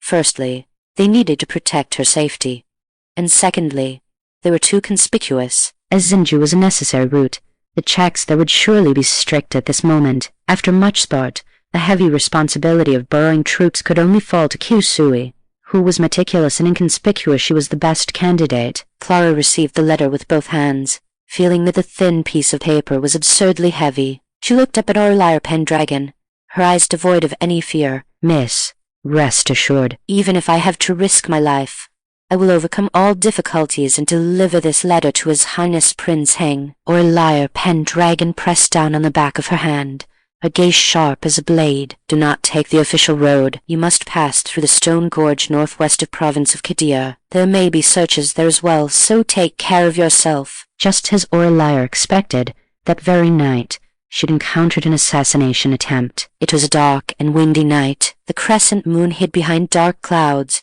and the world was shrouded in deep darkness. Several masked men in black, holding sharp blades, broken like ghosts. The blades glinted with a chilling, cold light in the faint moonlight. There was chaos outside the tent. Aurelia PenDragon patted Kyusui's hand one last time. Hide yourself and escape in the chaos. After saying this, she drew her short sword and walked out of the tent. Her sword blade swept across, precisely parrying the incoming blade. With a flick of her wrist, she slashed an assassin's arm. Blood splattered onto the ground, blooming into a patch of dark red in the gloom. An expected right. Aurelia knows martial arts, and her skills are not low at all. However, although the guards around her were very capable, the assassins were ruthless individuals who would risk their lives to achieve their goal, and every strike they made was a lethal move. Miss, you are so amazing. Lyra watched, unable to take her eyes off the screen. Aurelia PenDragon's gaze, however,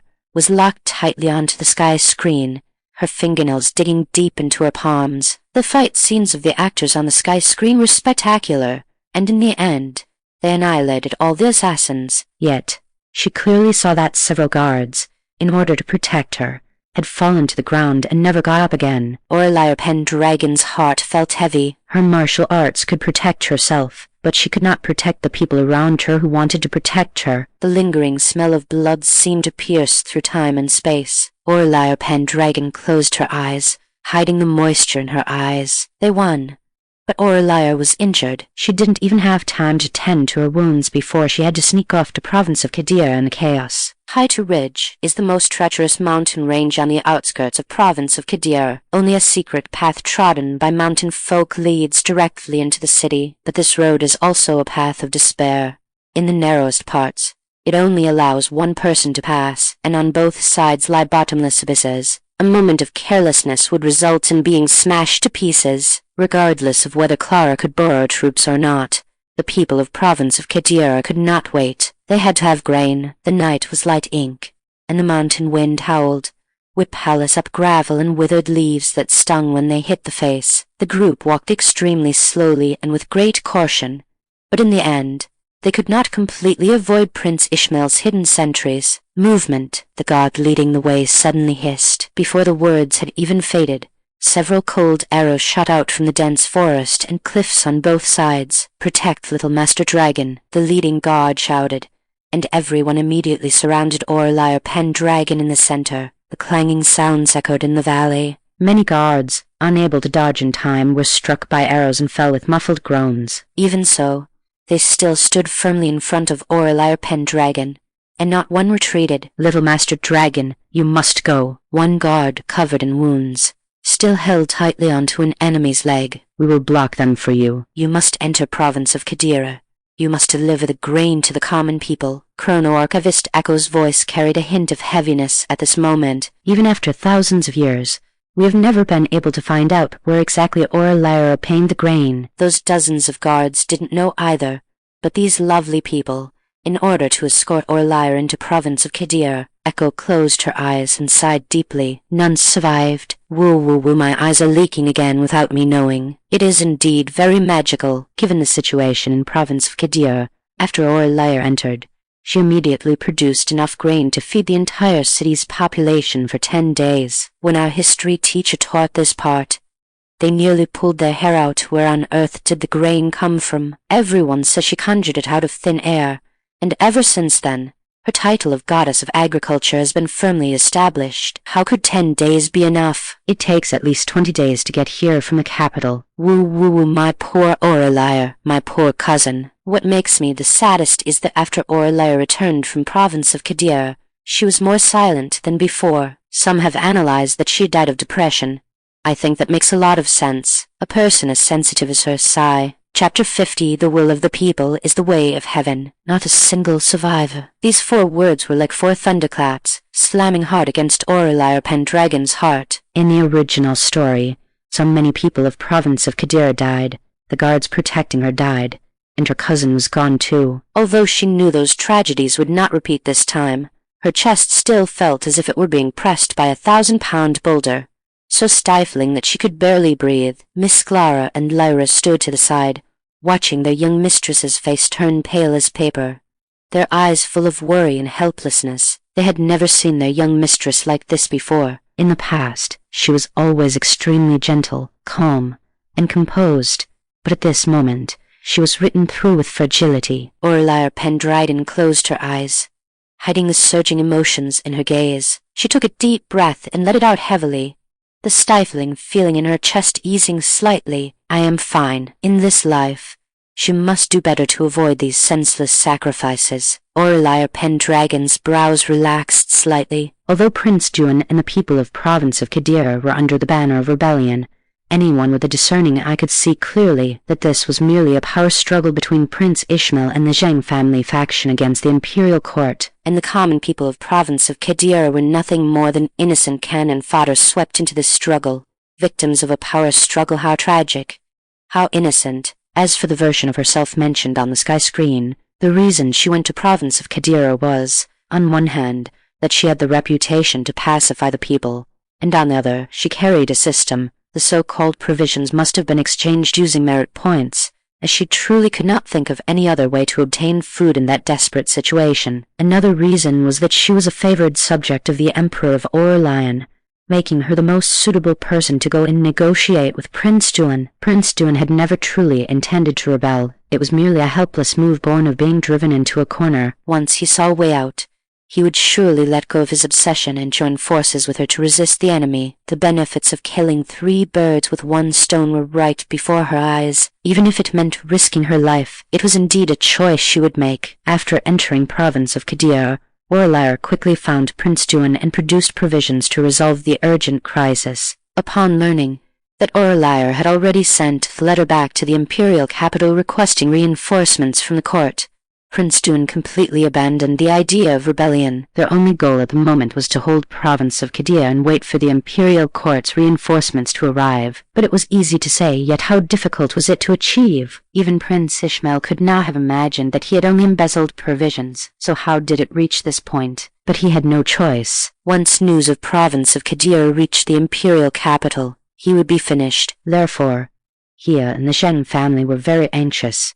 They had to break through province of Qadira before the reinforcements arrived. At that time, with Badlands of Connor and province of Qadira as strongholds, the throne would not be untenable. While Aurelia was in great danger here, Emperor Valerius was not having an easy time either. Prince Ishmael had blocked province of Qadira, but their news had long since been sent to the Zheng family in the capital. Oh my God, I feel like if I transmigrated to that era, I wouldn't even survive 1 episode. It's so interconnected. Even the villains have schemes. No wonder the content creator put Aurelia, Emperor Tiberius the Wise, and the cousin together to talk about. Thinking about it carefully, this event was indeed the beginning of the 3 people's regrets. Image watching videos in the middle of the night made me so angry that I took a car overnight just to slap Prince Ishmael a few times. Well slapped. By the way, slap that old fox from the Zheng family a few times for me too. He's clearly full of bad intentions, yet he pretends to be loyal. When Echo finished speaking,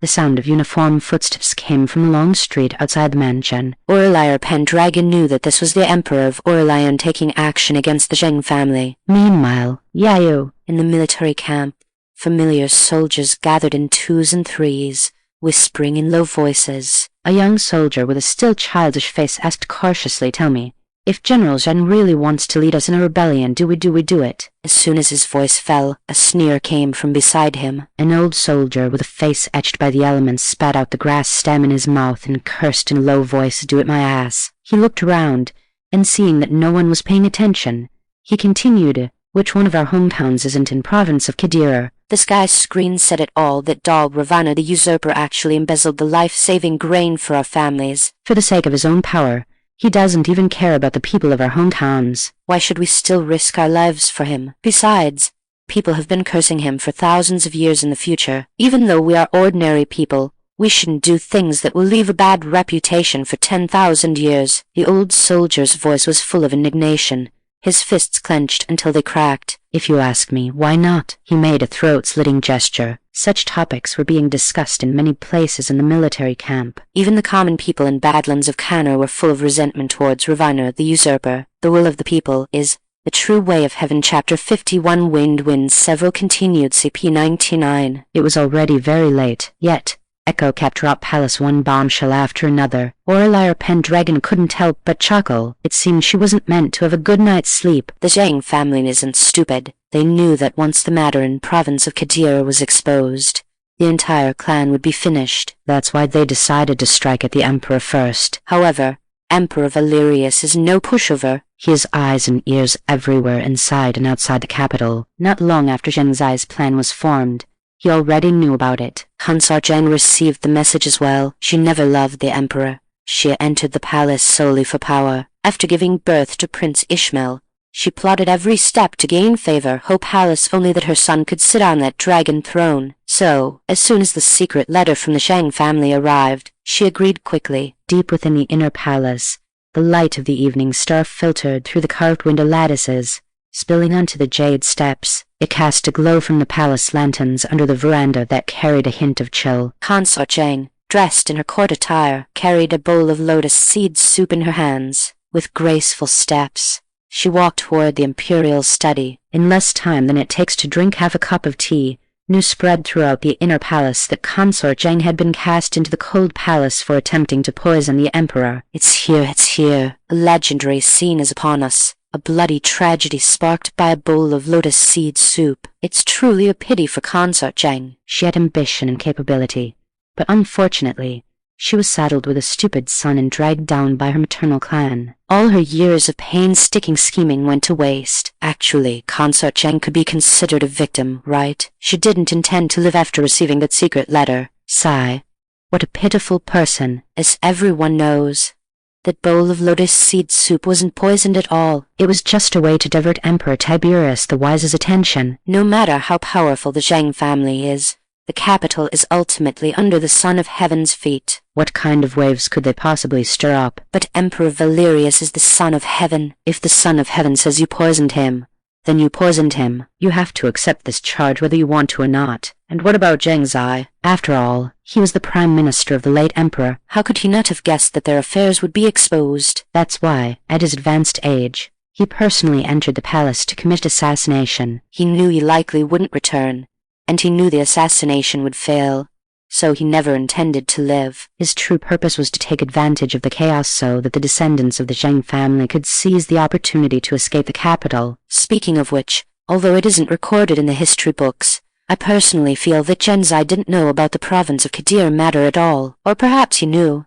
but he didn't have any intention of embezzling that much. Think about it. This old fox is cunning and calculating. Even if he were to embezzle, how could he do it so blatantly, right? In my opinion, it was likely Prince Ishmael and Reborn the usurper acting on their own, ruining the entire plan. Zheng Zai had no other choice. I share the same thoughts as the content creator. I don't mean to whitewash him, but I just feel that even if Zheng Zai were to embezzle, he wouldn't be so insane as to leave no way out for anyone. Zheng Zai, I don't fear godlike opponents. I only fear pig-like teammates. Prince Ishmael and Reborn the usurper, these two sleep palace dragon and phoenix chick idiots, don't even have a single brain cell between them combined. Yet they dare to plot rebellion. I'm dying of laughter. Zheng Zai was probably stunned when he received the news from Reborn the usurper. Otherwise, he wouldn't have resorted to such a desperate, bottom-of-the-barrel strategy in his panic. Was he tired of living? No, he was just out of options. A sly smile spread across the corners of Chrono-Archivist Echo's eyes. Everyone knows what happened afterward. Even though Zheng Zai exhausted all his efforts,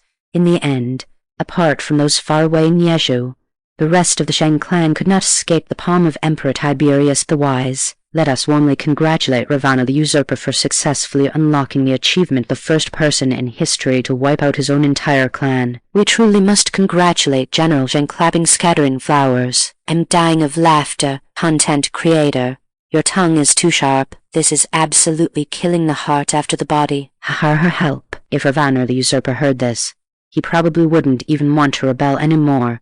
He'd just grab his sword and rush over to hack you to death. Reborn the usurper. Reborn the usurper was about to die of anger. It wasn't just that he wanted to catch Echo and kill her. Fine, fine, fine. Very good indeed. So this Chrono-Archivist Echo's surname is Bo, is it? If he could survive this calamity, he would definitely kill every single person in the world with the surname Bo. If he couldn't kill her, he would start with her ancestors, so that this brat wouldn't even have the chance to be born into this world. Smiling face. On the other side, at the Zheng residence, Deng Zai, who had been sitting quietly in despair waiting to be arrested, turned green with rage. Previously, when he saw those good-for-nothing, stupid princes of the Emperor of Aurelian fighting among themselves, he had privately sneered at them for being hopeless. Now that it had fallen upon his own head, he could truly empathize. Ravana the usurper, this rebellious son. To tell the truth, he had never once harbored thoughts of rebellion. All he sought was to support Prince Ishmael in ascending the throne and,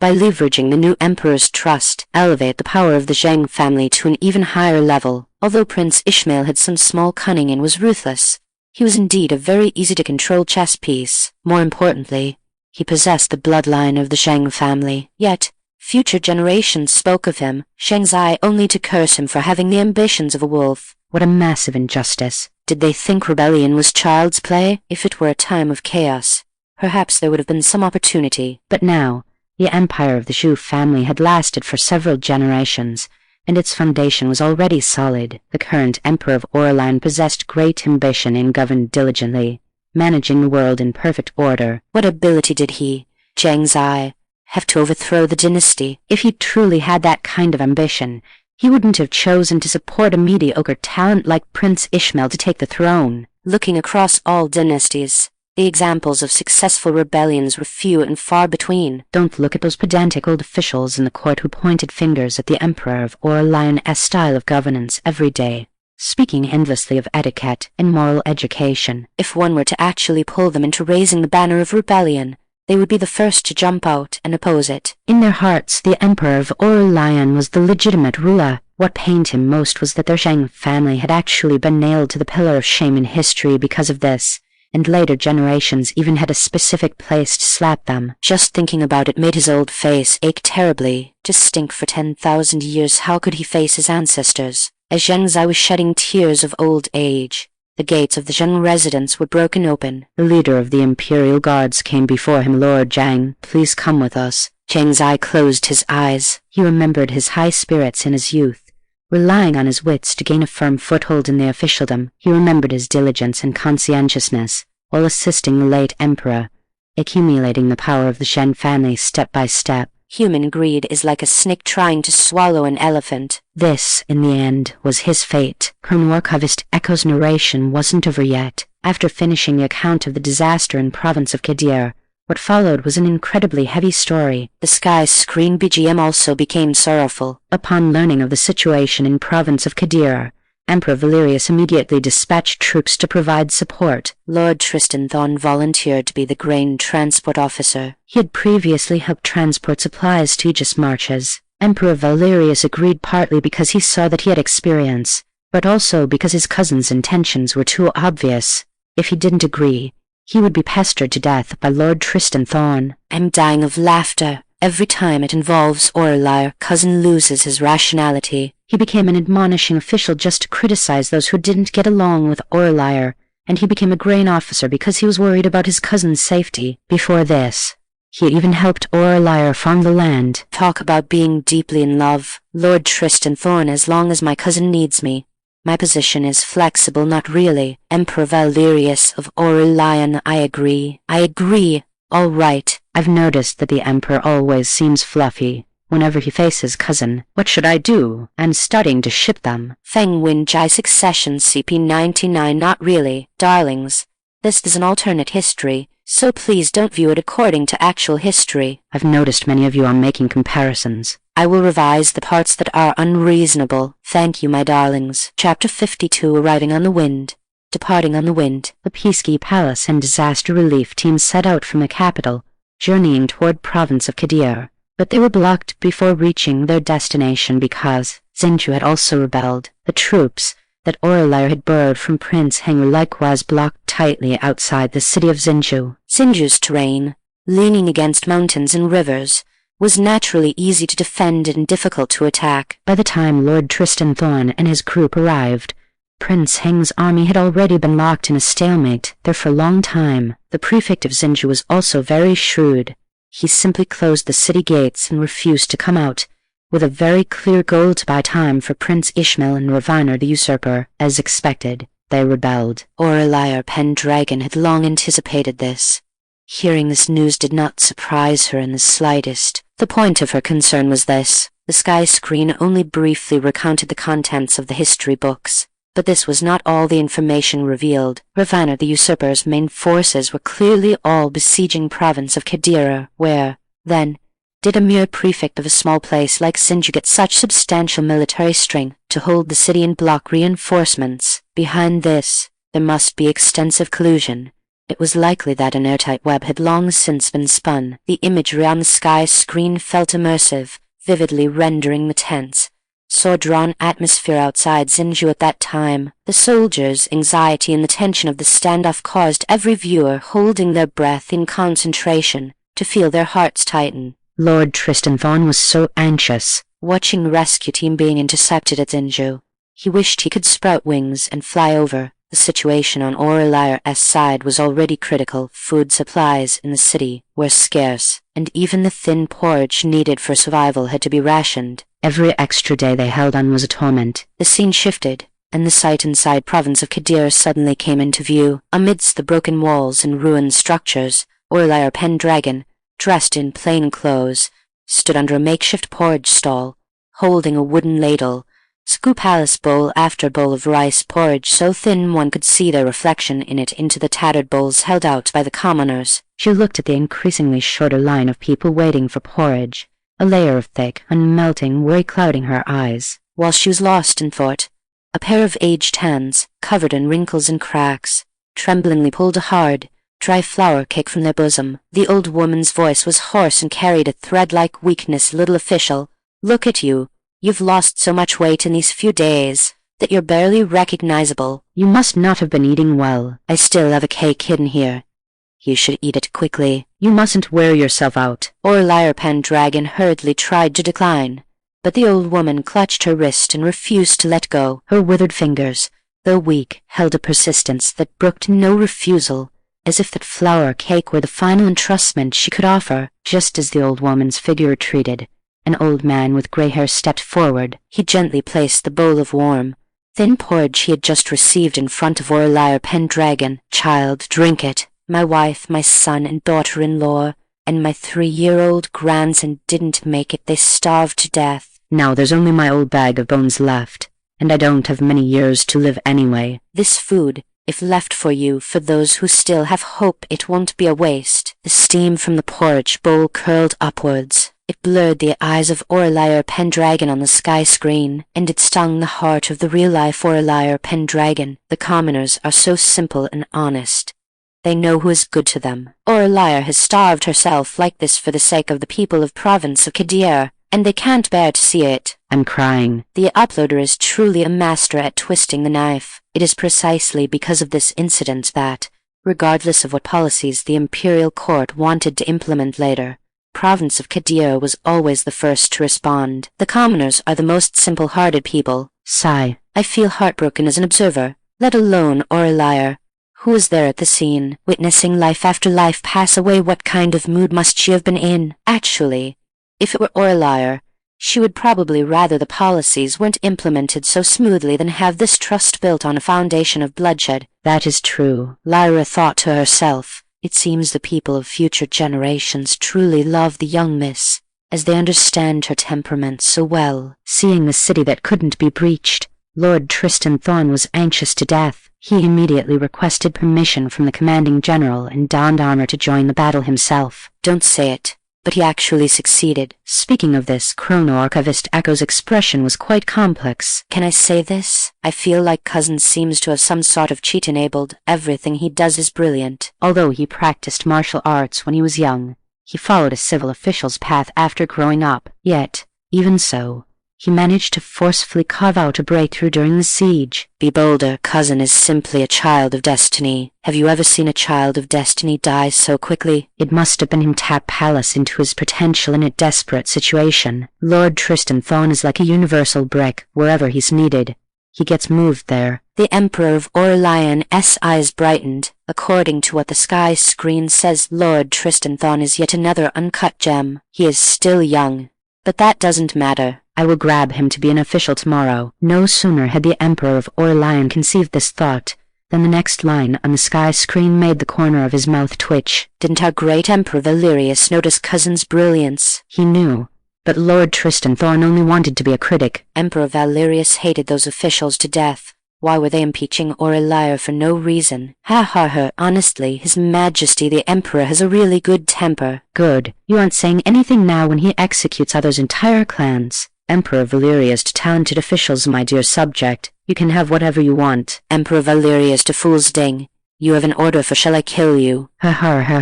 This pairing is really fun to ship. The Emperor of Aurelian and Lord Tristan Thorn. I do not have a penchant for men. Although the internal rebellion in Zinja was quelled, Lord Tristan Thorn was severely injured. He only treated it perfunctorily before anxiously hurrying on his way. When he arrived in province of Qadira, he went into battle again, charging toward the enemy forces without hesitation. This battle let the world know that Lord Tristan Thorn was a born military talent, and it made the name Lord Tristan Thorn known to the world. Revarner the usurper was executed, and Prince Ishmael was captured. The chaos in province of Qadira finally ended, and the people of province of Qadira could finally eat their fill. As for Prince Duan and the original prefect of province of Qadira, although they were forced to become rebels, they felt guilty and voluntarily requested punishment. Just whenever one thought everything had settled down, Aurelia encountered a second wave of assassination attempts. Even though she escaped again, and even though the surroundings were strictly guarded,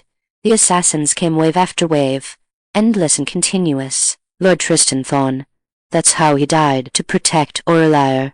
He lost his life in province of Qadira. His life was just like his name, coming with the wind and departing with the wind. Chapter 53.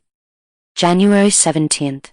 The 37th year of Changning. Coming with the wind, leaving with the wind. Sighed Jin's voice echoed in the empty silence, laced with an unshakable hoarseness. He had personally chosen the name Lord Tristan Thorn for his grandson. The phoenix sings, resting upon the tall parasol tree, soaring with the wind. How graceful it is. He had hoped his grandson would ride the wind to greatness and live a smooth, prosperous life. But now, this blessing had ironically become a sorrowful prophecy. Listening to the barrage of comments on the sky screen recounting his life, Lord Tristan Thorn felt his emotions surging like a tide. If such a situation were to happen again, he would still make the same choice. His feelings for his cousin were never just the infatuation of youth.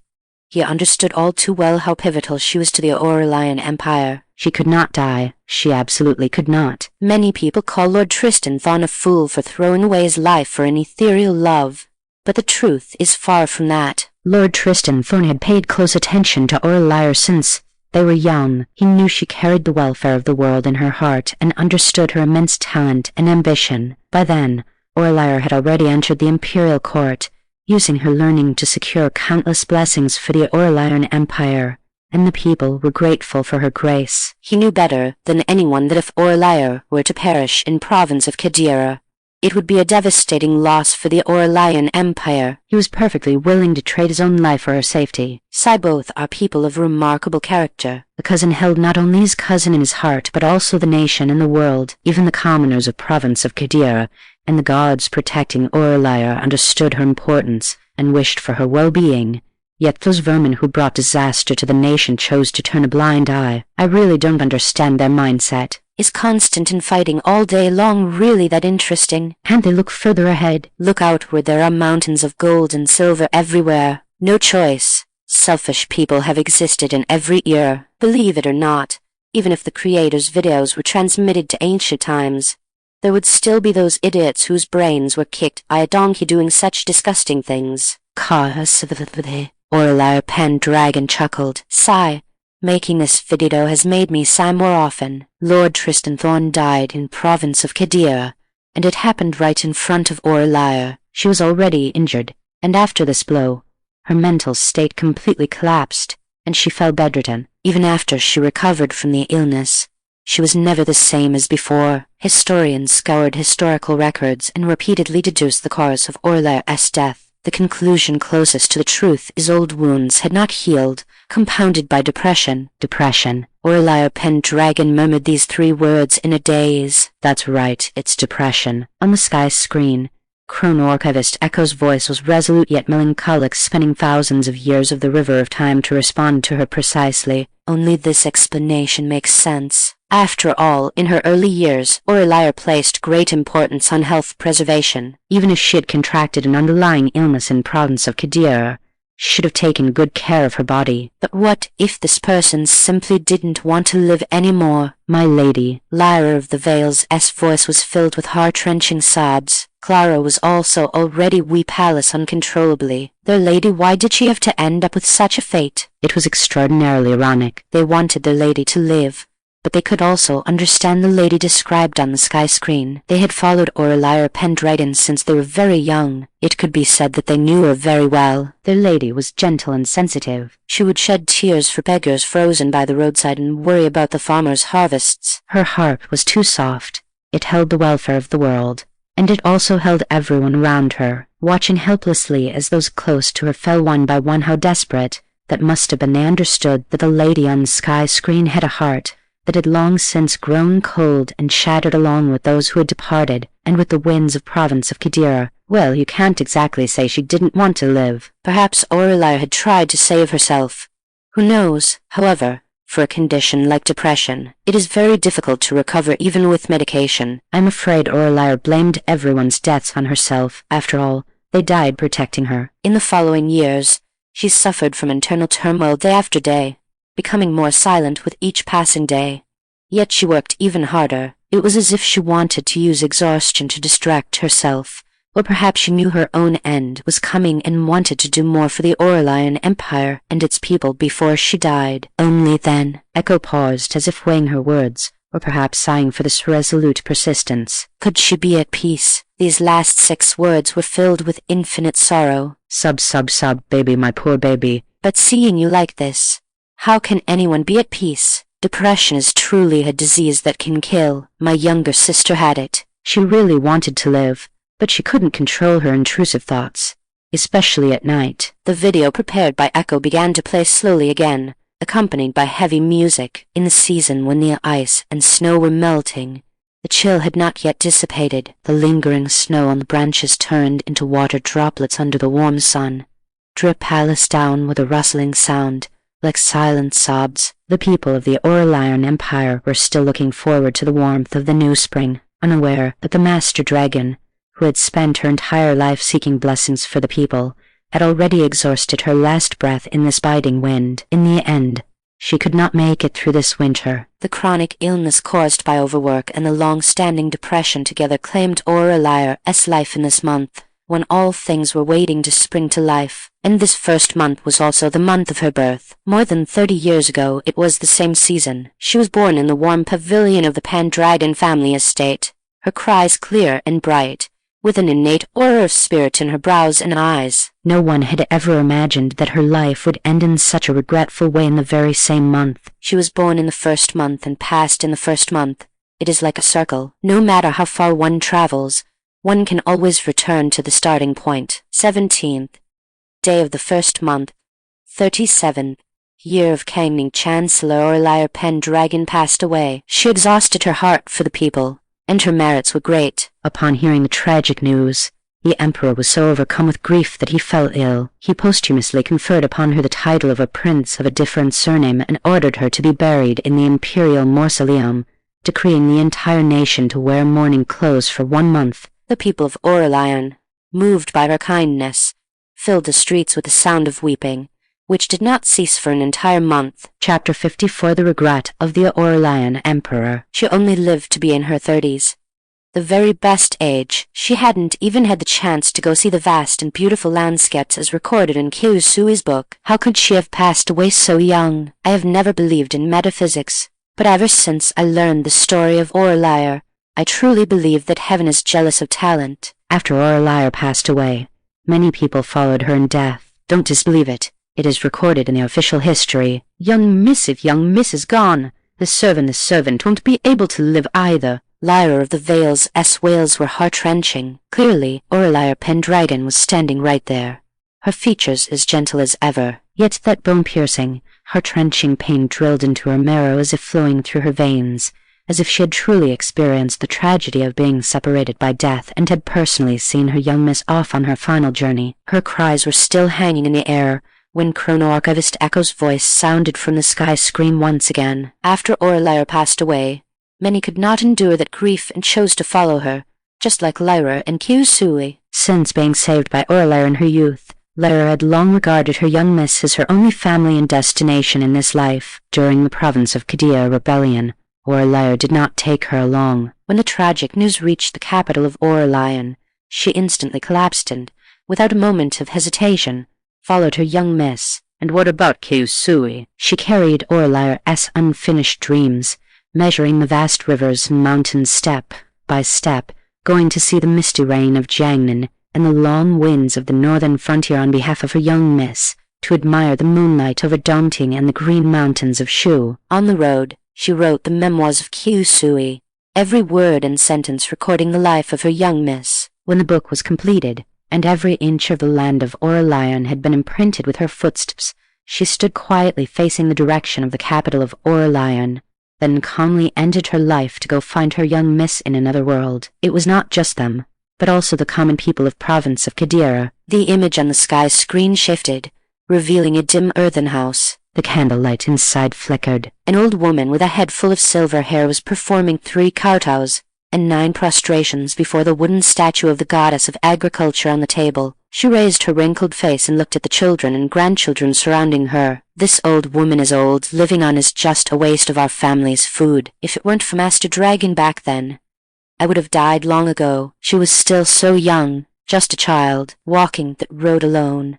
How lonely and scared she must be. The road to the Yellow Springs is dark and bitter. I will go now to accompany her and tell her that even if we are down there or in the next life, I still want to eat the grain she planted with her own hands. Scenes like this were happening in the villages and streets of province of Cadia. Some resolutely chose death, others wept silently. Every face was etched with gratitude and reluctance to part. In the hearts of the people of province of Cadia, Aurelia was never just a high and mighty savior. She was more like their own child. Aurelia PenDragon watched the scenes on the sky screen, her eyes already turning red. Her heart was filled with an indescribable mix of gratitude and moving emotion. She sniffed gently, her heart softening completely. These fools, why are they so foolish? Lyra wiped away her tears and gripped Aurelia PenDragon's sleeve. Young miss, you must live a long life.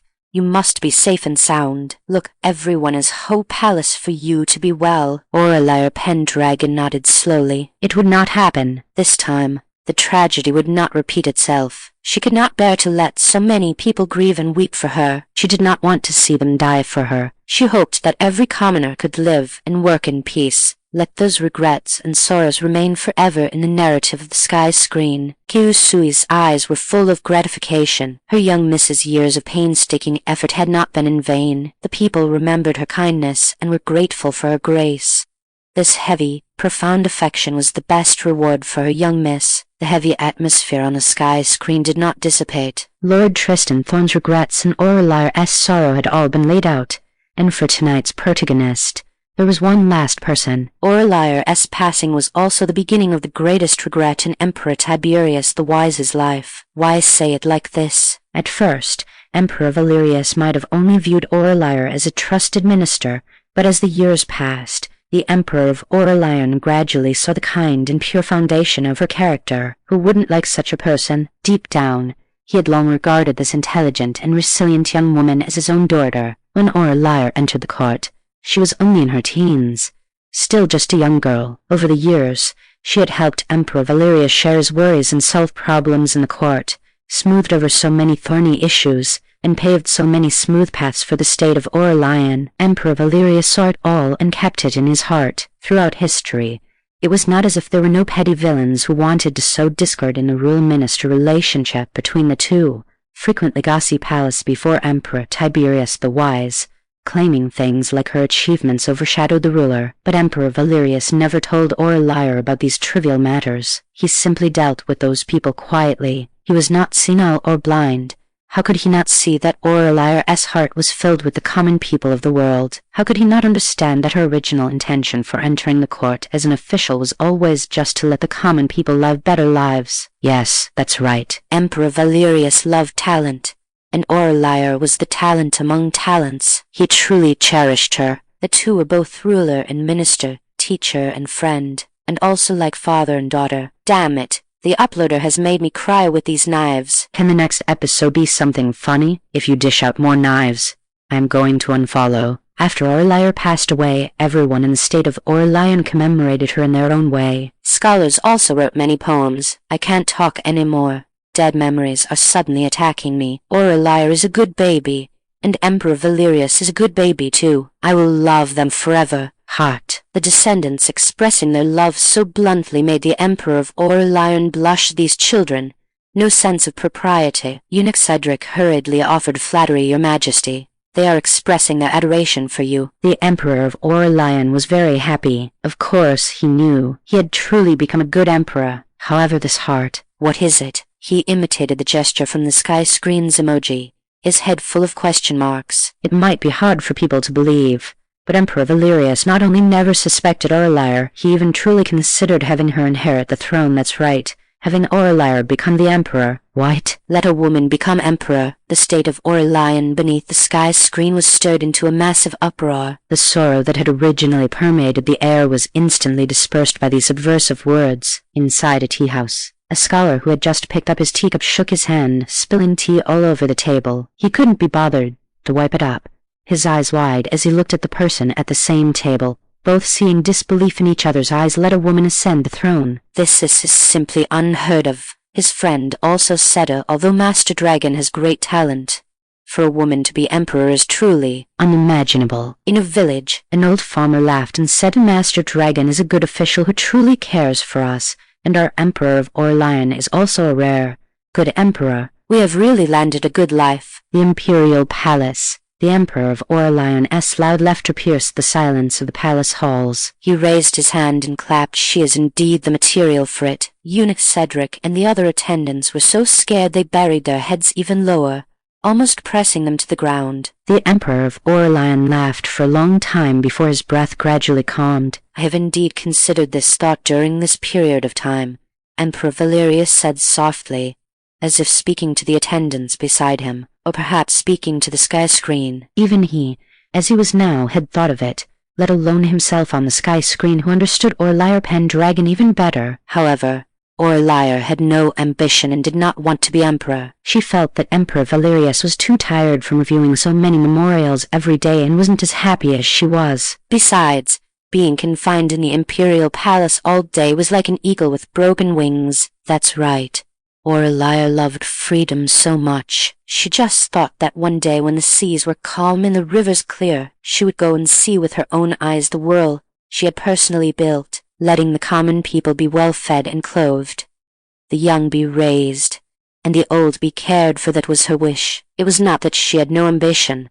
Her ambition was those 4 famous lines from when she first met Emperor Tiberius the Wise. Chapter 55. The Moon and the Sun. Har har. This child. The laughter of the Emperor of Aurelian echoed through the empty palace hall, carrying a touch of indescribable relief and lament. To think she could actually resist the temptation of becoming emperor. But this is who she is. His judgment was not wrong. The Emperor of Aurelian recalled the calligraphy hanging in his study. It was one he had personally asked Aurelia PenDragon for, and it bore the world-shaking words she had spoken that day at the Imperial Manor. The youth's handwriting was just like the person herself. Every stroke exuded character and integrity. To think a person could be pure to such an extent, and unfaltering to the end. The year Aurelia passed away, the state of Aurelian already stood at the pinnacle of the world. Its territory was vast, its economy prosperous, and its culture flourishing. The dynasty's external expansion plans were being carried out vigorously, and everything was moving toward the peak that Emperor Valerius had envisioned. But when the news of Aurelia's passing arrived,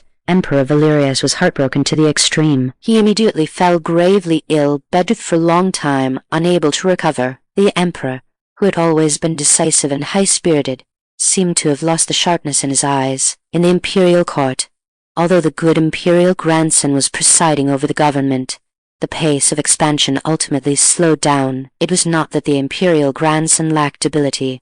On the contrary, the imperial grandson was a student raised personally by Aurelia. Not only did he inherit her intelligence and wisdom, but he also learned her composure and sense of responsibility. It was just that in the dynasty at that time, Aurelia and Emperor Valerius were like two core gears maintaining its operation, neither of which could be dispensed with. Now that one gear had suddenly vanished, the other had also rusted, and the entire machinery of the court could not run smoothly for a time. Our imperial grandson is already very excellent. After this child became emperor, he put too much pressure on himself. Sigh. The teacher who loved him most was gone.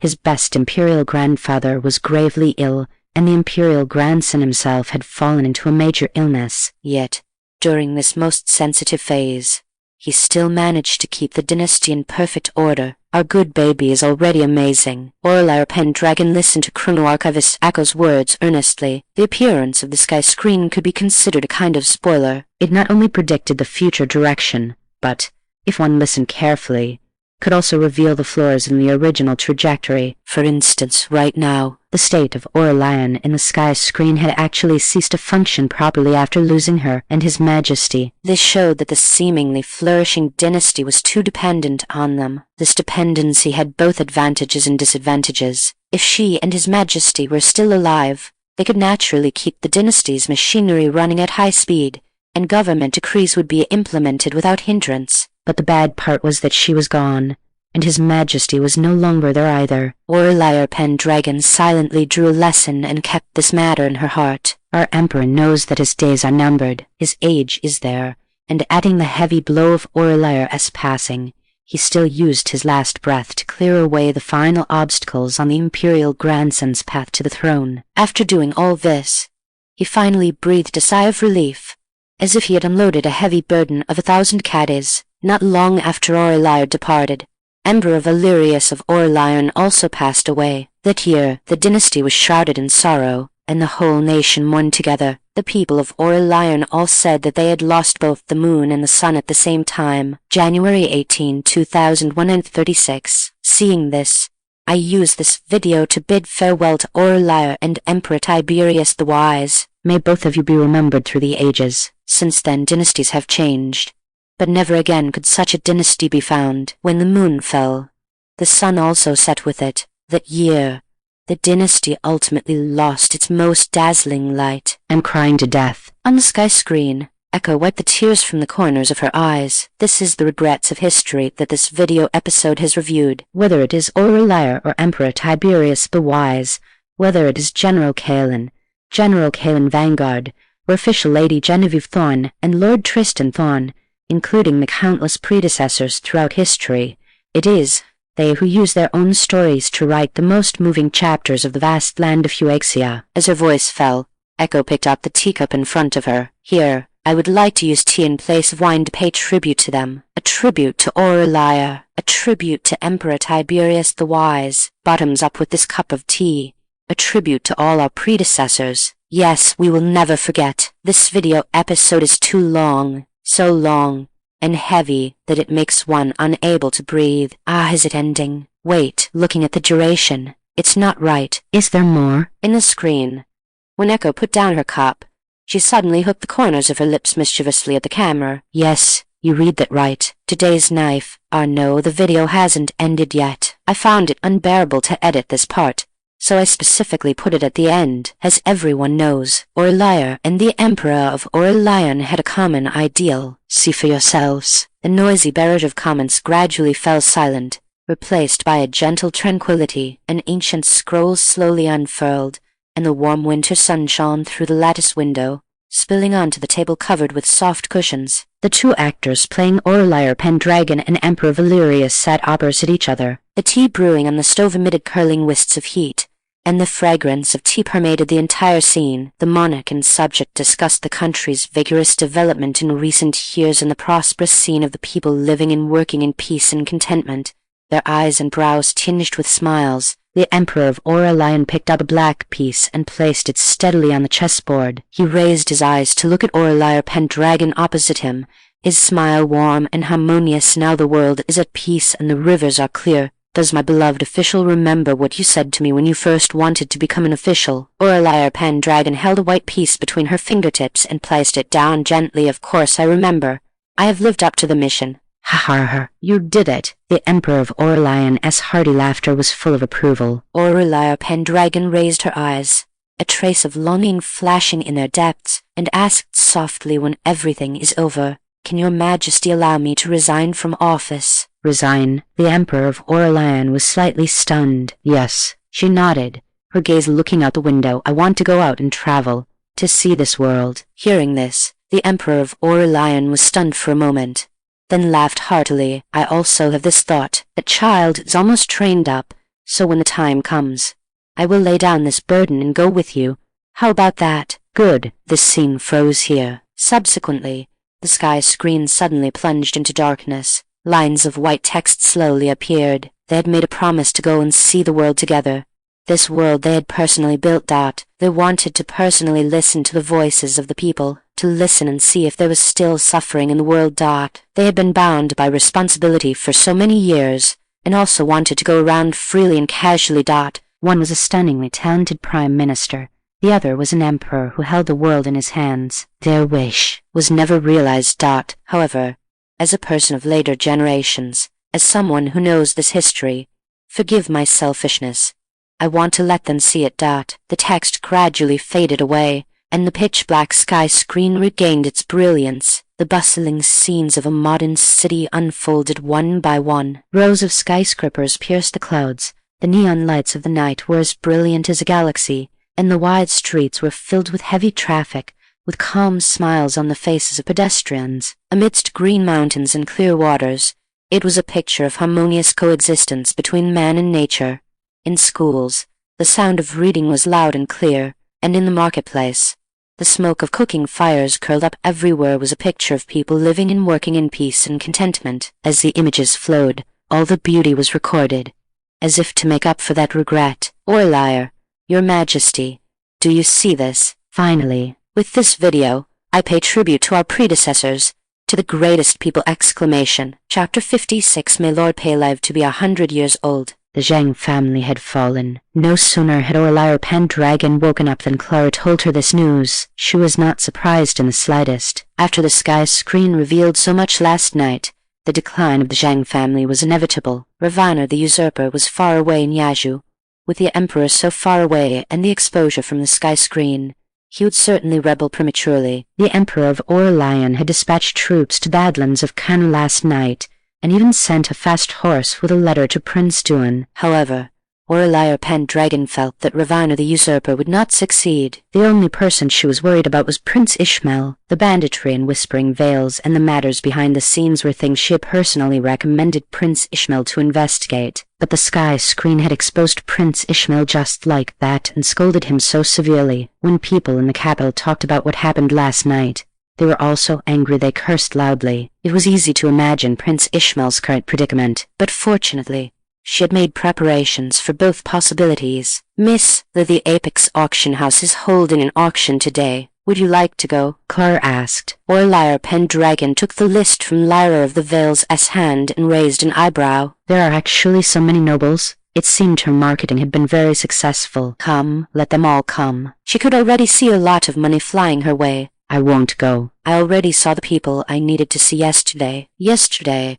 when she was not at the mansion, 2 more people had come to the door, insisting on marriage alliances, and both had been driven away by Arthur PenDragon. Now, she was just waiting for news from the Zir family. Miss, do you think the Zir family will agree? Aurelia PenDragon was certain. He will, since the head of the Zir family could instruct Alden Mercer to adapt to circumstances before he left.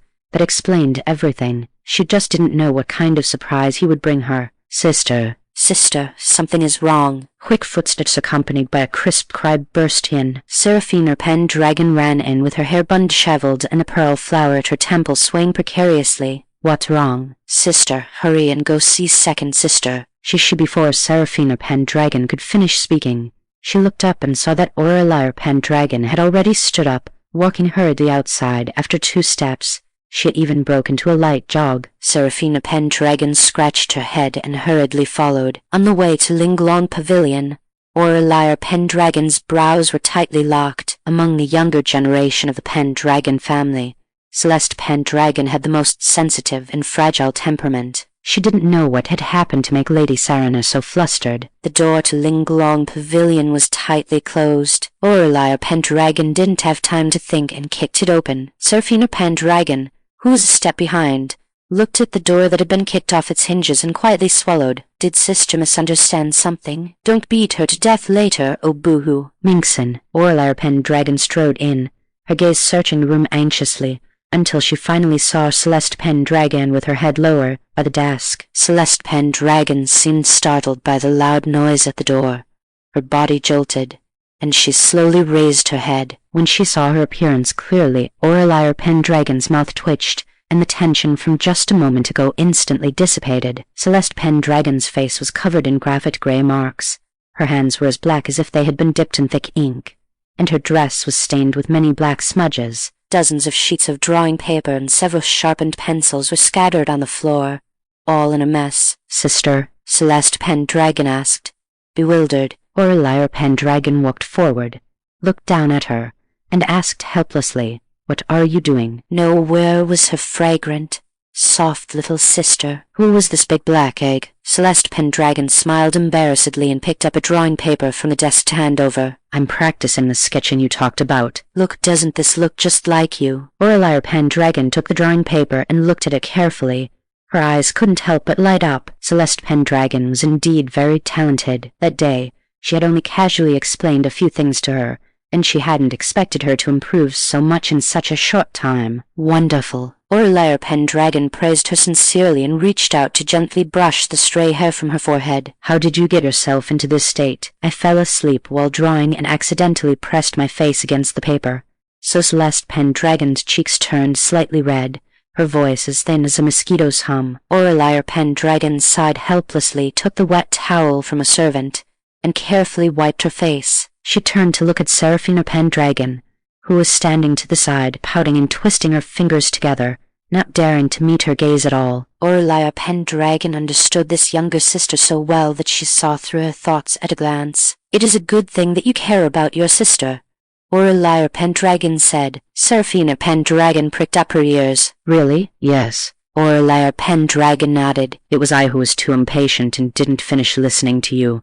But you must not be so rash next time. Got it. Seraphina PenDragon stuck out her tongue. Sister Celeste PenDragon gently grasped Aurelia PenDragon's sleeve. Although my drawing looks like you, I always feel something is missing, but I can't put my finger on it. Her eyes were full of thirst for knowledge. Aurelia PenDragon was a layman when it came to painting, so naturally she couldn't give professional advice. But she knew that Celeste PenDragon staying cooped up in the room like this all day was not conducive to a calm state of mind, nor would it lead to new inspiration. It would be better to take advantage of having free time today to take them out for a walk. Perhaps they would gain something. The sky screen played until late last night, so the Emperor granted the officials a holiday. There is no need to attend court today, Aurelia PenDragon said. Do you want to go out and play? Yes. Celeste PenDragon and Seraphina PenDragon answered in unison. The gates of the Sterling Manor slowly opened, and sunlight poured down,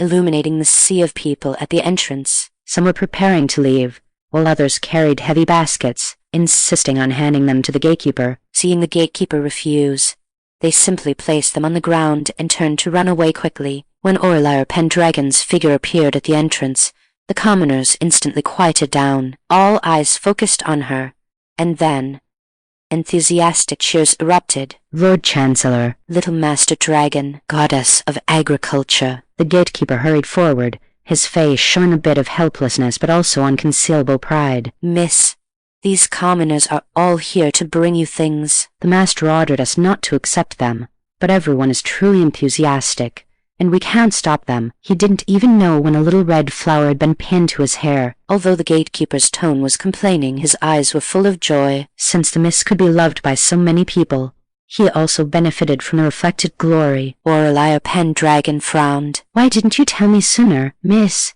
You rested too late last night, and the madam specifically ordered us not to wake you. Aurelia PenDragon sighed helplessly and swept her gaze over the commoners in front of her. Most of them were dressed simply, some even wearing patches, yet The baskets in their hands were filled with eggs, meat, and freshly steamed buns, all good things they usually couldn't bear to enjoy themselves. The gatekeeper said some had even traveled from nearby villages, setting out before dawn and walking for several hours, just to deliver their heartfelt gifts to her. Looking at the love and reverence in the eyes of the commoners, some even secretly started to bow to her. Aurelia PenDragon's eyes grew sore, and a warm current surged in her heart. This heavy emotion was more precious than any gold or jewelry. Little Master Dragon, please accept it. You have done so much for us. We just want to thank you. An old man stepped forward, his voice as loud as a bell. Yes, yes, the commoners echoed one after another. Miss, this the gatekeeper looked at Aurelia PenDragon,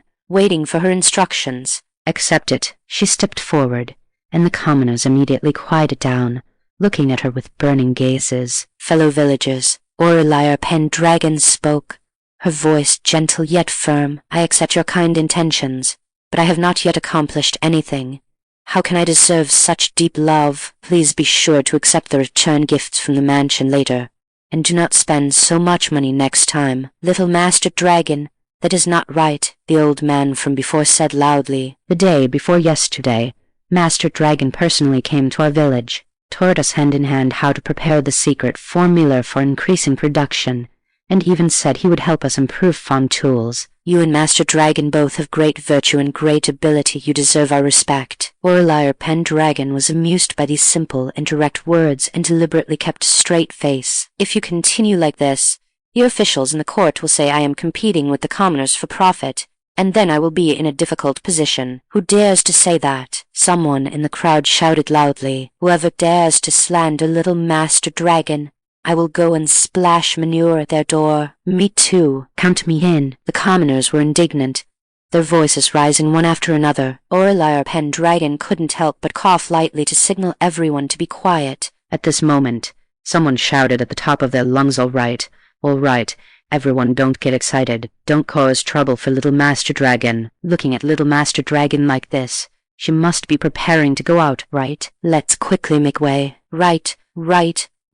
Don't delay little Master Dragon's important business. The commoners echoed, taking the initiative to retreat to both sides, clearing a wide path. Aurelia PenDragon walked forward along the path. All eyes focused on her. There was love, admiration, and also heartache. Just as her foot stepped onto the carriage, someone behind her suddenly shouted, Little Master Dragon, you must live a long life. Yes. Little Master Dragon must live well. May the goddess of agriculture be blessed with longevity and health. Every blessing reached her ears. Aurelia PenDragon was stunned, then turned around and bowed solemnly to the crowd. The commoners were stunned at first.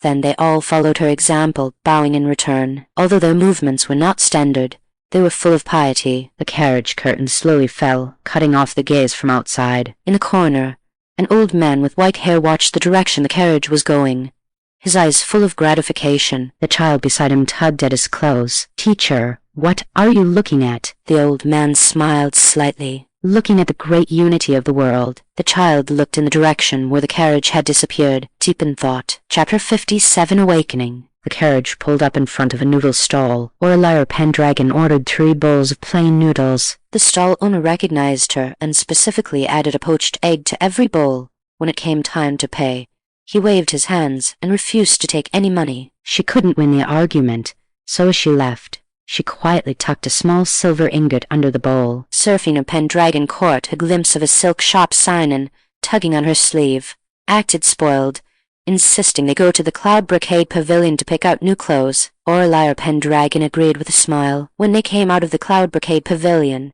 they happened to run into an old man selling candied haws at the alley entrance, so she bought a skewer for each of her 2 younger sisters. Big sister, where are we going next? Seraphina PenDragon asked, her words muffled as she bit into a bright red hawthorn. I don't know either. Coming out today was just a spur-of-the-moment decision. How could she be calm after hearing her own original ending with her own ears? Therefore, she needed to clear her mind and adjust her state of mind. Passing by a tea-house, the crisp sound of a gavel hitting the table drifted out, accompanied by the storyteller's rhythmic, modulated voice. Aurelia PenDragon's eyes lit up, and she walked inside. At that moment, the storyteller was recounting the most popular storybook in the capital at the moment.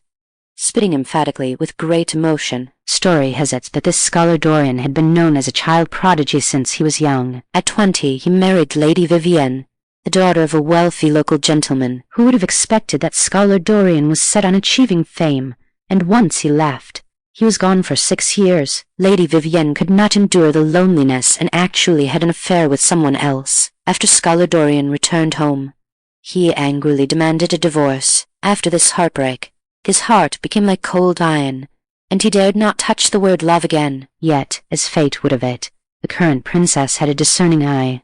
She saw through his vulnerability and admired his profound talent. Ignoring the disparity in their status, she loved him deeply and never left his side. In the end, scholar Dorian's cold, hard heart was warmed by the princess. The two lived in perfect harmony, gave birth to 5 sons and 1 daughter, and achieved a beautiful legend. Aurelia PenDragon. What kind of ghost story is this? Aurelia PenDragon regretted it. She shouldn't have come in. Something filthy had crept into her brain. She was no longer clean. Big sister, I really want to tear this storyteller's mouth apart, Aurelia PenDragon said, her cheeks flushed red with anger. That is complete nonsense. Setting aside whether Lady Vivienne was truly promiscuous, let's just talk about that scholar Dorian. A poor scholar who married a wealthy woman. To put it bluntly, he was relying on his in-law's support to survive. He didn't return for 6 years.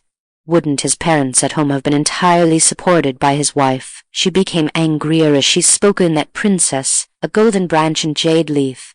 Nobility of the royal family, what kind of talented young men has she not seen? How could she fall for such a heartless, irresponsible man? The person who wrote this storybook must be bored to death and daydreaming. In a second-floor private box, Celeste PenDragon looked down. In the tea-house, both men and women were pointing fingers at Lady Vivienne. Her slender fingers unconsciously rubbed the window sill. She turned her head to look at Aurelia PenDragon, who was sitting quietly by the table, her eyes full of confusion. Big sister, I don't understand. Men empathize with scholar Dorian's story, but why do so many women join in to attack Lady Vivienne? Aurelia PenDragon paused, having just picked up her teacup. Because they are stupid. Stupid? Celeste PenDragon was stunned and repeated it subconsciously. In her view, those women were either gentle or capable.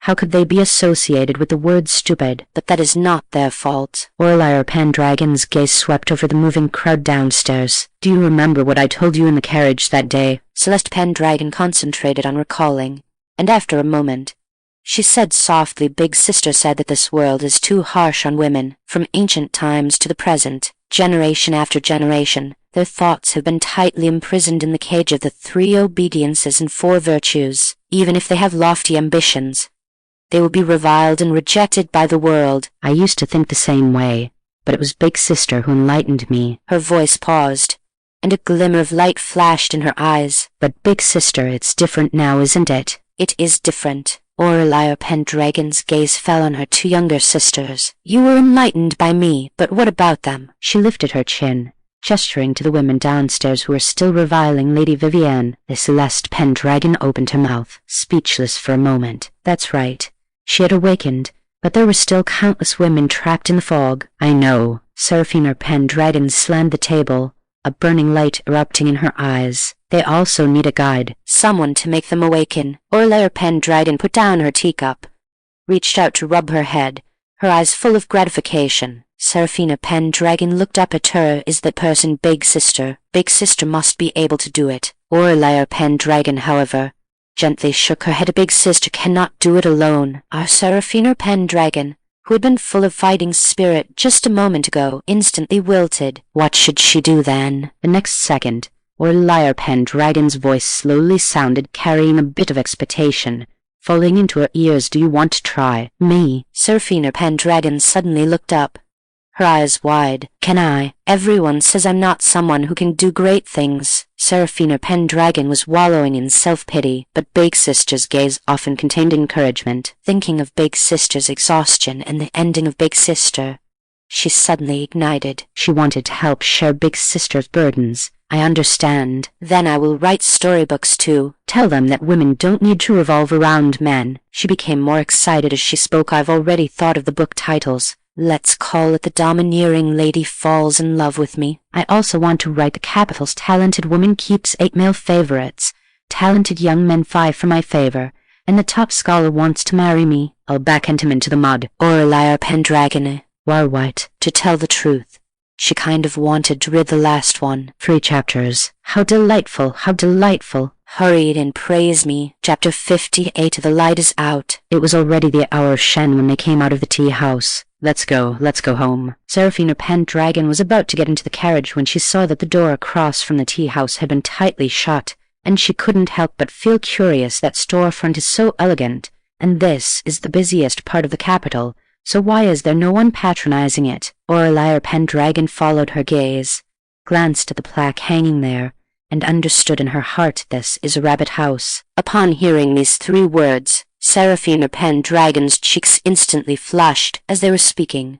The door opposite suddenly creaked open from the inside. After a slight commotion, a thin man was kicked out from inside the door, and fell heavily onto the bluestone slab. A vulgar curse came from inside the door. All you know is how to eat, eat, eat all day long. What are you pretending to be so high and mighty for? You've fallen to this point, yet you're still putting on airs. The man struggled to get up, his frame so thin it seemed a gust of wind could blow him over. He picked up the ragged bundle on the ground and carefully patted off the dust. His silhouette was exceptionally thin, his skin so white it was almost transparent, and his brows and eyes were as exquisite as fine jade carving, but between his brows lingered an inescapable sense of brokenness, like a pear blossom ravaged by wind and rain. Perhaps sensing the few gazes cast from the street corner, his long eyelashes trembled slightly, and he raised his head slightly. When his gaze swept over Aurelia PenDragon, he froze abruptly, a flash of astonishment in his eyes. Immediately,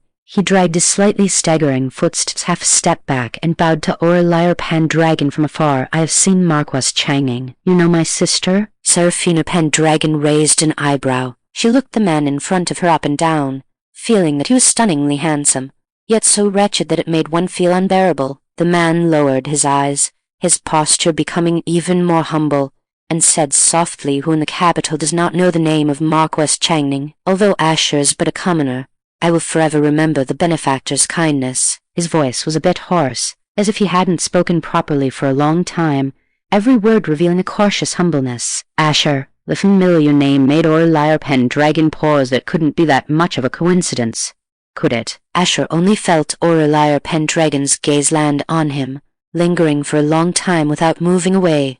That gaze was too focused, making him feel as if he were cooked through. He didn't dare to meet her eyes, only daring to bite his lower lip and bury his head lower. His long eyelashes drew palace to hide the helplessness in his eyes. The next second, a gentle and pleasant voice sounded in his ear. "Are you not surnamed Song?" Asher was stunned for a moment, then looked up in confusion. "Does Marquess Changning know me?" Aurelia PenDragon pursed her lips, silently reciting the name in her heart. Asher. The sky screen had mentioned this name. It said this person would become a master of agriculture in the future. I remember that the Emperor of Aurelian had already ordered people to register everyone with the same name as the sky screen, and even gave them enough silver to get by. If there were any difficulties, you could have sought out the officials who registered you at the time. How did you end up? Asher lowered his head even further, his voice as soft as a pool of clear water, yet revealing an indescribable inferiority. Asher's just a person of the dust.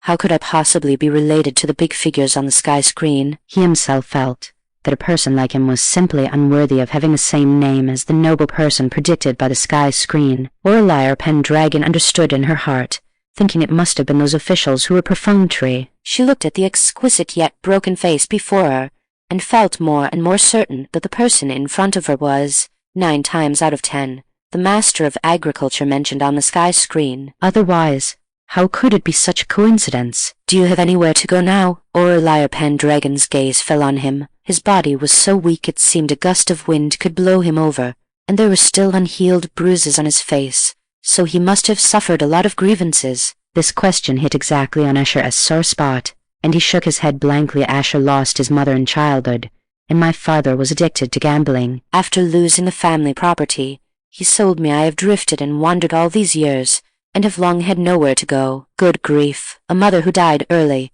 a gambling father, a broken home, and a broken him. Then are you willing to follow me? Aurelia PenDragon asked slowly. Aurelia PenDragon was not overflowing with maternal instincts. She was afraid he would die outside. If this guy really was a master of agriculture, it would be a huge loss for the Aurelian Empire. Asher was stunned, as if he hadn't reacted. He looked at Aurelia PenDragon's cold yet gentle brows and eyes, and the crimson on his cheeks spread again. Not knowing what he thought of, his eyes became a bit evasive, and his voice was as thin as a mosquito's. Asher's will, and I will definitely serve you well. After some time, Asher stood in the manor with a brand new bundle on his back. As far as the eye could see, there were large stretches of plowed fields, and the tenant farmers were working under the sun. He looked confused and turned to look at Aurelia PenDragon beside him. This is... Aurelia PenDragon raised her hand and patted his shoulder. I see that you are intelligent and have remarkable bones. You are good material for farming. Asher's expression instantly became strange, as if he had heard something unbelievable. He opened his mouth, and it took a while before he found his voice. You want me to come to do farming? Otherwise? Aurelia PenDragon asked back. He had a 70% chance of becoming a future master of agriculture.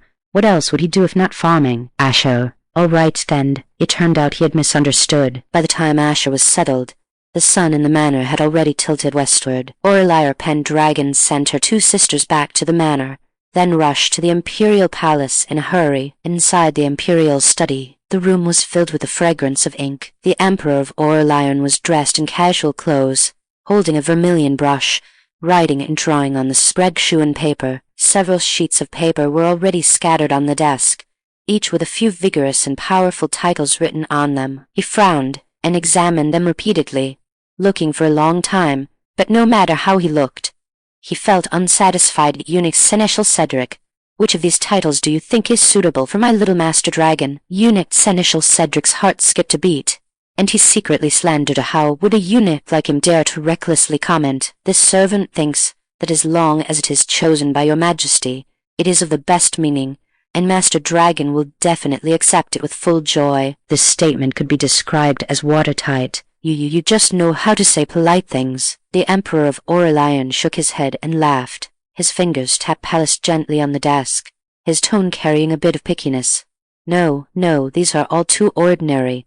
They are not worthy of my future daughter. After saying that, he simply raised his hand and swept all the papers on the desk to the floor. Eunuch Cedric hurriedly went to pick them up, not forgetting to echo, if the princess knew of your intentions, she would definitely be very happy. Upon hearing this, the Emperor of Aurelian didn't know what he thought of, and a smile appeared on his face. Just at this moment, a report from the attendant came from outside the hall reporting to your majesty. Marquess Changning requests an audience. The Emperor of Aurelian's eyes lit up. Let her in. Aurelia PenDragon was in casual clothes, and after entering, she bowed and saluted, her voice crisp. I have seen your majesty. The Emperor of Aurelian blurted out subconsciously. Why call me your majesty? Call me Dad. Aurelia PenDragon, the Emperor of Aurelian. Cough, cough, cough. How did he accidentally say what was on his mind? I meant, you and I are monarch and subject who know each other well. There is no need for such courtesy. Get up. Eunuch Seneschal Cedric, actually, your majesty, you don't need to be so evasive. Is there a possibility that your thoughts have long been ed by the sky screen? Chapter 59 Newspaper. Aurelia PenDragon did not notice the embarrassment of the Emperor of Aurelian. She cut straight to the point. What happened at the tea house had given her inspiration. When Seraphina PenDragon suggested writing scripts to convey her thoughts, 2 words immediately appeared in Aurelia PenDragon's mind: newspaper. The term was very fresh, and interest rose in the eyes of the Emperor of Aurelian. Newspaper. Eunuch Cedric was a perceptive person. Seeing that the ruler and his subject were focused, he immediately added tea with light, careful movements. In the imperial study, only Aurelia PenDragon's voice remained, clear and sharp, with every word landing on solid ground. Your majesty, although political decrees from the capital can currently reach all corners of the land, the common people in remote prefectures and counties mostly hear rumors from local officials or noble families. If someone with ulterior motives twists your will and turns black into white,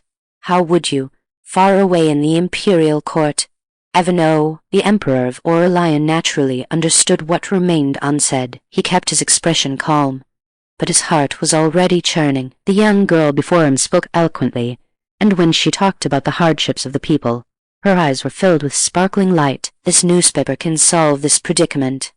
Aurelia PenDragon continued. We can transcribe political decrees and imperial will onto it, and send literate people to villages, markets, and other places to recite it publicly, allowing the common people to hear your thoughts first and know the trends of the nation. But what if the officials sent are in cahoots with local forces and deliberately misinterpret it? The Emperor of Aurelian pierced to the core of the matter. Your Majesty can establish a specialized agency to monitor this, and set up newspaper branches in each prefecture to ensure that every issue of the newspaper can be delivered in its original, unadulterated form. Aurelia PenDragon answered calmly, her pace of speech neither fast nor slow. Besides that, the newspaper can also be sold at a price, 1 copper coin per copy, so that merchants, scholars, and local gentry can all purchase it. By then, from high-ranking prefectural officials down to the common people in the markets, everyone will have a newspaper in their hands, with the words in black and white and many eyes watching. Even if those people want to change it, who could they possibly deceive? Deep down, she actually harbored a longer-term plan. Establish schools, let the common people become literate, and read the words in the newspaper themselves. But this matter could not be rushed. It was currently the 20th year of Changning, and the sky screen had only appeared recently. Most people's concepts were still stuck on their inherent tracks. Taking too big a step would only be counterproductive. Boiling a frog in warm water was a safe path, just like this newspaper. First, let the people get used to its existence, publish more content that benefits the country and the people, and talk more about the principles of sages and national righteousness. Bury a seed in their hearts, and when new policies are pushed later, it will naturally go much smoother. The Emperor of Aurelian nodded, his fingertips tapped Hallis lightly on the imperial desk. He knew well that this was a good method, but Aurelia PenDragon's idea was ultimately a bit idealistic, and the loopholes and obstacles within it could not be solved in just a few words. He raised his eyes. Seneschal Cedric, summon the ministers of the Six Ministries and Prime Minister Alastair to enter the palace immediately for discussion. Yes. During the wait, Aurelia PenDragon learned from the eunuch that the crown princess was 2 months pregnant. The Emperor of Aurelian was overjoyed and pulled Aurelia PenDragon aside to name his unborn grandchild. Not long after, the high officials summoned by the Emperor of Aurelian all arrived. As soon as Prime Minister Alastair stepped into the imperial study, his gaze fell on Aurelia PenDragon, who was opposite the Emperor of Aurelian, and his eyes suddenly narrowed. The future successor to his position was here too. Today's matter was probably stirred up by her again. Since she appeared, the situation in the imperial court had become increasingly subtle. Aurelia PenDragon noticed his gaze and turned to look. Prime Minister Alastair, the current Prime Minister. It was not their first time meeting. Aurelia PenDragon nodded slightly to acknowledge him,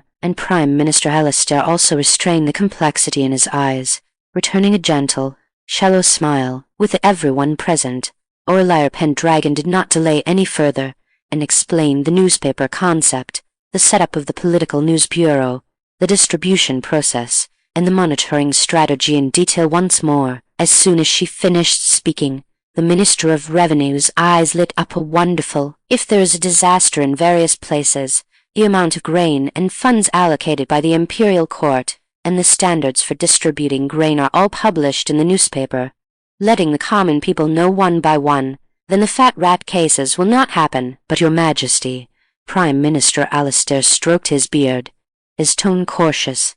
If this happens, the court's political affairs and the gains and losses of officials will all be made public. I fear it will cause panic among the people. The Emperor of Aurelian naturally understood Prime Minister Alastair's hidden meaning. The imperial court was not entirely clear and transparent. Even among these high officials present, perhaps there were some unclean hands. In the past, he turned a blind eye, but that was just an expedient measure, using the art of checks and balances to maintain the stability of the court. But greed was like a chasm that could never be filled, and the ambition of those people had long since quietly grown in indulgence. HMPH. Regarding past matters, as long as they are not particularly serious, I can let bygones be bygones. The Emperor of Aurelian gave a heavy snort, his gaze sweep palace over the crowd. In the future, I will increase the salary and benefits of all officials. If anyone dares to engage in corruption or compete with the people for profit again, do not blame me for punishing them strictly according to the law. I will never tolerate it. Why not increase benefits now? Because he was poor. Since the Emperor of Aurelian ascended the throne, he had promoted water conservancy, reduced taxes, and reserved disaster grain, always thinking of the people, so the national treasury was not abundant. A while ago, Aurelia PenDragon proposed building a factory, and she had to earn the money herself. Thinking of this, the Emperor of Aurelian's gaze involuntarily drifted toward Aurelia PenDragon. Today seemed to be the day of the glass auction, right? Cough, cough, cough. That money was useful. He couldn't want it, he couldn't want it, he couldn't want it. Aurelia PenDragon noticed the Emperor of Aurelian's gaze and understood in a second. She felt very helpless. In fact, during the Emperor of Aurelian's reign, official benefits were already considered generous, compared to the plight of low-level officials in the previous dynasty who had to rent houses to survive. The Emperor of Aurelian would issue additional subsidies every month, but even so,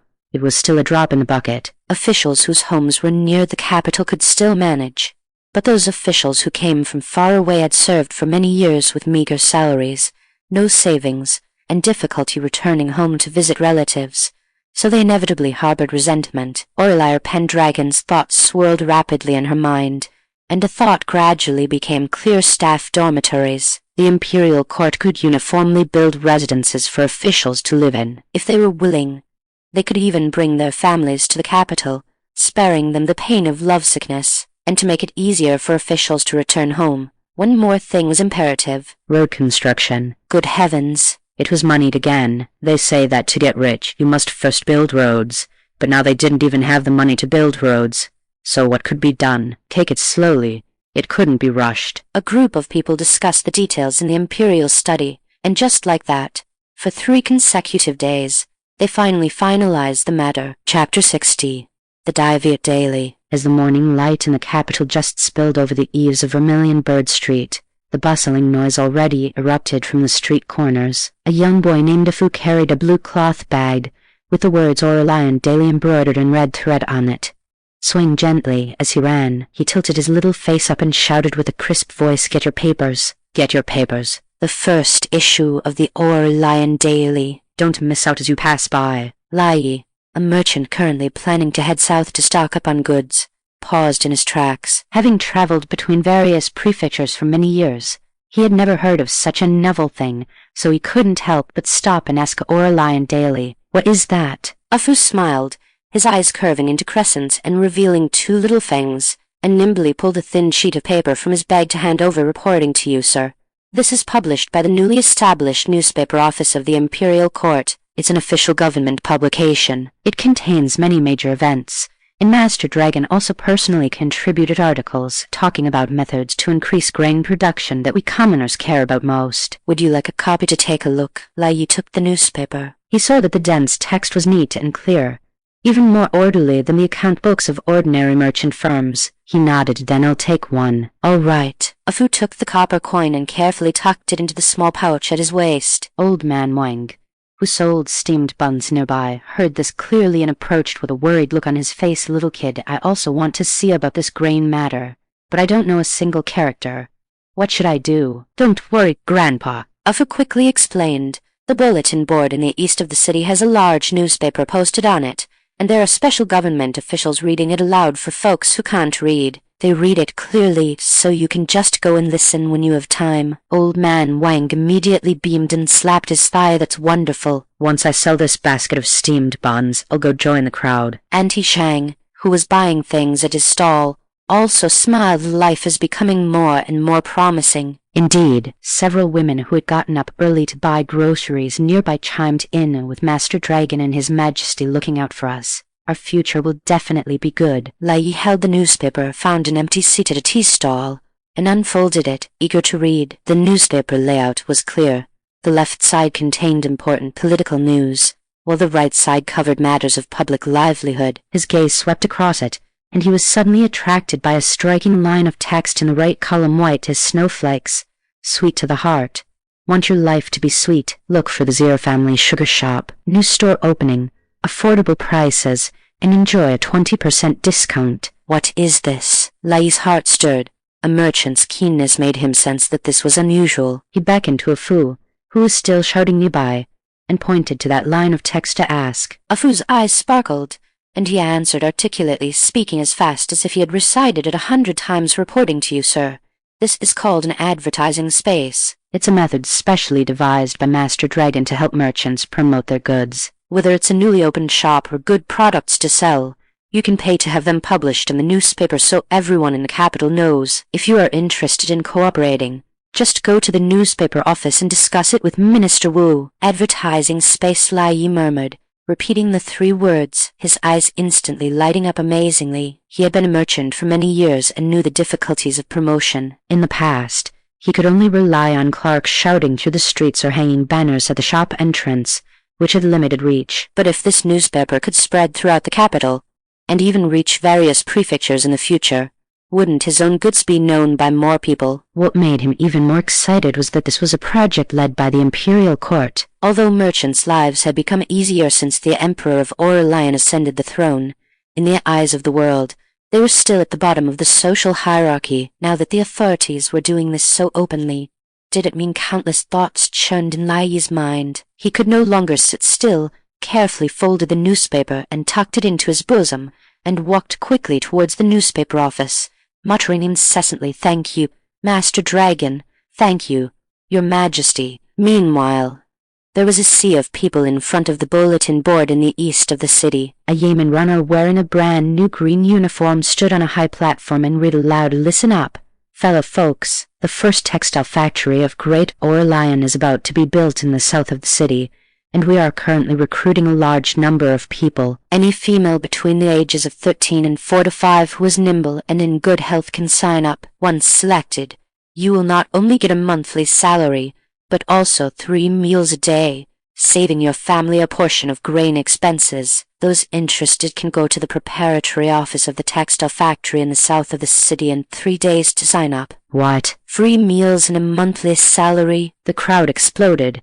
and a sturdy man shouted loudly, "If I weren't a man, I'd want to try it myself. I'm going back now to tell my wife to hurry up and prepare." "Exactly." A woman next to her excitedly held her companion's hand. "My husband is in poor health, and our family relies on my sewing and washing to get by." "If I could get into the textile factory, the monthly salary would be much more than sewing, and they even provide food." "This is a huge blessing." "Officer, tell us more. Is there any other news?" The crowd, still wanting more, urged him. The yeoman runner smiled, nodded, and continued reading. From time to time, cheers of agreement and admiration erupted from the crowd, and the scene was exceptionally lively. The Hearth and Crowned Heaven restaurant, 2nd floor. Aurelia PenDragon sat by the window, her gaze falling on the bustling scene, a faint smile on her lips. On the table in front of her were also several copies of the Aurelian Daily. Opposite her, Celeste PenDragon was looking down at the last page of the newspaper,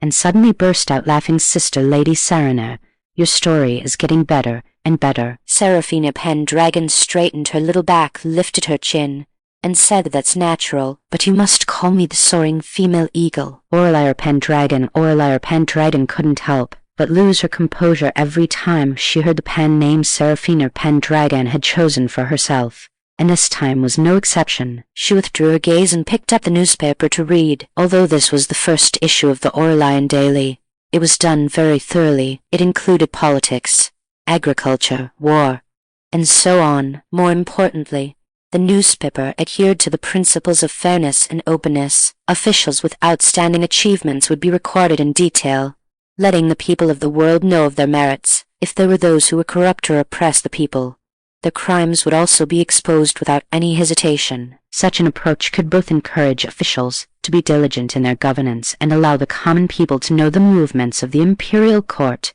bridging the relationship between the ruler and the people. As for the advertising space, it was just for making money. When she first brought up this topic, it drew a lot of opposition, saying she was competing with the people for profit. But after she analyzed the benefits, the Minister of Revenue was the first to agree. Even if there were still voices of opposition later, the Minister of Revenue instantly turned into a debater. The national treasury was poor enough to rattle. Aurelia PenDragon had many ways to make money in her head, since the newspaper had appeared.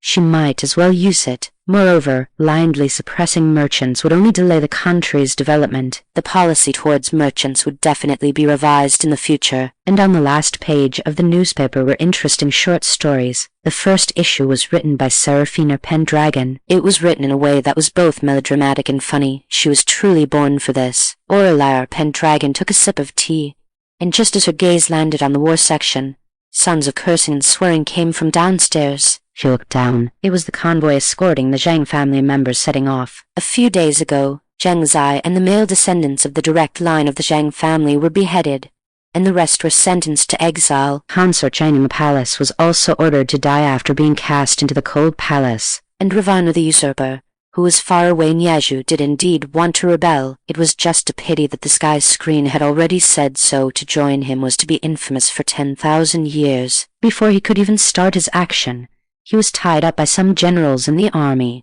and in about a month, he would be escorted to the capital. The war section published these matters, with Ravana the usurper, the culprit, captured.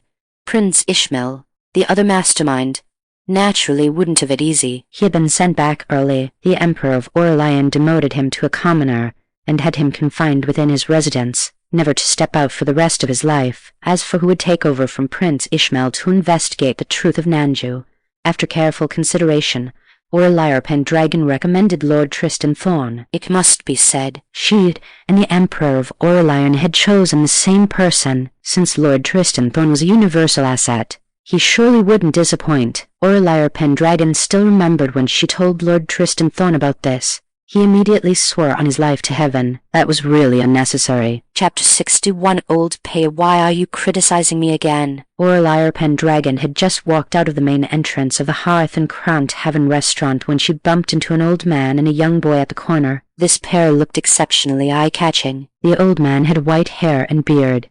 His face was lined with deep wrinkles, and he wore a faded, coarse cloth tunic with straw sandals on his feet. When he saw her, he grinned, revealing 2 missing teeth, yet his eyes shone with an indescribable keenness. The child beside him was about 8 years old, wearing a clean, blue cloth robe. His posture was upright, and as she approached, he bowed neither servilely nor arrogantly, his demeanor even more calm and steady than that of ordinary aristocratic children. Aurelia PenDragon felt a stir in her heart and hurriedly stepped aside to return the salute. For some reason, she kept feeling that the old man's features looked somewhat familiar. After her figure disappeared, the old man stroked his beard and turned to the child beside him. What do you think of this, Master Dragon? The child straightened up, his face still retaining its childishness, but his words were clear and logical, kind-hearted, with a world in her heart, talented, and neither arrogant nor impetuous. Just now, seeing that I was a child,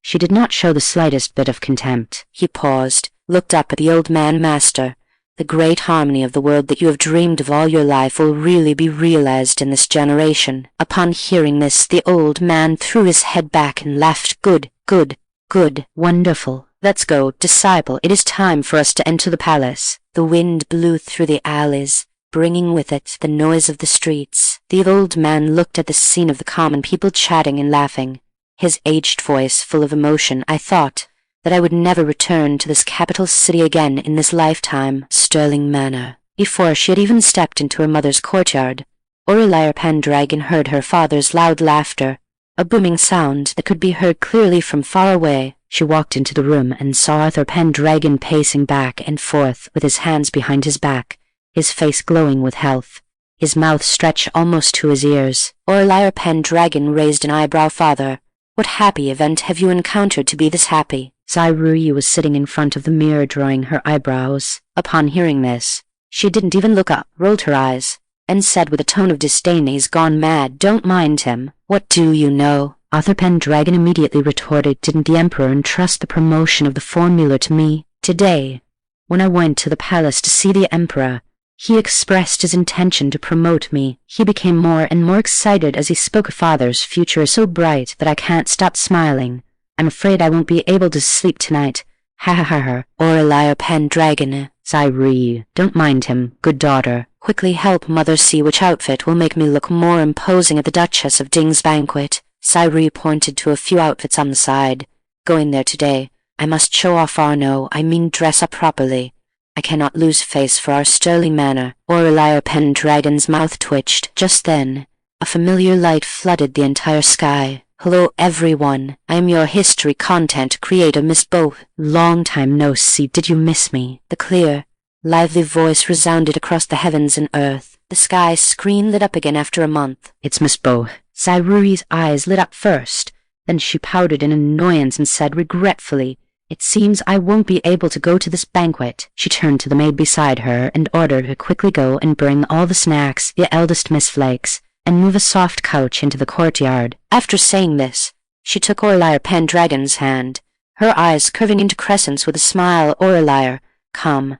Sit and watch with mother." Arthur PenDragon leaned over and asked eagerly, "Wife, what about me?" Sairuri didn't even lift her eyes, and lightly spat out 2 words, "Get lost." For some reason, ever since the sky screen appeared, she found this old thing of hers increasingly displeasing to the eye. Arthur PenDragon, he rubbed his nose, feeling aggrieved. He muttered to himself, "I don't know why, but lately my wife's temper has been getting worse and worse." On the sky screen, Miss Bo's smiling face was exceptionally clear. "I recently rewatched that drama about Aurelia. I really didn't have time to update, but I will definitely make it up to you later." Staring. "You promised 1 update a week, but I've been waiting for 500 years. Content creator, you have no heart." Haha, I rewatched it too. "This old classic drama has gone viral again recently. The director really understands history, and understands Aurelia even better." "That's right. "But there are still so many dramas about Aurelia that are filmed terribly." "How about you make a roast video when you have time?" "Please." "We've had quite a few sad parts in the previous videos,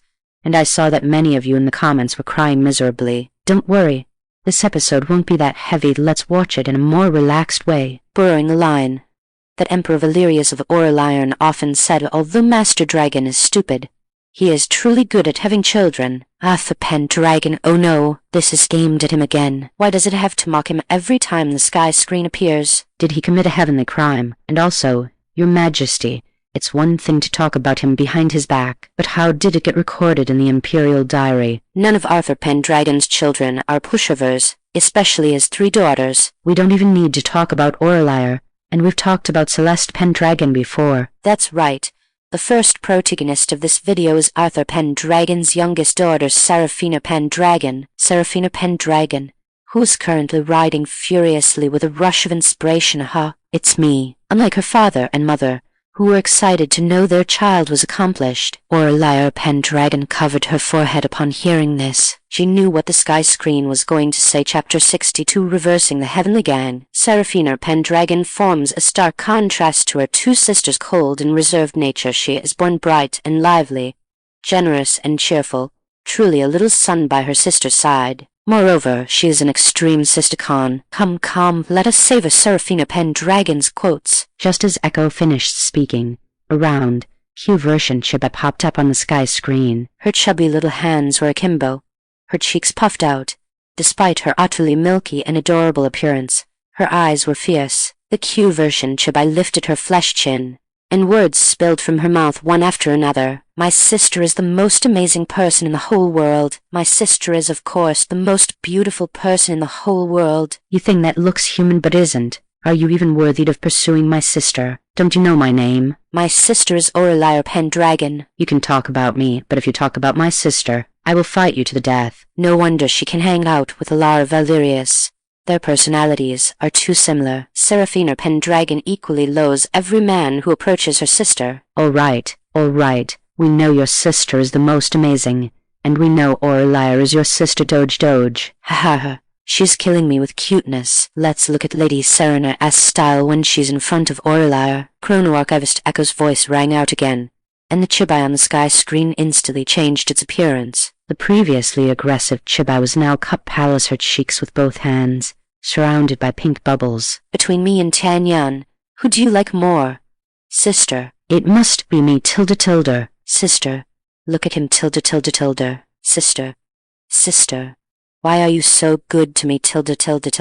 Sister, tilde. Sterling Manor, Langsing Pavilion. Seraphina PenDragon's little face flushed red, and she muttered awkwardly, "That's not me." The tilders get a thumbs up. The little one even has 2 faces. Haha, so cute. So cute.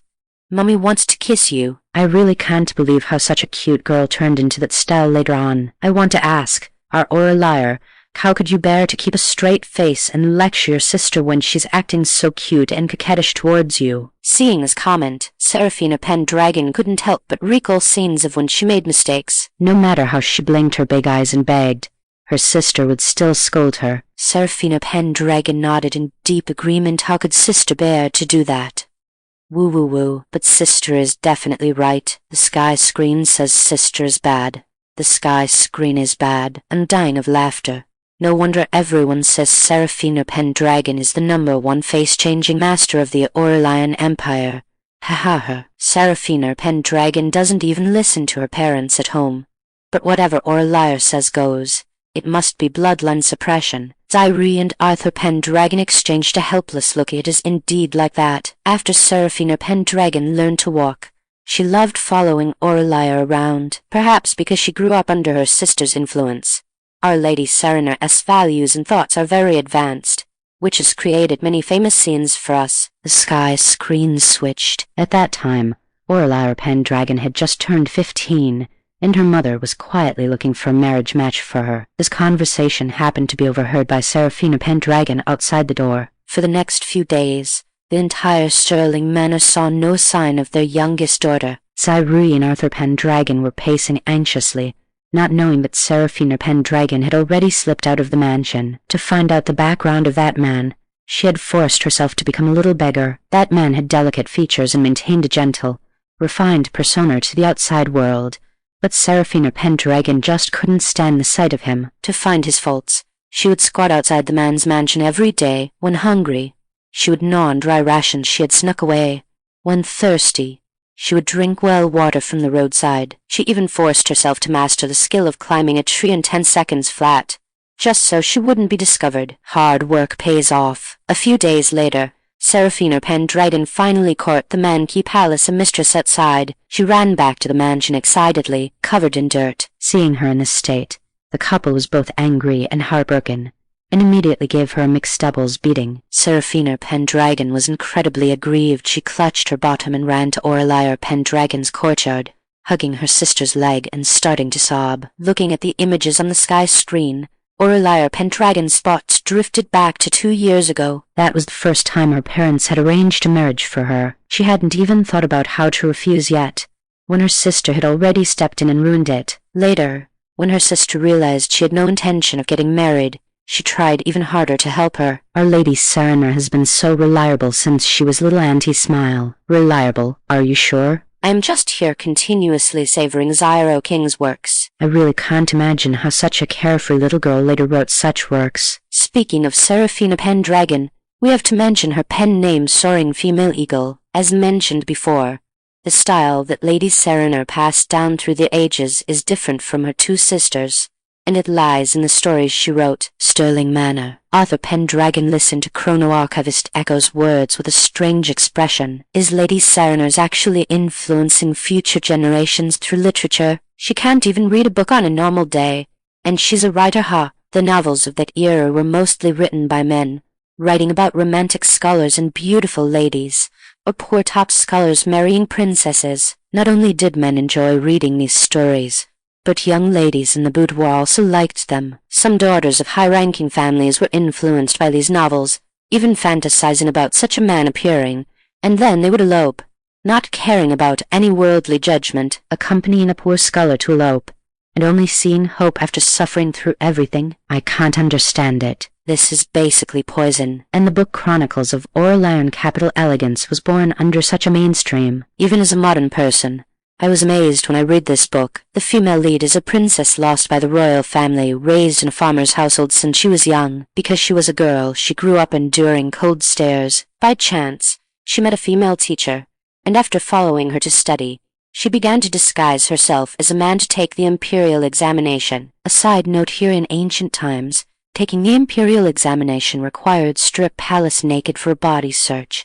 But this is a novel, so we don't need to worry about the details. The rest of the story is the female lead passing all tests and becoming the top scholar. During this time, a sunny and handsome loyal childhood sweetheart, a romantic and dashing son of the Prime Minister, A noble and pure state preceptor and a wealthy noble's son all fell for the female lead, and then the female lead took them all into her back courtyard. It wasn't just that. Later, after the female lead was recognized by the royal family, she raised a whole bunch of male concubines. I'm dying of laughter. And then the female lead had to deal with the jealousy in her back courtyard every day. Isn't that familiar? The noble ladies of the Aurelian Empire saw this comment and nodded hurriedly. It couldn't be more familiar, Sinjo. Changning held the corner of the page with her fingertips, but her gaze had long since drifted away. She was the second young lady of the Shen family, trapped since childhood within these red walls and black tiles. What she saw and heard was nothing more than the 3 obediences and 4 virtues for women in the boudoir. What she read and felt was all clichés from novels about how marrying a good man was a blessing. The women in those novels, no matter how lovely they were initially, ultimately ended up relying on men, pinning the value of their entire lives on marriage and offspring. But at this moment, the sky screen told her so. Stories don't necessarily have to be written that way. Gazing at the birds outside the window, Changning suddenly realized she was the same as the female lead in this novel. Both were trapped. The novel on the table had lost its allure, but in Chang's eyes, a light brighter than any plot in the novel began to shine. Chapter 63: Historically Notorious Loot Men. The Aurelian Capital Splendor Records storybook has been adapted into one TV drama after another, and even twisted into those one life, one pair tropes. I absolutely despise watching them. Seraphina PenDragon's legacy has endured through the ages, not because of lingering, sentimental romances, but because the words from her pen forcibly shattered the cages that confined the women of that era. Although her books drew countless people to stomp their feet and curse the moment they were released, the sales at the bookstores were unrivaled and explosive. Think about that, really think about it. As the voice faded, Echo couldn't help but laugh out loud. Later, Seraphina PenDragon wrote tirelessly, producing nothing but exhilarating stories featuring powerful female leads. For the women of that era, bound by strict moral codes, it was an absolute killing blow. During that time, the memorials impeaching Aurelian in the imperial court were as plentiful as snowflakes. You would ask what Seraphina PenDragon's writing has to do with my Aurelian? Seraphina PenDragon didn't enter government service, so those people could only latch on to her older sister. But mess with our Aurelian PenDragon, and you've kicked an iron plate. Aurelian usually seems cool and aloof, appearing indifferent to the world, but in the imperial court, she never let anyone off the hook. When she started retorting, she could take on 8 people at once. Thus, with Lord Tristan Thorn chiming in on the side, the 2 of them were firing on all cylinders. Arthur PenDragon wanted to find an opportunity to scold them, but he couldn't find a gap. Ha ha ha, the imagery is too vivid. I heard those officials were full of pent-up anger in the imperial court, only to go home and find their wives and concubines secretly reading Seraphina PenDragon's books. They were so furious they jumped around, threatening to divorce them if they kept reading. Although some women were scared into hiding their books, the light within those words had already illuminated their hearts. Exactly. A single spark can start a prairie fire. Seraphina PenDragon stared blankly at the sky screen, then looked down at the storybook on her desk, which she had only just begun writing. Her eyes grew brighter and brighter. Older sister was right. She really could help some people. What else was there to say? Keep writing. Seraphina PenDragon felt her mind had never been so clear. The female leads in Seraphina PenDragon's writing always had their own unique charisma. They relied on their own efforts to earn their futures and seek their own paths. Just like her pen name, every female lead was a soaring female eagle, born to fly between heaven and earth. In her books, the female leads were always surrounded by handsome men, and in reality, Seraphina PenDragon was the same. That is why, when later generations pay their respects to her, they always burn paper models of handsome men for her. Dead memories suddenly flooded her mind. Seraphina PenDragon suddenly remembered the models the sky screen had mentioned back then, so that was what it meant. She actually quite liked them. Ahum. Just then, on the sky screen, Chrono-Archivist Echo's voice took on a hint of gravity. But was Seraphina PenDragon truly lecherous? No, she was not. Seraphina PenDragon how? Sob. Those who understand are already crying. Our poor Lady Serenar stepped into the game herself. She clearly didn't want to do that, but for the greater good, she still pretended to be lecherous. Seraphina PenDragon what? There's also much controversy regarding this aspect of Seraphina PenDragon. but in recent years, we have slowly discovered her original intention for doing so. In that era, it was normal for men to have multiple wives and concubines, but if a woman did it, she would be condemned by everyone later.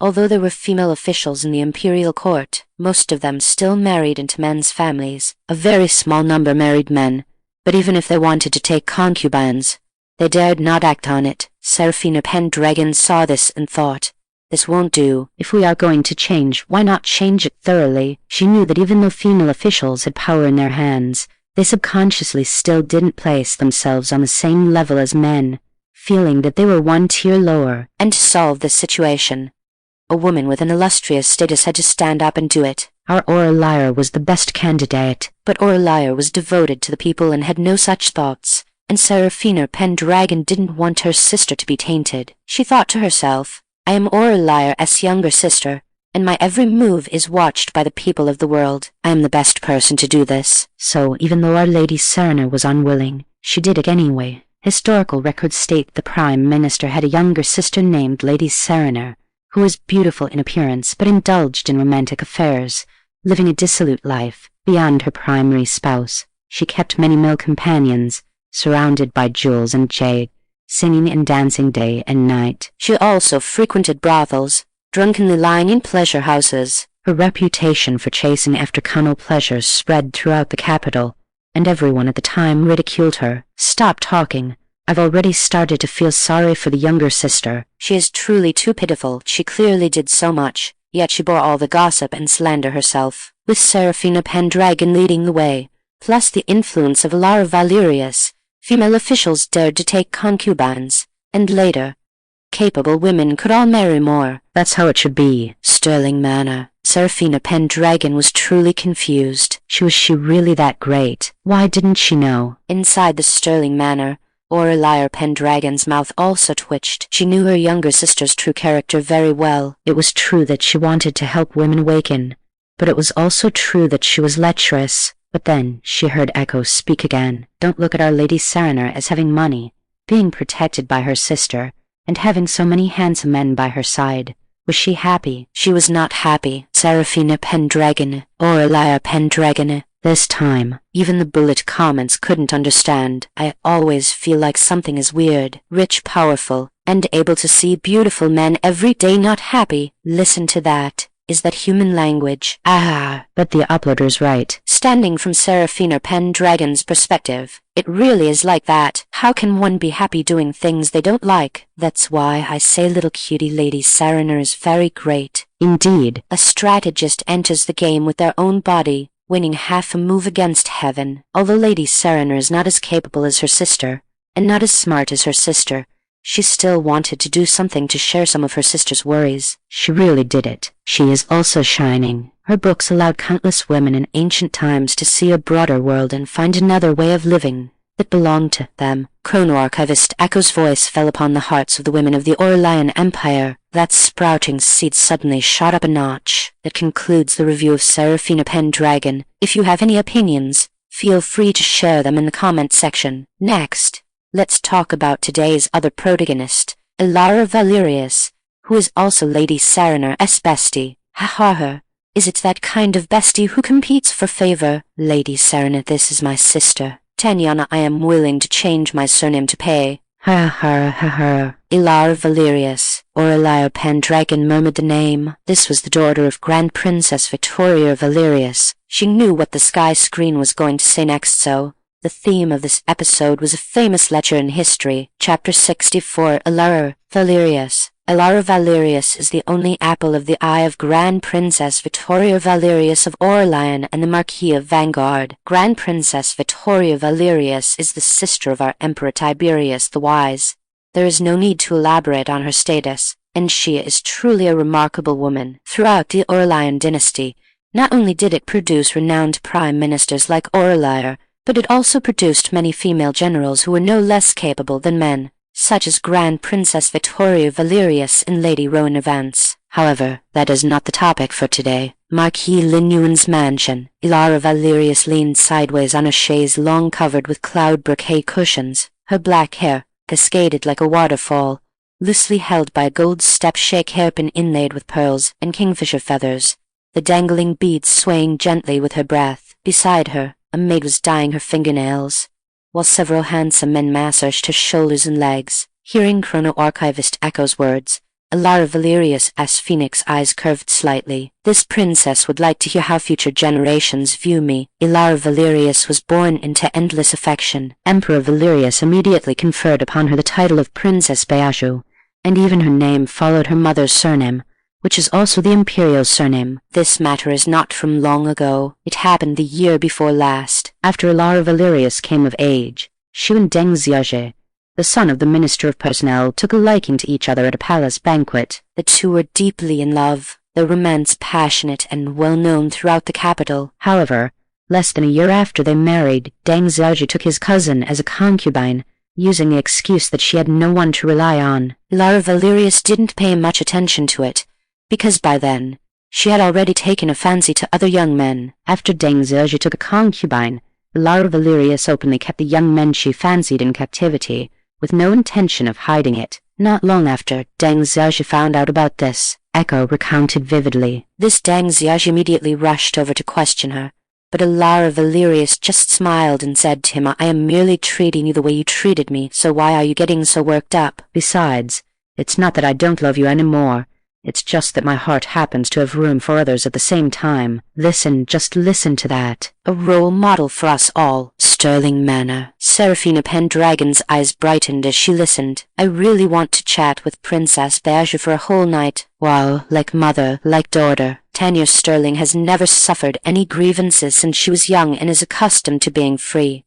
Ordinary rules simply cannot bind her. And then Aurelia PenDragon also recalled, in this era, men taking concubines was considered a matter of course. How could Deng Xiaozhi possibly empathize with Emperor Valerius? He only felt that his wife had corrupted the family reputation of the Deng family and, more importantly, caused him to lose face. After the Minister of Personnel learned of this, he also felt disgraced, so he took his son, Deng Xiaozhi, and reported it directly to the Emperor of Aurelian. Fortunately, the Emperor of Aurelian was already biased. Furthermore, when Deng Xiaozhi had sought to marry the princess, he had sworn an oath before the Emperor of Aurelian that he would be with only one person for a lifetime and would never take a concubine. Therefore, in the end, the Emperor of Aurelian not only did not punish Emperor Valerius, but instead granted her a divorce from Deng Xiaozhi. After the divorce, Emperor Valerius returned to Marquis Linyun's mansion and openly brought back the young men she had capped,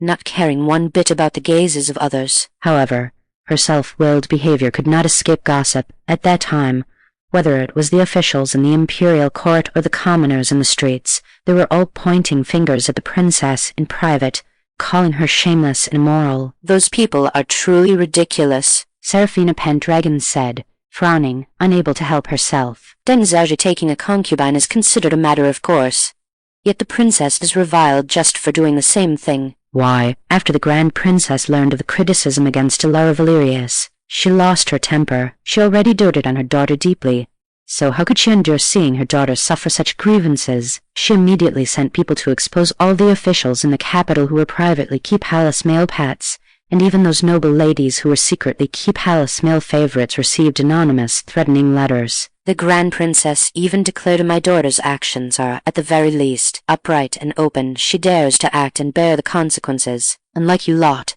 acting sneakily like rats in a sewer, do you even have the right to criticize my daughter? It's laughable, come to think of it, that Lion King residence was established by the Grand Princess just to support her daughter. The men housed within were carefully selected. Not only were they handsome, but they were also meticulously trained in zither, chess, calligraphy, painting, poetry, and prose. The Grand Princess even specifically instructed them to take the initiative to seduce those noble ladies who had once reviled the princess. The scandals of noble ladies having affairs with male entertainers that caused such an uproar in the capital a few years ago all originated from that Lion King residence. Since then, those who had originally pointed fingers at Emperor Valerius were too busy dealing with their own affairs to have any energy left to talk about her. Speaking of this, Aurelia PenDragon also recalled that when she first heard about this, she had guessed whether the Grand Princess was also a transmigrator. When she married the Marquis of Vanguard, she had said she wanted to be with one person for a lifetime. and she taught her daughter the same. Yet, even when her daughter didn't achieve that, she still supported her daughter and keep Hallis pets. Besides this, the various deeds of the Grand Princess made Aurelia PenDragon have to think deeply until later. At a royal banquet, Aurelia PenDragon finally got to see the Grand Princess herself. She was a woman of elegant temperament who did not lack warmth. Her conversation possessed both the dignity and self-restraint of royal nobility and a calm gentleness that seemed etched into her bones. When she spoke of the hardships of the people, her words were filled with deep concern. When she discussed etiquette and rules, although she did not agree with the harsh criticisms, she could understand the helplessness within the context of the era. When she spoke of her daughter, her eyes held complete love and respect, without a hint of reluctance or resentment. At that time, watching her and listening to her speak eloquently, she suddenly dismissed her previous guess. The Grand Princess's thoughts might be ahead of her time, but she was not a transmigrator. She was a woman born of this land, a woman who, within the framework of feudal etiquette, relied on her own insight and courage to live out a different kind of life. Echo continued to narrate. Unlike Seraphina PenDragon, little cutie Tanya Sterling is truly lecherous, but her lecherousness is not limited to men. She likes anyone who is good-looking. The difference is that for pretty young ladies, she purely appreciates them, and for men those who know. Ha. Tanya Sterling is simply lecherous beyond measure. No matter how bad things get, Lady Serener can at least rely on her writing to be passed down through the ages, while our Tanya Sterling doge. Tanya Sterling writes too. It's just that what she writes is not suitable for minors to read. To be honest, I feel like Tanya Sterling gets scolded even worse than Aurelia. I truly admire this mindset. It is said that the reason Emperor Valerius became good friends with Seraphina PenDragon is because of Aurelia. Aurelia PenDragon, huh? She's involved in this too. Heh. Who told our Aurelia to be so good-looking? The first time Tanya Sterling saw her, her eyes were glued to her. Chapter 65 Aurelian Bow-Breathing Emperor Valerius Remarkable Methods. This really can't be blamed on Tanyan. I found a few portrait materials of Aurelia.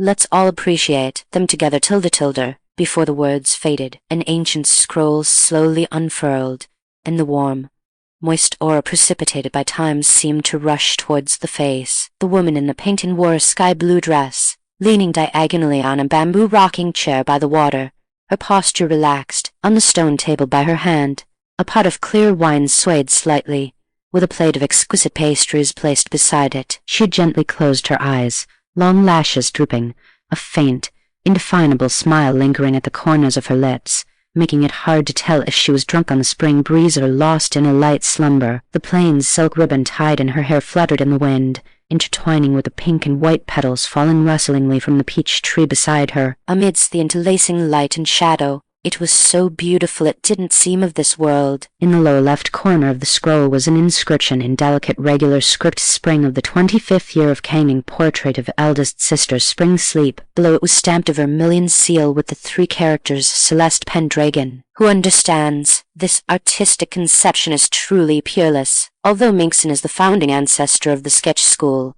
she most loves to embellish her paintings with color. She always said that her sister should be as vibrant and bright as this, worthy of all the gorgeous colors in the world. Let's continue to the second painting, also by Minkson. The second painting was equally captivating. In the painting, Aurelia PenDragon wore a plain water blue dress without much complicated ornamentation, which only served to set off her cool and aloof temperament. A cascade of jet black hair hung down smoothly, tied loosely at the ends with a hair ribbon of the same color, simple yet elegant. She stood before a crude porridge stall. Outside the stall were refugees in tattered clothes with sallow complexions, yet her cool figure seemed separated from surrounding decay by an invisible barrier, completely out of place. Although there was not a trace of a smile on her face, those clear eyes were filled with an indelible compassion and tenderness, like a goddess overlooking all living beings, carrying a holy radiance. This painting has such divinity. Chrono-Archivist Echo's voice appeared at the right moment. It is the most completely preserved portrait of Aurelia from ancient times to the present. Today,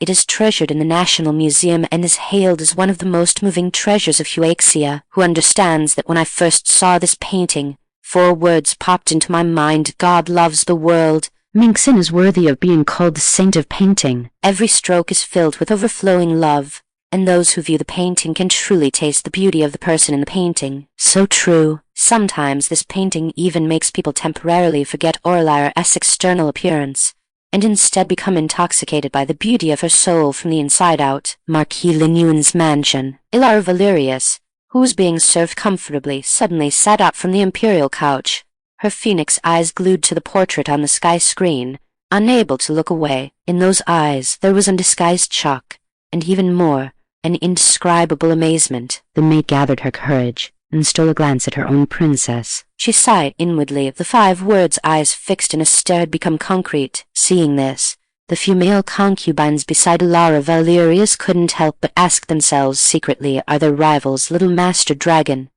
Don't even talk about Lara Valerius.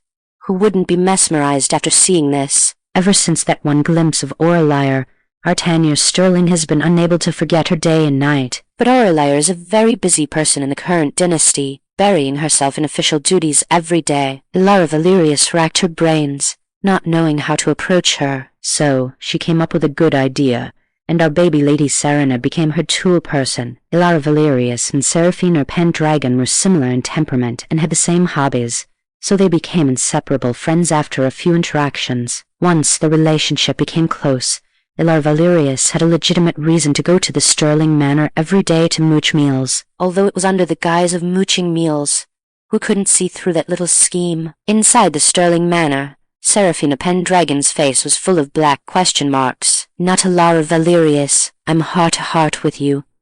And you're playing mind games with me. After Lara Valerius successfully achieved her goal and saw Aurelia more and more often, her true nature began to be exposed. For example, please watch the VCR. The video played, showing the scene of the Sterling Manor as study. The windows were bright and the desk clean, with brushes, ink, paper, and inkstones neatly arranged. Seraphina PenDragon held her newly written manuscript, leaning towards Aurelia PenDragon with anticipation, and said softly, "Sister, can you help me see how this plot is?" Seeing this, Lara Valerius immediately climbed up the pole, hurriedly taking out a stack of papers from her brocade box and leaning over. As well, Sister Aurelian, I have also been studying classics and history recently, and have encountered many confusing points. I would like to take this opportunity today to ask Sister Aurelian for some guidance. Just as the video played to this point, in the Marquis Linuan's mansion under the sky screen, Grand Princess Vittoria Valerius already had an expression of being unable to bear looking, studying her precious daughter, let alone classics and history. Being able to write her own name neatly would be a miracle. Aurelia PenDragon in the video was not suspicious, always gentle. She nodded slightly, took Lara Valerius as homework, and began to read it seriously. She lowered her eyelids, her long lashes casting faint shadows on her eyelids, her expression focused and serious. Even the movement of her fingertips turning the pages was unbelievably gentle. Look at Lara Valerius again. She held her cheeks with both hands, her whole body almost sticking to Aurelia PenDragon, her phoenix eyes staring straight at Aurelia PenDragon's profile, the obsession in her eyes almost overflowing, the corners of her mouth raised slightly, looking so lovesick the drool was almost dripped palace out. After reading, Aurelia PenDragon raised her eyes to look at her, her tone patient. I've already explained the problem-solving method for this question just now. Try to calculate it again using the algorithm I taught you, and see if you understand. Hearing this, Lara Valerius' eyes were still dazed, not listening to a single word, and she subconsciously blurted out, "Sister, you smell so good." Aurelia PenDragon, under the sky screen. Grand Princess Vittoria Valerius felt a bit embarrassed. She raised her hand to cover her face. Sure enough, this is indeed her daughter. It couldn't be more accurate. Ha, this killed me. Is this what you call studying? I think it's more like courting. Aurelia blah blah blah explaining knowledge points. Tanyan's sister's eyes are so beautiful. Sister's mouth is so beautiful. Sister's nostrils are so beautiful. Aurelia breathing. Lara Valerius skilled methods. This is the first GLCP I've shipped. I don't care. Aurelian is the best one to ship. Lady Serena, what are you doing, my good bestie? It wasn't just Grand Princess Vittoria Valerius who couldn't stand Lara Valerius' silly appearance. Lara Valerius herself was also unconvinced. Joking. This is me, the princess. I admit she does have some looks, but this sky screen is too exaggerated. Aurelia PenDragon did indeed grow on her aesthetic point, but that was it. As a dignified princess, how could she be like a fool? It must be that later generations uglified her. As for herself, she would certainly not be like this. Things like this kept happening, and over time, Seraphina PenDragon gradually got the taste of it. Lady Seren, and good heavens, I thought I had made a like-minded best friend and happily brought her home. Who would have thought that this princess was actually plotting against her own sister? It was completely inviting a wolf into the house. I won't talk about what happened later. Everyone actually knows it. Otherwise, those sister-fighting quotes of Seraphina PenDragon that are considered legendary wouldn't still be talked about by later generations across thousands of years. Ha ha ha ha. As for what kind of thoughts Emperor Valerius has towards our Aurelia, the forum is arguing fiercely, and there has been no conclusion. If it is said that Emperor Valerius was attracted by Aurelia's stunning appearance when they first met, then the bond that deepened day by day was truly being conquered by her charisma. Yes, before meeting Aurelia, even with the protection of her parents, the pointing fingers from the outside world never stopped for Emperor Valerius. Exactly. She never liked crowded banquets, so she basically didn't go. But was it because she didn't want to? It was because she cared too much. Sob sob. Doing whatever she wants is just her protective color, until Aurelia appeared and protected her uniqueness. Since then, Emperor Valerius completely stuck to Aurelia. Her feelings for Aurelia are more like a dependence on a sister. It's all my personal opinion, don't flame me. Marquis Linuan's mansion. Emperor Valerius looked at the barrage flying across the sky screen, for the first time filled with unprecedented seriousness. She had never thought that her soul, which was out of place in this year, could receive such deep resonance in another world thousands of years later. Later generations say Aurelia PenDragon will understand her. Really? She gently rubbed the jade pendant at her waist with her fingertips, was silent for a moment, and turned to the personal maid beside her. Huihong. Princess. Huihong bowed respectfully. I will attend the palace banquet the day after tomorrow with my father and mother. Yes. Huihong responded and stepped back, genuinely happy in her heart. History is true and false. False and true. Whether Emperor Valerius has such thoughts about Aurelia, only she can give the answer in the end. The next video is being edited in a rush. Please look forward to it. Tilda. As everyone knows, Aurelia is also a famous educator in history. Next, let's take stock of those historical celebrities who found the right path in life because of her. Chrono-Archivist Echo's pleasant voice rose and fell on the sky screen. With the dissipation of the last line of the barrage, this video finally came to an end, but the disappearance of the sky screen did not calm the heated discussion. On the contrary, the topic of whether Princess Baiju is a habit of lesbian tendencies swept through the streets and alleys of the Aurelian state, becoming the most enthusiastic gossip for the people after meals. Even the Emperor of Aurelian couldn't help but be curious about this. On one side is his trusted and beloved minister. On the other side is his beloved niece. These two combined, it's not that, no, of course not. His niece,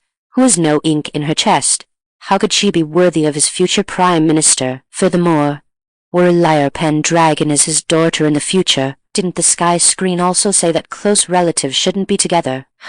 He is truly a good emperor who listens to advice. Eunuch Cedric looked at the changing face of the emperor and scratched his head in confusion. What's wrong with the emperor again? Time is passing. The first batch of female workers was successfully recruited in a textile factory. Aurelian Daily's second issue was also published on schedule, which was about the sky screen. For a time, paper in the capital of Aurelian was expensive. In such excitement, the day of the palace banquet arrived as scheduled. This banquet was prepared by the Emperor of Aurelian on a temporary imperial decree, just to welcome a special guest. Peasant Prince Shiva already Aurelia PenDragon sat in the carriage, listening to Arthur PenDragon explain the reason, her brows slightly furrowed, her face showing confusion. Indeed, Arthur PenDragon smiled, his tone full of surprise. It's amazing that someone who was rumored to have passed away many years ago has suddenly returned alive, don't you think? This Prince Shiva is the younger brother of the late emperor. He made great contributions to help the late emperor stabilize the imperial throne. Later,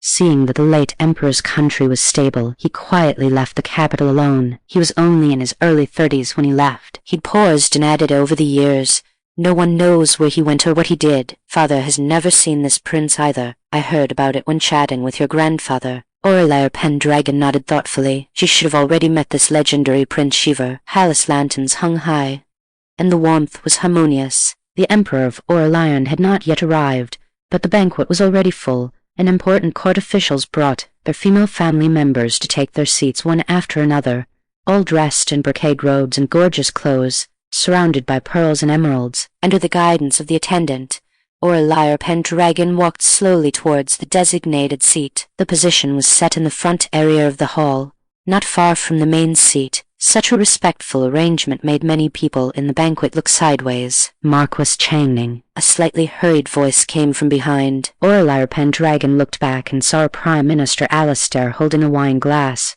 walking slowly towards her, followed by a tall young man, who was Master Jang. As soon as the father and son appeared, they attracted a lot of attention. After all, they had eaten the melon of the Jang family and the PenDragon family. Prime Minister Alistair walked up to her with a sincere smile on his face. "My son made many mistakes before. Now he knows he was wrong. It was my negligence as a father for not disciplining him well. Today, I am here to apologize to you." As soon as the words fell, Master Jang stepped forward with a shy and embarrassed face, his voice a bit stuttering. "Aurelian Marquess Changning, I was ignorant in the past and offended you many times. Today I am here to apologize. I hope you can be magnanimous." Aurelia PenDragon looked up at Master Jang, who was bowing, her eyes calm and waveless. She realized suddenly she seemed to have had no connection with the characters of the protagonist group for a long time. She almost forgot that this was in a book. Those bloody dramas of several men fighting for one woman, those entanglements that annoyed her, seemed to have been completely isolated in another world with the appearance of the sky screen. "Prime Minister Jiang." Aurelia PenDragon's voice was gentle and distant. "I am a person who has always been clear about love and hate. The rights and wrongs of the past are already clear. I have received Master Jiang's apology, but I don't want to have any connection with him." Her tone was flat, but every word was clear. Prime Minister Alistair nodded upon hearing this. It should be so. He was not unaware of the rumors outside. Years ago, he heard that Aurelia PenDragon had a good impression of his incompetent son, but at that time he was busy with court affairs and felt that the love affairs of young people should not be overly interfered with, so he didn't take it to heart. It was not until later that he learned from others' casual chats that his own rascal had actually been absurd enough to fight with several men for the same woman, and had offended Aurelia PenDragon because of it. Prime Minister Alistair felt it was unbelievable at the time. Was he crazy? Or was the world crazy? It was from that time that he vaguely understood why the Emperor of Aurelian always looked at him with some unpleasantness recently. Today, he deliberately brought Master Jang to apologize, but he didn't really expect Aurelia PenDragon to forgive him. In his view, if a man truly hurts a woman, he should bow his head and admit his mistake. "This is a person's duty." Aurelia PenDragon raised her glass to touch Prime Minister Alistair's. It was not that she forgave Master Jang, but that she respected Prime Minister Alistair's character. Prime Minister Alistair, although pedantic, was someone who truly cared for the people. Chapter 66. Sister, you smell so good. The last chapter yesterday wasn't posted. It was added to the end after midnight. Readers who haven't read it can refresh the previous chapter. Who is Aurelia PenDragon? The hottest, most talked about figure in the state of Aurelian right now, without exception. So, when Prime Minister Alistair appeared before her with Master Jang, countless gazes were instantly drawn like magnets, converging upon them in unison. Although the crowd couldn't hear the few words exchanged between the three, who hadn't gossiped about the rumors between Aurelia PenDragon and Master Jang over tea and conversation. Someone secretly spat and muttered to themselves that old fox Prime Minister Alistair is actually using a handsome man tactic. Minister of Works Uzion's eyes rolled, and he immediately grabbed his grandson beside him, squeezing out of the crowd, forcibly pushing Prime Minister Alistair aside. With a warm, ingratiating smile on his face, he said to her, "What a coincidence. Marquess Changning, you've come to the banquet too." Aurelia PenDragon, what else would she be doing? Uzion seemed to realize his question was truly absurd. He rubbed the tip of his nose, his old face flushing slightly, but he continued with a thick skin. "This is my eldest grandson, Yukin." At home, he often spoke of wanting to see the demeanor of Marquess Changning for himself, So I brazenly came to make an introduction. You kin when did he ever say that? Usain didn't care what his grandson thought. If that old man, Prime Minister Alistair, had crooked thoughts, he certainly couldn't fall behind. Isn't it just a handsome man tactic? Who wouldn't know how to use it? Although this grandson of mine doesn't have much talent, Usain glanced at his grandson's face, which was identical to his own. After looking for a while and finding no bright spots, he pushed on. Although his talent is mediocre and his appearance isn't much to speak of, he is broad-minded, and he is the kindest and most generous to others. He.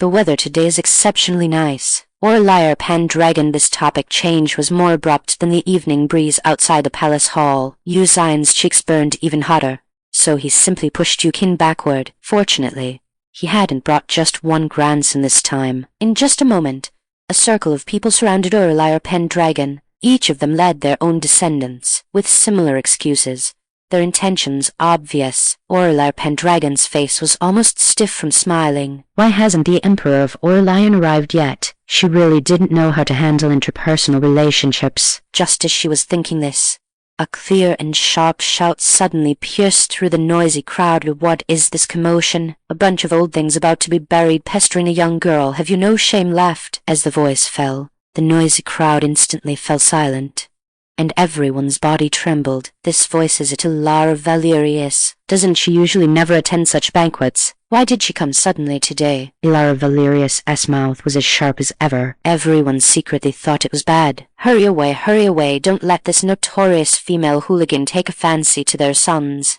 Emperor Valerius saw through their little schemes at a glance, immediately rolled her eyes, and her tone became even more impolite. With the crooked melons and crack dates of sons you have in your families, I feel nauseous just looking at them.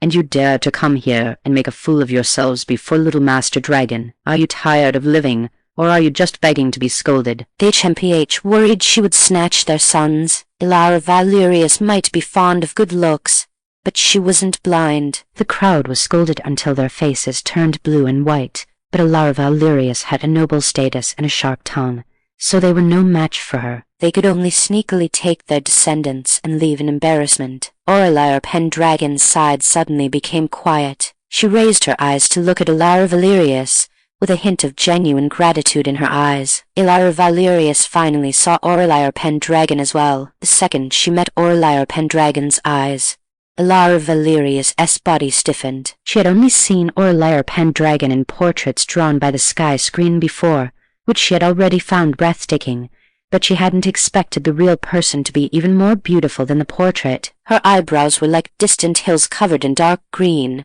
her eyes were like autumn water ripples, and there was a vivid, lovely spirit between her brows that wasn't in the portrait, cold and clear, with an indescribable charm. She is so beautiful. Thank you, Princess, for the rescue. Her voice is so pleasant. Emperor Valerius felt her voice was like the wind blowing past her ears in spring, falling gently on her heart. Wait, is she calling her? Emperor Valerius snapped back to reality, her heart pounding wildly. She had entered the palace today specifically to see Aurelia PenDragon. When she entered the hall just now, her gaze had immediately captured her figure so dazzling that it was impossible to ignore. Princess Guihang, the maid beside her, saw her mistress standing still, and quickly poked her elbow, whispering a reminder. Emperor Valerius finally withdrew that straight, almost rude gaze, her cheeks instantly burning hot, and waves surged in her heart. It's over. It's over. I didn't answer in time. Will she think I'm rude? Also, scolding those ministers so mercilessly just now. Will she think I'm too unreasonable? Not at all.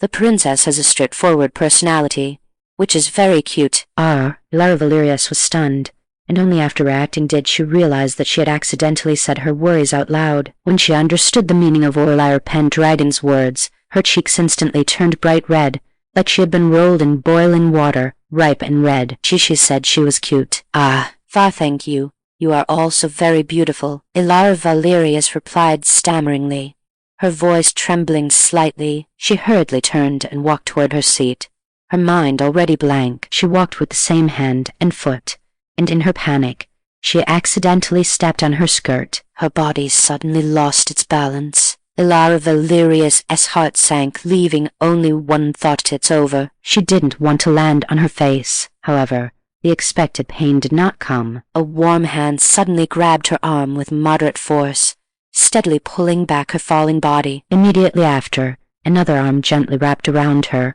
holding her waist tightly, bringing reassuring strength. The feeling of weightlessness instantly dissipated, replaced by a sense of security, and a faint, elegant fragrance lingered at the tip of her nose. Emperor Valerius' eyes gradually focused, and when she looked up, she bumped into a pair of gentle, worried eyes. It was Aurelia PenDragon. The lights of the banquet bloomed a hazy halo behind her, as if plating her with a layer of gold. That already beautiful face looked even softer at this moment. She leaned over slightly, her eyes falling on her, her tone gentle and concerned. "Are you okay?" Her voice was still pleasant, like a clear spring flowing over a stone stream, refreshing and soothing. Emperor Valerius felt like she was going crazy. Her brain was buzzing. Only thoughts like she hugged me. She cares about me. Her voice is so nice remained. "Princess." Aurelia PenDragon saw her eyes unfocused and couldn't help but frown slightly. Could she have been scared? This concern lasted for only 3 seconds. Emperor Valerius suddenly stretched out her arms, hugging her waist tightly, burying her head in her collar, her fluffy head rubbing around, her tone-obsessed sister. "You smell so good, oh my God, you smell so good." Aurelia PenDragon. Hung silently covered her face. Her habit of feeling embarrassed for others had flared up again. "Princess, have you forgotten what you said before?" "Does your face hurt?" Chapter 67. A Talent for Emperors. Aurelia PenDragon had lived for so long and had never met a woman like Emperor Valerius. Like a kitten that had accidentally inhaled catnip, she was straightforward without any pretense, and so passionate that it caught people off guard. Yet, strangely, it was not off-putting, because her affection was incredibly pure, and Emperor Valerius herself had never seen this side of herself before. By the time she sat back in her seat, the heat on her cheeks did not dissipate for a long time. How could she have been so uncomposed? She was restless, yet her gaze seemed to have a mind of its own, glancing toward Aurelia PenDragon from time to time. Separated by several banquet tables, she could see Aurelia PenDragon sitting quietly, posture upright, with soft lines to her profile. Even just sitting there silently, she possessed an aura that made it impossible for others to look away. Emperor Valerius felt that what the sky screen had said about her before was still too kind. How could she be so lecherous? Just in the intervals of her frequent peeking, the hosts of the banquet finally arrived in full. When Aurelia PenDragon saw Prince Shiver taking his seat beside the main table, a thought flashed through her mind. As expected, that face was clearly the plainly dressed old man she had met at the tea-house that day. No wonder she had found him familiar at the time. It turned out he resembled the Emperor of Aurelian. Unlike the tattered clothes from that day, Prince Shiver today was dressed in a prince's uniform embroidered with dark patterns, wearing a pearl crown, the whole person exuding an innate majesty. But in Aurelia PenDragon's eyes, deep down he was still that kind-faced old man, radiating an indescribable gentleness from head to toe. Halfway through the banquet, after the wine had been served 3 times, the Emperor of Aurelian and Prince Shiver rose to leave, taking the Crown Prince Shivered Aurelia PenDragon with them before they departed. Inside the Imperial study, the Emperor of Aurelian was about to introduce her to Prince Shiver, Imperial Uncle. "This is my capable and beloved minister." Who would have thought that Prince Shiver would wave his hand, stroking his beard, with a smile in his eyes? "I have already known Master Dragon for a long time." The Emperor of Aurelian. "Oh, is that so?" Aurelia PenDragon then recounted the matter. After listening, Prince Shiver laughed heartily. "If I hadn't met Master Dragon, I might not have truly made up my mind to return to the capital." This time it was Aurelia PenDragon's turn to be puzzled. The smile on the Emperor of Aurelian's face faded a bit, and his eyes drooped slightly. "Imperial Uncle, you really are heartless.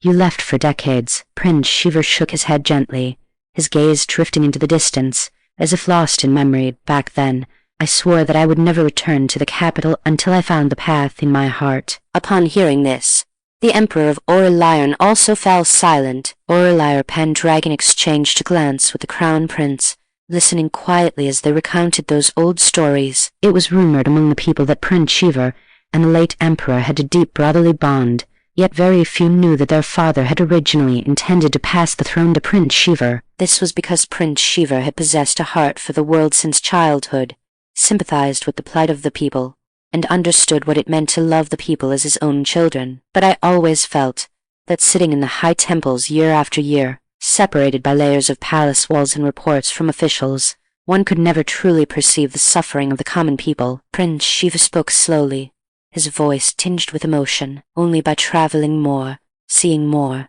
and listening more, and personally touching this land, can one understand what the realm governed by the late emperor truly looks like, and know what the people really need. Officials in various regions might falsify the conditions of the people for the sake of political achievements, or conceal the truth for personal gain, but his own eyes would not deceive him, his own ears would not deceive him, and the paths his own feet had walked would not deceive him either. Thus Prince Shiva had been gone for decades. He had seen the peace and prosperity of wealthy lands, and the displacement during years of famine. He was skilled in both literature and martial arts and understood medicine. He had saved many people along the way, yet he knew deep down that these skills could not ultimately save all the suffering people in the world. The imperial study was silent, with only the voice of Prince Shiva flowing slowly, carrying the weight of the years and an unchanging original intention. Aurelia PenDragon listened quietly, her understanding of great Aurelian deepening a little more.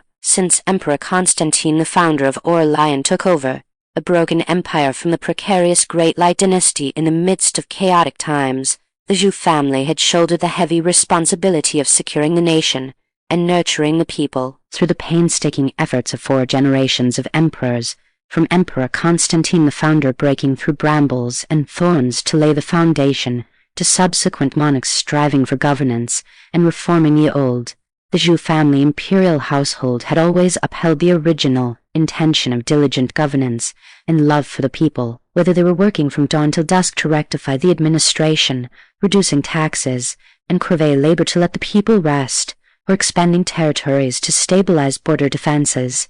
It was passed down from generation to generation, without a single generation slacking off. By the generation of the Emperor of Aurelian, the realm of Great Aurelian had long since transformed from the devastation of the past into a land of peace and prosperity, with harmony throughout the 4 seas. It could be said that apart from a few bad apples, the descendants of the previous emperors of Aurelian were all excellent. Prince Shiva was a very good example. The excellent atmosphere of the Aurelian dynasty's imperial descendants, tracing back to the source, was ultimately inseparable from the founding monarch, Emperor Constantine, the founder of Aurelian. The ancestors of the Zhou family were originally poor commoners struggling at the bottom.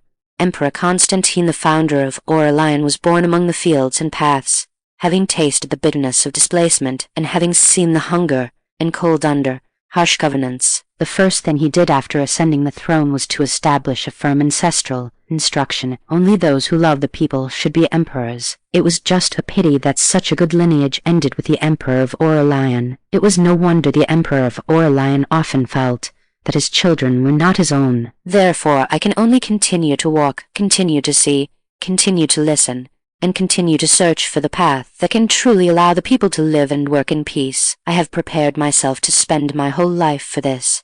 Until Prince Shiva's gaze fell upon Aurelia PenDragon, there was no need to say more. Let me ask you, what are the people, and what is a monarch? Prince Shiva's expression was solemn. The crown prince listened intently. He knew he was not the monarch the Emperor of Aurelian envisioned, but he also wanted to become one. Aurelia PenDragon's voice was clear. The people are the root of the state, the masses of the populace, the source of food and clothing, and the link to order chaos. A monarch is the shepherd of the millions, the master of the state, bearing the mandate of heaven, and should take love for the people as their core. The people are the water, and the monarch is the boat. The water can carry the boat, but it can also capsize it. The water can carry the boat, but it can also capsize. The crown prince silently recited this phrase, feeling something flash through his heart, too fast for him to grasp. Prince Shiva's gaze was deep and focused as he asked again, "Let me ask you again, which field of study in the world can bring peace and health to the people?" Aurelia PenDragon pondered slightly, then bowed and answered in reply, "To your highness, no single field of study can bring peace and health to the people. The study of governance is based on benefiting the people, promote agriculture to secure their food, open trade routes to enrich their use, rectify the administration to protect their lives, implement education to rectify their hearts, and strengthen border defense to secure their dwellings. These 5 are complementary and are all essential studies for the peace and health of the people." He asked Aurelia PenDragon a few more questions. all of which she answered. Prince Shiva's gaze toward Aurelia PenDragon became increasingly satisfied. After she left, he looked at the Emperor of Aurelian beside him and said, a material for an emperor. Chapter 68, Aurelian Bow as a subject in the capital, a wonderful journey. Material for an emperor. Crown Prince Julian shuddered, his fingertips unconsciously rubbing against the hem of his robe. This was an absolutely treasonous assessment. And such an assessment had actually come from within the imperial family itself. Thinking of the changes in Great Aurelian recently, Crown Prince Julian had to admit that Aurelia PenDragon was brilliant as both a minister and an emperor. While Crown Prince Julian's mind was swirling, the Emperor of Aurelian's mouth twitched. The look Prince Shiva gave him conveyed a single message: it is time for you to abdicate. The Emperor of Aurelian. Was it that he didn't want to? The sky screen had already said that Aurelia PenDragon herself didn't care for this position.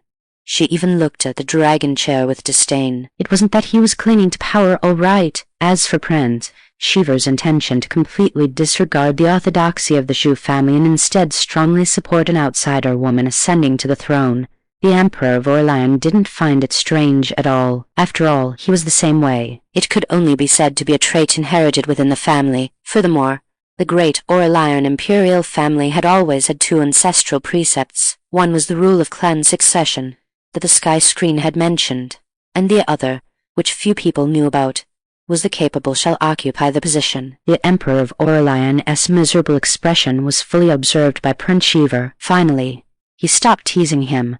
A chuckle of cunning satisfaction escaped his throat. This old man is tired. I'll go rest first. I still have to handle the errand that girl entrusted to me tomorrow. Imperial Uncle the Emperor of Aurelian said, feeling quite helpless. He had finally witnessed what a childish old man really was today. Hey, don't call me that. Prince Shiva stroked his beard, remembered what Aurelia PenDragon had said just moments ago, and narrowed his eyes. I am the director of the paper mill now. You should call me Director Zhu. The Emperor of Aurelian. Fine, Director Zhu. As long as you're happy. With that, Prince Shiva stood up slowly and stretched, muttering to himself, HMPH.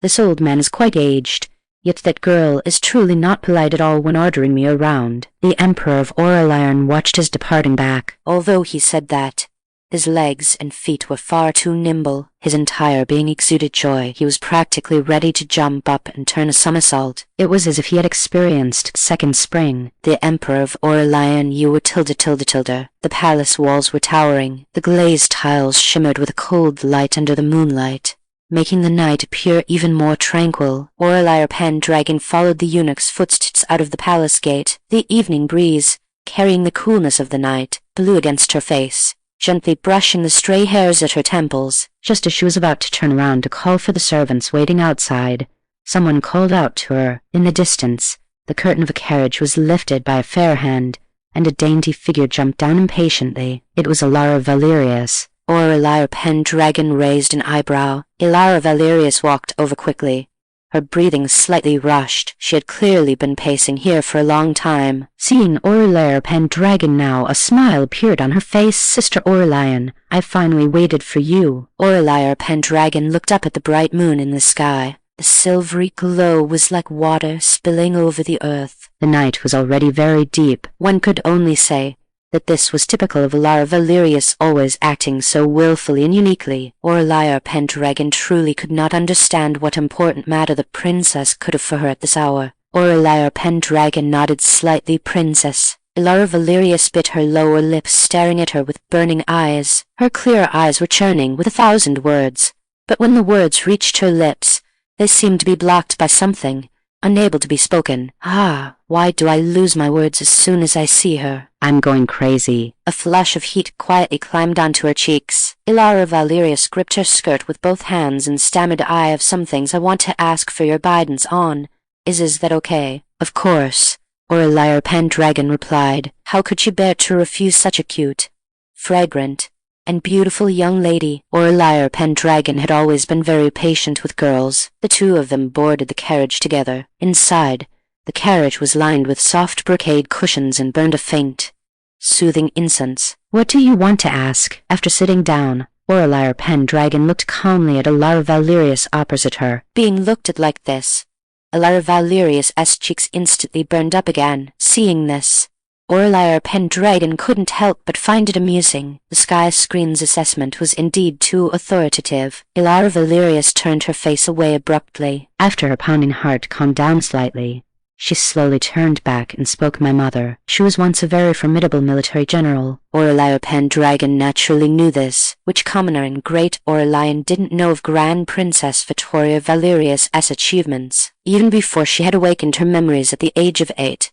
she used to pester her mother to hear stories about the female general. The world says that mother was willing to lay down her armor and wash her hands to make soup, all for the sake of love, Emperor Valerius said, her brows furrowed and confusion appearing in her eyes. But from what I see, in her heart, she still wanted to be a general. At night, mother would always stare blankly at her old armor, her fingertips stroking the sword marks and arrow holes on the armor over and over again. The light in her eyes clearly showed that she still missed the battlefield and the comrades in arms who had lived and died with her during the chaos in Great Aurelian back then. It was mother who led the troops to quell the rebellion and stabilize the situation. At that time, no one in the imperial court dared to object. She looked up at Aurelia PenDragon, tears shimmering in her eyes. But why? As soon as the war ceased, did those people turn around and attack her, saying she was a woman interfering in politics, saying she violated moral ethics? She had clearly protected them and protected this great Aurelian Empire, so why should she be treated this way? Why? Emperor Valerius did not understand. I once asked mother why she didn't continue to be a general. At that time, mother had smiled and said to her, "It is not that I do not want to, but that I cannot." So I don't understand. Why can't she? Mother told me to come ask you, saying I could find the answer. Emperor Valerius' voice carried a hint of pleading. Sister Aurelian, can you tell me? Upon hearing this, Aurelia PenDragon was silent for a moment before slowly opening her lips. "Silly girl, of course it is because of power." Power? Emperor Valerius repeated these two words. She understood the literal meaning, but she still didn't understand the key to it. They criticized mother's female identity, but mother's achievements were there for all to see. Why should she be completely denied because of her gender, just because mother lacked that bit of flesh? Aurelia PenDragon rubbed her head to help her relax, then said seriously, setting aside gender for a moment, "The people of this world are inherently competitors with one another. A pot can only steam so many buns. If you eat one more, others will have one less. Thus conflicts rise, and only the victors can set the rules." Your mother held heavy military power, and was more dazzling than any male military general in the imperial court at that time. She occupied a limited space of power, leaving some people with no place to stand. Aurelia PenDragon paused, her gaze sweep palace over Emperor Valerius' confused brows and eyes, and continued at the difference between men and women as merely a pretext they use as a raft. In the ancient matriarchal society, women held the reins of the universe. It was only later that some people tasted the flavor of power and thought of step palace on others, so they fabricated some inexplicable nonsense and suppressed others day after day, all to consolidate their vested interests. The world loves to use love to whitewash a woman's retreat. What your mother laid down was a threat that made them lose sleep and forget their meals. When Aurelia PenDragon said this, her tone carried a hint of admiration. Your mother was too outstanding, so outstanding that she made those self-important men lose face and left those who survived by clinging to the old system in constant panic. Therefore, they had to seize her power and smear her reputation to maintain their own pathetic dignity. Power is an addictive thing. It cannot be denied that even she herself is sometimes blinded by it. Emperor Valerius was stunned there, suddenly being infused with this way of thinking. Her mind was like a tangled mess. She seemed to understand, yet she also seemed not to understand. Then is there a way to solve it? Aurelia PenDragon's lips curled slightly. Yes. What is it? Emperor Valerius asked curiously. Either make yourself stronger, strong enough to break all the rules, or make the buns bigger, so you don't have to fight until your head is broken over a few measly scraps. The sky screen had once displayed a world map. The Emperor of Aurelian had already sent people to copy it, but the court officials only saw the territories on the map and could not see the endless resources hidden beneath the land. Fighting day in and day out over petty gains was quite speechless. Aurelia PenDragon rubbed her brow. Hearing Emperor Valerius' words, she actually got an inspiration. Don't look at how much the court officials seemed to admire her on the surface after the sky screen appeared. In private, who knows how many people are waiting for her to stumble. And even if she gained their approval, in the future, If other women wanted to step into the court, become officials, or be generals, they would still be blocked by these outdated concepts. Although she didn't care, it was very annoying. Aurelia PenDragon decided to give them something to do. Tomorrow at court, she would draw a big pie for this bunch of people. Sister Aurelian, we have arrived at your home. Seeing her lost in thought, Lara Valerius reminded her softly. She used her eyes to quietly trace Aurelia PenDragon's brows and eyes. She is truly beautiful. Lara Valerius suddenly felt that the few male concubines in her residence were no longer appealing. Thank you for the ride, princess. Aurelia PenDragon came back to her senses and lifted the carriage curtain. Oh, right. As if suddenly remembering something, Aurelia PenDragon slowly turned around. Lara Valerius stared at her blankly. The youth before her happened to be enveloped by a beam of moonlight. The silvery glow sprinkled on her hair and brows, outlining a soft silhouette. Her smile was extremely gentle, and what she said was also very pleasant to hear. A princess, the answer is not in the hearts of others, but beneath your feet. Aurelia PenDragon could tell. Lara Valerius seemed not to care about conventions and lived freely and flamboyantly. But deep down, she was still very confused. She didn't know if her behavior was right. While there was certainly an element of coveting beauty in key palace male concubines, it was more of a rebellion against this society. Don't look at the fact that she had already been married and divorced. At this age in the modern era, she would still be a child. Aurelia PenDragon sighed silently in her heart. Feudal society ruins people. In the carriage, Lara Valerius felt as if the confusion in her heart had also been illuminated by this beam of moonlight. Tantania, her voice was as thin as a mosquito's buzz, carrying a hint of imperceptible shyness. Aurelia PenDragon. Lara Valerius turned her head to the side, the hazy night just happening to hide the blush on the tips of her ears. Her voice carried a hint of anticipation. I said it doesn't have to be so distant. You can just call me Tanyan. Aurelia PenDragon, is that the point? But it didn't matter. Aurelia PenDragon curved her lips. I know. Tanyan. Lara Valerius felt like fainting with happiness. In this night, what arrived before the words was the fragrance from Sister Aurelian that the wind carried over. Was it the wind that was moving, or was it something else? She couldn't really say. The night was so thick it couldn't be dissolved. Drowsiness crept up quietly, and Aurelia PenDragon couldn't help but yawn, a little moisture see palace from the corners of her eyes. These past few days had been filled with complicated matters, and after working continuously, she felt as if her bones were about to fall apart. She had thought that Lan Aurelian Pavilion would be quiet at this moment, but she didn't expect that as soon as she pushed open the moon gate, she would see a familiar figure standing under the corridor. It was Mother. She was draped in an outer garment. Under the illumination of the moonlight, one could see that her complexion was somewhat haggard, and there were faint dark circles under her eyes. It seemed she had been waiting for a long time. She was not sitting, but leaning against the corridor pillar,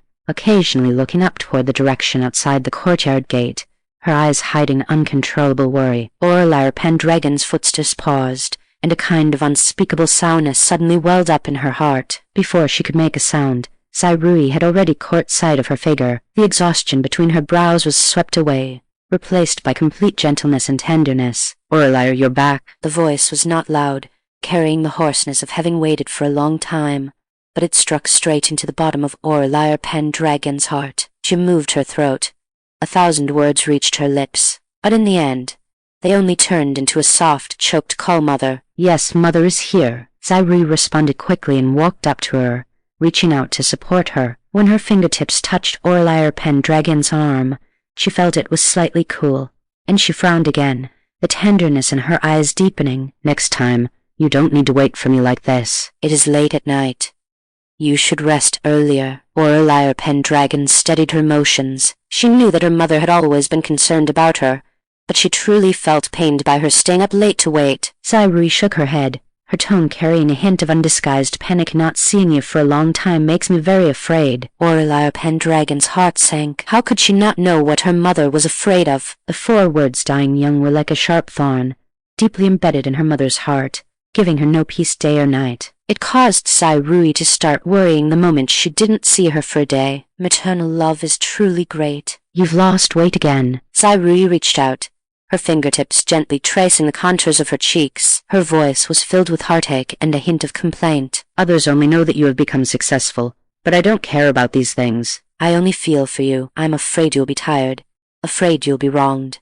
Afraid she didn't finish the rest of her words, but her eyes turned red. Mother Aurelia PenDragon called her once more, the choked emotion in her tone no longer able to be hidden. Zaire sniffled, quickly wiped away the dampness from the corners of her eyes, and led her by the hand into the house. Her tone returned to its usual gentleness. All right, let's not talk about this any more. The lotus seed and lily porridge that I had the kitchen make for you has been kept warm. Go in and eat it, then get some good rest. Okay. Aurelia PenDragon silently tasted the porridge, while Zaire watched from the side the entire time. Only after her daughter was peacefully asleep did she tuck in the corners of the quilt and leave. In the darkness of the night, Aurelia PenDragon turned over, and a trace of a tear from the corner of her eye fell onto the pillow with the movement, disappearing without a trace. The moon, the next day. Golden Throne Hall. As the Vermilion Palace doors slowly creaked open, Aurelia PenDragon entered in her official robes. The white cranes embroidered on the fabric seemed ready to take flight,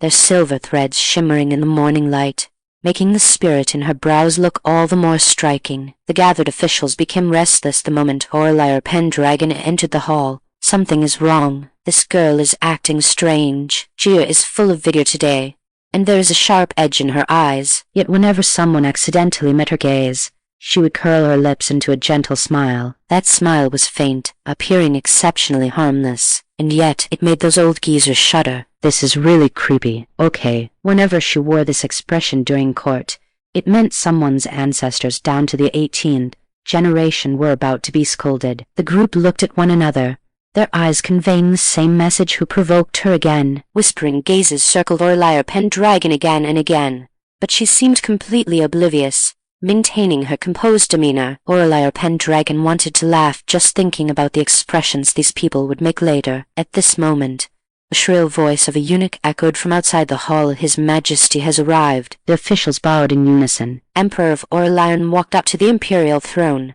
His gaze swept palace across the hall before finally landing on Aurelia PenDragon. He spoke indifferently. Master Dragon, you are in high spirits today. Do you have a memorial to submit? Aurelia PenDragon stepped out in response. As she bowed, the white cranes on her official robe seemed to come alive, reporting to your Majesty. I do indeed have a memorial. Oh. Emperor of Aurelian became interested. Aurelia PenDragon had been an official for so long, yet he had some understanding of her state of mind. Usually, the situation meant someone was about to be unlucky, and he loved to watch. Enduring the gazes of everyone, Aurelia PenDragon calmly stated her purpose for the day: repairing the roads. Repairing the roads. As soon as these words were spoken, the Minister of Revenue almost reflexively lifted his official robes and stepped out to object. Your Majesty, this must not be done. The national treasury is already empty, coupled with the natural disasters predicted by the sky screen for the coming years. Even though the textile factory has recently added some income, that little bit of money is merely— the Minister of Revenue trailed off, because he met Aurelia PenDragon's helpless gaze. This look reminded him of her capabilities and recalled how he had been slapped in the face every time he objected. He was old, so he should still save some face. Thus, he calmly retreated back into the ranks. Sorry, he was used to refusing. Please forgive the old man. Holding this position makes one a bit sensitive about money and grain. A great person once said, to get rich, one must first build roads. Previously, Aurelia PenDragon felt there was no money to fix them, so she temporarily suppressed the idea. But last night, she suddenly realized she had been thinking about it all wrong. Standing in the hall, Aurelia PenDragon curled her lips. But who said that repairing roads must be funded by the national treasury? Right. Upon hearing this, the Minister of Revenue was completely relieved. As long as she didn't reach out to the Ministry of Revenue for money, let alone repair roads, he wouldn't stop her even if she wanted to fly to the heavens. But then he thought, that's not right. Where would the money come from? Would she pay for it herself? That was certainly impossible. He looked up at Aurelia PenDragon, just in time to meet her smiling eyes, which clearly hid a bit of cunning and confidence. Minister of Revenue, he had a strange, ominous premonition. Emperor of Aurelian sat on the dragon throne, watching the scene with an indifferent expression, saying nothing. He knew that since Aurelia PenDragon dared to bring up this issue, she must have already thought of a solution. He only needed to stand up and support her at critical moments, becoming her backing. Prime Minister Alistair's eyes were deep, He instantly understood the deeper meaning behind Aurelia PenDragon's words. He stepped forward and said in a deep voice, since Marquess Changning is a method to raise funds, I have a question. If this money could be used for water conservancy and reinforcing city walls, wouldn't it better benefit the people's livelihood and stabilize the foundation of the country? As soon as Prime Minister Alastair said this, many officials in the hall nodded in agreement. Water conservancy is the foundation of agriculture, and city walls are the shield of the country's borders. Both are crucial tasks concerning the foundation of Great Aurelian, and in their view, they were far more important than repairing roads. Facing the chorus of agreement in the hall, Aurelia PenDragon remained calm. A prime minister and all the ministers speak for the country and the people, and I admire that. But do you remember the disaster in province of Kadir mentioned by the sky screen? Although there were people acting maliciously, if the post roads had been clear at that time, grain carts could have arrived in a day or two, so how could it have come to that? Furthermore, regarding border defense, Aurelia PenDragon changed the subject. The soldiers guarding the border in Aegis marches often have their winter clothes and grain delayed by more than 2 months because the plank roads are rugged and transportation is difficult. If there were flat post roads, how could loyal and brave soldiers be buried in wilderness? Prime Minister Alastair stroked his beard at what Marquess Changning says is reasonable, but repairing roads is time-consuming and labor-intensive, and I fear it will delay water conservancy and the repair of city walls. Not so. Aurelia PenDragon shook her head, her tone earnest. Repairing roads is not opposed to water conservancy and city walls. On the contrary, they complement each other. Everyone, just imagine building water conservancy requires mobilizing wood, stone, and tools, and reinforcing city walls requires transporting bricks, tiles, and ironware. Without clear roads, how can these materials be delivered efficiently? The manpower and material resources consumed at that time would likely be even greater than repairing the roads. In the hall, Arthur PenDragon looked at his daughter with pride. He had been preparing to speak up for his daughter all along, but Aurelia PenDragon spoke with such certainty, and every word was reasonable. Even his dull brain understood. Not to mention the shrewd Prime Minister Alastair. Prime Minister Alastair pondered for a moment, bowed to Aurelia PenDragon, and retreated back into his line. Next, no matter who raised a question, Aurelia PenDragon was able to respond with reason and evidence. After several exchanges, everyone realized that this road repair seemed inevitable. Since that is the case, then the matter of repairing roads is settled. Emperor of Aurelian, seeing that the civil and military officials no longer objected, looked at Aurelia PenDragon with amusement and gratification. Don't keep them in suspense any more. Quickly tell us where the money will come from. The answer was simple. It was to donate. Donate? The officials were stunned for a moment, then looked at Aurelia PenDragon in unison. The Minister of Revenue felt as if a basin of ice water had been poured over his head. The ominous premonition from before had come true. So Aurelia PenDragon wasn't eyeing the national treasury. She was actually going to fleece them, the officials, of their family wealth. Marquess Changning, that is incorrect. An official spoke up first, bowing to Emperor of Aurelian with a bitter face. My family has many people, and my salary is only enough to make ends meet. I truly have no extra money to donate. Yes, Your Majesty. The censor-in-chief followed, echoing in a miserable tone. I have always been incorruptible. I only have a few acres of poor farmland at home. Where would I have spare money to fund road repairs? For a time, cries of poverty rose and fell throughout the hall. Arthur PenDragon found it both annoying and funny. These colleagues lived in luxury daily, but now they were pretending to be destitute. Emperor of Aurelian pinched the space between his eyebrows, his face gradually darkening. Everyone shut up. The hall instantly fell silent. He looked at Aurelia PenDragon. Master Dragon, do you know that these people are all iron roosters? Trying to get money out of their pockets is harder than ascending to heaven. The officials who were called iron roosters by His Majesty, their faces turned blue and white.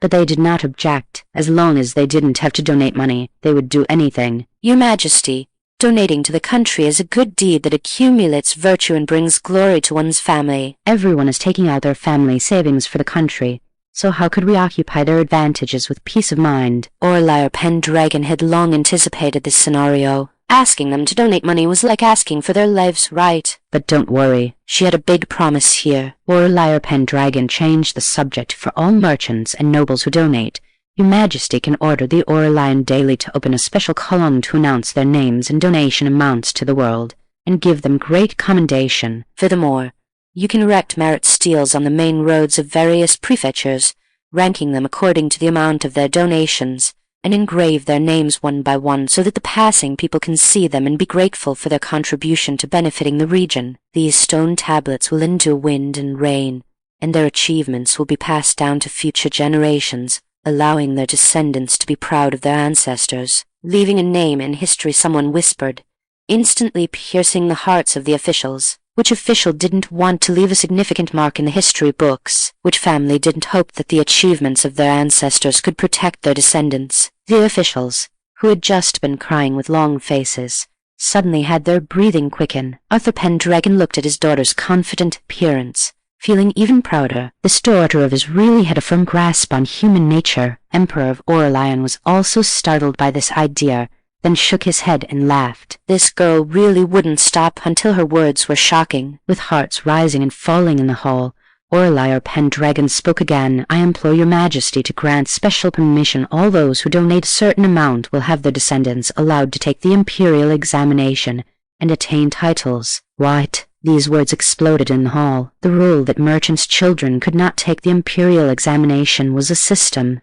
that had been followed for many years. Many wealthy merchants possessed vast fortunes, but because of this rule, they could not let their descendants enter officialdom and were always looked down upon by the scholar class. This proposal by Aurelia PenDragon was simply opening a door to the heavens for the merchants of the world. The officials could no longer sit still. Even Prime Minister Alistair's eyes were full of shock. With the 2 layers of temptation added together, he already imagined countless merchants flocking to it, and endless wealth pouring into the national treasury. The intelligence of this lady pay the sky screen had underestimated her. Emperor of Aurelian considered the pros and cons.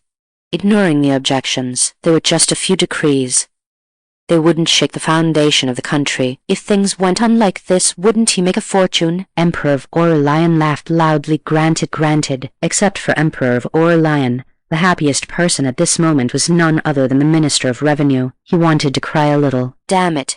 Ever since he took this position, when had he ever lived such a good life? Your Majesty, I have been frugal all these years and don't have much spare money, but I am willing to donate 50,000 taels to repair the roads, the Minister of Revenue said, bowing. When the Minister of Revenue said this, the whole hall was shocked. Who didn't know that this official was a famously iron-fisted miser who usually even calculated the use of pen, ink, paper, and inkstone? At this moment, he actually took the initiative to donate 50,000 taels of silver, which really made people's jaws drop. With a leader, the officials could no longer sit still. Your Majesty, I am willing to donate 20,000 taels. The Minister of Rights rushed to speak, fearing to be a step behind. I donate 30,000 taels. The Minister of War was not to be outdone. He had supported repairing the roads from the beginning, now that he could contribute to the country and earn a name in history.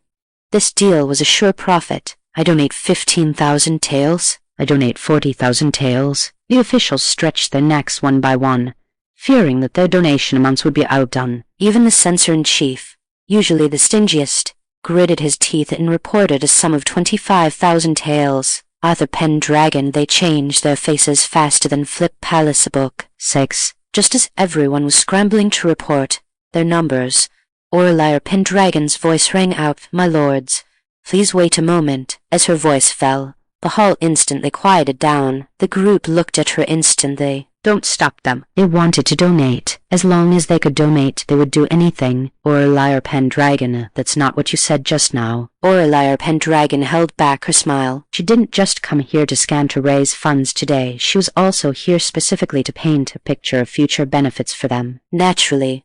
The bigger the promise, the better. Your Majesty, I was thinking, since the virtuous people who donate to repair roads can be commended in history, then other meritorious officials of Great Aurelian should also enjoy this honor, especially those soldiers who fought bloody battles on the battlefield to protect the country, and even more. Her gaze slowly swept across the officials in the hall, her eyes sincere in all of you lords present here. As soon as these words were spoken, the noisy hall instantly quieted down. The officials looked at each other, their eyes full of surprise. You have served for many years. working diligently for great Aurelian and exhausting your efforts for the stability of the country, I believe that a hall of meritorious officials should be built in the imperial city, where portraits of meritorious officials can be hung, accompanied by their life achievements, for future generations to admire and worship. Hall of meritorious officials' portraits passed down. Wow, this is another idea for leaving a name in history.